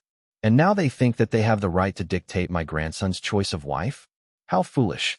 We, the main family, make our own decisions. The branch families don't have the right to interfere with our choices. All of us from the main family already accepted Xiaolon and can't wait for her to marry Liwei. What right do those branch families have to question us? Grandma Li ranted. Although she said all of these, the truth was that if Iris Long weren't a student of Lu Jianhong and Cross Academy, she would have also been against Iris' relationship with her grandson. Just based on Iris' bad reputation before and the fact that she actively worked in showbiz, both Grandma Li and Huang Yuyin would have automatically deemed her unsuitable to marry Jin Liwei, who was the head of the family and Jin Corporation. Even Jin Chonglin had a hard time making them accept his decision to enter showbiz instead of working for Jin Corporation back then.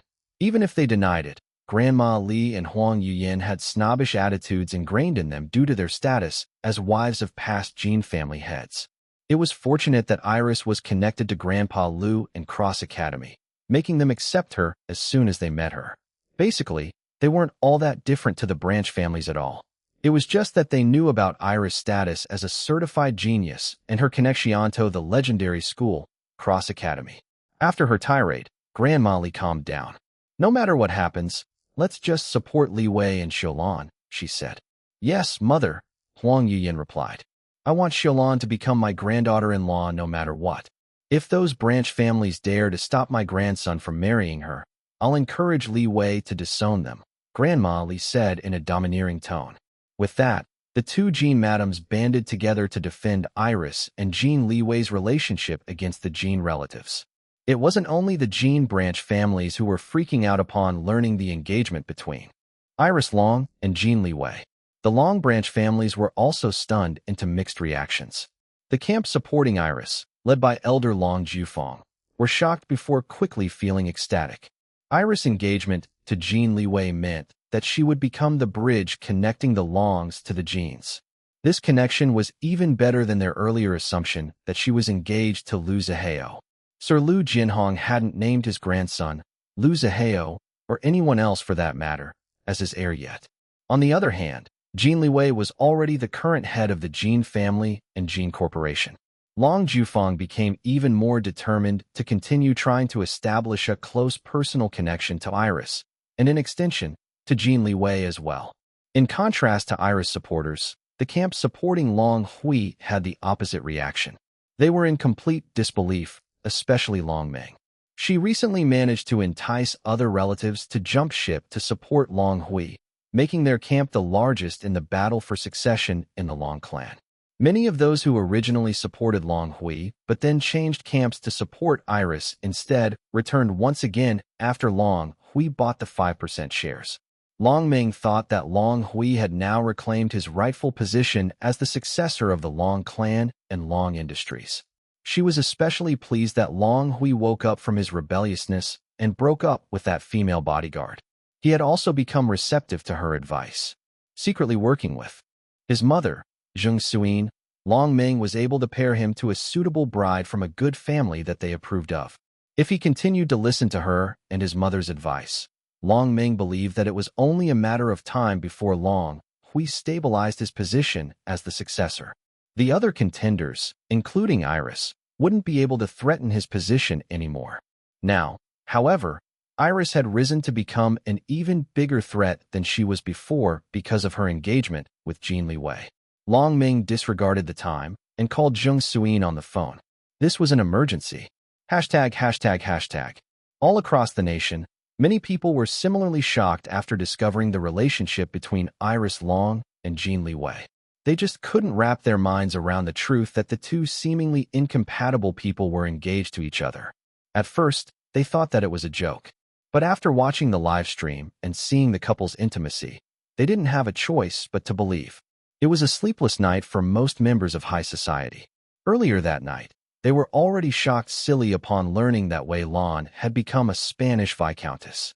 They always saw Wei Lan as a gold-digging, social climber who was inferior to them. To those who hated her, the fact that she had become a legitimate member of European nobility left a bitter taste in their mouths. Now that it was her daughter's turn to drop a bombshell, they were all left reeling in great astonishment. One thought entered their minds. This mother and daughter were too godly in entrapping men of quality into marriage. High society's older generation of women cursed Wei Lan, while the younger generation hated Iris Long. They were filled with envy towards the mother and daughter. These spiteful women couldn't accept that the mother and daughter whom they looked down on now had elevated status because of their men. ####. Inside her condo unit, Rose Young was crying in anger and frustration while watching the live stream. Jenny Sang, her friend and one of the biggest gossips in high society, called her non-stop until she woke up. Rose Young was irritated at being awakened in the middle of the night, but when Jenny Sang uttered the magic words, Jin Liwei, she immediately listened and paid attention. Upon learning that Iris Long was Jin Liwei's fiancée, Rose Young burst into tears. She smashed the lamp, picture frame, and everything else on her bedside table to the floor. Now she knew why his fiancée's voice sounded familiar when she talked to the woman on the phone before. The woman was actually fucking Iris Long.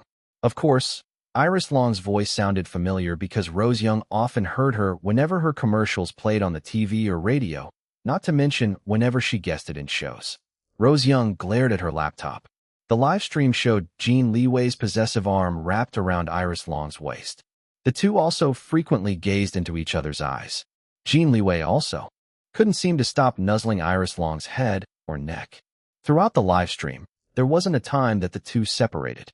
They were always together, as if connected by their hips. The intimacy between them was very obvious. "You slut. How dare you steal Big Brother Liwei away from me? He's mine. Big Brother is mine. Give him back to me. You fucking slut. I'll kill you," she shrieked, almost tearing her hair off from her scalp. Her teeth bared in a hiss, while her eyes looked bloodshot and manic. "What did Big Brother Liwei see in you? You're nothing but a singer, a lowly showgirl. Is it because of your body, your breasts? Is it just because of you have bigger breasts than me? Your body only looks nice now, but when you grow old, everything will be gone. You'll become old, wrinkled, and undesirable. I'm more successful and accomplished than you. I'm educated in the same Ivy League business school as Big Brother. I have high IQ. I'm the one who's a perfect match for Big Brother Liwei, not you. You're just a slut who depends on your face and body. Wake up, Big Brother Liwei. Don't be blinded by beauty. That empty-brained slut is unsuitable for a powerful man like you. You should look for someone close to your level, me. You should be marrying me. It should be me. Only me. Open your eyes." Rose Young continued her hysterical ravings until the sun rose. Her hatred for Jin Liwei's mysterious fiancée finally found a target: Iris Long. Spiteful people, like Rose Young, the young female members of high society, and all those who felt envious and threatened of Iris Long, went on an online defamation mission against her. They were united in belittling her achievements and painting her as nothing more than a pretty face with a nice body. They declared that she was an unsuitable partner for Jin Liwei, the most powerful man of the country's business world of his generation. There are so many women in the world who are much more worthy than Iris Long. Why her? They cried to Jin Liwei, as if he cared about what they thought. It was a sleepless night for these people. They wrote bad things about Iris Long on the internet. Some of them even openly called her a slut, a whore, and other insults degrading to their fellow woman. However, no matter how much they posted, their hate comments would disappear within minutes. When these happened a few times, many of them gave up, including Rose Young. Seeing that the posts were being deleted quickly, she thought that it was Jin Liwei's work. Big Brother Liwei is really protecting that slut, she muttered in resentment.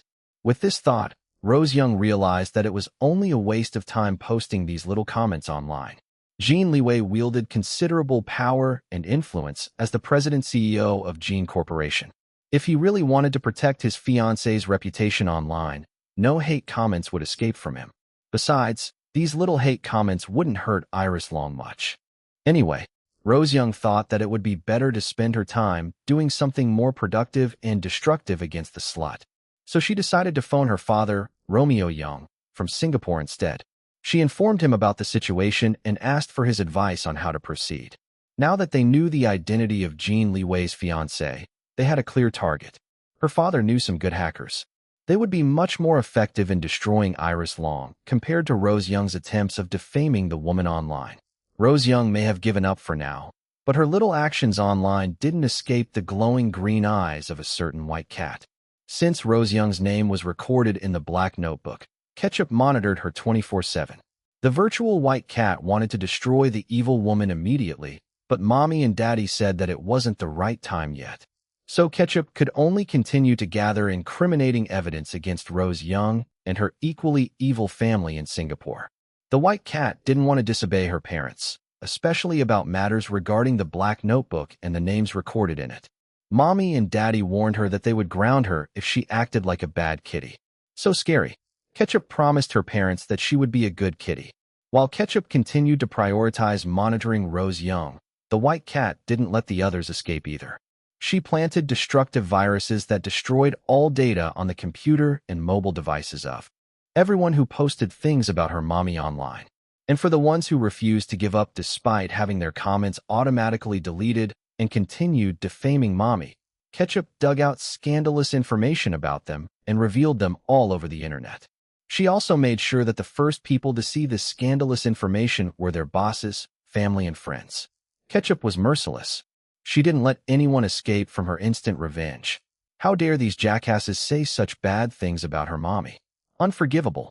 If it were up to Ketchup, she would have already made sure to destroy them beyond recovery. However, her mommy put some limits on the things she was allowed to do on her own. If she wanted to do things beyond the restrictions placed on her, she must ask mommy for permission first. She was a good kitty, so she wouldn't disobey mommy or daddy. For now, at least she was allowed to mete out instant punishments to those who deserved it. No mercy. ####. In the next few days, Iris and everyone involved in the film Strong Yet Broken were busy attending events during the Summit International Film Festival. There were official interviews, press conferences, forums, and dinners. Of course, Jin Liwei was Iris' escort to all of these events. Never once did he let Iris attend by herself. This showed everyone that he was really committed to their relationship. The cast and crew of Strong Yet Broken were also finally informed that Jin Liwei was the true boss and owner of LX Productions. In short, he was everyone's big boss. The organizers of the film festival were also secretly informed about it. As a result, Jin Liwei was given an automatic pass to join the cast and crew to the events. The public, however, remained clueless about his connection to LX Productions. At this point, Iris didn't care much if the public knew that he was the true owner of the production company. Once she made up her mind to announce their relationship to the world during the Summit International Film Festival, she had already prepared herself to face everything, from congratulations to criticisms, all the way. However, Jin Liwei decided to keep the truth about his ownership of LX Productions a secret for now. He didn't want his ownership to overshadow the contributions of his baby girl to the film. He also didn't want others twisting the facts and claiming that she used him for her own gain. So he threatened, requested the cast and crew of Strong Yet Broken, including Guan Jintao and his wife, to not tell anyone about it. Of course, everyone promised to keep their mouths zipped. They were extremely thankful for his company's financial and professional assistance to the film. It wouldn't reach the quality that it had now without LX Productions' help. Besides their gratefulness, they agreed to keep the truth a secret because they were afraid of Jin Liwei's wrath. Who would be stupid enough to offend the president-CEO of Jin Corporation? Not them. All of their careers were flying off at the moment thanks to Strong Yet Broken. They didn't want to cut their current success because they angered a powerful man like Jin Liwei. Thus, they all treated Iris Long extremely well. If they treated the wife well, of course the husband would look at them kindly. That was common sense.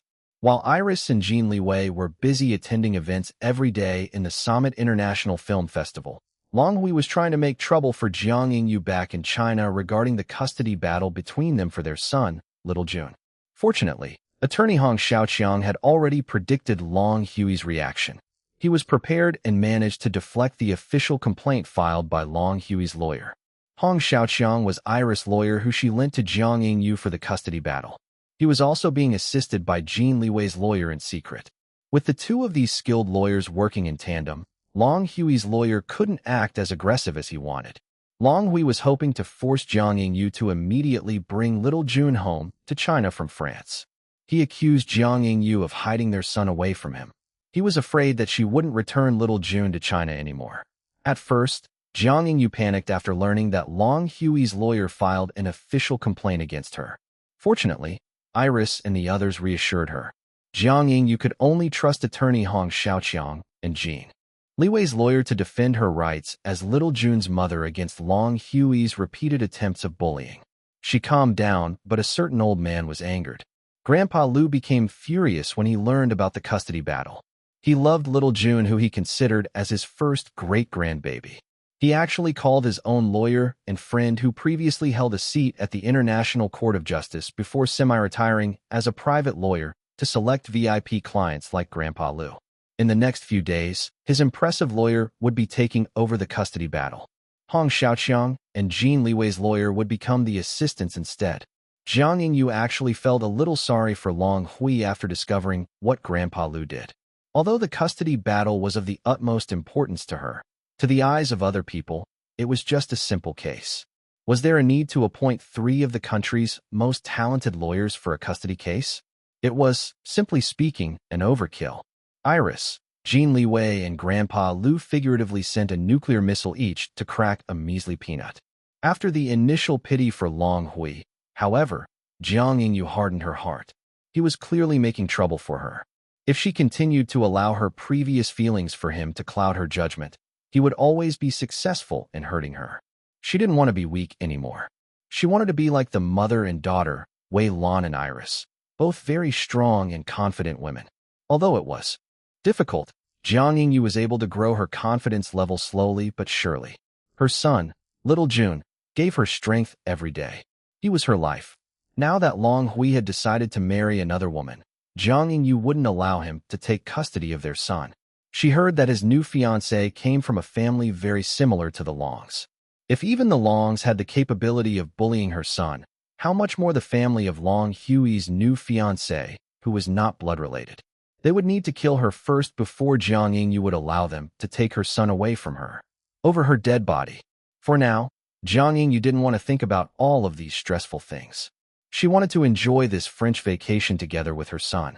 It was only Iris and Jin Liwei who were always busy every day because of the film festival. Dom and Tang Yi were also busy because the two assisted Iris in preparing for all of the events. They were also the ones updating her social media pages. As for the rest of them, they could do whatever they wanted. Wei Lan was making a lot of new friends during this trip. She was invited to all of the exclusive social events. Of course, she would drag Jiang Yingyu, Grandpa Lu, and Lu Zihao with her if they were willing. Jiang Yingyu only went if kids were allowed. She didn't want to leave her son anymore.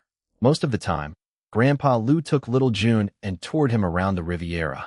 As the mother, Jiang Yingyu also went with them. They went to all the places that offered children's activities.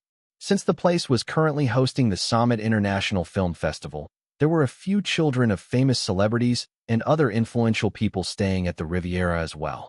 These children frequented the same places Grandpa Lu was taking little Jun. As a result, little Jun became playmates to all of these kids. The famous parents of these kids liked little Jun because he was always well-dressed in stylish outfits, thanks to his grandma Wei Lan. Little Jun was the current apple of Grandpa Lu's eyes. He bought the toddler everything that his little index fingers pointed at. Wei Lan wasn't any better. Every time she returned from her shopping trips, she would always have a small mountain of gifts for little Jun. Jiang Yingyu tried stopping them from buying too much for her son. At this rate, little Jun's luggage alone would fill the entire private jet when they returned home to China. Although she was very thankful to them for loving her son, she didn't want them to spoil little Jun too much. They agreed, but still bought little Jun many things behind her back. All she could do was sigh and shake her head, not knowing whether to laugh or cry. She carried little Jun in her arms and kissed him on his plump cheeks. They looked at Iris, Jin Liwei, Grandpa Lu, Wei Lan, Lu Zihao, Dom, Tang Yi, and all the others accompanying them on this French trip. Then she told him, "Look, my son, those are all the people who love you. They're our family. Hashtag, hashtag, hashtag." Finally, it was the world premiere night of Strong Yet Broken. There was another short red carpet event before the premiere. Everyone staying at the Villa estate came to support Iris and the film, including some of the French staff who had the day off. By this time, Wei Lan had already become a popular figure in many impressive social circles. She had made a lot of connections to figures who were all very influential in their own right. She invited all of them to support Strong Yet Broken, boasting that her daughter composed the movie's entire film score. Many of them accepted her invitation because they wanted to become friends with her, a Spanish viscountess. Of course, Maestro Ludovico de Luca, his wife, and Enrique Valdez also attended to support Iris. They congratulated their student, but also warned her to not let everything get too much into her head. They didn't want her to become arrogant. Iris assured them that she wouldn't. Seeing all of these famous and influential figures attending the film premiere, the media covering the event were all astounded. They even thought that they might have come to the wrong screening. Strong Yet Broken finally played on the big screen. Later, there wasn't a single dry eye after the film ended. "Honi, why did you compose such heart-wrenching music? It was so SA80. Wei Lan sobbed beside Iris. Then she whispered, "I have a good feeling that you're going to win that Best Music, Best Composer. Wait, what's it called again?" "Auntie, it's Best Soundtrack Award," Jin Liwei told her from Iris' other side. "Oh right. Thanks, dear Liwei." Then Wei Lan continued to whisper to Iris, "My intuition tells me that you're going to win that Best Soundtrack Award, honey. Just look at all these people crying like crazy. Whenever the background music plays, my chest started hurting. You're so me-Ian. You should have warned Mother that this is a Sayawad movie. Good thing I wore waterproof makeup tonight." Iris only smiled at Wei Lan's words. There was an indescribable feeling deep inside her. She already watched the film when it premiered in China last year. However, it still felt different now that it was premiering in the international level. Hearing her own music in the film and seeing all these people who came from different parts of the world watching it gave her an unbelievable sense of accomplishment. She felt Jin Liwei hold her hand and squeeze it gently. When she turned her head, she saw him smiling at her. "I'm so proud of you, love," he whispered at her. "Thank you, darling." On her other side, Wei Lan continued to whisper at her, saying, "I watched some of the other films with my new friends these past few days. They were all so blurry-eyeing. I almost fell asleep. Even though you're my daughter, I can say that your music is the best one among the films that I watched. Some of the films didn't even have any music at all. They called it art, but I say they're just being lazy. I'm sure you're going to win, Honi." "Thank you, Mother," Iris said. "I'm confident of my own music, but there are also other talented and skilled composers participating in this film festival. It will be up to the jury who they will choose to win the Best Soundtrack Award. Mother says you're going to win, so you will. But if you do really win, I guess the jury are all masochists for voting for such Sayawad music." "Ah, I didn't know that I gave birth to such a sadistic music composer," Wei Lan said.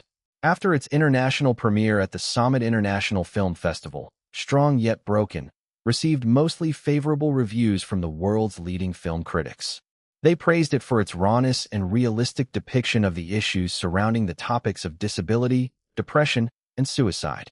The film didn't sugarcoat or romanticize these subjects, except perhaps for the love of Guan Jintao's mother for her husband and son.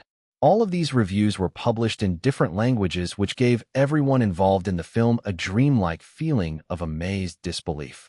The fact that their film, Strong Yet Broken, made its international debut at what was considered by many as the world's most prestigious film festival hadn't completely hit home to them yet. Never did they expect that the indie film they created and acted in would garner such unprecedented success and recognition, not only in China but also abroad. All of them would never forget the wonderful experiences they had with this film. Of course, Iris Long also felt the same way. There were also some critics who wrote negative reviews. A handful of them were even extremely scathing. It dampened the cast and crew's high spirits somewhat before they decided to shrug their shoulders. Nobody could please everyone. They would just focus on the positive reviews and praises, instead of brooding on the harsh criticisms. Finally, After more than a week of non-stop screenings and various events, the last day of the Summit International Film Festival arrived. All of the shortlisted films had already been screened and watched by the thousands of film enthusiasts who traveled to the French Riviera just to attend the festival. Unlike the boring opening ceremony, almost everyone was excited for the awards night. They didn't care if the host, speakers, or the performances would be dull.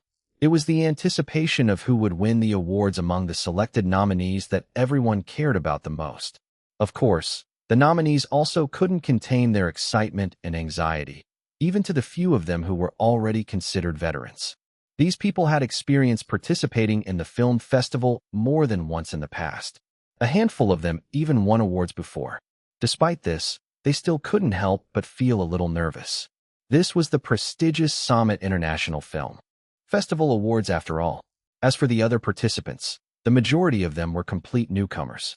So it wasn't surprising that they were almost beyond themselves in their nervous excitement. This was a dream come true for most of them. The only Chinese entry, Strong Yet Broken, received a total of 4 nominations.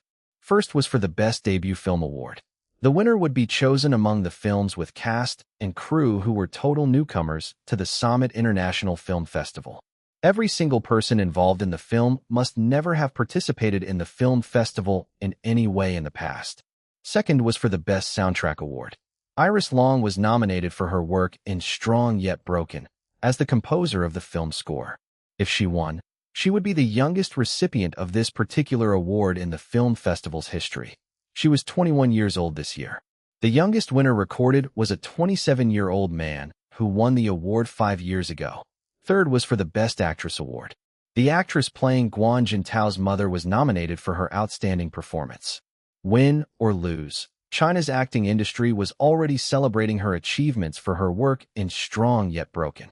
She was now being lauded and respected as one of the most phenomenal actresses in China. Last but not the least, the film was also nominated for the main prize, the Soleil d'Or or the Golden Sun Award. This was the highest honor among all the prizes given out at the Summit International Film Festival. Receiving this award was a dream come true for all serious filmmakers. The Summit International Film Festival was also considered as the opening to the long awards season. Winning the Soleil d'Or would give the film and everyone involved in it a higher likelihood of winning other prestigious awards in other countries, including the famous long-running Institute Awards in the U.S., also officially and popularly known as the Owens, which was broadcast to more than 100 countries all around the world. But for now, everyone was focused in the Summit International Film Festival. The awards night was even more fabulous than the opening ceremony. It was the final night, after all. The next Summit International Film Festival wouldn't happen until next year. Everyone dressed their best. The spectators, media, and VIP guests were almost triple the number compared to the opening night. The event was filled with glitz and glamour. Of course, the spectators' screams and shrieks sounded all throughout the event. Like the opening night, after the regular members of the audience quickly walked the red carpet, the VIP guests started arriving with much pomp and circumstance. It was another parade of fashion and star power. Enrique Valdez, Maestro Ludovico de Luca and his wife, Madame de Luca, Sir Jianhong Liu and Hunter Liu, Viscondesa Lan of Castillo de Estrellas of Espa with her large entourage of bodyguards. Jiang Ying didn't accompany Wei Lan. This time, she decided to stay with her son at the Villa estate instead. To her, it was much more fun to spend the night with little June than trying to make herself look comfortable in front of all those people and media. Although she didn't attend, she and little June still wanted to support Iris by watching the awards ceremony on TV. Ampa Lu, Enko Hao, Ama Wei Yin. Little June exclaimed in excitement whenever he saw his great-grandpa Lu, Uncle Lu Zihao, and Grandma Wei Lan on TV. Jiang Yingyu chuckled at her son. No mama? No papa? Little June asked with an adorable expression while pointing his little index finger at the TV. Not yet. Your mama Xiulan and Papa Liwei haven't arrived yet. They're going to appear later, she explained to the toddler. Oh. Little June's eyes widened a bit, looking as if he understood his mommy's words. The mother and son sat on the carpet in front of the TV at the living area. Some of the villa's French household staff were also watching the awards night with them. Inside Jin Liwei's French villa, which was previously owned by Grandpa Lu, Dom and Tang finally joined Jiang Yingyu and Little June in the living area to watch the awards night on TV. The European makeup artists and hairstylists followed behind them. They just finished cleaning up and organizing everything at the room where Iris, Jin Liwei, Wei Lan, Grandpa Lu and Lu Zihao dressed up and had their hair and makeup done earlier for the awards night. There was now a big group in front of the TV. Some of the household staff prepared some snacks and drinks in order to make watching the show more enjoyable. The red carpet event was still underway. Later, the cast and crew of Strong Yet Broken started arriving. There were more cheers for them this time. Plenty of people watched the screenings and associated events of the film. Many of them were impressed of its quality. Thus, more people recognized them this time around. Finally, Iris Long and Jin Liwei climbed out of a vehicle onto the red carpet. Yeah, it's Iris Long and Liam Jean. They're here. My dream couple has arrived. Make way, make way. Liam, Iris, please look here. Since the couple always attended events together during the Summit International Film Festival, they obtained quite a number of fans. Most of these new fans were people who watched Strong Yet Broken and loved it. When they discovered that Iris Long was the sole composer of the film score, they immediately converted into her fans. Seeing that she was always together with her handsome fiancé, they turned into Jin Liwei's fans as well. Both Iris and Jin Liwei turned their heads to their new fans who were screaming and shrieking for them at the top of their lungs. Iris gave them a bright smile and a wave which made them scream and shriek even louder, almost vomiting their throats out. Jin Liwei also waved his hand at the fans, but didn't smile. He maintained his default cold expression, but at least, it didn't look as indifferent as before. As usual, the two walked while holding hands. Iris was wearing a long, flowing, black and red ombre dress. The top was tube style, but it didn't look skimpy at all because of the artful embellishments on the front torso. It looked like a big, neatly rumpled side-facing ribbon made of black tulle. The wide tie emphasized Iris' narrow waist, making the tulle ribbon flare up around her breasts on top and around her hips below. The skirt slightly ballooned downwards, gradually changing from black to dark red and then to bright red. The dress looked like an upside-down red lily. Complementing her gorgeous dress was dark, smoky makeup with blood-red lips. Her nails were also painted in black and red ombre colors. As for her hair, it was arranged in glamorous waves. A crystal-encrusted platinum ornament in the shape of a phoenix was pinned on one side of her hair. It gave her a side-swept hair look. Beside her, Jin Liwei was wearing a Chinese-style formal tuxedo suit. It was all black from head to toe. There was a long and intricate embroidery of a red dragon on the front of the suit jacket. The red color popped from his all-black ensemble and also matched Iris' beautiful dress. Their stylist purposely matched their outfits, from the black and red motifs to her phoenix hair ornament and his jacket's dragon embroidery. He was the Dragon King, while she was the Phoenix Queen. This was the meaning of their outfits. Individually, each of them looked striking in their own right. Together, they were absolutely magnificent and formidable. Everyone was wowed by their stunning appearance. The people standing close around the two of them seemed to pale in comparison to their combined resplendence. Back at Jin Liwei's villa estate, everyone cheered when they watched the couple appear on TV. Mama, Papa, yay yay. Little June pointed at his godmother and godfather in excitement, and then clapped his hands. Kaya, Boss is super-duper beautiful. Sir Boss is also super-duper handsome. They look gorgeous to the highest level on TV. Dom exclaimed. He also clapped his hands in excitement like Little June. Yesh, Mama beautiful, Papa handsome. The others nodded their heads in agreement. The European makeup artists and hairstylists looked proud of their work as they examined Iris and Jin Liwei's attention-grabbing appearances on TV. Everyone continued to watch in rapt attention. Hashtag, hashtag, hashtag. After the red carpet, the awards ceremony finally started. The general protocol was very similar to the opening ceremony. Even the seating arrangements were mostly the same. This time, however, there were more people attending. The grand theater was filled to the brim. Iris Long and Jin Liwei sat together with the cast and crew of Strong Yet Broken, including the president of LX Productions and Guan Jintao and his wife. As for the VIP guests, Grandpa Lu and Lu Zihao sat together with Wei Lan. The people sitting around them, however, were quite different from the opening ceremony. They were more famous and influential. It seemed that there were many who fought to acquire the opportunity to sit close to Visconti Salon. She had become a very popular figure during the social events of the Summit International Film Festival. In addition to this, their seats were also moved to a part which had one of the best views of the stage.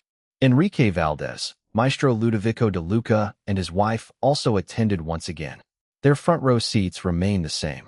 This row was mostly reserved to all the award laureates of the past film festivals. The host, speakers, and performances were still more misses than hits, but nobody really cared much. Everyone didn't feel bored at all. Instead, they all felt very excited and impatient as well. They couldn't wait for the main course of the night, the actual awards ceremony. And now the moment that you've all been waiting for has finally arrived, the host announced in French. Everyone became quiet and sat straighter on their seats, including Iris and Jin Liwei. We will now officially start the awards ceremony. To all the nominees, congratulations, and I wish you the best of luck. The excitement and nervousness in the atmosphere became heavier after the host announced the official start of the awards ceremony. Cheers and applause sounded throughout the entire Grand Theater, expressing their approval, relief, and impatience. Jin Liwei held his baby girl's hand and rubbed it gently. Her hand felt dry and warm to the touch. It didn't feel damp or cold at all, as one would expect from a person who was nervous. He glanced at her. She had a calm and pleasant expression, as if she was just relaxing at home rather than awaiting her name to be called as a nominee for one of the important awards in the prestigious Summit International Film Festival. If it weren't for her racing pulse throbbing in her wrists, he would have thought that his baby girl didn't think much of the film festival's awards ceremony at all. She may look like she was just treating the awards night like any normal day, but she must be feeling nervous inside. Or excited. Maybe both. However, these feelings couldn't be seen on her face at all. The corners of his mouth curved upward in a faint smile. His baby girl was truly impressive in maintaining her composure despite the gravity of this awards. In contrast to her calmness, the rest of the cast and crew of Strong Yet Broken looked like they drank too much coffee. They were all jittery and couldn't sit still. Despite this, the excitement was obvious in their eyes. Jin Liwei was amused at the difference of their state to his baby girls. She was the youngest among them, yet she was the most composed. He lifted her hand that he was holding and kissed it. His action made her turn her head to him before giving him a beautiful smile. He inhaled sharply, his eyes darkening with passion. No matter how many times he saw her smile at him, it always managed to take his breath away and make his heart skip a beat. His gaze that was filled with so much heat affected Iris. Her breathing couldn't help but speed up as her eyes darkened with desire for him as well. It was only when she vaguely heard the names of the nominees for the first award that she regained her senses. She pouted her blood-red lips at him before telling him in a whisper, "Don't distract me." A soft, low chuckle escaped from his lips. "All right, I'll try not to distract you. It's just that you're so beautiful that you're the one who's distracting me. I don't mind, though. You can distract me all you want, love." Her racing pulse normalized a bit after hearing his mushy words. She giggled. "Stop it." And he replied, but not before giving her hand another kiss. Beside them, the cast and crew of Strong Yet Broken, who were sitting the closest to them, couldn't help but blush after overhearing what the couple had been whispering to each other. Although they spent time with the couple almost every day during the duration of the film festival, they still hadn't completely gotten used to their lovey-doveyness. It was just so difficult to match and accept that the love-struck man uttering such mushy words was the same person as the cold and intimidating CEO Jin Liwei. The image of Jin Liwei in their minds was slowly crumbling. Iris and Jin Liwei didn't know what they were thinking about at the moment. Although they were all sitting together as one team, a special invisible lovey-dovey bubble separated the couple from the rest of the other people around them. The two of them were very much in tune with each other's emotions. Jin Liwei sensed that his baby girl had become a bit more relaxed, thanks to his words. It made him feel both gratified and relieved. As for Iris, she may look calm and composed, but she was actually feeling quite nervous inside. Fortunately, her darling managed to relax her somewhat. Even though she kept telling herself that she wouldn't care much if she won or lost tonight, there was still a desire inside her to win. After all, Who wouldn't want to win an award from such a prestigious event as the Summit International Film Festival? She was confident of her own work. She had always been. But the winner would be chosen from jury voting. She had no control over the jury's personal preferences. As such, even if a work was a genius masterpiece, if it wasn't to the jury's tastes, then it still wouldn't win. All Iris could do was to continue believing in her own work while keeping an open mind. So even if she didn't win, it wouldn't discourage her. The first awards that were being distributed were the minor ones given out by other independent entities affiliated to the film festival, not by Summit International Film Festival itself. Nevertheless, these minor awards were still important and respected by many in the world's film industry. Some of these awards even included rather generous cash prizes, especially those targeted at young filmmakers to encourage them to continue pursuing their dreams. By this time, the Grand Theater was filled with applause and cheering every time a winner was announced. The winners went up the stage to give their acceptance speeches. Since the winners came from all over the world and spoke in different languages, the audience had the option of listening to real-time translations via the provided earphones, just like during the opening ceremony. Of course, Iris didn't need to use the earphones at all. Jin Liwei also didn't bother using them. He already had a skilled interpreter beside him. Fortunately, all of the languages being spoken so far were ones that she was proficient in. She had no trouble translating everything to him. There were quite a number of other awards being given out. The atmosphere within the Grand Theater had become much more relaxed compared to earlier. The winners were already starting to celebrate. The losers could only clap their hands in congratulations to the winners. It would be bad taste to express outward disappointment or resentment for not winning. As for the remaining nominees, they eagerly awaited their turn. Would they win and celebrate? Or would they have to congratulate someone else's win? Finally, the main competition's award categories commenced. The first was for the Best Debut Film Award. The cast and crew of Strong Yet Broken clasped their hands together in prayer. Iris squeezed Jin Liwei's hand, seeking comfort and absorbing strength from him. Unfortunately, Strong Yet Broken didn't win. An Indian indie film won instead. Iris and Jin Liwei, along with the others, clapped their hands in congratulations to the winner. The Indian movie was one of the few films they managed to watch during their free time. Although they felt a slight disappointment for not winning the Best Debut Film Award, they didn't feel too bad losing to such a thought-provoking film. Other awards, nominees, and winners were announced. More applause, cheers, and speeches. Iris continued to translate the speeches to her darling. This time, the film's cast and crew closest to them abandoned their earphones and listened to her translations instead. They found her translations smoother, more confident, and easier to understand compared to the earphone interpreters who stammered and hesitated at some of the speeches. Now they knew just how talented she was as an interpreter. Of course, they heard her being lauded as a genius polyglot when China hosted this year's International Business Conference during the summer, but it was a different matter to witness her skills firsthand. After the latest commercial break, everyone paid more rapt attention to the next remaining awards. These were the biggest and the most important out of all the awards presented in the film festival. Receiving any of these awards was a great honor to anyone working in the film industry anywhere in the world. And the nominees for the Best Soundtrack Award are. The guest presenters started announcing all of the nominees. Iris' calm and pleasant expression had now become solemn. She gripped Jin Liwei's hand so hard that it actually started to hurt him. However, he didn't complain nor show any indication of pain on his face. Instead, he used his other hand to rub her hand and soothe her. The cast and crew of Strong Yet Broken, including the president of LX Productions and Guan Jintao and his wife, looked more nervous than Iris. The producer even closed his eyes and began chanting a prayer. In another part of the audience, Wei Lan grabbed Grandpa Lu's sleeve beside her and repeatedly tugged it in anxiety. She looked paler than usual. Is she going to win? Of course she's going to win. She's my daughter. She's the best. Of course she'll win, because she's my daughter. She mumbled nonstop under her breath. Grandpa Lu pursed his lips while looking at his now wrinkled sleeve. The woman was holding his poor sleeve in a death grip. Calm down, woman, he told Wei Lan, but she ignored him. All he could do was sigh and allow his sleeve to be abused by her perfectly manicured claws. On Grandpa Lu's other side, Lu Zihao wore a frighteningly cold expression. His usual devilish playfulness was nowhere to be seen.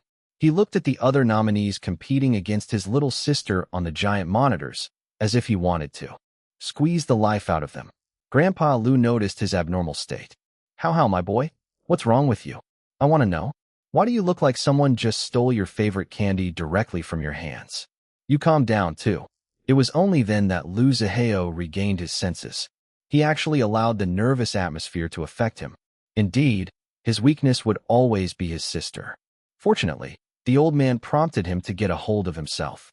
He turned his head and flashed Grandpa Lu a devilish smile. Humph. Grandpa Lu scowled upon seeing his grandson's smile. Why are you trying to flirt with your own grandfather? I want to know. You think that your smile will work on this old man and make me swoon? Huh. I'm the original. You're only the remix version. That smile won't work on me. This old man's smile is many times more potent than yours. All I see whenever I look at you is the baby Hao in his diapers when I was taking care of you when you were just this small. Lu Zihao rolled his eyes. The old man really knew how to shoot his mouth off. He wasn't the original Lu Zihao, so the old man's words didn't embarrass him at all. He only shrugged his shoulders and returned his full attention to the awards ceremony. But not before he felt a small twinge within himself before a warm, pleasant feeling filled his heart. The feeling wasn't his. On the stage, the guest presenters announced a total of 16 nominees for the Best Soundtrack Award, including Iris Long. When her name was announced, the cast and crew of Strong Yet Broken cheered for her. Weilon also cried out and almost started yelling, "That's my daughter," before catching herself. She remembered that she was a viscountess now, so she must maintain her graceful and classy image. It was difficult, but she was able to restrain her wildness. By this time, Jin Liwei was now hugging his baby girl's shoulders with one arm, while his other hand continued to endure her tight grip. He also began to feel nervous, but forced himself to calm down. His baby girl was doing a great job in maintaining her composure. He didn't want to be the one to lose it. On the stage, the guest presenters opened the envelope. And the Best Soundtrack Award goes to Iris. Jin Liwei and the others held their breaths. 1 second, 2 seconds, 3 seconds. Iris Long, Strong Yet Broken. The producer who was praying hard earlier was the first one to react. He shot up from his seat and started jumping and screaming at the top of his lungs. The others also followed suit. They all turned to Iris, who had a slightly dazed expression on her face. "Iris, oh my God, you won," they exclaimed. Everyone in their group looked as if they also won the award. Her achievement felt like their achievement as well. They were one team. "Miss Iris Long, please come up the stage," one of the guest presenters reminded her in English. It was Jin Liwei who pulled her up from her seat. "Love, you did it," he whispered directly to her ear. "Now go get that award and make us even prouder." Jin Liwei's words somehow managed to penetrate Iris' dazed mind. She tightened her hold on his hand even further and pulled him along as she walked to the aisle on the way to the stage. Her face automatically smiled softly, accepting her group's congratulations, even though she was still feeling dazed. As for Jin Liwei, he didn't protest as she dragged him. He could sense that she was quite out of herself. She was basically just moving on instinct. He didn't want to ruin the moment for her by pulling his hand away from her hold. Besides, he loved the fact that her instinct made her hold him. It filled him with so much contentment. At the front area of the audience, tears flowed down Wei Lan's face. It was a good thing that she wore waterproof makeup. She felt so proud of her daughter. Never once had her daughter won any important and meaningful awards like this before. She heard that her daughter also won a lot of awards back in China during the Harmony Music Awards and the Diamond Guild Awards earlier this year. She even received a special award for inventing new musical techniques. Unfortunately, Wei Lan wasn't able to witness those amazing moments of her daughter. Now that she was present to witness her daughter win a prestigious award for the first time, Wei Lan felt very proud. She tossed the Viscountess image that she had been maintaining all throughout the film festival. At the moment, she was just a mother. Wei Lan knew that she had many shortcomings as a mother to her daughter. She lacked the nurturing instinct that seemed to automatically develop in all mothers. In addition, she and her daughter clashed almost all the time in the past. Despite this, Wei Lan never hated her daughter. She loved her.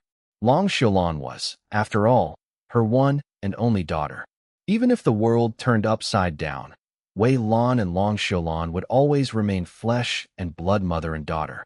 It was a good thing that both of them had changed for the better. Her daughter matured a lot and stopped looking for fights with her.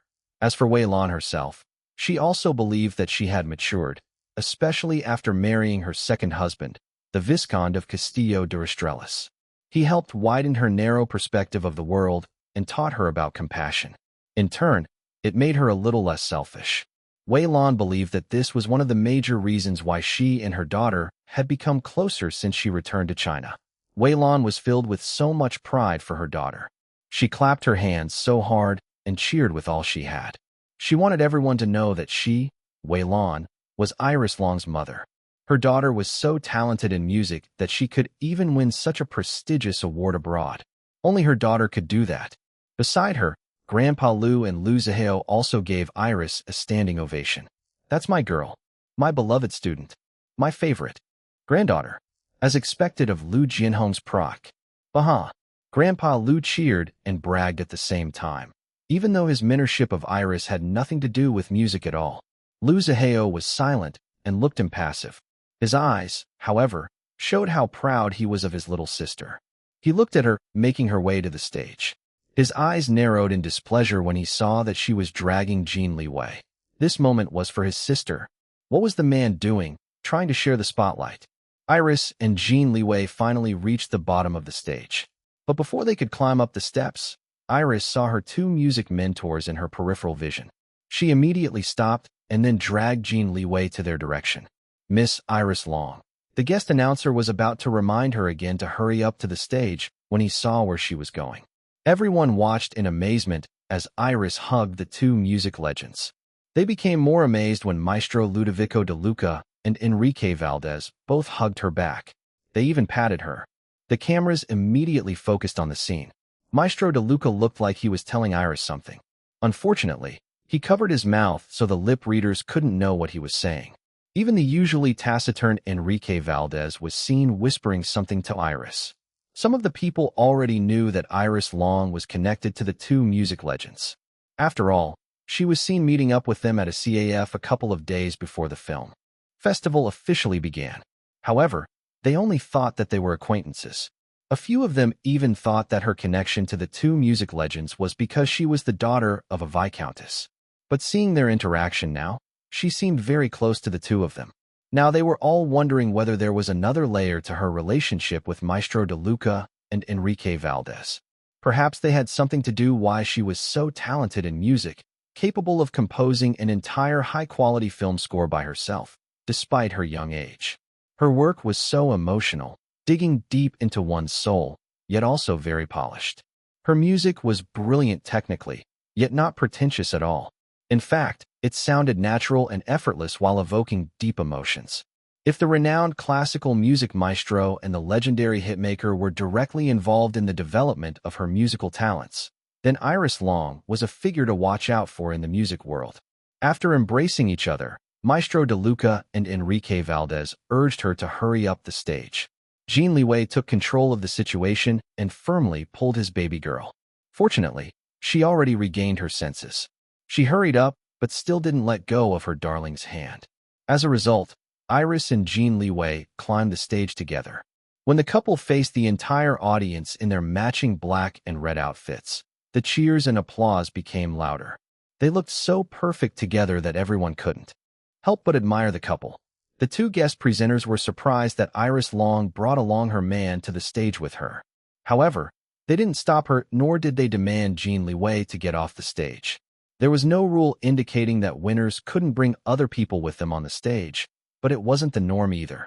An official from the Summit International Film Festival's committee handed Iris the award. It was a trophy which looked like a golden sun fixed on the surface of a large, clear, rectangular crystal. The beautiful trophy couldn't stand on its own because of the crystal's cut.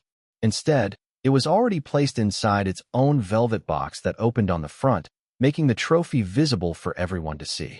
Iris had to let go of Jin Liwei's hand to receive the award and the congratulations from the official and the two guest presenters. She might have let go of her darling's hand, but her body language indicated that she wanted him to stay close to her. Of course, he sensed what she wanted, so he stayed close, even when the official and the two guest performers retreated to the back. The couple walked to the front of the microphone. Iris looked at the entire audience. It was an awards show, but to her, this stage felt very different to the stages of the Harmony Music Awards and the Diamond Guild Awards back in China. This stage felt bigger and more amazing.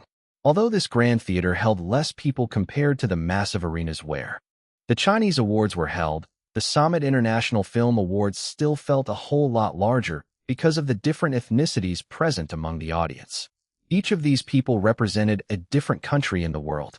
As a result, it felt like the entire world was watching her receive an award right now compared to just one country back in China. The situation gave Iris a surreal feeling, yet she also felt humbled at the same time. She knew that there were still a lot of talented musicians out there in the world. The thought motivated her to do her best and improve her musical craft even further.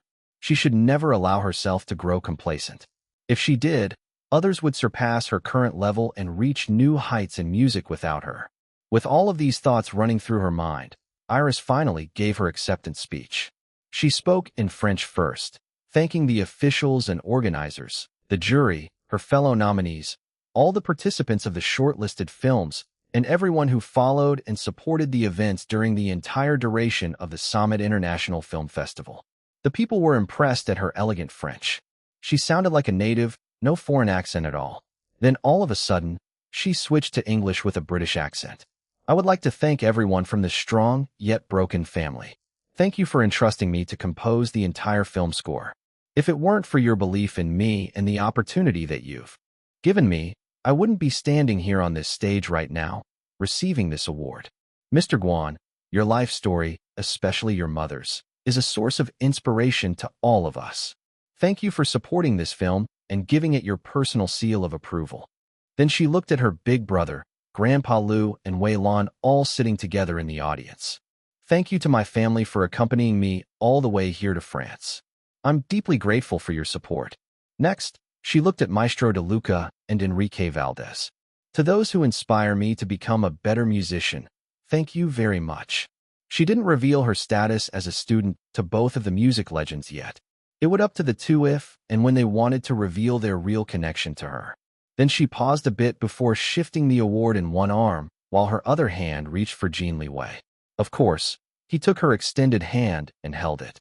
She gazed at her darling's eyes, not caring that the world was watching her every move right now. Most importantly, thank you to the man standing beside me, she said. Her tone became softer, almost dropping to a whisper. You've been there silently supporting me while I composed the film score. You've been so patient and understanding, even when I spent more time with my music than with you. Thank you, and I love you.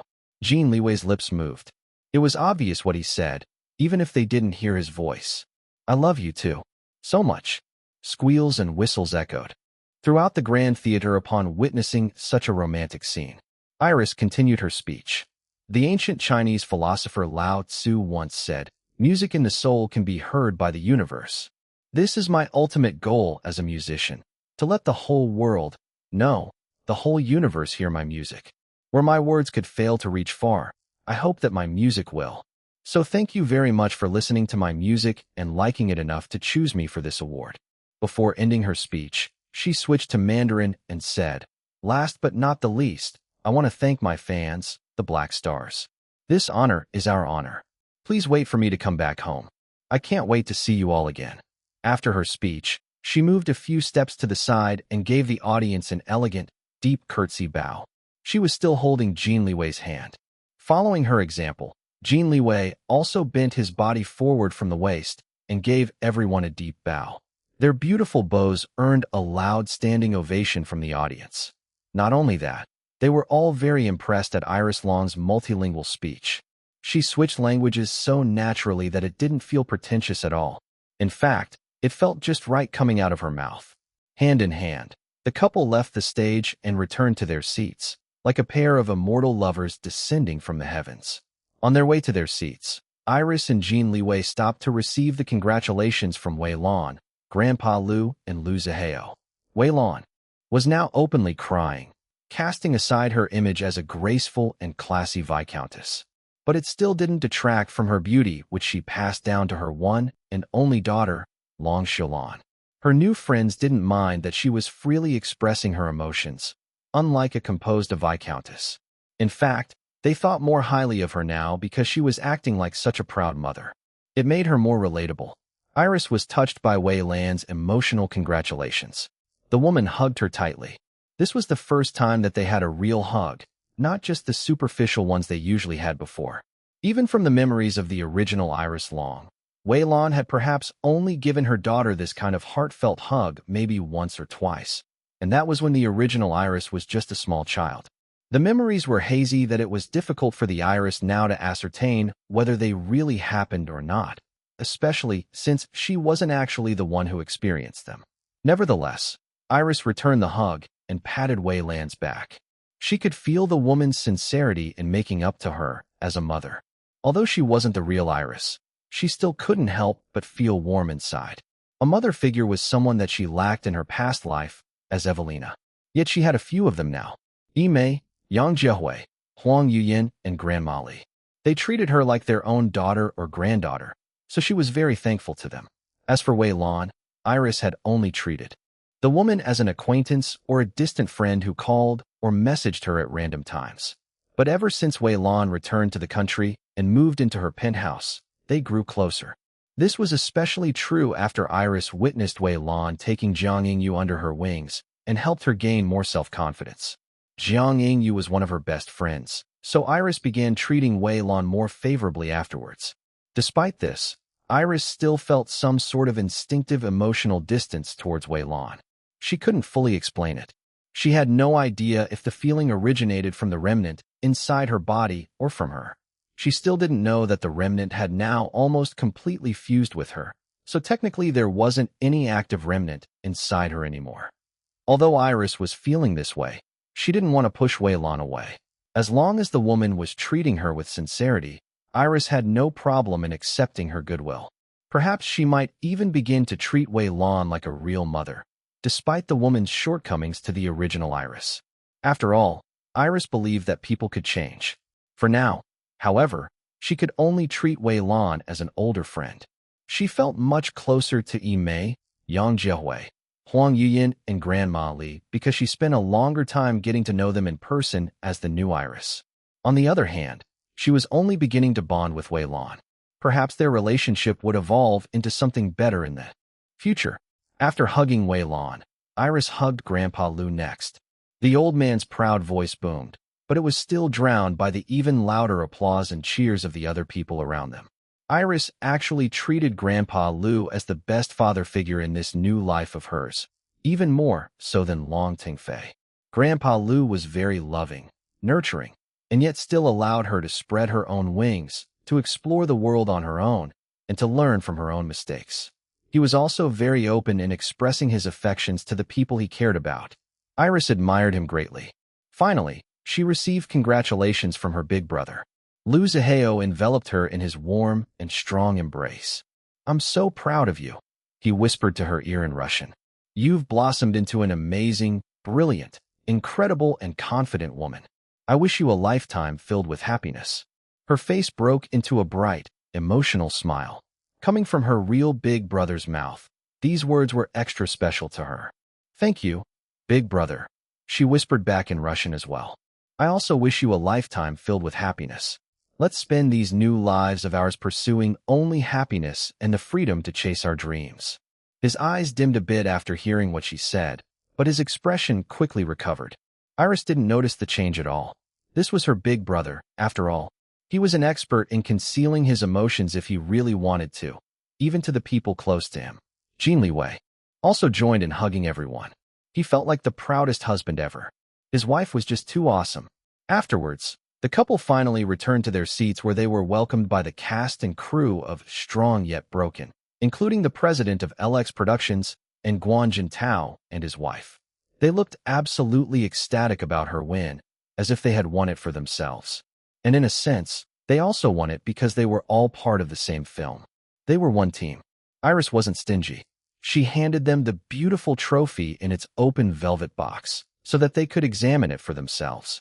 The producer was crying tears of joy, while the director was teary-eyed. "We have one win. I'm so happy. We can go home to China with heads held up high in pride." "We didn't shame our country at all here in the Summit International Film Festival," he said. Iris tilted her head to the side before replying. "We still have 2 more nominations remaining." The hidden implication of her words was clear to everyone. "We still have 2 more nominations remaining. There's still a chance that we can win more." The others chuckled, agreeing with her out loud. Inside, however, they didn't believe that they would continue to be lucky tonight. Now that their film had won an award through Iris Long, they already felt satisfied. The others from this strong yet broken team already stopped expecting to win more awards after this. The competition in the film festival was extremely fierce. Take the Best Soundtrack Award, for example. It was just 1 award, but there was a total of 16 nominees. 16 nominees already seemed a lot, but other categories actually had more. Some even had more than 20 nominees. Only a few award categories had less than 5 nominees. It was already a miracle that Iris won against such stiff competition. This was what the cast and crew of Strong Yet Broken thought in their minds. If he could hear what they were thinking about, Jin Liwei would disagree with them. It certainly wasn't a miracle that his baby girl won the Best Soundtrack Award. His baby girl deserved it, and so much more. It was fortunate that the jury knew quality music when they heard one and chose his baby girl to win the award. If she didn't win, then he would inwardly accuse them of having poor taste and not knowing how to judge properly.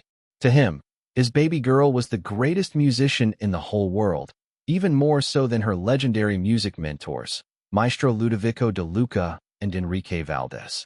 In his love-filled mind, his baby girl was the best. Nobody could defeat her when it came to music.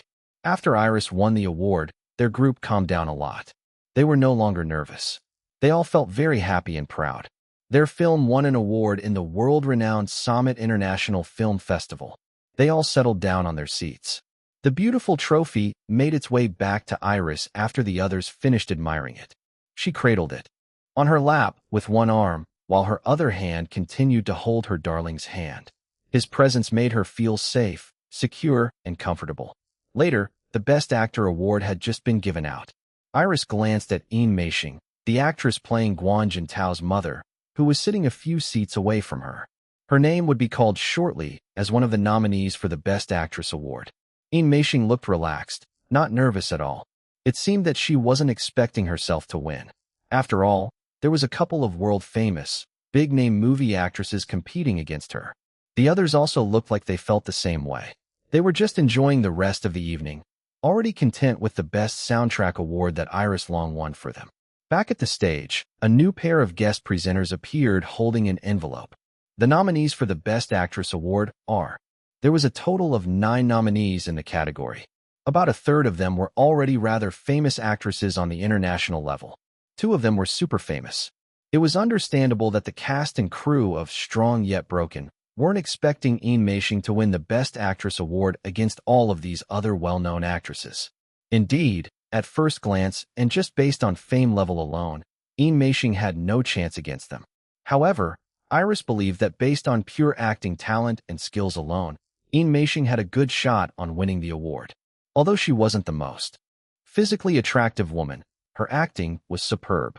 The guest presenters on stage opened the envelope, and the Best Actress award goes to. Iris didn't look at the stage at all. Instead, she looked to her side, continuing to observe Yin Meishing. The actress looked excited while watching her image being shown on the giant monitors alongside the other famous actresses.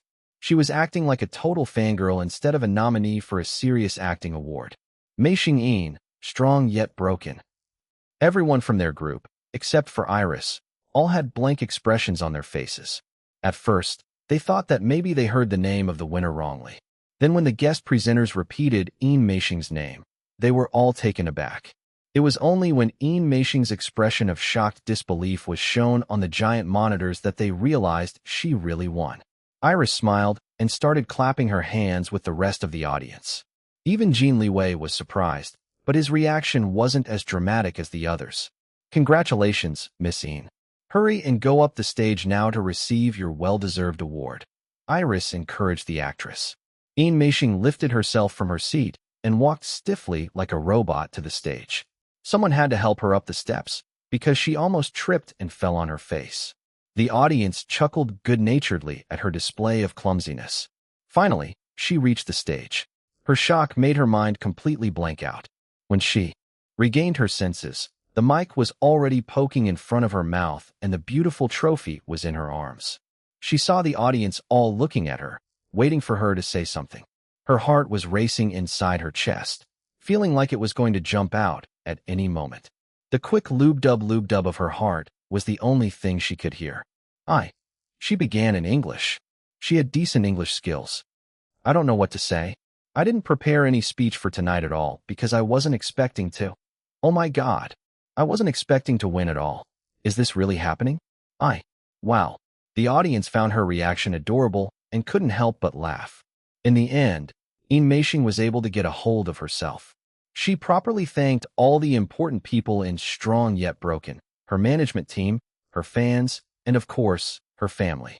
It was a very generic speech, but her heartfelt reaction touched the hearts of the audience. She was crying so much, but her professionalism still kicked in, making her speak clearly. The audience gave her a deafening standing ovation after her speech ended. When Mei finally returned to her seat, it felt like she was floating. There were many people, most of them strangers, but some were famous celebrities, who congratulated her on the way back. Everything that was happening right now didn't feel real. Maybe she was still dreaming. Everyone in her group was very emotional when they welcomed her. Tears flowed down most of their faces. The awards ceremony continued until finally, it was time for the final and the most important award of the film festival, the Soleil d'Or Award. Strong Yet Broken didn't win it, but there was no disappointment in the group of Chinese participants. They were only filled with pure joy, excitement, and pride. Iris Long and Mei, these two incredible and talented women in their own respective fields, were the biggest stars and China's greatest pride for them tonight. Winning just one award in the prestigious Summit International Film Festival was already an achievement, but their film Strong Yet Broken won 2 awards. And it was these 2 amazing women who won those awards for them.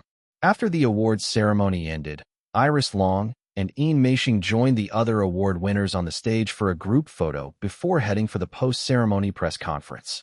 Of course, it was being live-streamed to the viewers back in China. By now, the Chinese reporter who originally live-streamed the opening night of the Summit International Film Festival had increased his reputation. His boss had placed more importance on him and gave him more funds to do his job more efficiently in this France assignment. The other Chinese reporters tried following his example and began live streaming during the film festival as well. However, the pioneer already acquired the advantage in everything. The viewers seemed to flock to the original Chinese reporter who live streamed first. His good reputation was evident in the view counts. At the moment, he was live streaming the post-ceremony press conference.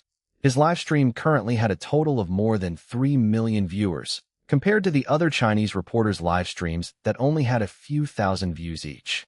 The additional funds he received were invested in better equipment, making the quality of his live stream more superior than the others. This was one of the reasons why the viewers preferred to watch his live streams. He was currently focusing the video camera on Iris Long and Mei standing together with the other award winners. All of them held their beautiful golden sun on a crystal trophies inside open velvet boxes while smiling to the cameras. The names of all of these award winners, including Iris Long and Mei, would forever be recorded in the history of the Summit International Film Festival. From now on, they would be referred to as laureates of the film festival, alongside figures like Maestro Ludovico de Luca and Enrique Valdez. Back in China, more people started tuning in to the live stream. It was already hours past midnight, yet the view count only kept increasing by the minute. There was now close to 3.5 million viewers. The original viewers since day one were watching the live stream again. Most of them were black stars. There were also members of high society, curious rumor-mongers, Iris Long and Wei Lan's haters, Jin Liwei's own fans, and those who were lusting for him, and the new Wei shippers. It wasn't only these people who were watching the live stream.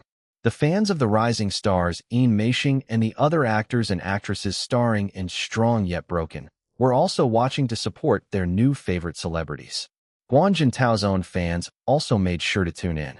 In addition, people working in entertainment news were required to watch the live stream as part of their work.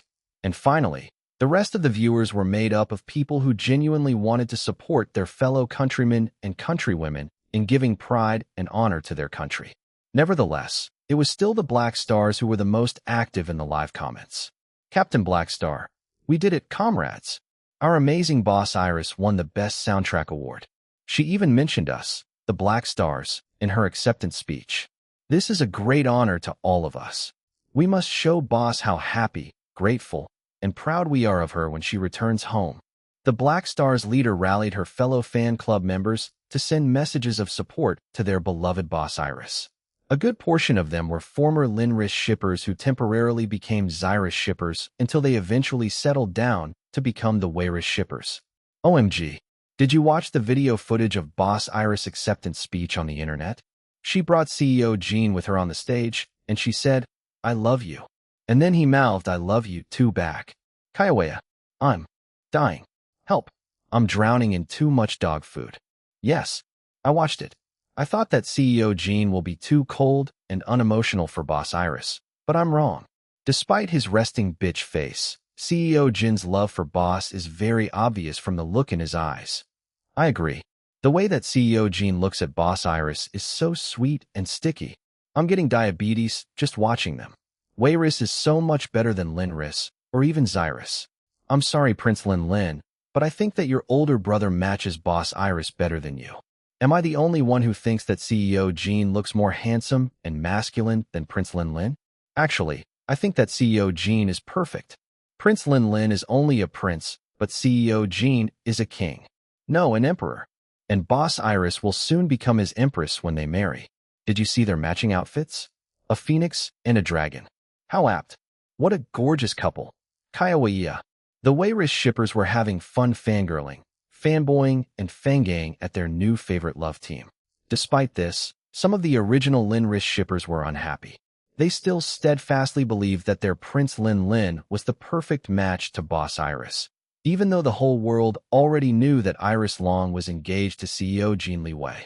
These fans, however, were bullheaded and refused to change their opinions. Fortunately, no major fights broke out between the Linris and the Weiris shippers.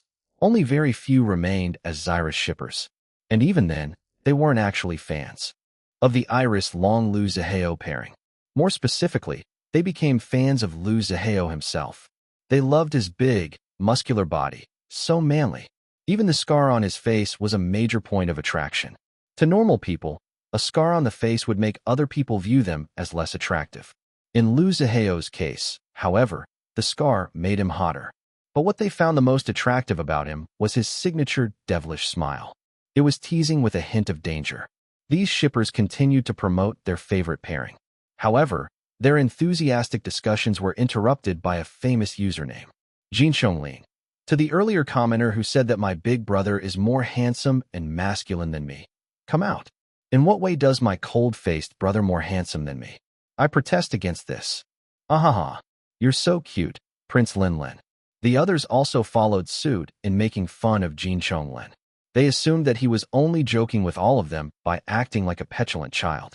And indeed, he started chatting and joking around with the other viewers. Some of them were his own fans. He raved about how proud he was of his sister-in-law for winning the Best Soundtrack Award in the prestigious Summit International Film Festival. Jin Chonglin, are you jealous of Iris Long's award? Someone suddenly asked.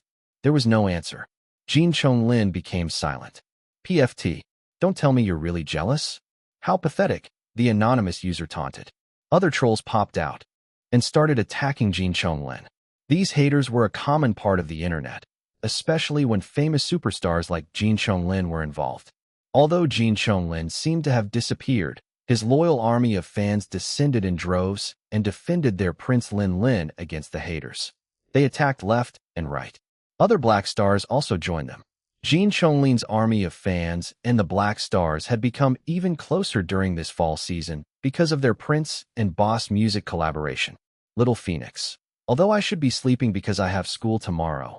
Wait, the next school day starts in a few hours.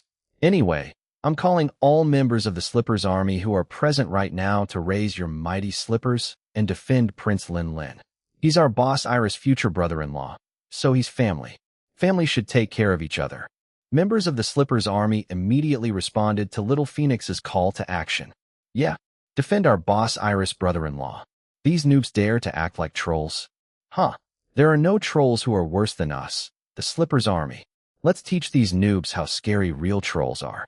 Let's go. My mighty slippers go pa-pa-pa and smack smack smack until these noobs fly all the way to the deepest level of hell. Shove our mighty slippers down their throats. That'll teach them. In the Black Star's private chat group, the Slippers army began organizing and preparing for battle. Directing them to the battlefield was the newest Black Star with the username Kitty Baby. She had only officially joined the fan club in the past week when their boss Iris was in France for the Summit International Film Festival. Despite this, Kitty Baby quickly became an indispensable key member of the Black Stars, especially to the Slippers army. She was actually a worse troll and even more aggressive than the original Slippers army leader, I Eat Slippers. If I Eat Slippers was a machine gun, then Kitty Baby was an atomic bomb all by herself. Not only was she a troll like him, but she was also a computer expert like Monkey Face. Kitty Baby was like the perfect combination of I Eat Slippers and Monkey Face, but also an upgraded version of both of them. As a result, she had basically taken over the leadership of the Slippers army in the very short amount of time that she became a member. It worked extremely well because Kitty Baby seemed to be available for action 24/7, unlike Little Phoenix, who could only go online for a few hours because she was still a student. In addition to this, she also took over Monkey Face's job as the Black Star's chief IT officer. Although most of the other Black Stars felt that Kitty Baby was weird, always meowing in her messages, they all grew to respect her skills and boldness. They thought that she was a genius. Even Monkey Face, now the CEO of Planet Monkey, didn't work as fast as her back then. It felt like Kitty Baby could resolve issues instantly. While her fellow Slippers army were still preparing for battle, she was already returning from obliterating all of the enemies by herself. As certified trolls, the members of the Slippers army, including Little Phoenix, were eager to be in the action themselves. They requested Kitty Baby to restrain herself a bit in order for them to have the opportunity to wave their mighty slippers of justice and smack their boss Iris enemies to oblivion. There was no satisfaction greater than meting out punishment with one's own hand. Kitty Baby understands. I will just direct you to the most effective and efficient method. Then, meow. Everyone felt better after she said this. And that was how Kitty Baby became the greatest commander of the Slippers army. Even more so than the notorious founder himself, I Eat Slippers. She was lightning quick, decisive, accurate, and merciless. She was like a tireless robot who could work non-stop day and night. Sister Kitty Baby, are you even human? You're like a machine, Little Phoenix once asked her. Meow Kitty Baby is a super-duper cute and fluffy kitty baby. My mommy and daddy love me very much because I'm a good kitty. Right. Yes, you're a good kitty. Your parents are so lucky to have a genius kid like you. Captain Blackstar replied. They could only accept her weirdness. Her speech patterns, however, made many of them suspect that she might be very young. Perhaps a teenager, or maybe even younger. A child? If Kitty Baby was really a child, then she was indeed a genius with her impressive computer skills. It reached a point that Monkey Face, or CEO Ho Liang in real life, tried to recruit her to work for Planet Monkey. Unfortunately, she didn't even take a moment to think about it. She immediately declined the offer. Her reason? My mommy didn't tell me to work for Planet Monkey. Kitty Baby is also assisting my daddy with his company's security. This good kitty is already a busy kitty. So no, thank you. Meow. Their suspicion that she might really be just a child only grew stronger after this. It seemed that she was still dependent on her parents. But assisting in the security of her father's company? What child could do that? Only a genius could. It had only been about a week, but Kitty Baby had already become very popular among the Black Stars. Her merciless trolling skills were also idolized by many members of the Slippers army. Back to the battle in the live stream. Kitty Baby acted as the commander against the haters trolling Jin Chonglin. For some reason, the others noticed that she was extra ruthless tonight, as if the haters hurt a member of her own family. Or maybe she was just a secret hardcore fan of Prince Lin Lin. Then suddenly, the Lord of Lippers and the Emperor of Monkeys appeared to join in the fun. I Eat Slippers. Kitty Baby is indeed a worthy successor of my beloved Slippers army. In just a few days, You've transformed my army into a formidable powerhouse. This Lord of Slippers is extremely happy. Monkey face. My offer of employment to Planet Monkey is still open. Contact me anytime if you change your mind. Ask your parents. Maybe they'll allow you to work at our gaming company. All the Black Stars, most especially the Slippers army members, were delighted at the return of the two. With both of their addition, the destructive force of the notorious Slippers army increased even more. What amazed everyone was that Kitty Baby cooperated with them almost too perfectly, as if she already knew them for a long time. About 15 minutes later, a bunch of sensitive information was released on the internet for everyone to see. They were all personal information of the haters who trolled Jin Liwei earlier. The release of their personal information to the public made them targets of Jin Liwei's army of fans and anyone who despised their hateful online behavior while hiding behind the shield of anonymity. It would also make it possible for Jin Liwei himself to pursue legal action for the crime of libel against them if he wanted. Now that their real identities were out in the open, they couldn't hide behind their anonymous accounts anymore. Nobody knew who released their identities on the internet. There were many who suspected that a talented hacker was assisting the Black Stars for a while now. They thought that it might be Ho Liang, aka Monkey Face. After all, he was the CEO of Planet Monkey, the company that made the currently super popular game, Supreme Ascension. In addition to this, he was originally the chief IT officer of the Black Stars. These all meant that he was very skilled in computers. However, they had no evidence to prove that he was the talented hacker who always assisted the Black Stars. Besides, hacking was illegal. Even if he did it, he wouldn't admit it in public, unless he was stupid enough to want to go into prison. In a private message, Wu Chun, aka I Eat Slippers, messaged Ho Liang. I Eat Slippers. Great job hacking and releasing the personal information of all of those bastards and bitches. My mighty Slippers are very satisfied. Monkey face, it wasn't me. I Eat Slippers, come on now. No need to be so modest between us brothers. Monkey face, it really wasn't me. Wait, let's ask the one who I think did it. Kitty Baby was added to the chat by Monkey Face. Kitty Baby, meow. Monkey Face, was it you? Kitty Baby, yes. Meow. Both I Eat Slippers and Monkey Face expected for Kitty Baby to ask for clarification about the question. After all, Monkey Face didn't provide any other details and just asked. Surprisingly, however, she answered directly, as if she already knew what the question was all about. Kitty Baby, are you going to be a tattletale and tell everyone that I did it? Kitty Baby won't let you. If you do, I'm going to tell my mommy that you're being mean to Kitty Baby. Meow. The two men didn't bother paying attention to her childish speech and instead focused on her admission. Although both already knew that she was a skilled hacker, they were still impressed by her hacking skills, especially Monkey Face. Of course, he was confident that he could do the same thing, but not as quickly as she did it. She only spent about 15 minutes to hunt all those anonymous trolls, dig out their personal information, and then release their details to the public on the internet. Many of these trolls were also using virtual private networks, VPN, making it many times more difficult to locate them. A suspicion about Kitty Baby grew inside Monkey Face. He left the three-way private chat and directly messaged Kitty Baby. Monkey Face, are you related to Draken? Kitty Baby, sticker of a mischievous laughing white cat. Monkey Face, don't worry, I won't tell anyone. I already know Draken's real identity. Kitty Baby, I know that you know. Meow. Monkey Face, so are you related? Kitty Baby, yes. Draken is Kitty Baby's mommy. Yeah. Meow. A slight pause in the chat. Kitty Baby, oops.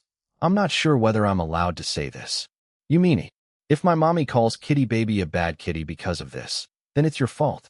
Meow. Sticker of an angry white cat. Monkey Face took a few seconds before replying. Monkey Face, Draken is your mommy? Your real mother? How is this possible? How old are you? Then is your father saying know who? Kitty Baby, inf. So many questions. Kitty Baby doesn't want to answer them anymore. You can just ask my mommy directly. If Kitty Baby gets into trouble with mommy after this, it's your fault. Meow. Kitty Baby left the chat.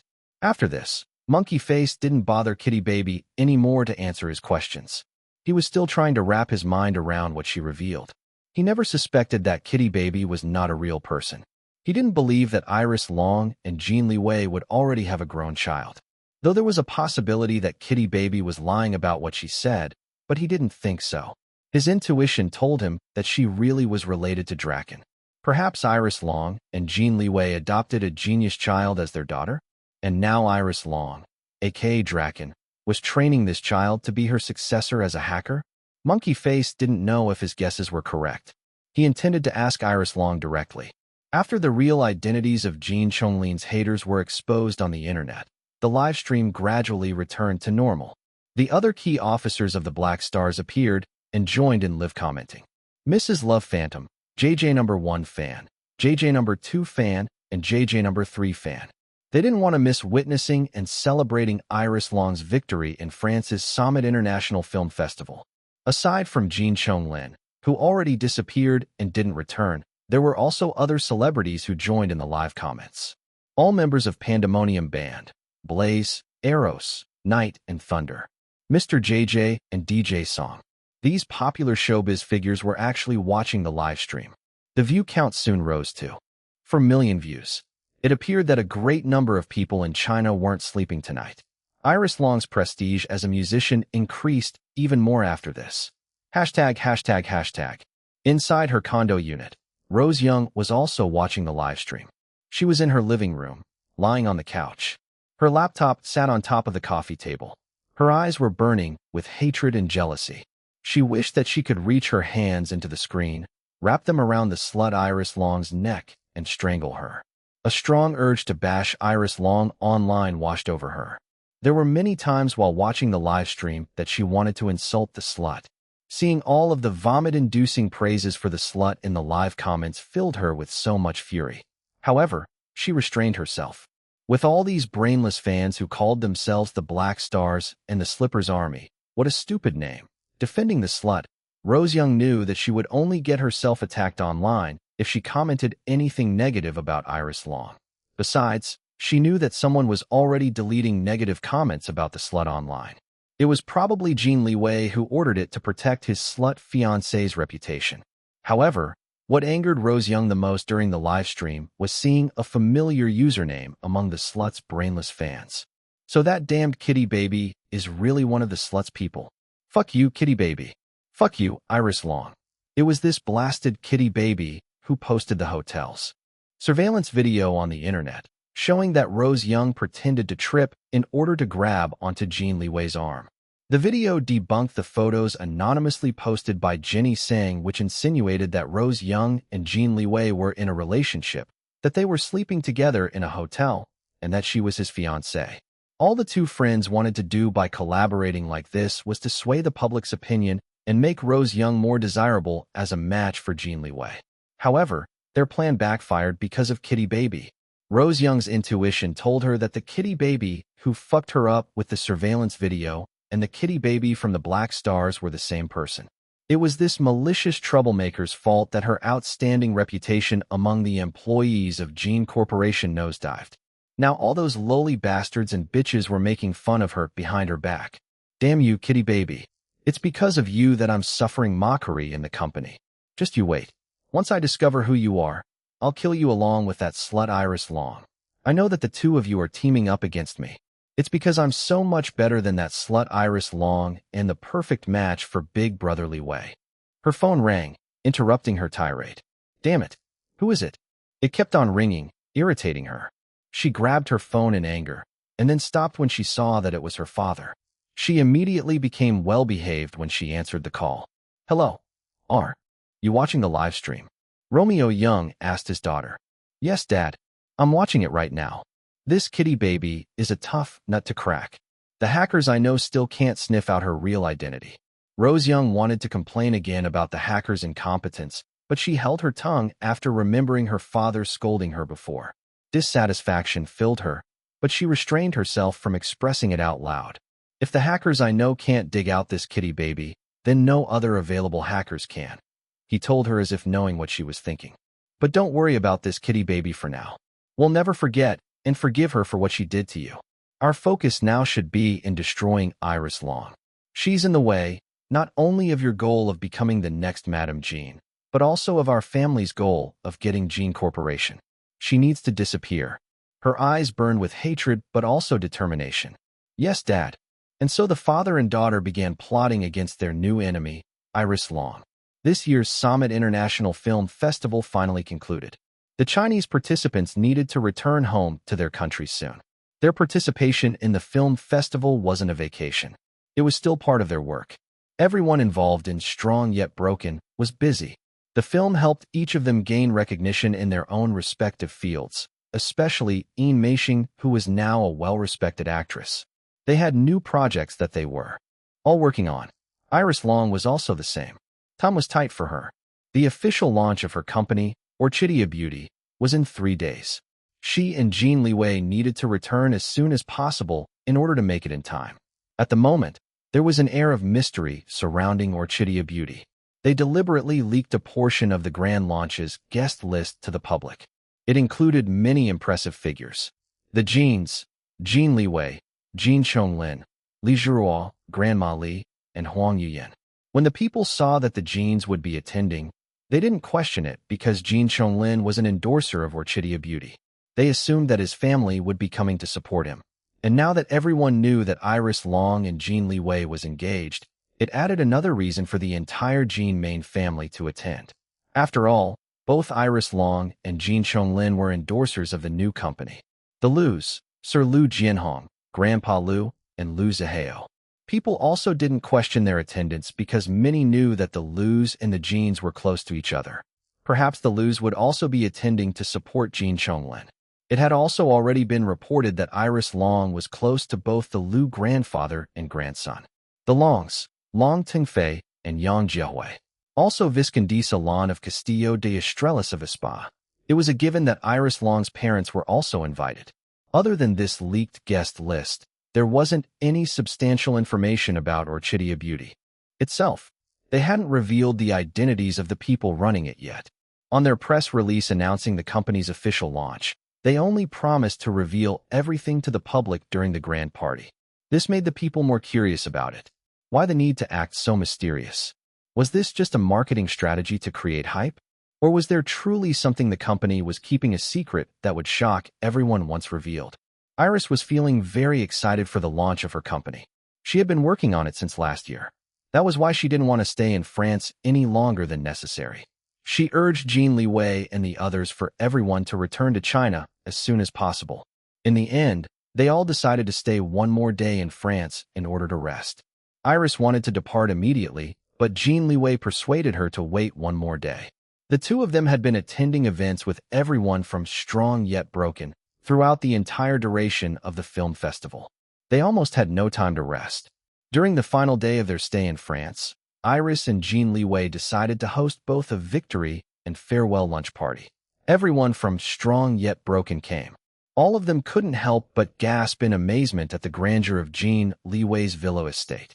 Guan Jintao couldn't see, but his wife described everything to him. Maestro Ludovico de Luca, his wife, and Enrique Valdez also attended. Their arrival made everyone from Strong Yet Broken starstruck. They swore that from now on, they would do their best to maintain their relationship with Iris Long. She was connected to all of these impressive people, including Sir Lu Jianhong and Madame Wei Lan, now a Spanish viscountess. Not to mention that she was engaged to the Chinese billionaire Jin Liwei. They were in the grand dining hall. The large and long dinner table was removed in preference for lounge chairs and small tables instead. The lunch was buffet-style, which Iris and Jin Liwei now preferred whenever they hosted parties, thanks to the Chua family's influence. It was less formal and encouraged everyone to mingle freely. The atmosphere was light and cheerful. Everyone was still feeling euphoric over Iris Long and Yin Meishing's double wins last night. Their beautiful trophies were displayed on a high table for the others to admire. It was the producer who suggested it, feeling proud of the women's achievements for his film.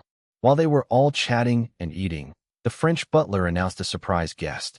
Moments later, the stunning Ashandra Nightsun walked into the dining hall. The men who hadn't met her yet, except for Lu Zihao, stopped what they were doing when they saw her. Their jaws fell down, and their eyes widened upon seeing such a beauty. Lu Zihao wasn't affected at all. Iris smiled brightly when she saw her friend. She and Jin Liwei welcomed the artist. They spoke in English. Ashandra, I'm so happy that you dropped by. This is our last day here before we have to go home to China. Iris told her friend after hugging each other. Xiaolon, I missed you so much. AJ and Teresa also miss you.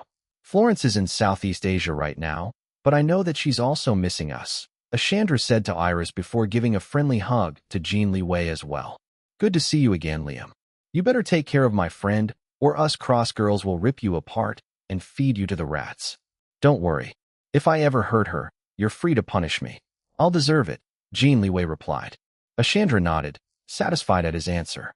Then she turned to Iris again and scolded. Why did you only tell me now that you're here in France? If I knew, I would have hurried to meet you here. We could have spent more time together. I didn't know that you were in Italy attending an art exhibition. I thought you were still at the academy busy working on your next masterpiece. I didn't want to disturb you. Silly girl. You're welcome to disturb me anytime. What are friends for? Iris responded with a warm smile. Thank you. By the way, I heard what happened last night. Congratulations on winning the Best Soundtrack Award. I'm so proud of you. This is for you. Ashandra handed Iris a gift bag. May I? Iris asked. Of course. Please open it. Iris gasped when she saw what her friend gave her. Ashandra, this is beautiful. Thank you. I'm glad you liked it. It's one of my latest works. The gift was a large, beautiful silk scarf. Although it was a scarf, it was also an incredible painting. An ethereal woman wearing a pristine white dress was soaring to the heavens among the stormy clouds with her jet-black wings. The woman's angelic beauty was a contrast to her demonic wings. Her eyes looked fierce and determined as she flew towards whatever was up there.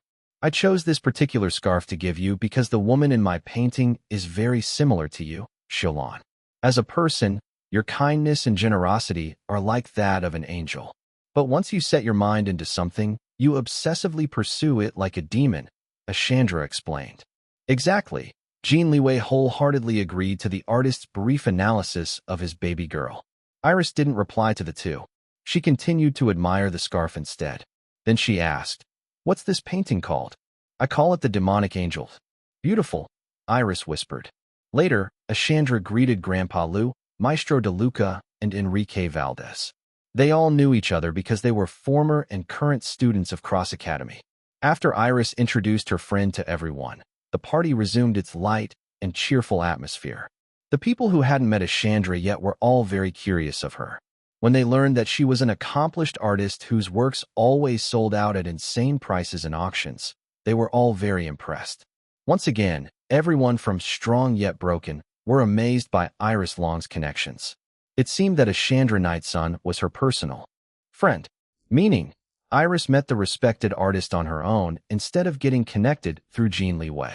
In fact, even Maestro De Luca and Enrique Valdez seemed to be only close to her and not to Jin Liwei. If other people started accusing Iris Long of using CEO Jin Liwei to climb socially, then the Strong Yet Broken team would be the first ones to defend her. After the lunch party, all the guests left the estate villa. Iris, Jin Liwei, and the others began packing their luggage. Jiang Yingyu almost wanted to cry because her son had the most to pack among them. Grandpa Lu and Wei Lan bought little June so many toys, clothes, shoes, and other items that Jiang Yingyu didn't know the purpose of. In the end, the French household staff helped her pack because it would take her a few days if she did it by herself. That same night, they finally left the villa estate which they called home for almost 2 weeks. They boarded Jin Liwei's massive luxury yacht LX. Everyone from this Strong Yet Broken group were also traveling together with them. They all bid goodbye to the beautiful coast of the French Riviera. After the yacht were the limousines. Then they arrived at the private airport. Since there were many of them traveling together this time, Iris and Jin Liwei decided to use their new private jumbo jet. It was purchased right after Jin Liwei acquired his luxury yacht LX. Iris also wanted to buy something big and luxurious for them, so Jin Liwei suggested a jumbo jet. My family is now your family, and vice versa. There's now many of us. Our family will only continue to expand from now on. Instead of taking separate private jets, isn't it more fun and economical to travel together at the same time? We can go on vacations together with our family and friends, he reasoned. Iris was persuaded, so she agreed. When she looked at the price, however, even she couldn't help but wince. So expensive. She could afford to pay it in full, but she would need to work extra hard in order to replenish her bank account. Besides, She already appropriated a good portion of her wealth for the development of her companies and in diversifying her investments. In addition, she was also putting a lot of money into researching and developing ketchup even further. The cat AI's abilities were growing so fast that Iris was afraid she might not be able to keep up with it. She needed to fully understand her creation, no, her third baby. It was also to increase Ketchup's security and to reduce the possibility of the cat AI from being stolen and used in nefarious ways. Seeing his baby girl's conflicted expression, Jin Liwei came to the rescue. How about we buy the jumbo jet together? Iris wasn't willing. He already bought them a yacht. She also wanted to buy something for both of them. Jin Liwei didn't give up. Let's do it 50-50. You pay half. I pay half. It'll be one of our first matrimonial assets together. Sounds good, right? Oh, her eyes lit up when he said it like that. He continued, we should start buying things together now, so that we don't have to worry about any of these things after we marry. Then all we have left to worry is when to have children and how to raise them. She hugged his arm and smiled, feeling a little shy that he was talking about marriage. The last part of his sentence made her nervous, though. The idea of giving birth to their own, human, children still filled her with a little anxiety. Fortunately, it was no longer as intense as before. Okay, love. Jin Liwei asked her again. She nodded. And that was how the couple became the co-owners of the luxurious, private jumbo jet they named LX Air. When the others saw the gigantic plane, their jaws fell down. Only Grandpa Liu had a knowing look on his face. Liu Zihao managed to maintain his usual roguish expression, but surprise still flashed in his eyes for a few seconds. We're flying commercial? Weilon asked. No, Auntie. We're flying private. Xiaolon and I bought this jumbo jet together. Jin Liwei replied to her. She paid 50% while I paid the other half, he quickly added, wanting to make it clear to everyone that his baby girl also contributed. He especially glanced at everyone from the strong, yet broken group. He didn't want them to think that his baby girl was just using him for material gains, like the other stupid motherfuckers who kept on belittling his future wife.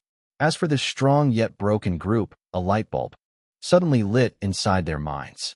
Since they spent so much time every day with both Iris Long and Jin Liwei during the Summit International Film Festival, they sometimes heard him calling her as Xiaolon. During the lunch party earlier that day, they also heard everyone else referring to Iris as Xiaolon. They asked and confirmed that Iris Long's real name was Long Xiaolon. They continued this train of thought. Jin Liwei was the true owner of LX Productions. The luxury yacht they used earlier was called LX. And now, this unbelievable private jumbo jet was called LX Air. The couple also wore matching LX bangles. The connection finally registered to them. LX means Long Xiaolon, right? Yin Meishing asked. That is so romantic. So sweet. CEO Jin actually named all of these after you. No, that's wrong. LX means Li Wei and Xiaolon. Iris corrected. Oh, that's even better. How romantic. Finally, they all boarded Iris and Jin Liwei's jumbo jet, LX Air. The inside was massive. Upon entering, an opulent and spacious lounge room greeted them. The seats had seat belts, but they looked extremely comfortable. There was a formal dining area with one large table. A more casual dining area had smaller individual tables for intimate meals with smaller groups. There was an entertainment room, which looked like a mini movie theater with a popcorn machine in a corner. Beside the entertainment room, there was an arcade. On the opposite side was a children's playroom and several vending machines filled with candies, snacks, and drinks. Iris and Jin Liwei added this for little June and also for their future kids. A small part of the playroom was dedicated to various cat equipment for play. They were for ice cream and popcorn, if Iris and Jin Liwei decided to bring them to their travels. In another part of the plane, the adults could enjoy some cocktails from a well-stocked bar with its very own bartender. They could even play billiards, darts, mahjong, poker, or other card games. If the passengers wanted to relieve themselves or take a shower, the jumbo jet boasted 3 full bathrooms and 5 powder rooms. 2 for the ladies and another 2 for the gentlemen. The other one was a family room for those who had small children like Jiang Yingyu. On the second floor. Yes, there was a second floor. The upper level was dedicated to the bedrooms, a library, gym, and a common room to relax while gazing at the clouds outside the windows. Seeing everything inside, all had the same thought. Isn't this basically a mansion inside a freaking plane? It wasn't only the jumbo jet or its interiors that were amazing, but also the crew. They were all very professional. Just like in Jin Liwei's other private jets, the crew members were all males. Iris complained about it at first, but his answer made her shut up. "I don't want to give you any reason to feel jealous," he told her. "Although I also feel a little jealous having all these men serving you, at least I know that with me around, they won't dare flirt or seduce you. And I also trust that you'll kick them in the nuts if they do anything inappropriate to you." It was already late in the evening. Their private jumbo jet, LX Air, was scheduled to take off just before midnight.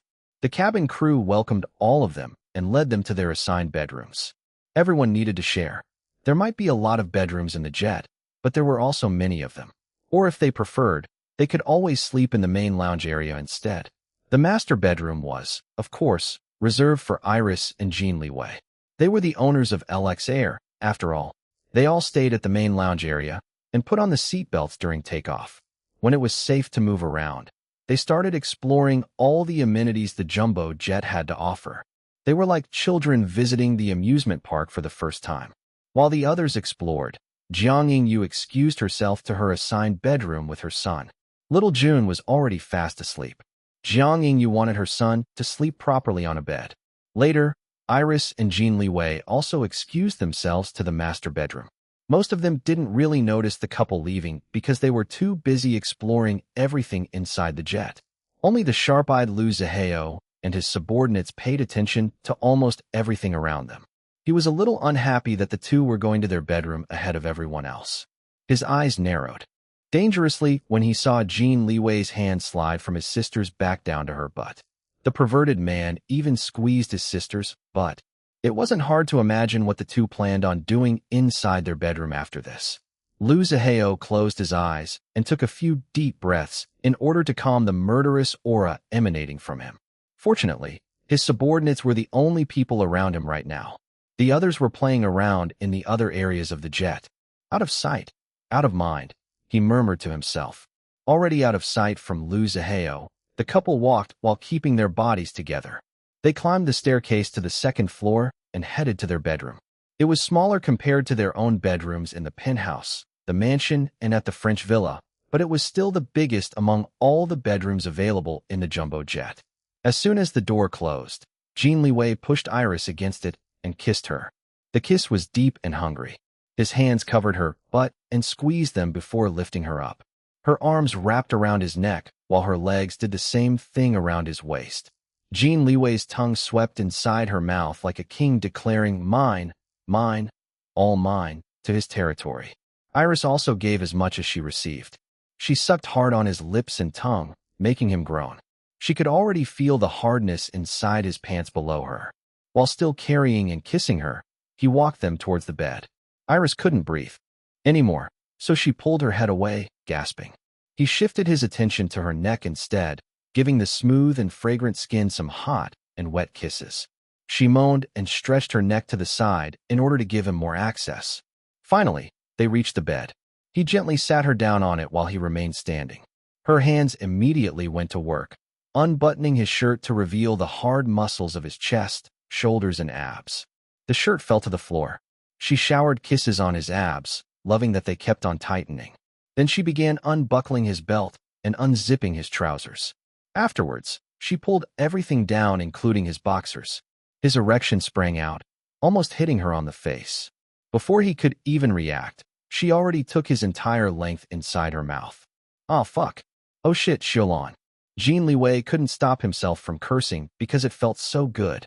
He grabbed her hair and held her head while a loud hiss escaped from between his gritted teeth. His eyes closed in pleasure, a groan sounding deep within his throat. He moaned as she continued to pleasure him with her mouth. Then she stopped all of a sudden and looked up at him while tilting her head to the side. "How are you feeling, darling? Are you feeling more pleasure right now?" she asked. "I read from a few sources that having sex in a plane is more pleasurable because of the dip in atmospheric pressure, the lower than normal oxygen levels, and the constant vibrations." "Ah, wait. Let me get my laptop. I need to record my observations." Jin Liwei stopped her before she could jump out of the bed. Later, he told her in a gruff voice. Then he pulled her up and kissed her on the mouth once again. While doing so, His hands unzipped the back of her long-sleeved midi dress. It opened. He ran his hands all over the smooth skin of her back before unclasping her bra. The dress fell to the floor. He also tossed her bra somewhere. Since the night weather outside was chilly, she wore thermal stockings. He also began removing her stockings, unrolling the soft cloth slowly from her hips down to her beautiful legs. His mouth kissed and licked the part of her skin being gradually exposed. Finally, the stockings were completely removed from her legs. She was only left with her panties. She was already wet and needy for him. A whine escaped from her throat, expressing her impatience. But he only chuckled and continued teasing her with hot and wet yet light kisses all over her skin. She needed him right now. She didn't want to wait any longer. No more teasing. She grabbed his erection and squeezed it in her hand in a dangerous manner, warning him. A groan of pleasure and alarm sounded in his throat before he released an aroused laughter. Jin Liwei, please. A little patience, love, he told her, still laughing softly. I'll be patient later. I need you now. He kissed the tip of her nose. His baby girl was too adorable. All right, he finally said. Sit. Back down. She immediately sat on the edge of the bed. He knelt in front of her and removed her panties before spreading her legs wide open. His fingers rubbed her wet folds. She was already so wet for him. He inserted 2 fingers inside, slowly moving them in and out of her. Oh, darling. She moaned and lay on the bed with eyes closed, enjoying the sensation of his fingers inside her. When she opened her eyes again, she was already panting hard. Jin Liwei was looking directly at her eyes, watching her every expression. They gazed at each other with heat and passion. She opened her legs wider and moved her body sensuously on the sheets. Liwei, please. She breathed, her voice husky. He took a sharp inhale of breath. His baby girl looked too damn sexy. The wild beast inside him was beginning to overwhelm his sanity. Grunting, he left her to quickly rummage inside the bedside table drawer. Iris heard the sound of tearing foil. When he returned, his length was already sheathed in a condom. Are you ready? He asked. Yes. This is going to be wild, love. Exactly what I want. He growled and roughly pulled her legs. Her whole body followed until her butt was on the very edge of the bed. He was still standing. He straightened her legs up in the air and hugged them close to his body with one hand while his other hand guided his erection to her wet entrance. Then he stabbed his entire length deep inside her. Iris cried out and then moaned. Jin Liwei also released a deep groan. His eyes closed, his body taut like a stretched bow, as he savored the feeling of being inside his woman. A few seconds later, he opened his eyes and looked down at her. She was also looking at him with her beautiful, half-lidded eyes. Her long hair was spread all over the bedsheets, like a sensual halo of womanly beauty. His gaze dropped to her lovely breasts, which were rising and falling quickly with her breaths. Saliva automatically pooled inside his mouth at the sight of his favorite mounds. Leaning forward while still hugging her legs too close to his body, he folded her in half until her knees touched her own shoulders. Then he caught one of her nipples inside his mouth and sucked hard. His hips also started moving, thrusting inside her again and again. He made sure to take care of her other nipple as well. He didn't want it to feel lonely, so he gave both the same equal love. After her breasts, he returned to kissing her sweet mouth. He also quickened the rhythm of his hips. His sweat dripped down on her skin below, mixing with her own sweat.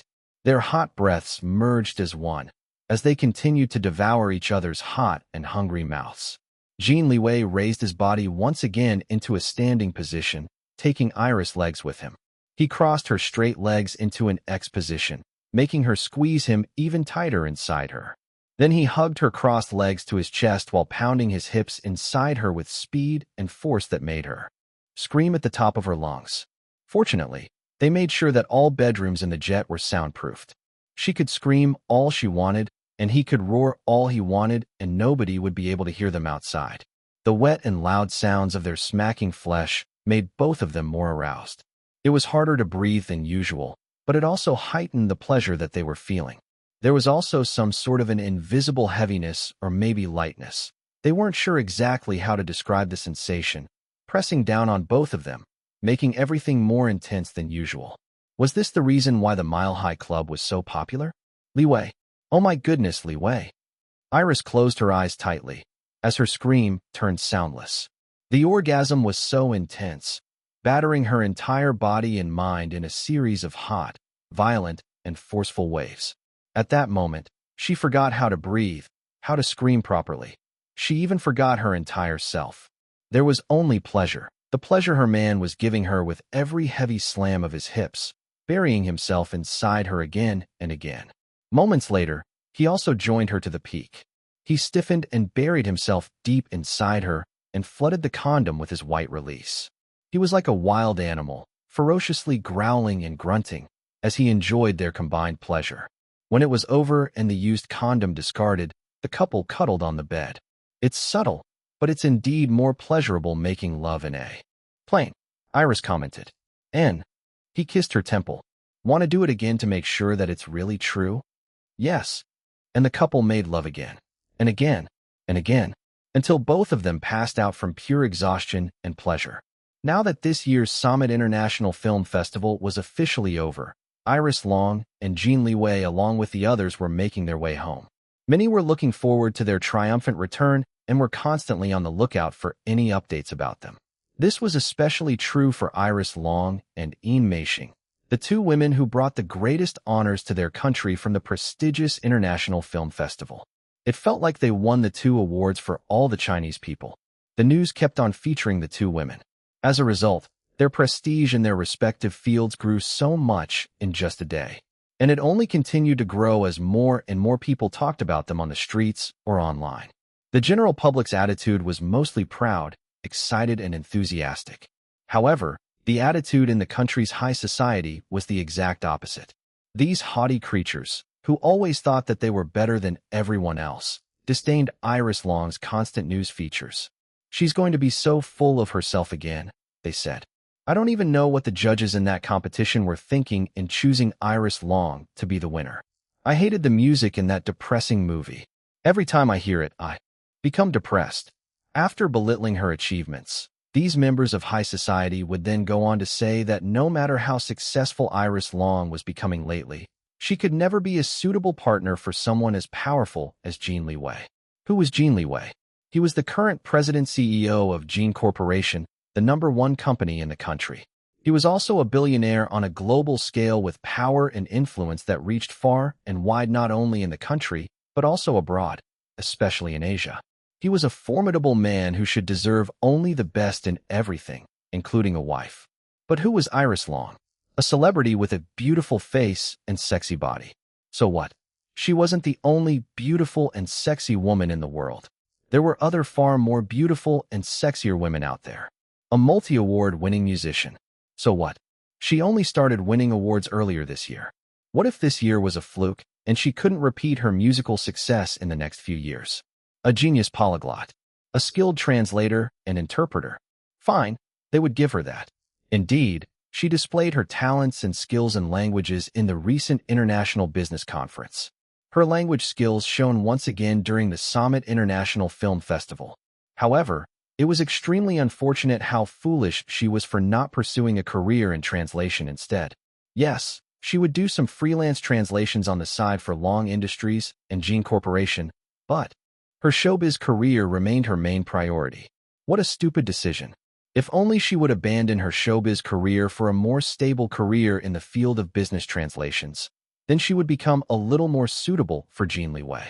Only a little bit, though. To the envious members of high society, she would still be quite not good enough for Jin Liwei. This kind of disparaging attitude among the members of high society towards Iris Long was fueled by rumors saying that some Jin branch families were very unhappy with her as their next madam. Iris Long? She's too young. Only 21. She's basically still a teenager.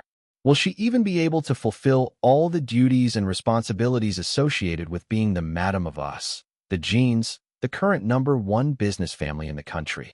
A member of a Jin branch family was heard saying to some of his friends, "Someone like Miss Rose Young is a far better match to our family head than that young celebrity.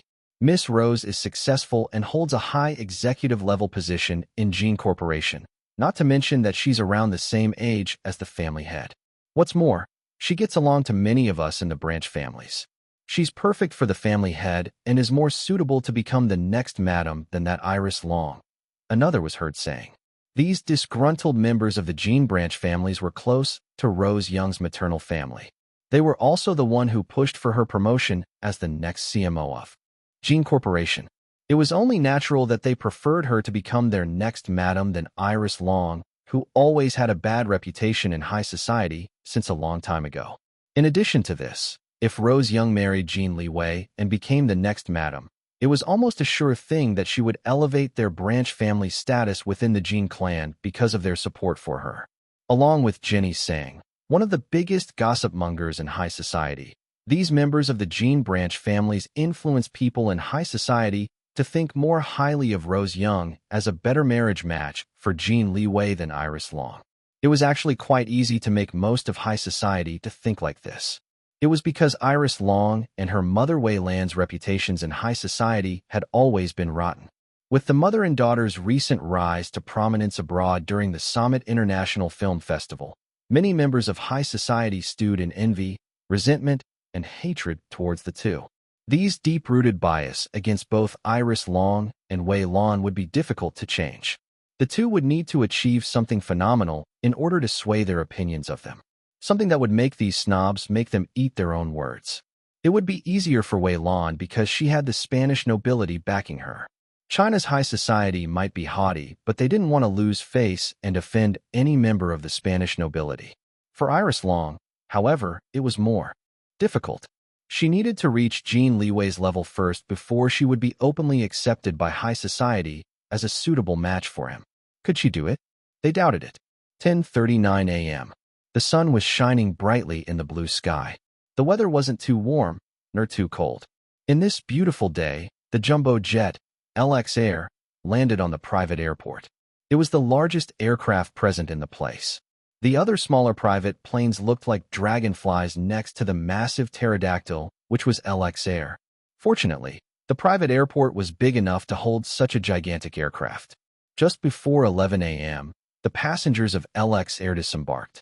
Iris Long, Jin Liwei, and the others were finally back to their home country. Contrary to what one would expect from someone who traveled for more than 10 hours, both Iris and Jin Liwei didn't look exhausted at all. In fact, they were both glowing and energetic.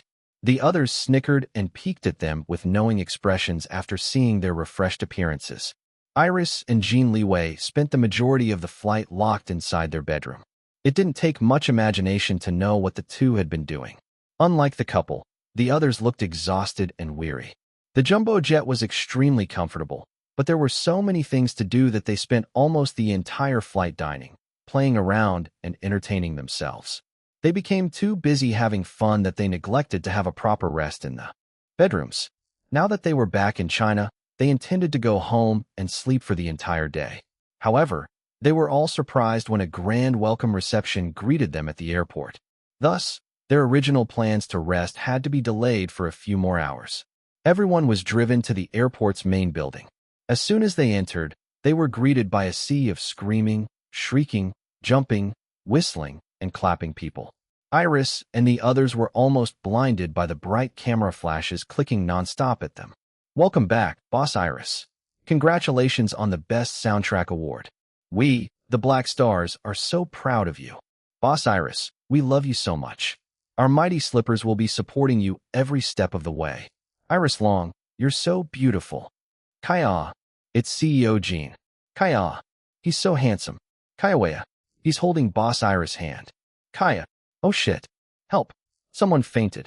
The Black Stars made up a large portion of the massive crowd. They held big banners showing Iris Long's name and image along with their messages of support and adoration.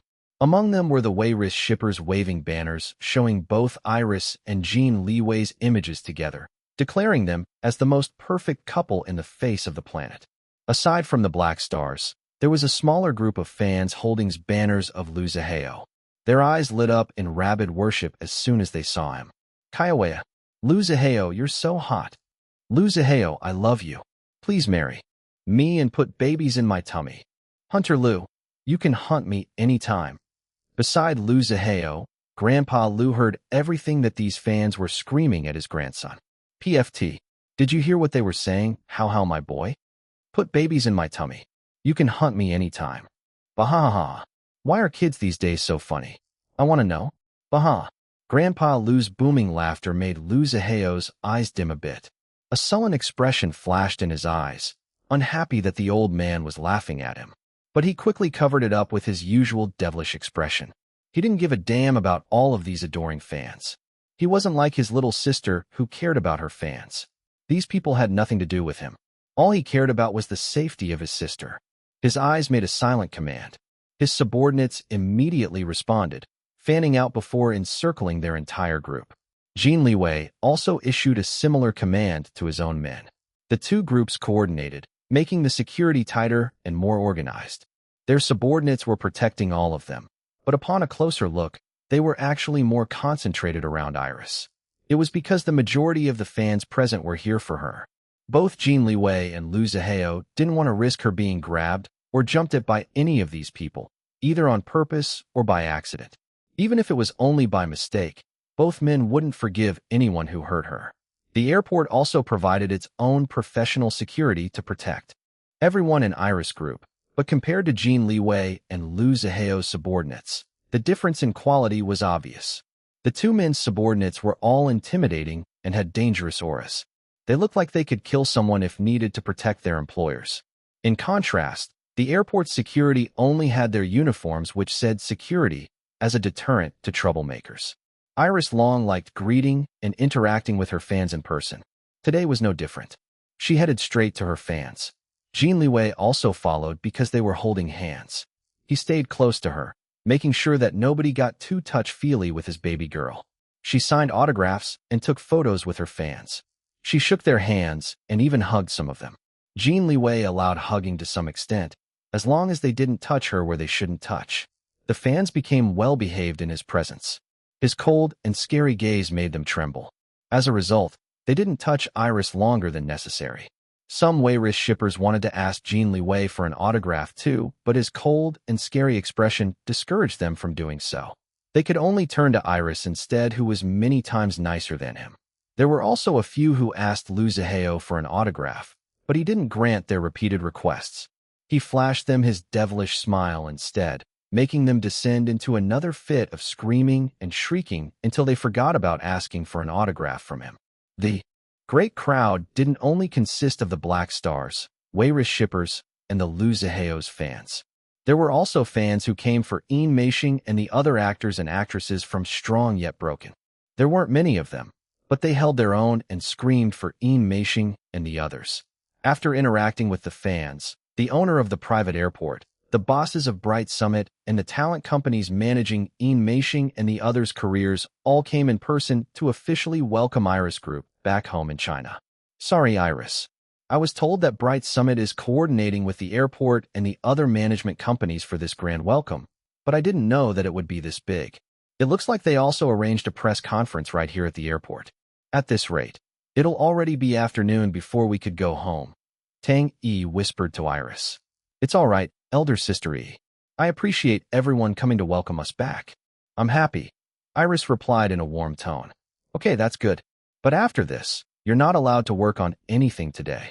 You need to rest. We're going to be busy in 2 days for your company's launch. Yes, I understand. I'm serious, Iris. You're too much of a workaholic that I can't help but worry about your health. You have a history of collapsing and being hospitalized. I don't want that to happen again, the manager said in a stern voice. Don't worry, Miss Tang. I'll keep an eye on Xiaolan and make sure that she's well rested. Jin Liwei interjected into their conversation. Oh, I see. Okay. Tang Yi felt a little awkward talking directly to Jin Liwei.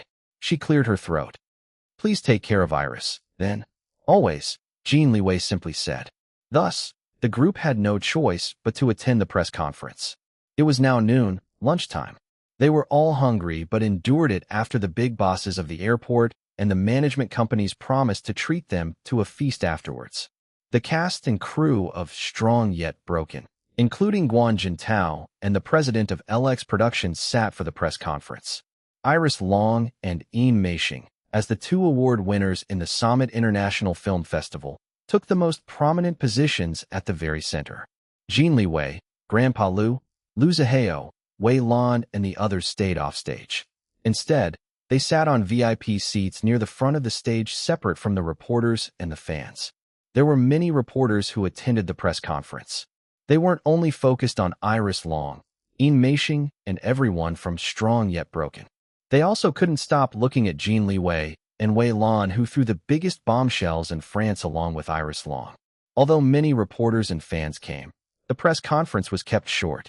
The questions were also strictly monitored by the big bosses of Bright Summit and the other management companies. If there was a question that they didn't like, it was shot down immediately. As a result, most of the questions focused on the film Strong Yet Broken itself and everyone's experience participating in the Summit International Film Festival. There were also more questions targeted to both Iris Long and Yin Meishing, specifically about the 2 awards that they won. Their beautiful trophies were even brought out for everyone to admire. Despite the management company's tight control on the questions, there were still some bold reporters who risked it and asked personal questions, mostly for Iris. Iris Long, we want to know more about your relationship with CEO Jin Liwei. Are the 2 of you living together under the same roof? When is the wedding? Are you pregnant? Or do you already have a baby together? That's why you plan on marrying. Bright Summit's boss and Tang Yi were about to stop the reporters from asking these questions, but Iris assured them with a silent look. She maintained her calm and pleasant expression. Jin Liwei and I will be granting interviews as a couple another time. You can ask those questions then. But for now, I would like to request everyone to please focus on our film, Strong Yet Broken. This press conference is for all of us involved in the film, isn't it? It's not meant for me alone. There were still a few insistent personal questions, but Iris didn't budge. The reporters couldn't force her to answer, so they could only give up, for now. They were already looking forward to her promise that she and Jin Liwei would grant interviews as a couple. Each of them was hoping that they would be the ones chosen to interview the 2 together. The interview would surely be a hit. The press conference ended with a resounding success. The big bosses of Bright Summit and the other management companies were pleased at the publicity for their artists. Later, Iris and the others bid goodbye to the crowd. Then the owner of the private airport led them to the in-house restaurant. The high-class restaurant was booked only for them today. It was already afternoon. Everyone was hungry, especially for those of them who arrived from France that morning. Lunch was a sumptuous and luxurious feast. The airport owner and the bosses of the management companies paid for it. They went all out to celebrate the triumphant return of Iris Long, Yin Meishing, and everyone from the Strong Yet Broken team. Late in the afternoon, everyone was finally allowed to go home. Iris, who looked refreshed and glowing in the morning when they landed, now showed exhaustion and weariness on her beautiful face. Inside the car, Jin Liwei embraced his baby girl and kissed her forehead. "Darling, I'm tired," she murmured. "I know, love. You worked hard today," he told her while stroking her long hair with his hand. "But I'm happy." He looked at her face. Indeed, she looked happy. "Me too," he said. "Really, N. I'm very happy that everyone finally knows that you're mine. I've been waiting for this moment for what feels like a long time." They gazed into each other's eyes, soft smiles making the corners of their mouths curve upwards. The love they had for each other felt like it only grew stronger once it was revealed to the world. "I can't wait to be home," she said. "We're already home," he replied. A furrow formed between her brows as she looked outside. "No, we're not. The mansion is still quite far away." He tucked a lock of her hair behind her ear before saying, "Home is wherever we're together. Regardless of the place or the country, I feel at home as long as you're with me." Warm and fuzzy feelings flooded Iris' heart. She grabbed Jin Liwei's head with both hands and gave him a loud, smacking kiss on the mouth. As a result, a wide, stupid grin broke out of his face. "Yes, darling. You're right. And I know." Then the 2 grinned at each like stupid idiots, drowning the driver and the other subordinate in the front seat with pure, unadulterated dog food. The 2 poor single dogs could only cry inside their hearts. ####. The next morning, Iris and Jin Liwei felt refreshed after having a good night's sleep. It was their final day off before returning to their busy schedules again. Tomorrow would be the official launch of Iris Company, or Chidia Beauty. All preparations had been completed. Iris wished that it was the next day already so that she could finally witness the results of her hard work. Today, however, the couple decided to pay their respects to both of their families. First, they would eat lunch with Huang Yuyan and Grandma Li at the Jin family's old house. Grandma Li had flown down from her mountain estate to stay with Huang Yuyan. Then later that evening, the couple would head to the Long ancestral residence to dine with Long Tingfei, Yang Jiahui, and Mimi for supper. Iris and Jin Liwei brought along souvenirs from the French Riviera. The two had been busy attending events almost every day during the Summit International Film Festival. They didn't have the time to go shopping for souvenirs at all. It was Jin Liwei's French butler who took it upon himself to buy appropriate souvenirs for both of their families. In addition, Weilan also bought many things during her multiple shopping trips. She gave a small mountain of her purchases to Iris and Jin Liwei, instructing them to give everything to Huang Yuyan and Grandma Li. As a viscountess, Weilan was trying to become a magnanimous person, so she also bought 2 small keychains, tiny, to be exact, for Long Tingfei and Yang Jiahui. How generous of her. As expected of a viscountess. The couple only smiled at Wei Lan's generosity to her ex-husband and his third wife. Jin Liwei took a 70-year-old vintage cognac from his own cellar at the mansion to give to Long Tingfei, while Iris packed a huge Orchidea beauty gift basket for Yang Jiahui in order to make up for the big difference in the number of souvenirs between the two families because of Wei Lan. This time, Jin Liwei decided to drive the two of them himself instead of depending on a driver. Iris also preferred it this way because she could be more intimate with her darling with just the two of them. Jin Liwei chose the red 2-door coupe they used on their eventful second date last year. 2 more cars followed them. Jin Liwei's men were in one car, while the other was filled with Liu Ziheo's subordinates. Iris was unhappy about the bodyguards following them on a normal day like this, but she decided not to say anything and just ignore them. She didn't want to fight with either her darling or her big brother about the issue of bodyguards anymore. The 2 men loved her and cared about her. That was why they were so protective. She understood their reasons for surrounding her with bodyguards, but it didn't mean that she liked it. At least now she didn't feel like she was being monitored or controlled anymore, unlike her experience in her past life. The purpose of her bodyguards in this life was to protect her, and that was mostly it. They weren't required to restrict her freedom or to stop her from doing what she liked. She realized this now. Perhaps this was why she had stopped freaking out about bodyguards. She still didn't like their presence though, especially on a normal day like this. It was better to pretend that no bodyguards were following them. If she didn't, it would only ruin her mood. While driving in their car by themselves, Iris and Jin Liwei enjoyed the comfortable silence between them. Their mere proximity to each other was enough to make them feel content.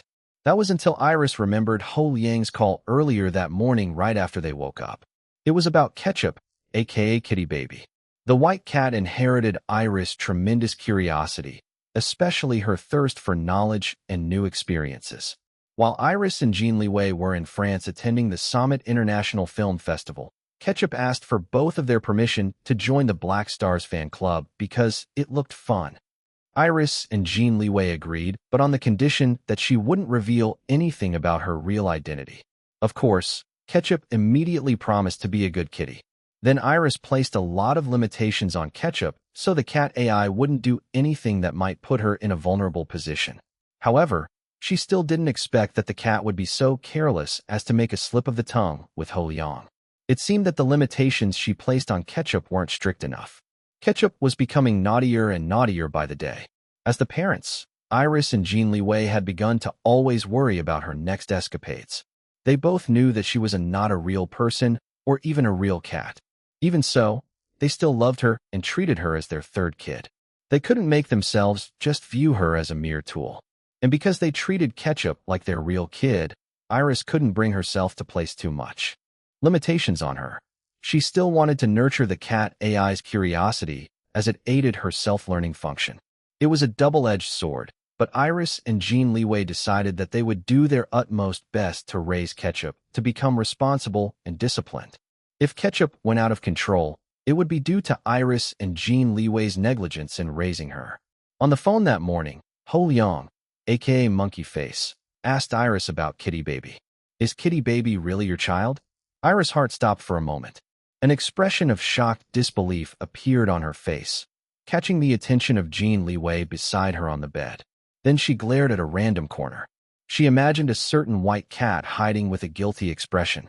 Iris put the call on speakerphone so Jin Liwei could hear the full conversation. Kitty Baby said that Draken is her mother. Is it true? Ho Liang continued to ask when she remained silent.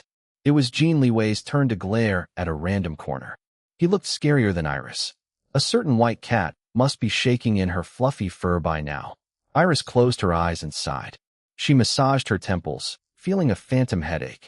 Sighing once again, she glanced at Jin Liwei, silently asking him what they should do. He nodded with a reluctant expression. Yes, she eventually replied to Ho Liang after getting Jin Liwei's approval to confirm her relationship with the naughty Kitty Baby.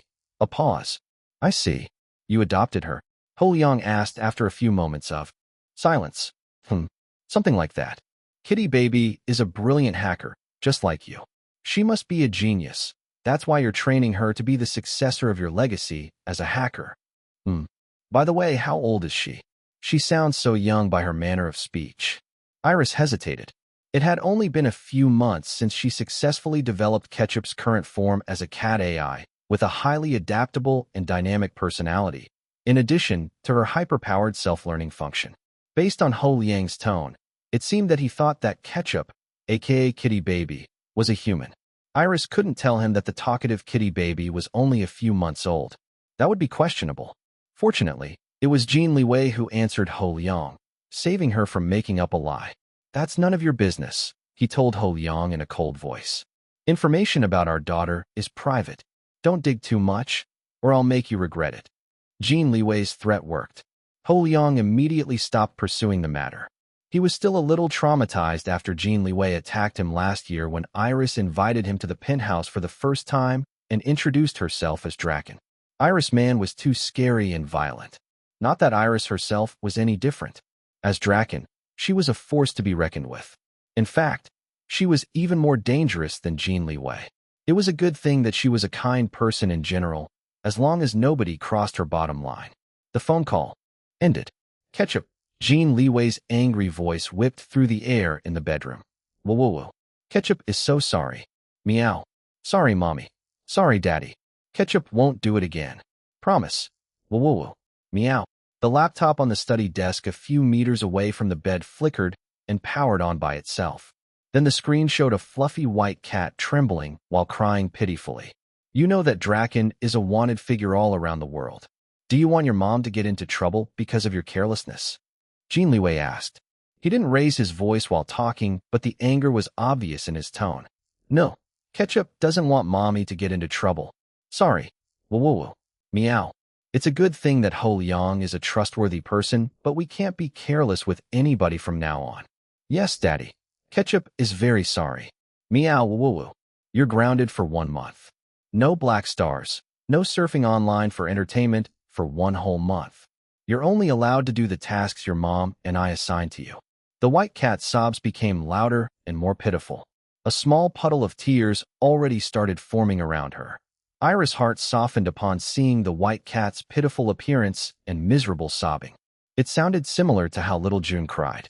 In fact, Ketchup based her crying on a mixture of her human cousin Little June and her kitty siblings' ice cream and popcorn. She was able to maximize the intended effect on her mommy. Iris turned to Jin Liwei. Darling, don't you think that grounding Ketchup for 1 month is too much? She already said sorry. Jin Liwei wavered at his baby girl's expression. However, his sternness returned when he thought about the potential consequences of exposing Draken's real identity to the wrong people. Not to mention the fact that Ketchup, aka Kitty Baby, was not a real person but a highly advanced AI. He knew that there were people in the world who would kill to acquire the cat AI once they discovered about its existence. And as the creator, his baby girl would also be in grave danger. He couldn't risk it. His wife and kids were his life. He would protect them with everything he had. No, love. This is for her own good. Ketchup needs to learn the consequences of doing things that she shouldn't do the hard way. She'll learn discipline this way, he told his baby girl. Iris glanced at the pitiful Ketchup who was now mewling softly while curled in a puddle of her own tears. Then she looked at Jin Liwei again. I still think that 1 month is too long. It's torture for a hacker like us not to play around online for 1 month. How about let's ground her for 1 week instead? Ketchup immediately stopped crying and peeked at her parents behind her paws. Her expression was hopeful after hearing her mommy pleading her case to her daddy. A furrow formed between Jin Liwei's brows. Now he felt like a bad guy. He almost gave in, almost. Good thing that he kept in mind what could have happened if the information Ketchup revealed to Ho Liang went into the wrong hands. Love, you're too soft on her. If we don't discipline her now, she'll start thinking that she could get away with almost anything because she could count on you, her mom, to defend her. She'll grow a hard head. Not good. What if she makes more mistakes in the future because of carelessness that we could have prevented by properly disciplining her? It would be too dangerous, especially with both of your hacker identities. Iris sighed with a sad expression. I understand, but I think that 1 month is still too long. How about 10 days? Or maybe 12? No. 3 weeks. 2 weeks. Fine. 2 weeks. No less than that. Iris smiled after he agreed. 2 weeks sounded more reasonable than 1 month. She glanced at Ketchup, who was now swishing her tail a little bit, grateful that her punishment was shortened from 1 month to 2 weeks instead. She needs to learn her lesson. She can't just reveal anything about both of your identities to anyone without our permission. Like I said, it's too dangerous. If any of these information gets into the wrong hands, all of us will suffer, Jin Liwei said, reminding the two about the consequences. Iris nodded. Ketchup, you heard your dad. You're grounded for 2 weeks. You're only allowed to go online for tasks we've assigned you. No black stars or playing around for these 2 weeks. If you don't obey, I won't stop your dad if he makes your punishment longer. Do you have something to say? Ketchup stood up and wiggled her fluffy white butt. Meow, thank you, Mommy and Daddy, for reducing my punishment to 2 weeks only. Ketchup is very sorry and won't do it again. I promise. Meow. Jin Liwei nodded, satisfied. Iris sighed in relief. Mommy, Daddy, can Ketchup still talk to Uncle Dom and the others? Or does that count as playing around too? Meow. Of course, you can still talk to them and to us, Iris replied. But no more learning any weird words from your Uncle Dominic or your Aunt Clover, Jin Liwei added. Meow? Weird words? Oh, like boobies and boom boom? Yes, Jin Liwei replied through gritted teeth, a scowl on his face. Iris chuckled softly. Okay, Daddy. Ketchup will compile any new words that I hear from Uncle Dom and the others from now on, and then ask Mommy and Daddy which ones are weird and which ones I could use. Meow. And with that, the couple finished disciplining their naughty third kitty baby. Ketchup's 2-week punish started that morning. That cat AI sulked a little for a few minutes before returning to her tasks that Iris and Jin Liwei assigned to her. Afterwards, Iris felt relieved that Jin Liwei was a firm disciplinarian. If it was just her, she would have already given in. Jin Liwei was right. She was too soft-hearted when it came to their kids. It wasn't only Ketchup, but to ice cream and popcorn as well. Of course, to little June too. Jin Liwei was also right in, saying that it would be too dangerous to give Ketchup free rein. They needed to discipline her in this early stage of her rapid development in order to prevent her from going out of control. His attitude just proved that he would be a great father to their own, human, children in the future. But would she be a good mother? She wasn't sure. Back to the present, Iris and Jin Liwei finally arrived at the Jin family's old house. It was late morning, just before noon. Perfect time for lunch. The weather was a little chilly today, so Jin Liwei made sure that his baby girl was well covered before allowing her to step out of the car. The bodyguards following behind them carried the abundant souvenirs they brought with them. Huang Yuyan and Grandma Li welcomed them at the front hall. To Iris and Jin Liwei's surprise, there were other people present as well. Members of the branch families, Jin Liwei whispered to her. Oh, understanding flashed in Iris' eyes. Based on the expressions of both Huang Yuyan and Grandma Li, it seemed that they didn't invite the branch families. They must have heard that Iris and Jin Liwei would be coming, so they invited themselves for lunch. Iris could feel the hostility from some of them directed towards her, especially from the younger female members of the group. She inwardly sighed and felt a minor annoyance, like someone trying to ignore an annoying mosquito buzzing all around, attempting to suck her blood. The couple greeted Huang Yuyan and Grandma Li first. Oh, Shilon, I'm so happy to see you again. You look even more beautiful than the last time I saw you, Huang Yuyan exclaimed. She immediately pulled Iris into a tight hug. She didn't even greet her own son yet. One would think that Iris was her own child, and not Jin Liwei by how she treated the two of them right now. Auntie Yuyan, thank you. I'm also happy to see you again, Iris replied. After Jin Liwei's mother, Iris greeted the matriarch next. Grandma Li's cold aura, which was very similar to Jin Liwei's, warmed a lot after hugging Iris. Yuyan is right.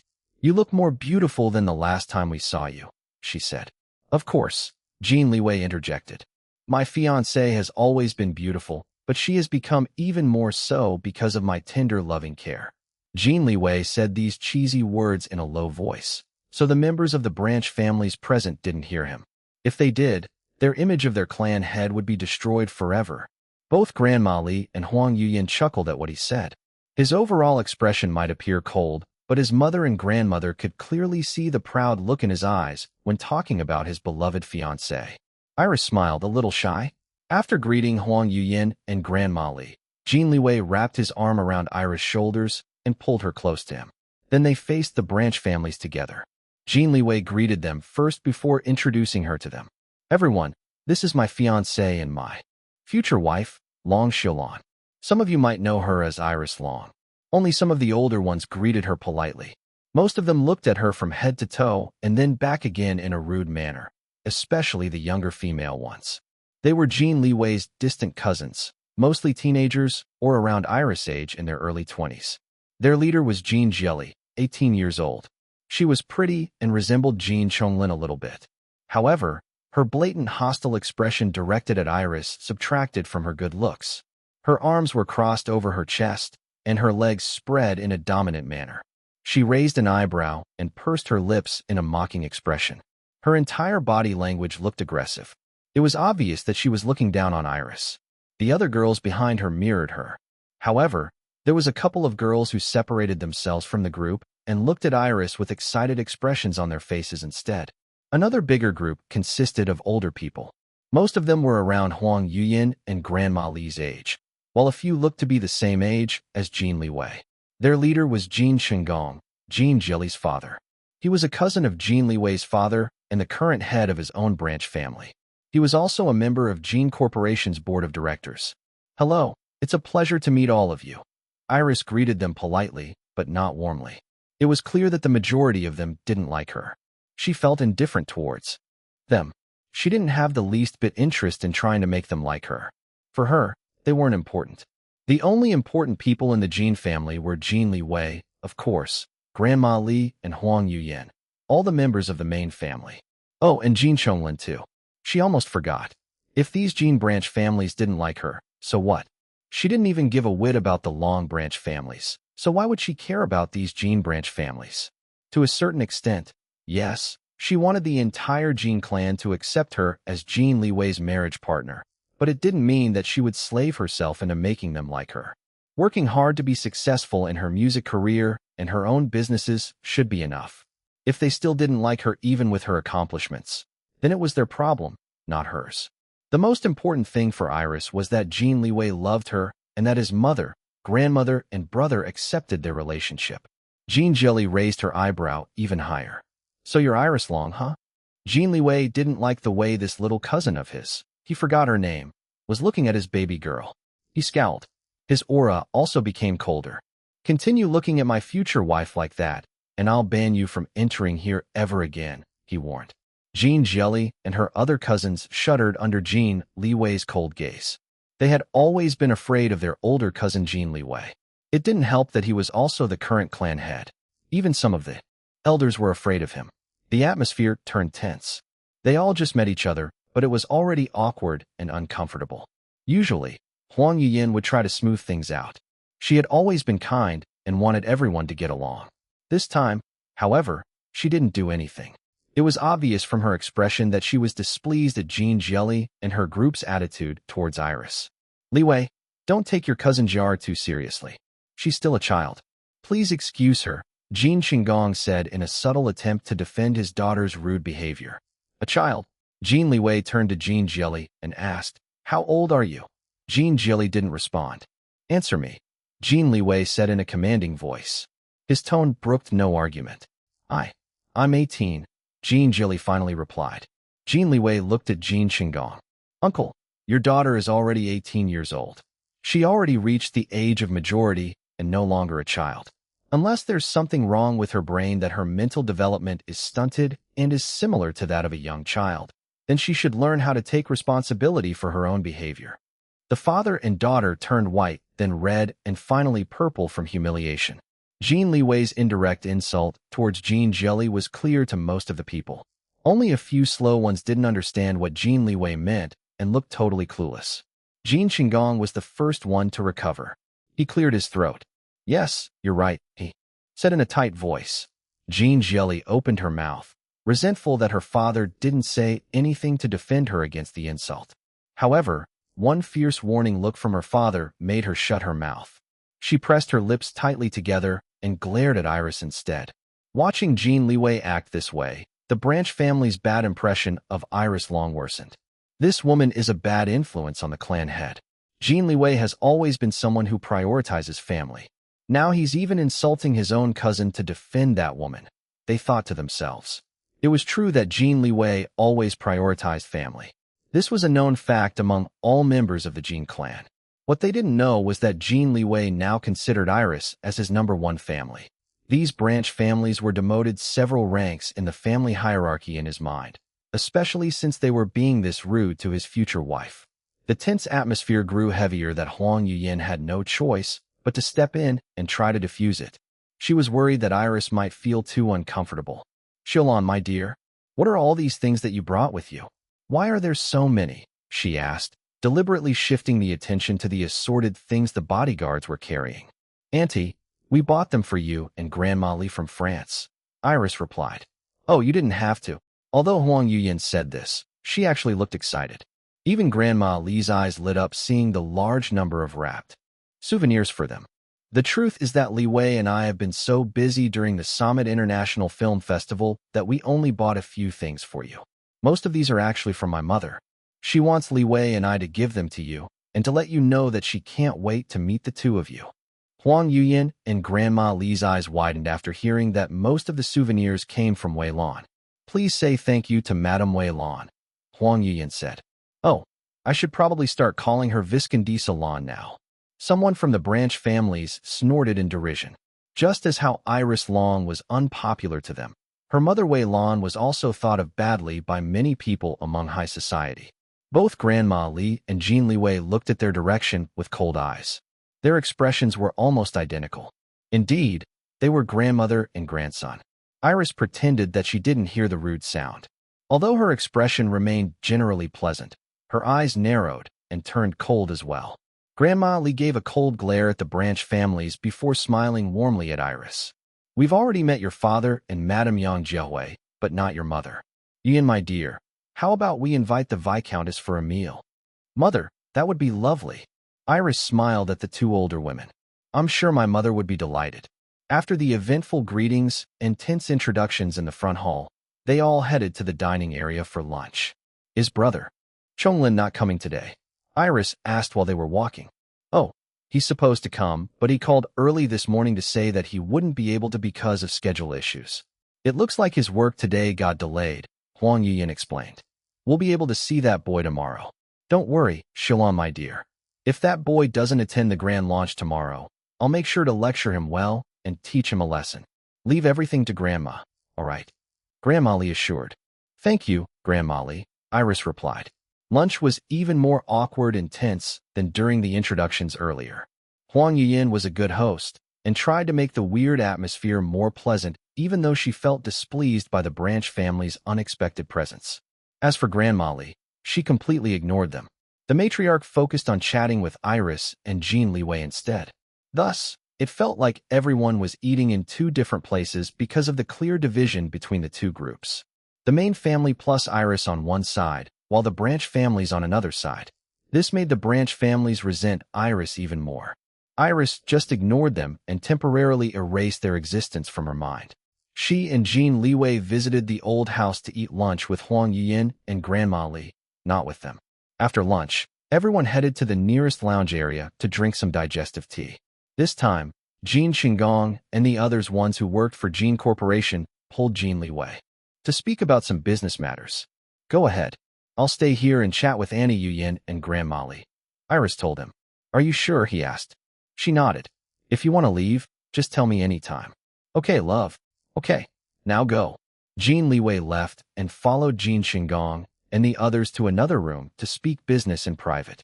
In the meantime, Iris shared her experiences during the Summit International Film Festival with Huang Yuyin and Grandma Li. The two were fascinated about the prestigious event, especially knowing that Iris won an award from there. "I'm so proud of you, my dear," Grandma Li told Iris. "I watched your acceptance speech.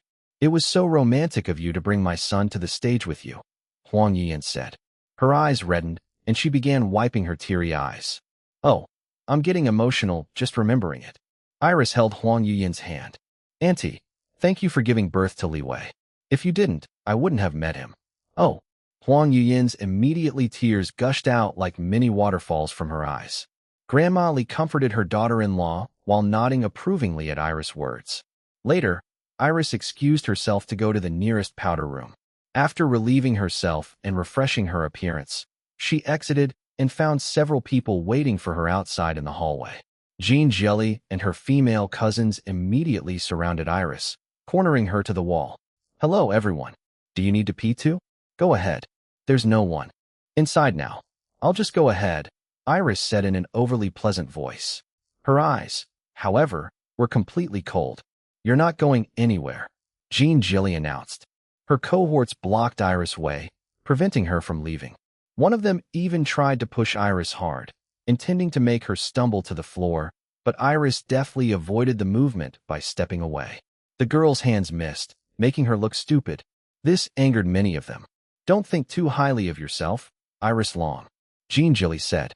"Just because elder brother Liwei, Aunt Yuyin, and grandmother Li all accept you doesn't mean that the rest of the Jin clan do."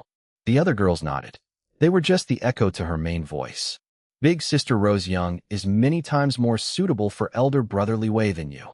She's the CMO of Jin Corporation. Do you know what CMO means? I bet you don't because you're stupid. You don't know anything about business, unlike big sis Rose who's a super smart businesswoman."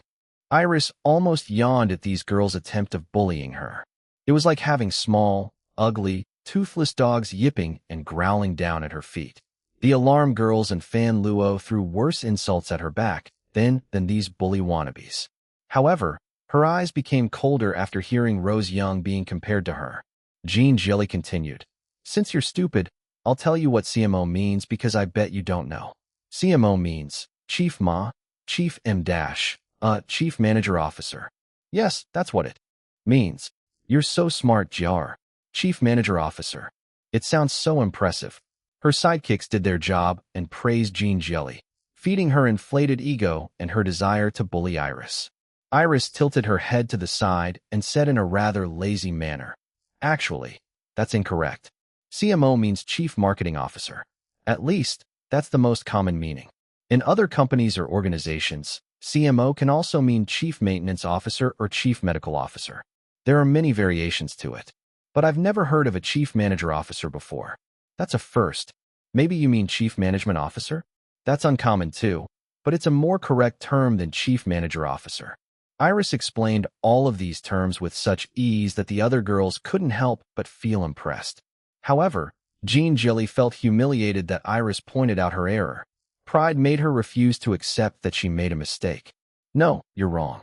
I'm right. CMO really means Chief Manager Officer," she insisted. "It's a unique position in Jin Corporation because my family's company is the best in the country and in entire Asia." Iris pretended to widen her eyes in surprise. "Your family's company? Jin Corporation? Of course. I'm a Jin. All of us here are Jins, except for you. So we own Jin Corporation." "That's not how a business works," Iris murmured, tapping a finger on her chin. "Business ownership depends on how much shares of the company you own under your own name. Just because you have the same surname as the majority owner or a shareholder doesn't mean that you automatically own the company too. It's like saying that the children and relatives of a country's president also deserve to be president just because they have the same surname as the political head. Besides, it's not only the Jins who own Jin Corporation. Grandfather Lu Jianhong also owns exactly half of it. He never gave away or sold any of his shares ever since he founded the company with Li Wei's grandfather. These girls were coddled rich kids, plus they were also young. Even the ones who were in their early 20s had the mentality of spoiled teenagers. They didn't understand a lot of the things Iris said.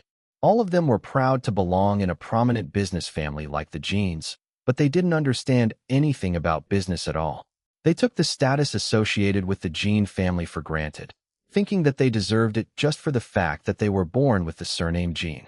However, they didn't bother learning the required knowledge and responsibilities to become true business people deserving of the Jin family's prestige.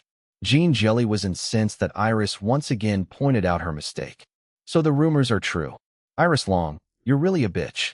I bet that you only seduced elder brother Liwei with your White Lotus act when the truth is that you're a big bitch.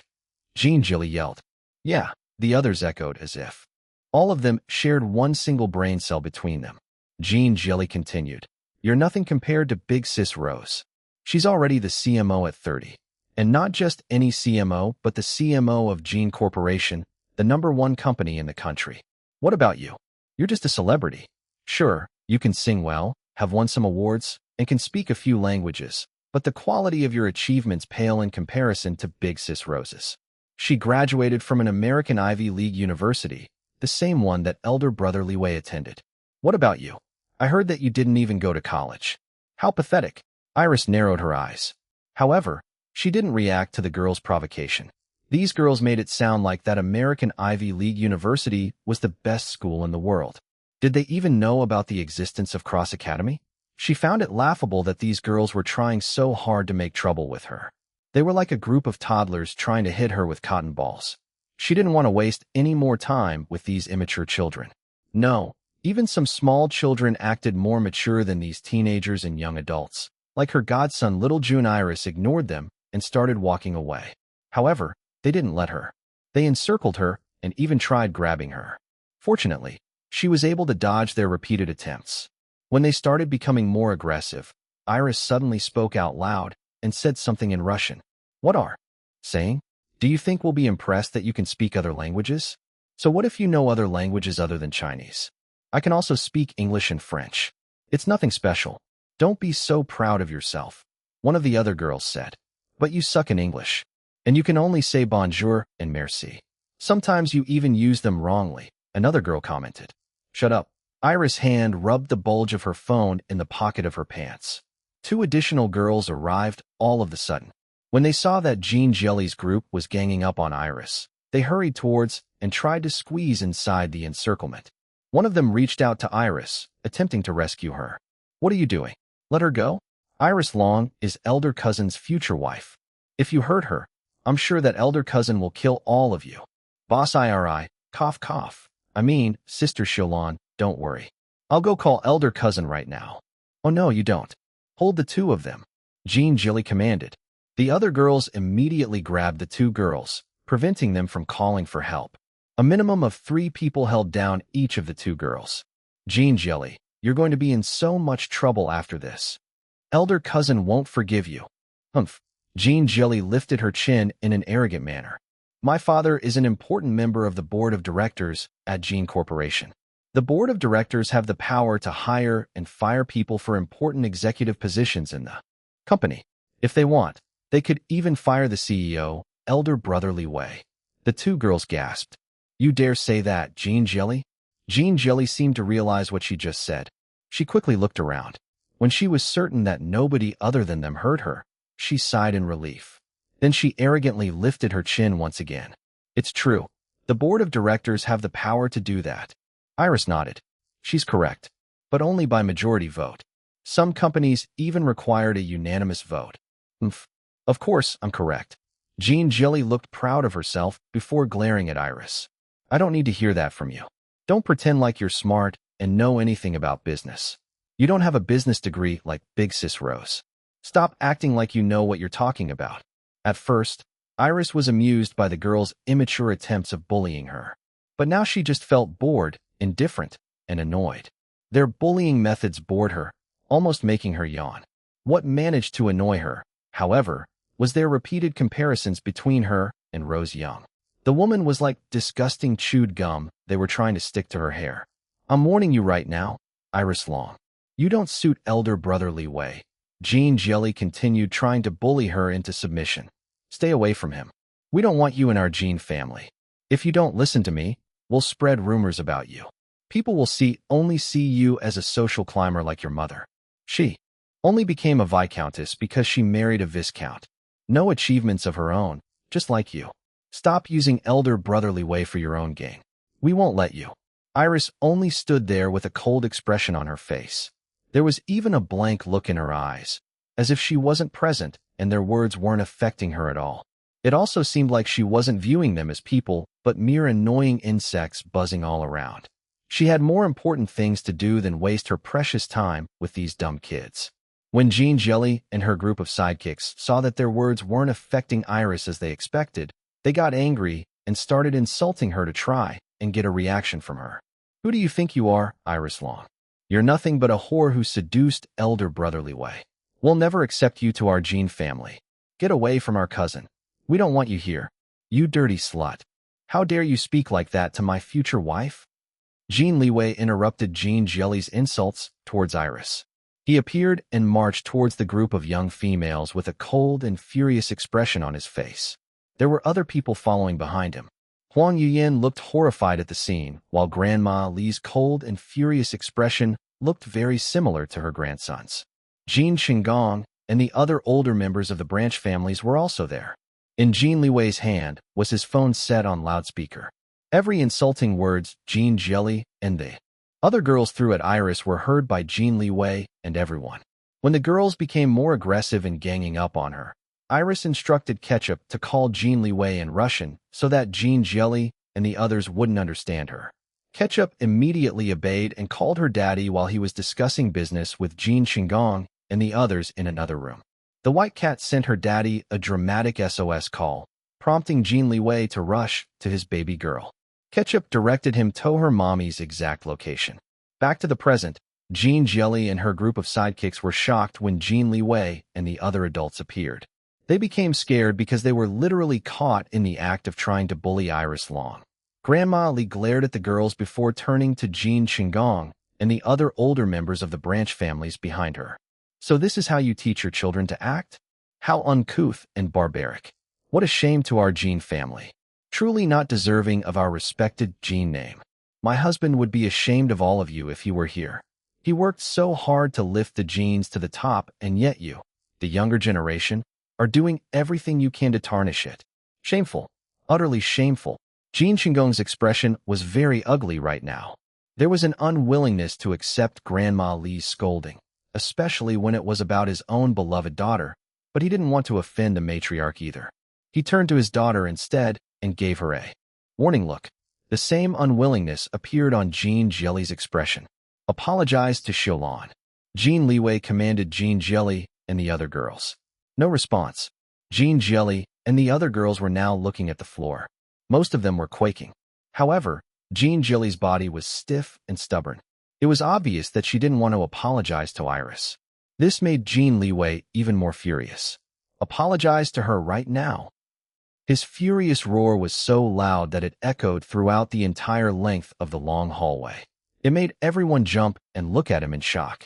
This was the first time seeing and hearing him so furious. He always looked cold and indifferent. Yet now his hot fury exploded like a volcano, burning everyone with it.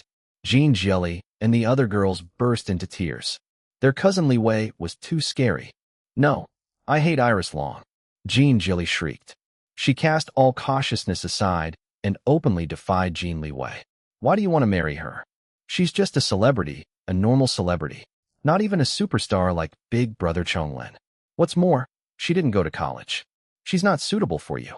Big Sis Rose Young is the one who's more suitable to be your wife and the next Madame Jean of our clan. We're also more familiar and friendly with her. Big Sis Rose is a very great lady. Not like this Iris Long who has a rotten reputation in high society. We all hate her. What's so great about this bitch? I hate her. Don't marry her. Jiar, stop. Stop it. Jin Qinggong was now on full panic mode. He hurried to his daughter and literally covered her mouth with his hand to make her stop talking. Jin Liwei struggled against her father and freed her mouth. Why are you trying to stop me, Dad? You said the same thing. That Iris Long is unsuitable to be our next madam. That Big Sis Rose is more suitable, and that she'll bring Jin Corporation and our Jin clan to greater heights. Unlike this Iris Long who only knows how to sing and dance and seduce everyone with her beauty. No manners. No class at all. Grandma Li's cold voice towards his daughter stabbed Jin Qinggong in the heart. The usually pleasant Huang Yuyin was now wearing a cold expression as well. Rose Young who? Iris asked all of a sudden. Her head tilted to the side. She had an impassive expression, as if all of these people weren't arguing about her. Then she turned to Jin Liwei and asked, "Darling, who's this Rose Young that they keep on talking about? Is she your ex-girlfriend?" Jin Liwei scowled but decided to play along with his baby girl. "Of course not. She's nobody in my personal life, just a mere employee in Jin Corporation." "Oh, I see. But is she really better than me like what they say?" "Nonsense. Someone like her can't possibly compare to your greatness. She doesn't even deserve to carry your high heels." Their indirect, lovey-dovey conversation shocked the branch families. They began looking at Jin Liwei in a weird way, especially Jin. "Qinggong, what a joke. What are you talking about? Big sis Rose is the best woman for you." Jin Jilly reacted. "Can't compare to this bitch? Don't even deserve to carry this bitch's high heels? You're mistaken. It's the other way around. It's this bitch who can't compare to Big Sis Rose. It's this bitch who doesn't deserve to carry Big Sis Rose's high heels. Big Sis Rose has a business degree from the same American Ivy League university you graduated from. Where's this bitch educated? From the sewers, that's where. The one that was educated from the sewers is your dirty mouth. How dare you speak like that in my home? Do you think that this is your own house and that you can say and do whatever you like here?" Huang Yuyin snapped. She finally couldn't take it anymore. "Madam Huang, please calm yourself. My daughter Jilly is still very young. Don't worry, I'll make sure to lecture my daughter later." "She won't do it again," Jin Qinggong said, trying to placate her. Huang Yuyin didn't reply. Grandma Li snorted in cold derision. "You still haven't apologized to Xiaolan," Jin Liwei said through gritted teeth. "I already said that I hate Iris Long, so I'm not gonna apologize to a bitch like her." Stop it." Jin Qinggong covered his daughter's mouth once again. "Get out of this house," Jin Liwei roared. "As the current family head, I am officially cutting your entire branch family off from the Jin clan. From now on, your branch family no longer has anything to do with our Jin clan. Get out of here and never come back." Gasps sounded from almost everyone. Even Huang Yuyin looked surprised.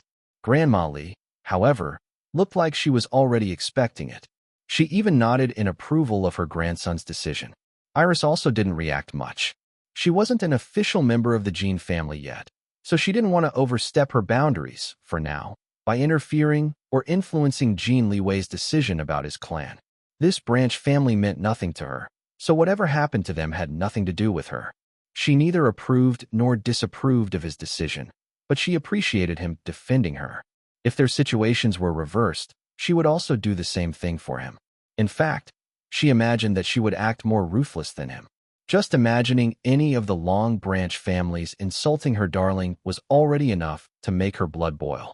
She held no love for the Long branch families, plus she wasn't the family head, so there was no need for her to act cautious when meeting punishment to anyone insulting her man. For now, Iris stood beside her man, giving him her silent support.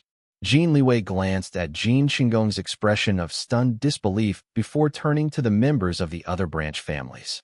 "If you wish to join their branch family in defying me, the clan head, go ahead. Just tell me, and I'll cut you all off. Our Jin clan can function well enough with just the main family on our own." The adult members of the branch families immediately shook their heads and put distance between themselves and Jin Qinggong. Then they gave warning looks at their own children. The other girls beside Jin Jelly immediately abandoned her, their leader, and returned by their parents' side. Jin Qinggong and Jin Jelly, the father and daughter, couldn't believe what was happening. Both of them felt humiliated as they looked at everyone. Then they felt angry at Jin Liwei and Iris. "You're breaking up the clan and throwing blood relations out of the window because of a mere woman. Your grandfather will be so ashamed of you," Jin Qinggong shouted while pointing an angry finger at Jin Liwei. "Uncle Qinggong, my grandfather built the Jin clan from the ground up with just the main family. If there is a need for it, I'll just return the clan to its original state. Even a healthy body can grow malignant tumors. If left untreated, it'll make the entire body sick or even die. The tumors need to be removed in order for the body to become healthy again, Jin Liwei said. You're saying that my branch family is a malignant tumor? How dare you? I've never felt so insulted in my entire life.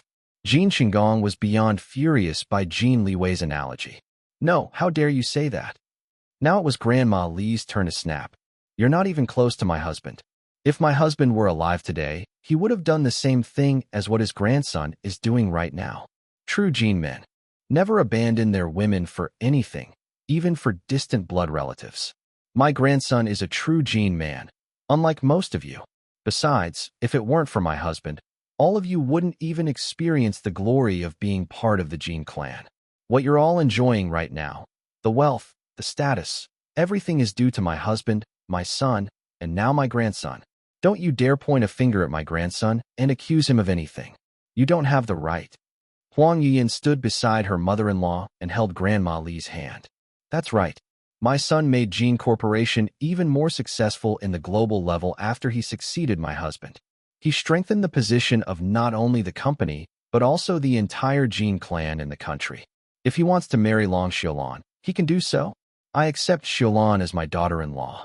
Seeing the previous two Jin madams defending Jin Liwei's decision to prioritize Iris over the branch families, Jin Shinggong sneered.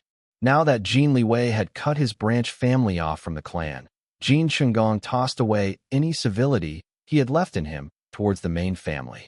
He had nothing to lose now. You say that because you're not true Jins. The two of you are only wives. You don't have any Jin blood flowing in your veins, so of course you don't understand true blood relations. You're the ones who are the outsiders in this clan, he told Grandma Li, Huang Yuyan, and even Iris. His expression was filled with spite. You, Grandma Li clutched. Her chest stiffened and paled all of a sudden. Mother, Huang Yuyan panicked. Grandmother, Grandma Li. Both Jin Liwei and Iris hurried to the elder. They sat her down on the nearest chair in the hallway beside a window. The others also looked anxious. Even Jin Shinggong looked worried and a little guilty, but he quickly hardened his expression. Mother, what's happening? What are you feeling? Huang Yuyan was now close to tears. Grandmother, please focus on breathing slowly and deeply, Jin Liwei said, desperately trying to be calm when his heart was pounding in fear for his grandmother. Then he turned to Iris. Love, call an ambulance. Iris nodded and immediately fished her phone out of her pocket. No, I'm okay. Grandma Li forced out the words in between gasping. Nobody listened to her. She didn't look okay. While Iris was talking on the phone with the emergency dispatcher, Jin Liwei glared at Jin Shinggong. If something bad happens to my grandmother, I'll never forgive you, he said in a dangerous tone. We don't want you here anymore. Get out. Jin Shinggong's mouth pressed together in a tight line. We're getting out of here. No need to yell. Although I feel sorry for what's happening to Madam Li, it's not my fault. She's the one who got emotional on her own. You? Get out of my house right now. Huang Yuyan shrieked at the man, pointing a shaking finger at him. She was now crying. Your house? It may be under your name now, but it's not yours. It's my uncle and cousin's house. You're not a Jin. You're only a wife. Get out. Jin Liwei roared at Jin Shinggong. Then he saw that his men along with Lu Ziheo's subordinates were only coming now. Where were you? He scolded them before commanding. Throw that man and his daughter out of here. His men bowed in apology before moving to follow his order. Lu Ziheo's men stayed and positioned themselves near Iris. They had grave expressions on their faces, knowing that their boss Hao would be furious after hearing that they didn't watch his sister for the entire time. What could they do? His sister hated bodyguards following her everywhere. She was able to persuade them that she would be safe inside the property. And now this happened. All they could do was sigh and steel themselves to face their boss Hao's wrath later on when they report what happened today. Don't put your hands on me, Jin Shinggong shouted when the men headed straight towards him. Dad, Jin Jelly ran to her father's side and clutched him like a lifeline. No need to throw us out. We don't want to be here anymore either. We're going out on our own. Don't touch me or my daughter. Jin Liwei's men didn't listen to Jin Shinggong. They only listened to their boss, Jin Liwei. Despite the father and daughter's protests and struggles, they held them and began dragging them away. The other members of the branch families looked at the unbelievable scenes unfolding before them. In horror, they stood frozen in their spots, afraid that if they made the wrong move, Jin Liwei would also order his subordinates to drag them away and throw them out. While the father and daughter were being dragged away, Jin Shinggong continued shouting at Jin Liwei. "You're going to regret this. Don't you know that blood is thicker than water? That woman is only a woman. She's not worth destroying family relations, breaking up our family over a woman." The height of foolishness. Jin Liwei didn't lose to her father. She didn't stop screaming and shrieking at the men dragging her away. "Don't touch me. I'll report you for physical and sexual assault." Then she directed her anger at Iris. "I hate you, Iris Long. This is all your fault. Because of you, we've been kicked out of the clan." Iris ignored the father and daughter. She didn't have the time nor the energy to respond to their pure stupidity and hatred. She was more concerned about staying on the line and communicating with the dispatcher on the phone. "The ambulance is on its way. It'll arrive soon," she announced in a calm voice. "Oh, thank goodness." Huang Yuyin exclaimed in tears. Thanks, love," Jin Liwei said. "I told you that I'm okay now. There's no need to bring me to the hospital," Grandma Li tried to assure them.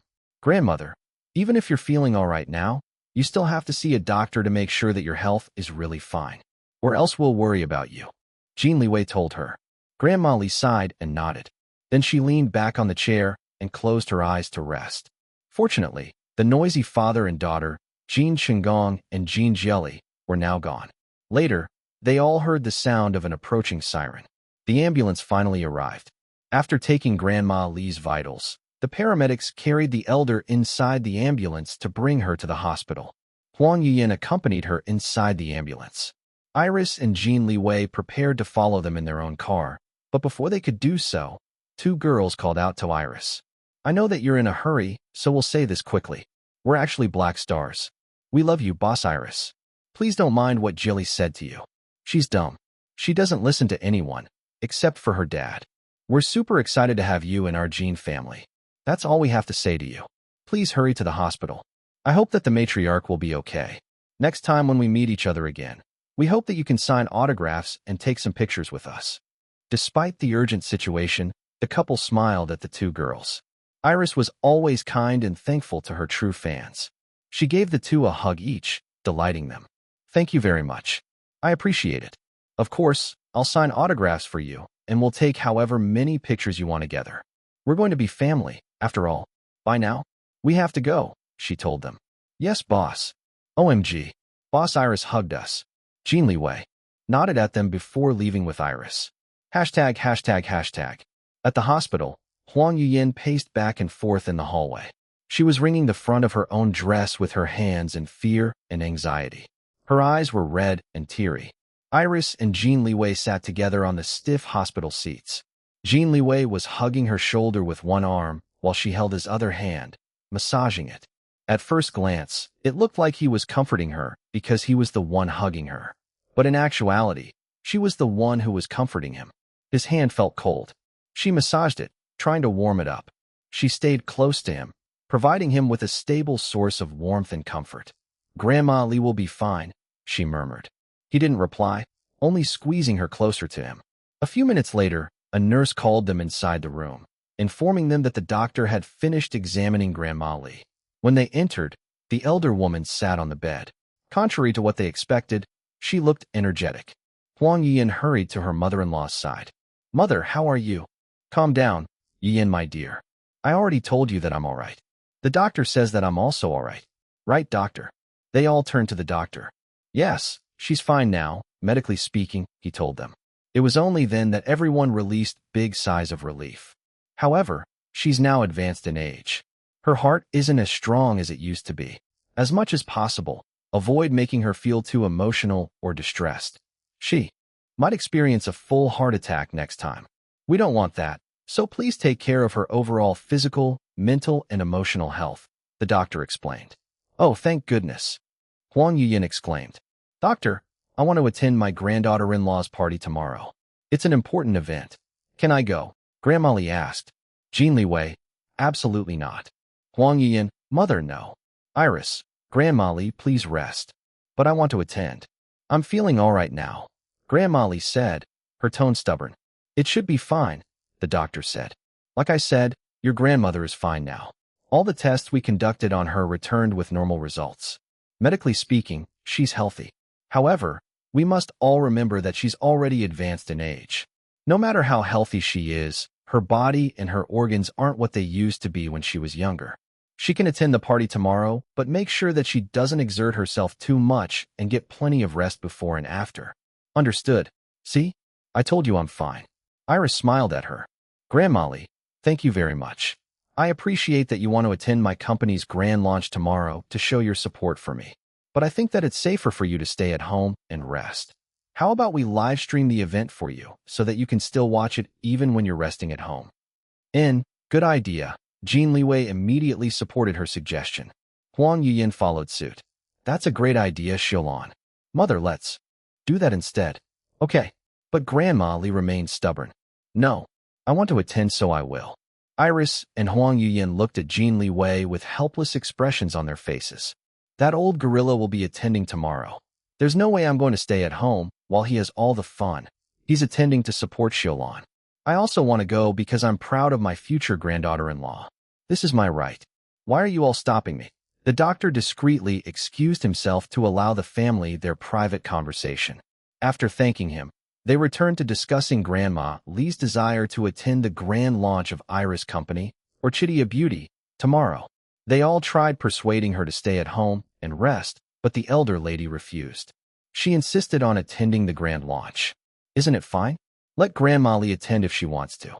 I'll also attend tomorrow. Don't worry. I'll be her escort and keep an eye on her, Wang Yingjie said, appearing in the room all of a sudden. Wang Yingjie closed the door behind him as silently as he entered. Only Iris noticed him when he entered. The others didn't notice him at all, including Jin Liwei, who was too preoccupied with his stubborn grandmother. Wang Yingjie was wearing his doctor's uniform and white lab coat. His naturally aloof expression warmed up when he smiled at them. After greeting each other, Grandma Li called Wang Yingjie over to sit beside her on the hospital bed. She treated him like her defender against the villains, Huang Yuyin, Jin Liwei, and Iris, who were trying to stand in her way.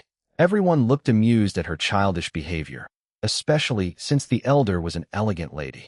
I'm currently on break from my rounds. I heard from some of my colleagues that you came because of Grandma Li, so I immediately headed here. Then he turned to the elder. Grandma Li, I hope you'll forgive me for accessing your medical files before I came here. The elder dismissed his concern with a wave of her hand. No problem. I also consider you as my grandson. You're the doctor who I trust the most with my health and life. Wang Yingjie smiled gently at her. I saw from your files that you're generally healthy. I can also see with my own eyes that you look fine. So I see no reason why you can't attend Xiaolon's launch tomorrow. Grandma Li faced the other three with a smug expression on her face. She didn't say anything, but it was obvious that her expression meant, see, I told you. The doctor has spoken, so let me attend. Are you sure your Grandma Li will be okay? Huang Yuyin still asked Wang Yingjie. I think she'll be fine. And like I said, if Grandma Li would allow me, I'll be her escort for the event, Wang Yingjie replied. Grandma Li chuckled. Of course. I would love to have a handsome young man like you to escort this old woman tomorrow. I trust second brother. Fine, Jin Liwei said. Iris smiled and patted his hand. Later, Wang Yingjie used his connections in the hospital to take over Grandma Li's case. He personally examined the elder again before officially discharging her from the hospital. He even walked them out to the main lobby. While they were all walking together, Grandma Li shifted the conversation to an unpleasant topic. Liwei, my dear, you should be careful of Jin Qinggong. I don't like the look in his eyes when he was yelling at you earlier, she said. Mother, let's not talk about this right now. Didn't the doctor earlier, and even Yingjie here, said that you must avoid being emotionally distressed? Huang Yuyin pleaded her mother-in-law. Don't worry, Yuyin. I'm fine. Oh, mother. Huang Yuyin sighed helplessly. Wang Yingjie remained quiet. He was curious about the topic, wanting to listen more about it. The others didn't treat him like an outsider.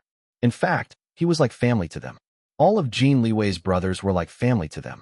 This was why Grandma Li wasn't cautious at all in talking about such a private family topic in front of Wang Yingjie. I understand, grandmother. I'll keep an eye on Uncle Qinggong, Jin Liwei replied. Your Uncle Qinggong is a member of the board of directors at Jin Corporation. What if he makes trouble for you at work? Huang Yuyin asked him.